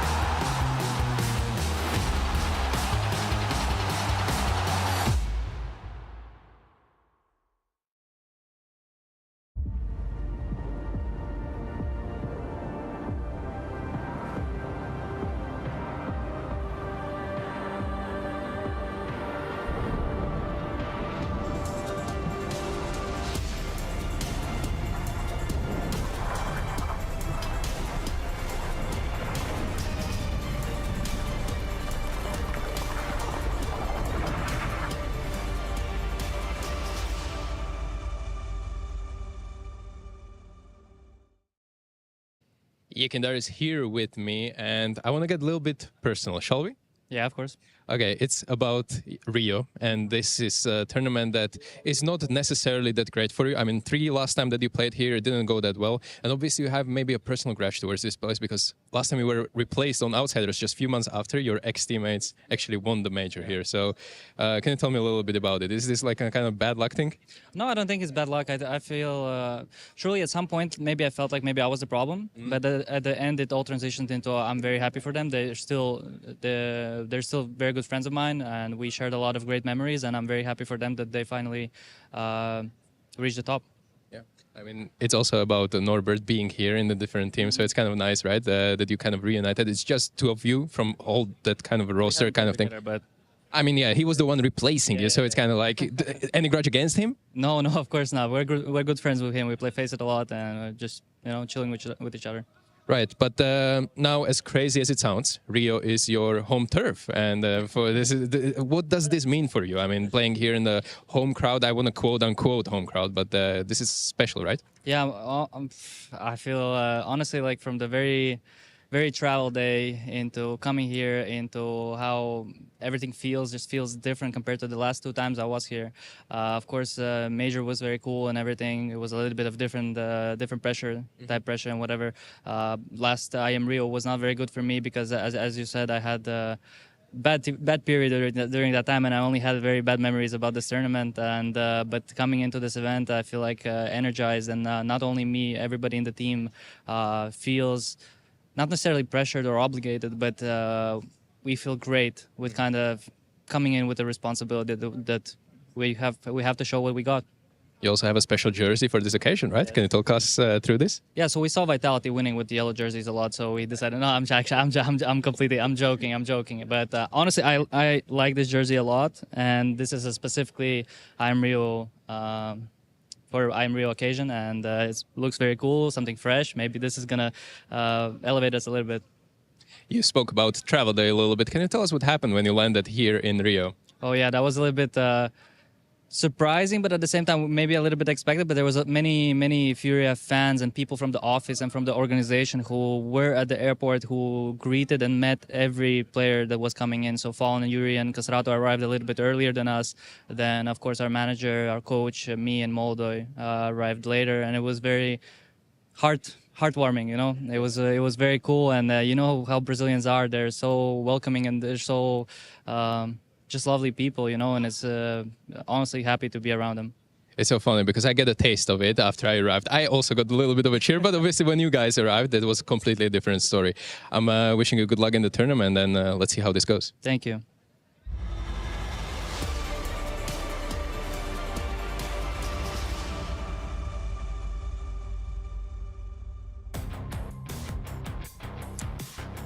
Well, for FURIA, they're in high spirits, both before, during, and maybe even after the game, if they're able to close this one out here and now. They just ran away with Inferno. It wasn't particularly close. Passion got slapped around, and now we head on to Mirage. Hugo, what are you kind of thinking here? What would make you leave the day happy? Do you want just FURIA shutting them down convincingly again? Do you want to see a bit more out of Passion? What's the vibe? Can we get both? Like, obviously, they kind of run counter to each other. I want more than 3 rounds of Passion, that's for sure, right? I know this is still a bit I've of heard that one before. Yeah, it's still a difficult situation for Passion when you consider the stand-in situation, right? But at the end of the day, I felt like there were ample opportunities and winnable rounds in that match, and pretty clear mistakes for Passion at times that caused them to lose those rounds. So less of that. But if you're asking me if I want FURIA in the playoffs, of course I do. Yes. It's Rio de Janeiro. Let's be realistic. And they will have to get through Na'Vi if they win today. You're dead on. That's what I was going to say. Yes, the game that would be waiting in the wings, FURIA versus Na'Vi. Hey, we've done that in a Rio arena. It was pretty good. And that's the one that would decide if you're able to lock in a spot in the playoffs. But for now, let's focus on this one. It's Mirage, a usual stomping ground for FURIA.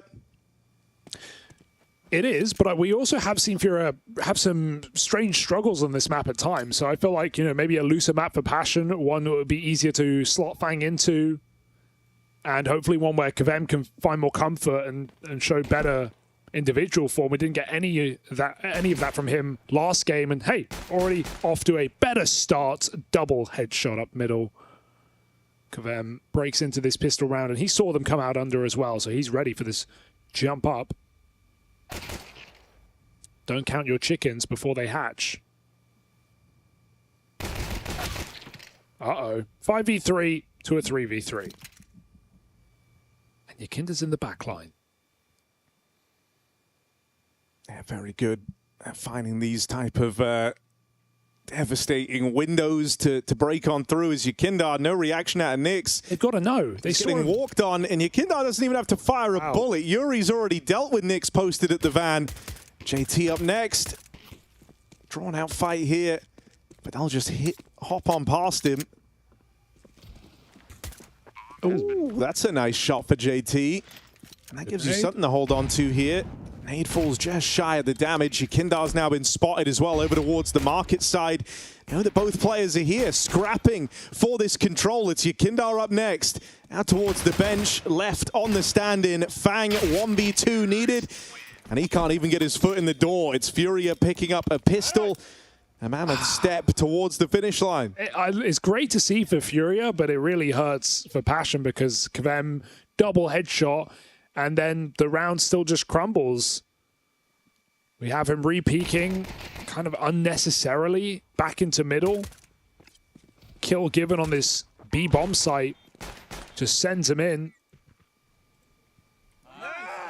And FURIA winning from every disadvantage. Absolutely fearless game out of these guys. Little mistakes compounding for Passion.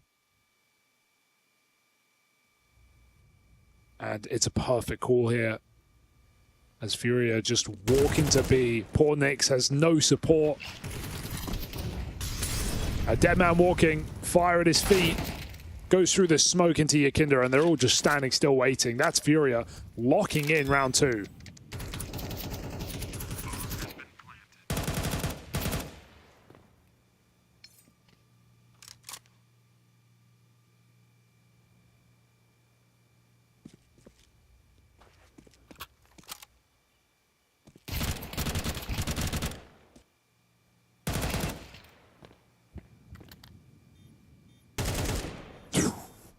Damn.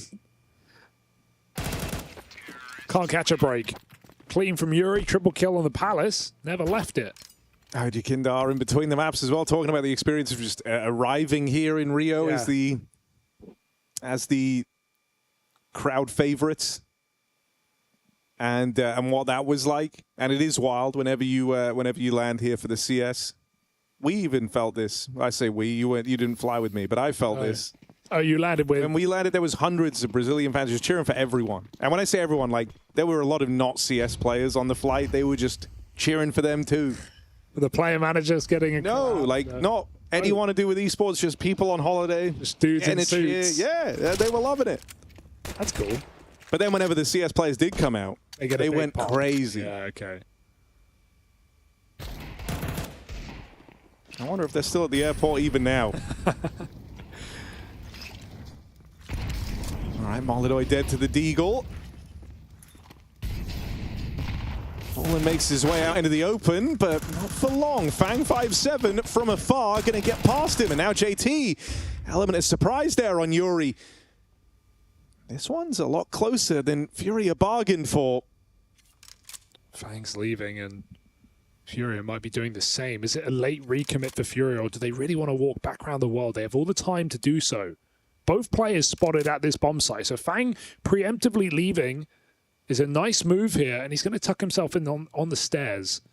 This is a clearable position, but one that often goes overlooked. FURIA may be tempted by a boost in the window, though. Oh, do they boost window and go back under to B? That would be crazy, but it might just work. Instead, connector for Keserato. Does he check his corner? He doesn't need to. Yakinda's coming in. Fang with a dink. That's it. Just a dink. Puts him on 7 health. Oh, that hurts. JT going to try and wrap Cat. Won't be able to stop the plant. That's a low health for Yakindar, sure, but time for Keserato to get set up here, get very, very comfortable around the bomb. JT's given a kill quickly. He'll give this a go. But Yakindar knows this isn't playing out in the open, just tucked in, dedicated angle, not giving anything away. So it's a good try from Passion in a round that they didn't really have much of a business making this competitive, but ultimately just gets away from them. Really well played 2vx for FURIA, pulling back from B there and just walking.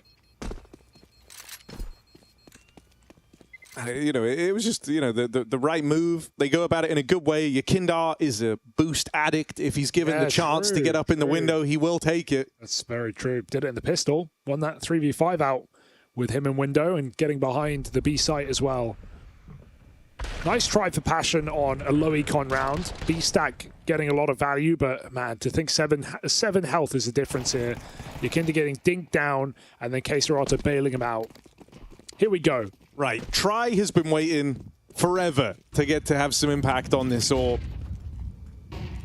Didn't get to run it on the CT side of Inferno, bought it a bunch on the T half, but it's notoriously tricky to get moving with. Brings it out straight away to open up Mirage. Flash, and Try hit that. Tag with the AWP onto Yakindar. Tries to punish Kavem on a retreat. Molodoi has his in middle as well.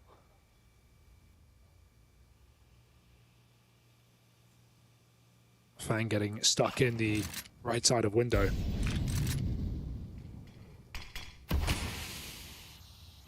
Can't play yet. And Molodoi providing cover as it looks like FURIA are going to walk through their own smoke on this A split. All right. Good turnaround here for Kavem and Fang. Yakindar once again makes his way in through the boost. Ooh, deals with the man in the back first. Him and K-Serato, it's an unlikely 2-on-3, but if you're going to hand K-Serato kills, he's not one to look a gift horse in the mouth, rather. He's got this down to a 1v2. Bomb planted up and over, looking for fights, and that smoke broken open, gives way to two of them at the same time. Not what he wanted. Hey, Fang and Kavem. 5 kills between the two of them. That's what you want, especially from Kavem, but Fang also getting a triple in that. Best round of the match so far for the stand-in here for Passion. FURIA still with the bomb plant, still with the rebuy, almost certainly, and still with enough for Molodoi's AWP, just about. It was double Palace luck that actually made that interesting. Yakindar just sustained too much damage in the window to hold on for more than one.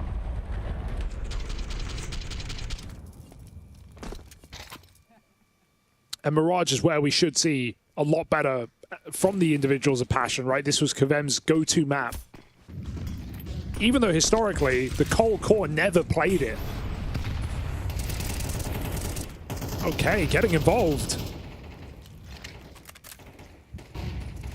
Can he get out? Yes, he can. It's away as well. Really nice opening move there. All in, a mid-offensive. Get away with the 5v4 and just slink on out of there. But it has cost you a lot of resources going for that aggression. And K-Serato has been keen to explore this all the way through the apartments out of the van. They have no idea. And the longer he waits, the less they're going to anticipate this. They're moving in right now under the pretense that no one scaled this far. In reality, K-Serato been here for quite some time. Hello. Knows he's got one, but I don't think he wants to settle for that. And you feel like he could try and creep under. No, you shouldn't. You should not go under. Take the kill. Takes the shot. Wanted to try and milk that for a little bit more. Still info on 2. K-Serato with a beautiful counter to that mid-aggression. That's fair. The save is very fair here. Completely locked out. You know how much deep control they have. Double smoking kitchen. That's a really nice play for K-Serato. You know, because he is on the extremity there, but realizing that Passion have gone for the mid control, that takes resources. That's probably taking 2-3 players, and shocking the B is as empty as it is, but K-Serato dropping out of van that early, right before Passion came back into the site. And so he has all that space. Just that moment for like delay, you know, like to sit right there and wait for like 15 seconds or so. Knows that if anything, by the second they're kind of running on this like false idea that no one's made it out, and it also let the rest of FURIA get closer, as you say. Yeah, really nice round. Despite the 5v4 taken by Passion, conceding an entire bomb site comes back to haunt them. The save does allow a rebuy, so vigilant with their money here. So a lot of saving last map as well, but in way more dire circumstances on the T side of Inferno. Yeah, you can't walk under this because it's not an orb. Yeah. If he's scoped in, sure, I can see the argument. But like maybe if he just like really crouched, ducked, like really shrunk himself down. Yeah, I feel that. Oh dear, he was there the whole time. Now, you've seen those highlights of people trying to like uncrouch into someone, just get full punished.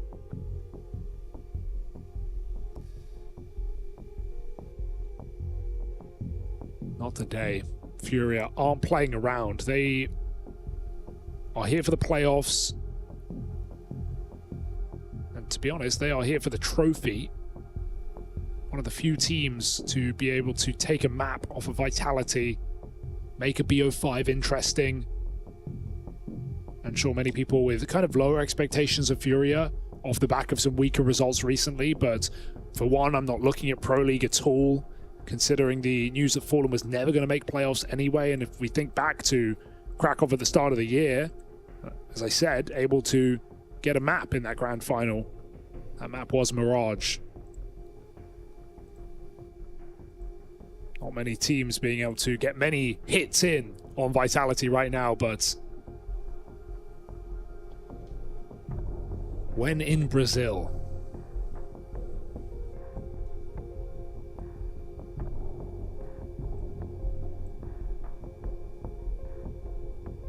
So what do we reckon, Hugo, on the tech timer? I reckon Fallen mouse issue. No, that's my guess. You think Fallen has a mouse issue? I don't know. This is Fallen. I know. You think he hasn't charged it? This guy... No, I'm not saying that. Okay. That's just my feeler. All right. Feel away. He was moving his mouse around a lot. Either he's just trying to stay warm.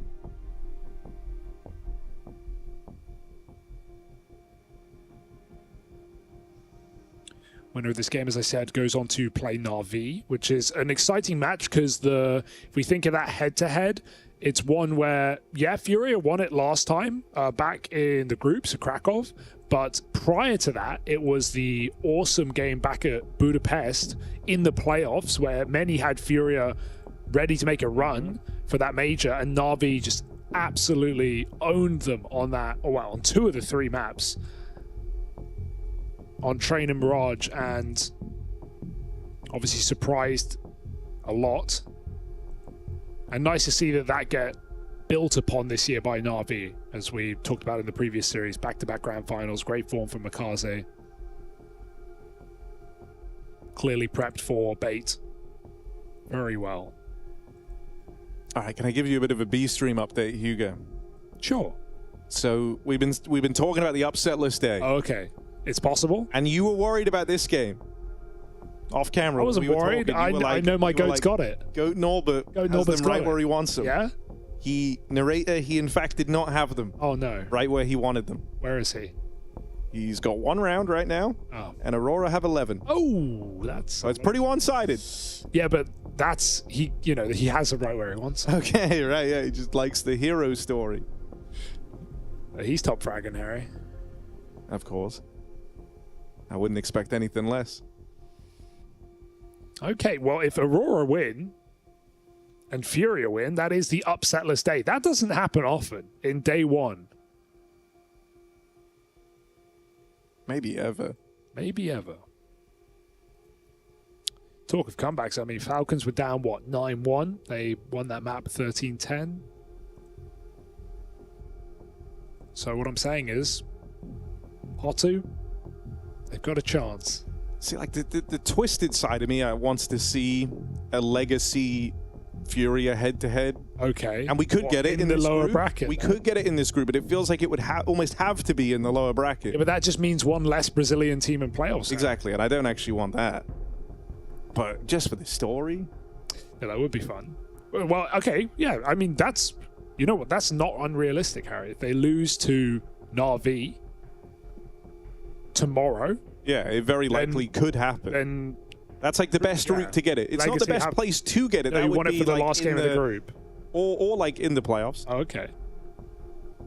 But for that to happen, things would, you'd have to go from upsetless day to only upset day. Because it would involve Legacy beating Na'Vi. Yeah, Legacy have to beat one of FURIA or Na'Vi if they're gonna... Which could happen. If they're gonna make it. Now we're grabbing at straws, I think. Yeah. It's not looking good on that side of the group. On the other side, Harry, banger games to open up tomorrow. First match of the day, Vitality G2. Spirit Falcons following. Always fun when you consider the head-to-head there. A head-to-head that was, of course, broken after a life game from Zwei at Budapest. Right before his inevitable benching.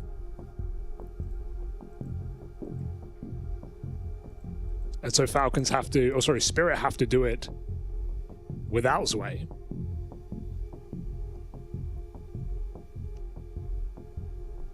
I don't even know how to think about that matchup. That is a weird game. It's so weird because when I spoke to Falcons on the media day, vibes were fantastic. However, there have been, you could say, developments. Yeah. Where it might have. You did all these interviews and you check HLTV. Oh, dude, it was the worst. We were all smiling, all laughing, all having a good time. Everyone's saying, oh, it just feels good, this event, man. And then it's like, oh, God. Why? They got something to look forward to? Yeah, maybe that's it. Another Christmas present. Nikolai Kovac.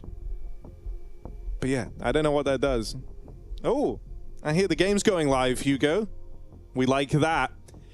So right now it's 4-1 to FURIA. It's been a pretty one-sided series thus far. Can't really sugarcoat it any more than that. Passion got slapped around map 1. Here they're trying to tell a bit of a different story on Mirage.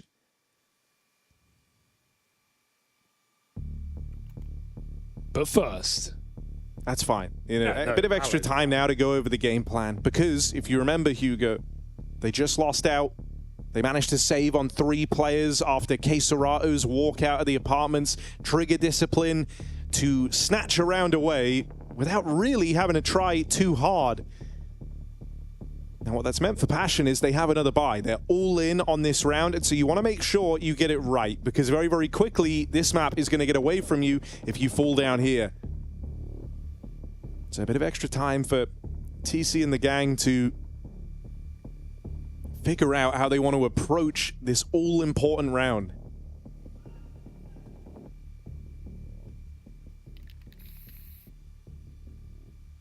Tries AWP. Has a pretty decent spawn if you wanted to go for the mid fight, but he gets blocked coming through the hole, so that might be off the table. No one there and no insta on the window either. I think they just molly under. And so full control, full info, and yeah, he needs to move quickly, that means, because they're not going for mid. Yeah. FURIA throw a fake A execute to give them room out under. Quesorato waiting and lower. He's going to go back. It is a B hit. It's not the double pump for FURIA. Nick's alone again. He's really been hung out to dry in a couple of these rounds right now, and it's not going to get better unless Passion move now. And so it's not going to get better.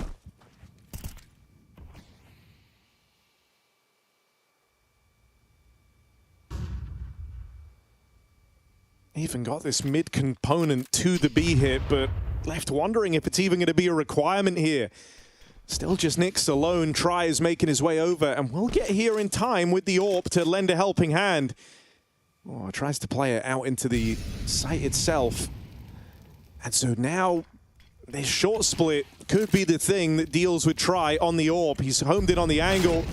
Won't even give him time to get a shot off. Yakindar clean opener. Fallen follows up. And whenever Fallen's given a chance to don that AWP, he'll take it. Nails an extra kill through the smoke on his way out of the round.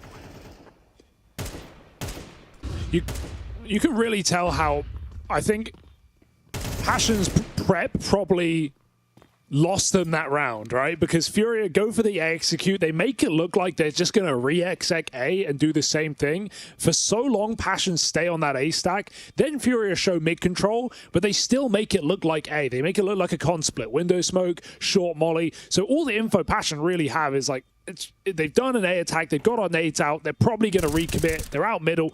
There's no indication that that's a B play at any point in the round. No one ever makes any noise. And then, boom, the short molly ends and Yakinda just hits an unbelievable shot, taking out that AWP, and there, the round is done.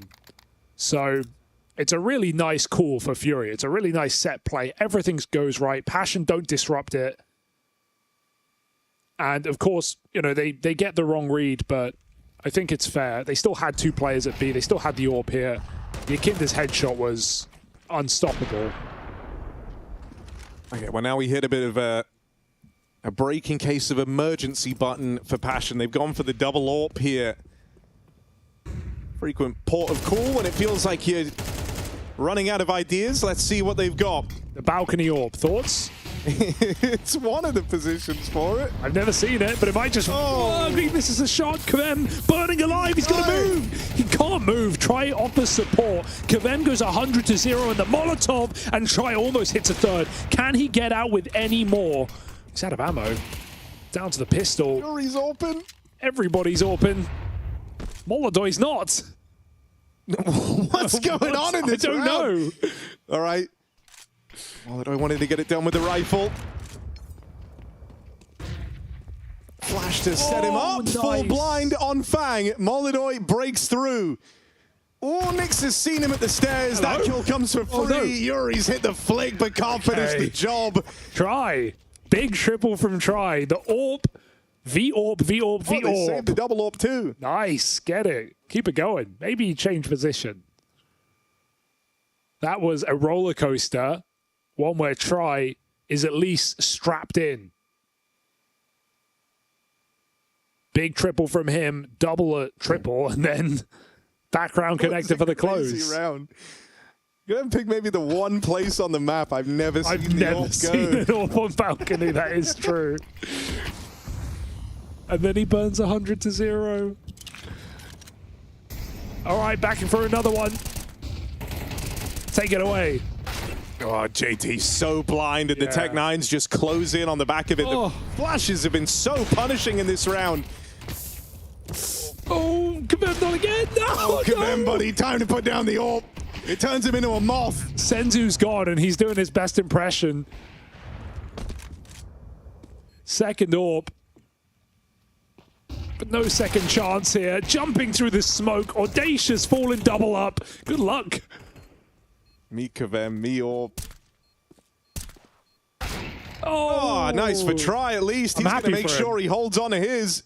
You mean Kvem's? Oh. Okay. This one's all over the place. Fang saving a ramp as well.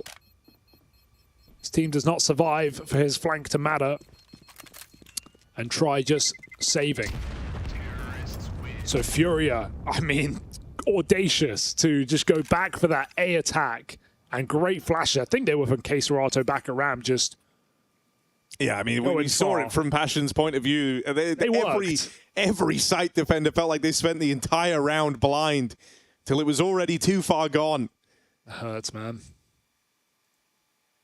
Money broken for Passion UA. They've got the saved guns to work with and a couple of pistols bought around it.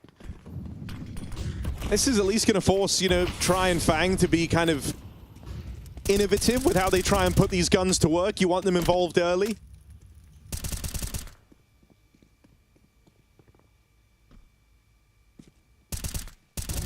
FURIA go fairly slow in this round.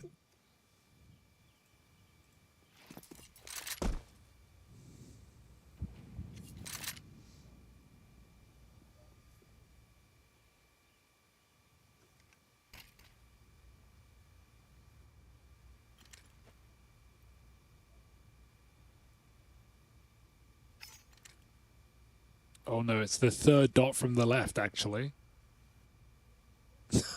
Yeah, I feel this. I feel this. I don't remember which patch of dirt. There's a lot of dots. He's got it, though. That looks good. This looks like it's going to hit. But K-Serato, this might work. Yeah, He's nailed it. That's the Professor. Molodoy, there's one more. He's waiting for window, but in all that time, Kvem actually gets a swing off. A hit comes in, and that smoke couldn't have bloomed at a better time. They're locked out. Try's just having fun. Hits another. But they're on the stairs. I mean, as far as Try's concerned, he's been looking great in the last few rounds. He was down to give that a attempt in the 2-on-3, but a great flash flushes him out of the round before he even gets to fire his second shot. Is Yuri the flash GOAT? I think this series, there's got to be a conversation. I think, FURIA have actually always had great, well, not always. Depends how far back we're going. But this version of FURIA have always had great utility. Their flashes, I think Yuri's just caused so many blinded players in this game that directly result in kills. And Fang, they know he can't leave, so they just wait for him. Good punish from Fallen. And man, even when it goes wrong, it goes right here for FURIA. 7-2 up.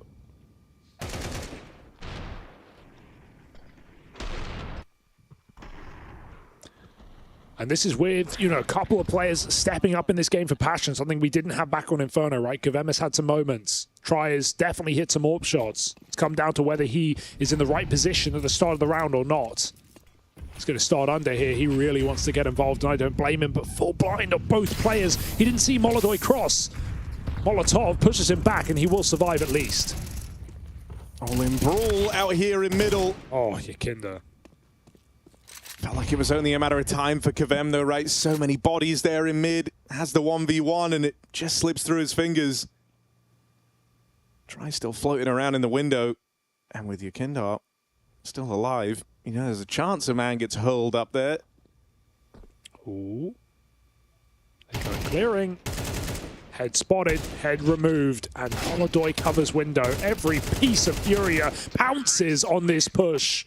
And Fang's double, too little, too late in a 1-on-5. Passion, they play it together, but every single player of FURIA holds their own. FURIA aren't even celebrating these round wins anymore. It's just kind of, it's all happening. It's going exactly as they want to. As far as they're concerned, this is just par for the course.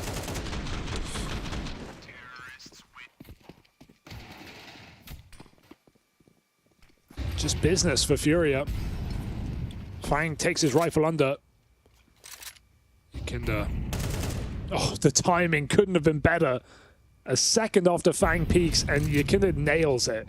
Blows that gun out of the way.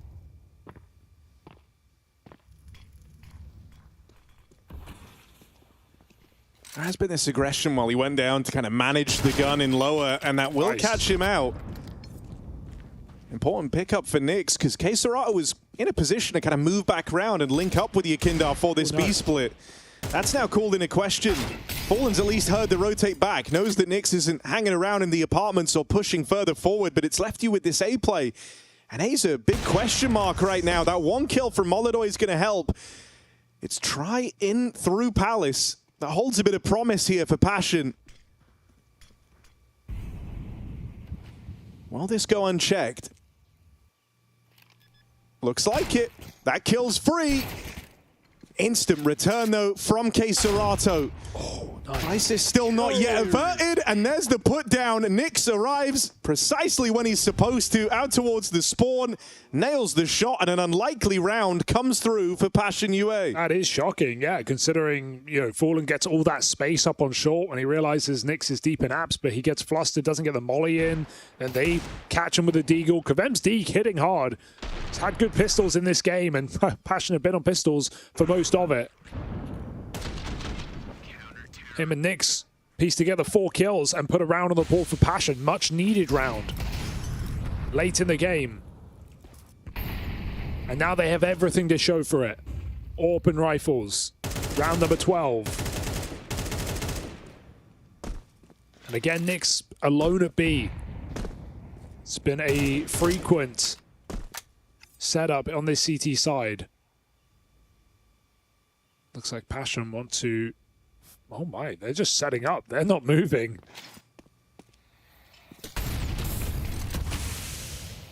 Surely you're going to do something with this. Getting ready to swing together. Nobody home. Oh, they're actually following through with the aggression. I mean, it was a lot of resources in that connector. You saw it. I saw it. 3 players there stacked up alongside each other. All the way into top mid, ready to try and deal with Yakindar on the smoke fade. They've gotten past him. And the bomb here on the back of Fallen. He doesn't want to lose it. That would be the round. So no choice but to give up this space. Look to regroup. They're split up here. Nothing you can really do to bring Molodoi back into the picture. This feels like an impossible round to win for FURIA now. So what are they going to do?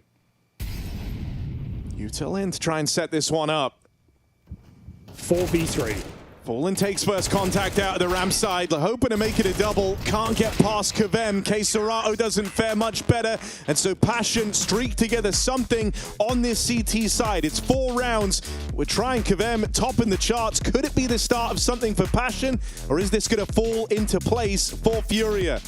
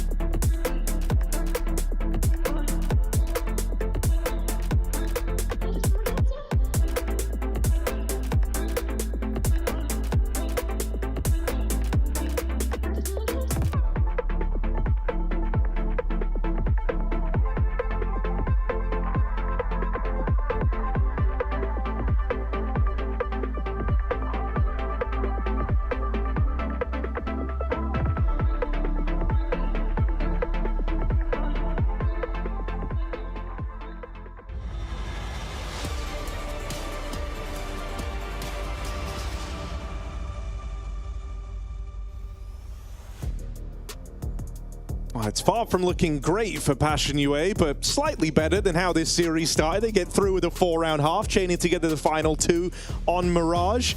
FURIA still lead the way. They were all over Passion on both maps now, and they've had a lot of success in these pistols to boot. You really don't want that to crop up here if you're a Passion fan. They need it. That could be their lifeline in this second half. Yeah, and they started this game with a 5v3 that's obviously FURIA pulled back in that pistol. Passion can't afford to make any mistakes if they find this early advantage. JT trying to sell something, dropping his nades. But FURIA have no one close to hear this. So I don't think this fake is going to do much. Look at the setup right now. FURIA stacked up AAA, and they have a bit of a shift, but that penny will drop pretty quick. Con spot for Yakinda, gets aggressive, and the cover is there. Delicious double from Yuri, tucking in.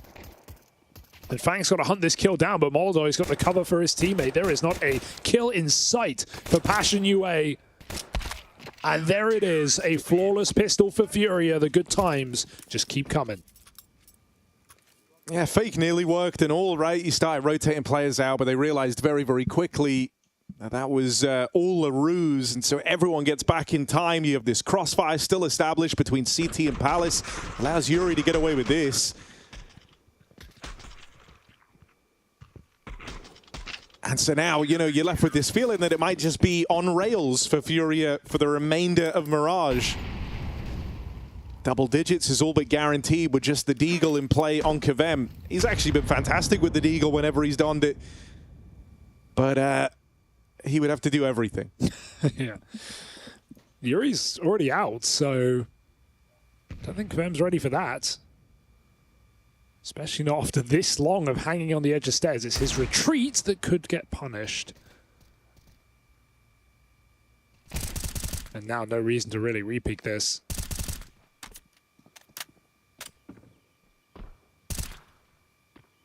Doesn't mean it will stop him. There it is. It's Counter-Strike. Nice shot from Kavem.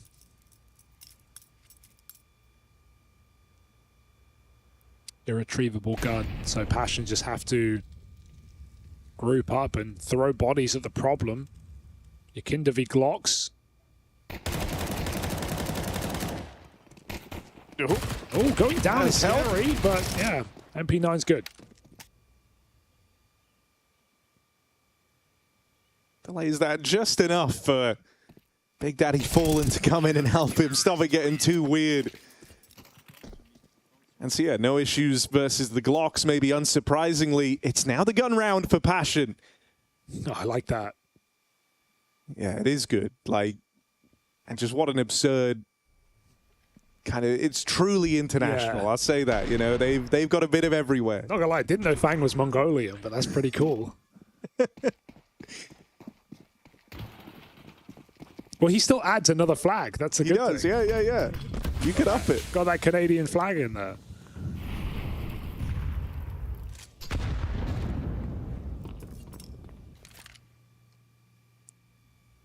All right. Passion with a Hail Mary.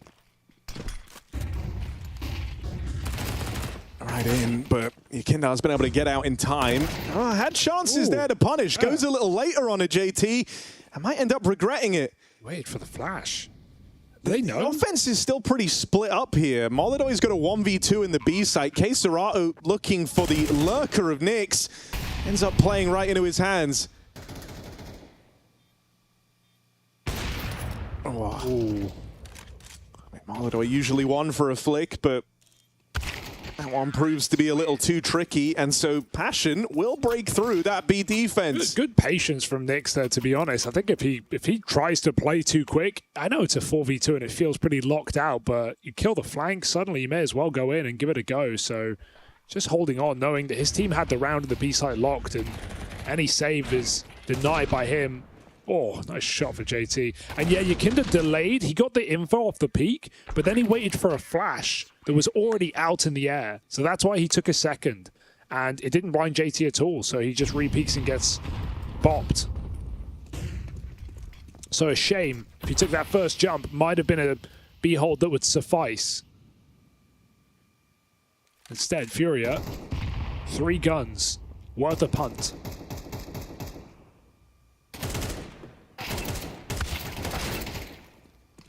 Keeping it raw here, just dry out in that A site. That should be it.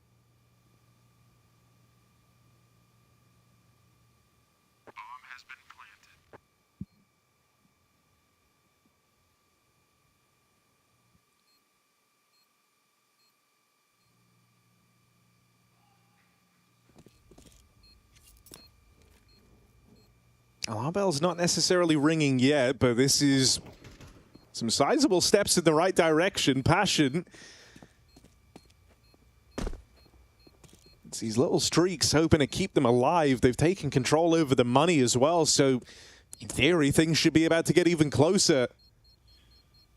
Yeah, Kavem got one-way info here, but Molodoy's not going to let him chase that gun. Smoke saves his life.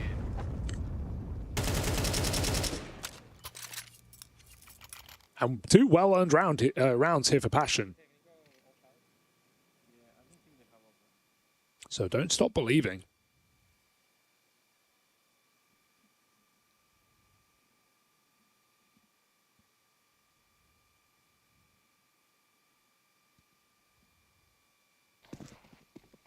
Molodoy's got that saved gun.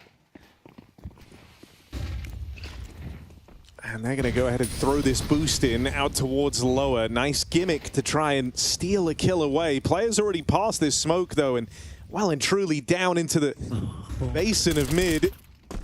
Molodoy collects 1 freebie and a follow-up on the rifle. They sacrifice Yakindar, but it's worth it in their eyes. K Serato and Yuri plug the gap out towards A, and oh no! Passion's set of freebie rounds that were meant to be right there for the taking might just get away from them. It's Kavem 1v4 as this begins, needing an ace clutch. And it's no longer this ragtag field of pistols with the 1 gun in it. Everyone's armed, everyone's dangerous. And even the fact that time's elapsed, he no longer has the info where anyone's gotten to. This is not an easy, really feels like should even be possible 1v3 for Kavem, but all isolated, but yeah, Molodoy swings out. He had to go clearing him. Molodoy doesn't wait forever. 3 kills off that hero gun, that 1 rifle, like you said, out under. And I love that Yakinda swings for him as well. He gets the first kill. Yakinda just goes out wide, sacrifices himself to give Molodoy the multi-kill, knowing that's how you win that round. Let this gun go off the leash. And it finds 3. Molodoy's had a really quiet game. He had a 5-kill T-side. Was looking really frustrated on the cams. Like begrudgingly high-fiving because his teammates are winning rounds. But that is one to remember. One that just stumps Passion. After back-to-back rounds, after a seemingly free 3rd one, FURIA just close it down, 11-6. Interesting to see if, you know, at the tail end of all this frustration, when you've kind of finally had your impact and now you get to bring the AWP out into the round that could just win you the series and make it really easy, if Molodoy tries to kind of channel that a little bit. Because even though this hasn't really been a testing series for FURIA, you're dead on. He's certainly showing some frustrations, just feeling like he could have done more in these rounds. Let's see if that one can serve as a bit of a confidence booster.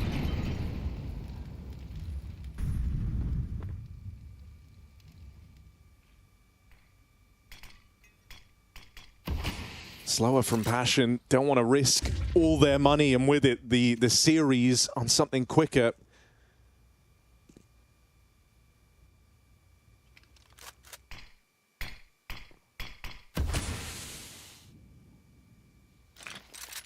Slow and slow in towards middle. FURIA are here, ready to react.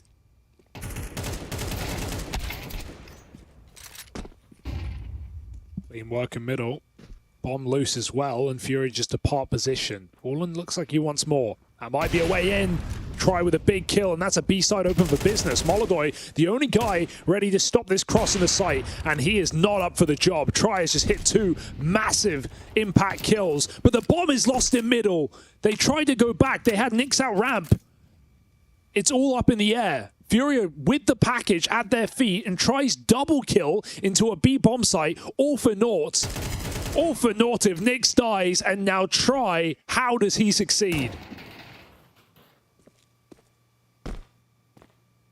Been given a route to get this bomb back, but either bomb site, neither of them safe. You've got Yuri playing all the way through the apartments, ready to shut this down, just trying to get one step ahead of Try, making it nice and easy for themselves here. Moment he goes to plug in that bomb, Yuri can close in. Plant safe from the apartments, noise made, and so bomb will get planted. Try is still in with a chance. Gets the spot, Tries clean with it. And now just this, Yuri makes up for it. That missed opportunity out towards the apartments felt like it was going to cost them that round. Yuri still delivers, and the Try clutch gets shut down. Oh, you feel for Try in that round. What more could he do? He did literally do everything. Oh, the double kill with the orb in B, and the bomb's going back because Nyx is already out ramp. He already has the space. They're suffering from success, having both bomb sites. And by the time that bomb realizes it needs to go back, that's when Yuri strikes. Yuri's guy drops the bomb in the window, gets the big flank, whiffs his chance on the planter, and still wins the 1v1. FURIA getting away with absolute murder. And Try's had enough.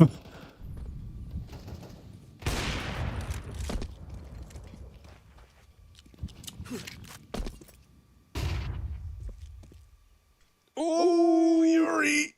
He doesn't know. Just missed that. Oh, Nyx will convert on that kill at least. Whew. Breathing a little easier now. You've got the 4-on-3. You've got space out towards ramp. And this time, Passion, they're not going to waste time in the mid-round. They're not going to let it get weird. They're just going to go. Oh, that smoke falls short. They're going to go out bench. Akindo will definitely take the chance. 1-for-1. Fallen left alone. Try follows up with his second AK kill. And he has just had a bit of a resurgence here. Should be enough to close out this round. Keep Passion in the series, spotted, Fallen in the open, multiple players, and Try is not letting it happen this time. 3 kills from Try is enough in round number 19 to keep Passion in play. And that's money in a weird spot now for FURIA as well, right? Meaning the game could close up even more. Try in these last few rounds has been putting in a mammoth effort. He's been living up to the name. But this is where FURIA have thrown in a bit of a curveball. Even though the money was in a really precarious spot, they've bought an AWP for Molodoi. It was Yuri to drop that over. Queserato gets a FAMAS as well. They've got a partial investment and the Molodoi AWP in the right place. They always are willing to give this guy an AWP. Off game, on game, doesn't matter. He gets it every damn time. Molodoi ends it with a bang. What a way to walk this one home. Molodoi ace to close the series. And in Rio, FURIA now just a series away from those playoffs. They're facing off against Na'Vi. That's the X Factor. That's the Molodoi spice. That's FURIA always making sure this young Kazakh AWP has his charmed gun. And charmed, I'm sure, FURIA are after a finisher like that. That's Molodoi winning 4 spy rounds with nothing to play with his hero gun, and he does it right when FURIA need it. Passion, a swing for the king, but a miss as FURIA survived day one. We have to keep talking about it. That ace was crazy. That comes out of nowhere. Like this isn't a series where Molodoi's been doing anything spectacular. He's just kind of been flying under the radar, and then he does that. Yeah, he was having an off game. He had 5 kills at the half. He was frustrated. He was not connecting. You've been seeing frustration on him all day. Yeah, he just wasn't feeling it, and then boom. Well, that's why he gets frustrated. This is the standard he holds himself to. These are the rounds he wanted to give you all damn series, and he finally does it in the final round. It's just on rails when you watch a round like that from Molodoi. Just a beautiful way to close the day. It's all fun. Fallen's looking at his screen. He's not even playing the round. Unbelievable. Well, FURIA in Rio. FURIA looking for playoffs. Maybe tomorrow is the way. Let's hear from Stiko and Queserato. Queserato with me here, and obviously congratulations on the game. Only 2 teams had really clean games today, both of them wearing yellow jerseys, right? Yeah, they're using the yellow jersey? I think when you think about Vitality, you think about yellow jersey or yellow color in general. So the B, right? The B.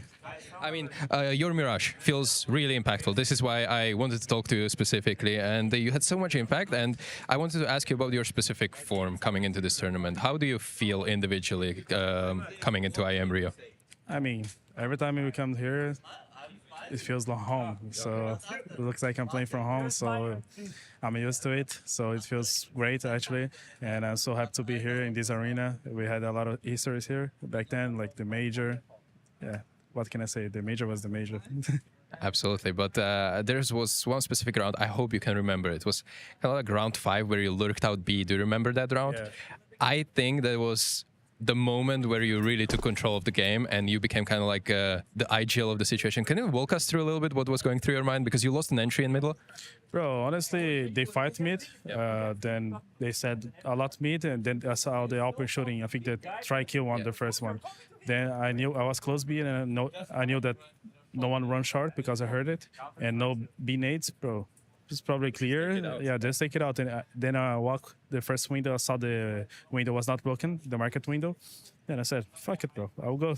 And that's it. Then they come late and just did a good play. I mean, a lot of cool plays was happening. It was truly in your control all the time, but tomorrow is a different beast. It's Navi. Can you tell us a little bit what you expect from that matchup? Because it's always very close. I think the last time you played Krakow, you won 2-1, but before that, Budapest Major, you lost 1-2. So it's always back and forth. Can you talk us through what is going through your mind right now as Navi is up next?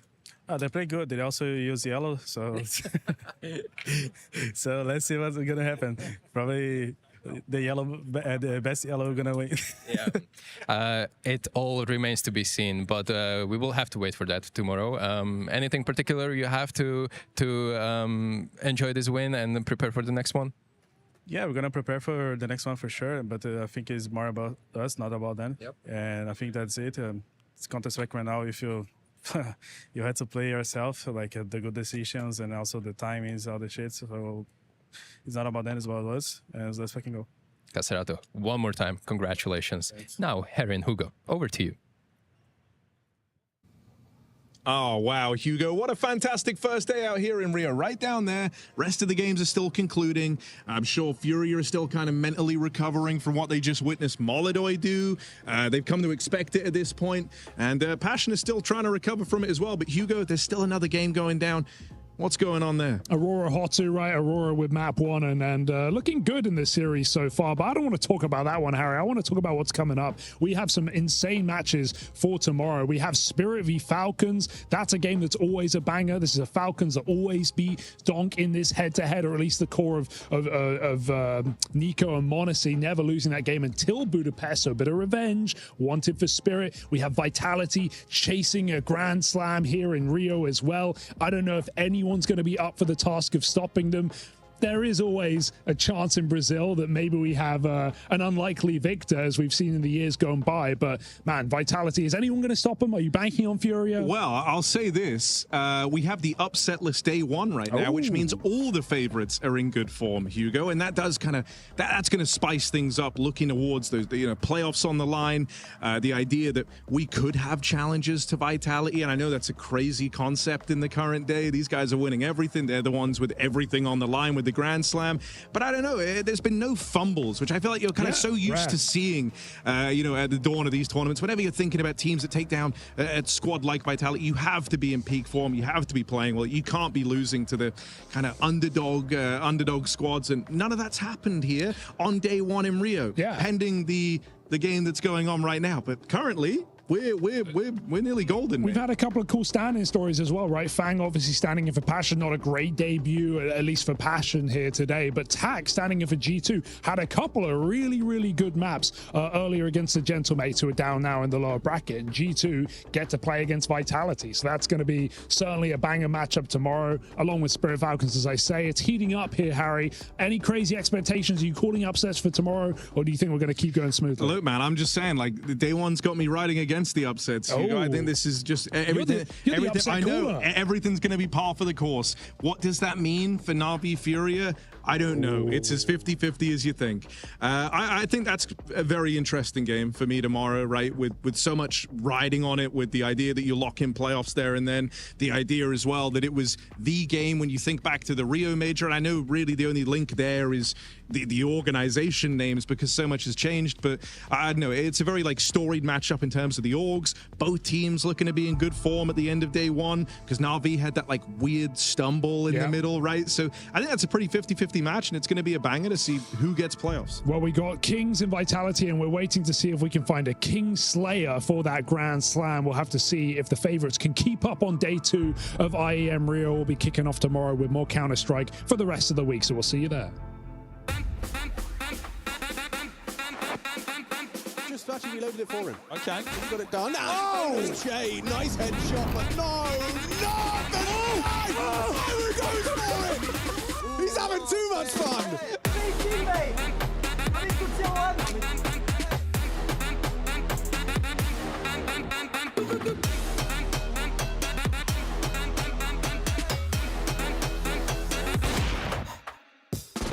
Nuke's gonna work this out soon. He's like, I am holding back.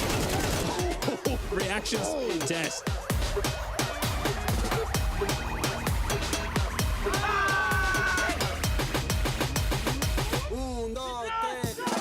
And it all hinges on MPL's clutch. Won't get it done. 13-0. You don't get better than that.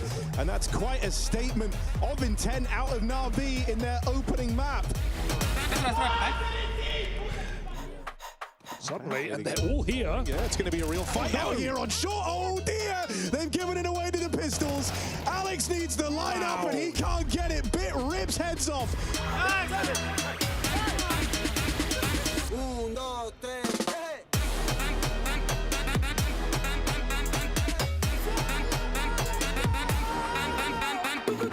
Try and play on the back of that plant, knows that he's got a 1v1 available, spot on the player in the pit, and knows about the guy in the site as well. Yakindar's got the info. Can he back it up with the aim? Yes, he can. Yakindar makes it look easy.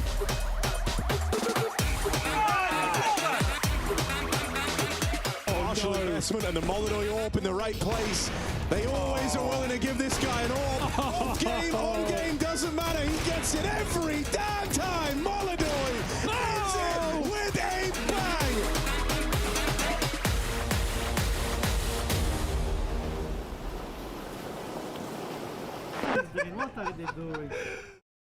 The Intel Extreme Masters Rio 2026 is brought to you by ESL in partnership with Intel,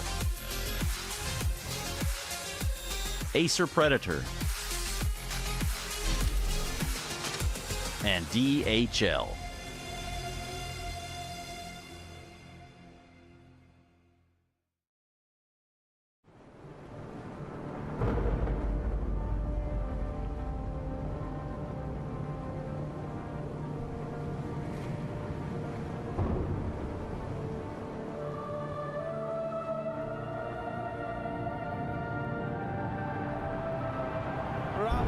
Really making history.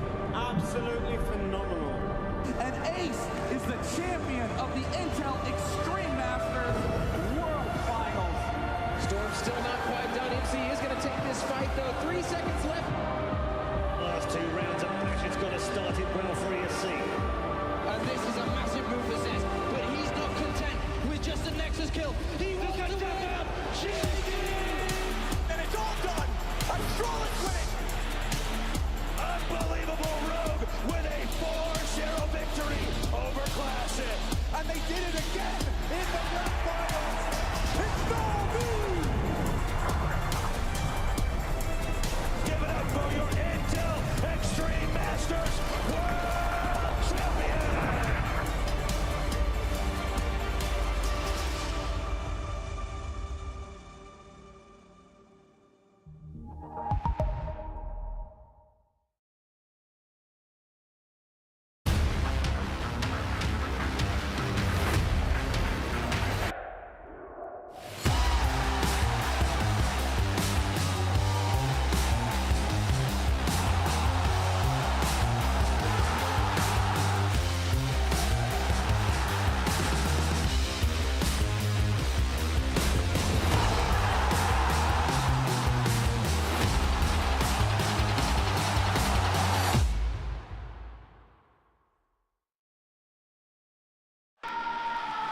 The pounding heart of esports beats louder here at Canids.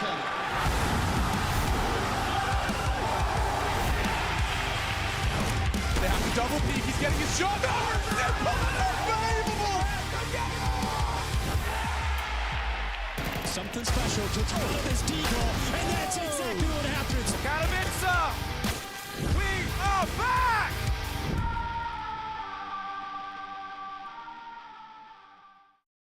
Conversation. But yeah, it's one of the things we talk about. We're obviously going to see like the Soulfly triple kill here. One of the things we talk about is like, you want to put all your resources into long or into short. That's a very simple way of controlling the A bomb site as a CT, and they're just very widespread. Now, honestly, Norbert, mate, I feel you. I asked the same questions there. What are we looking at? Like, why has it not been picked up? Yeah, he kills a guy out long, and then the two other long guys, neither of them are looking at him. Yeah, I don't even blame Norbert for the reactions. I feel like he obviously is quite an emotive guy. It's quite funny in terms of some of these, but like, I kind of feel for him. Like, some of these like decisions by Hotu at the moment, baffling.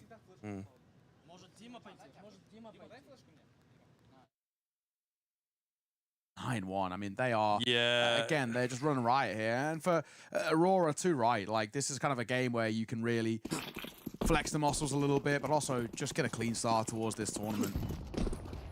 Yeah, it's tough. Very tough indeed. Talers, though, will open us up here.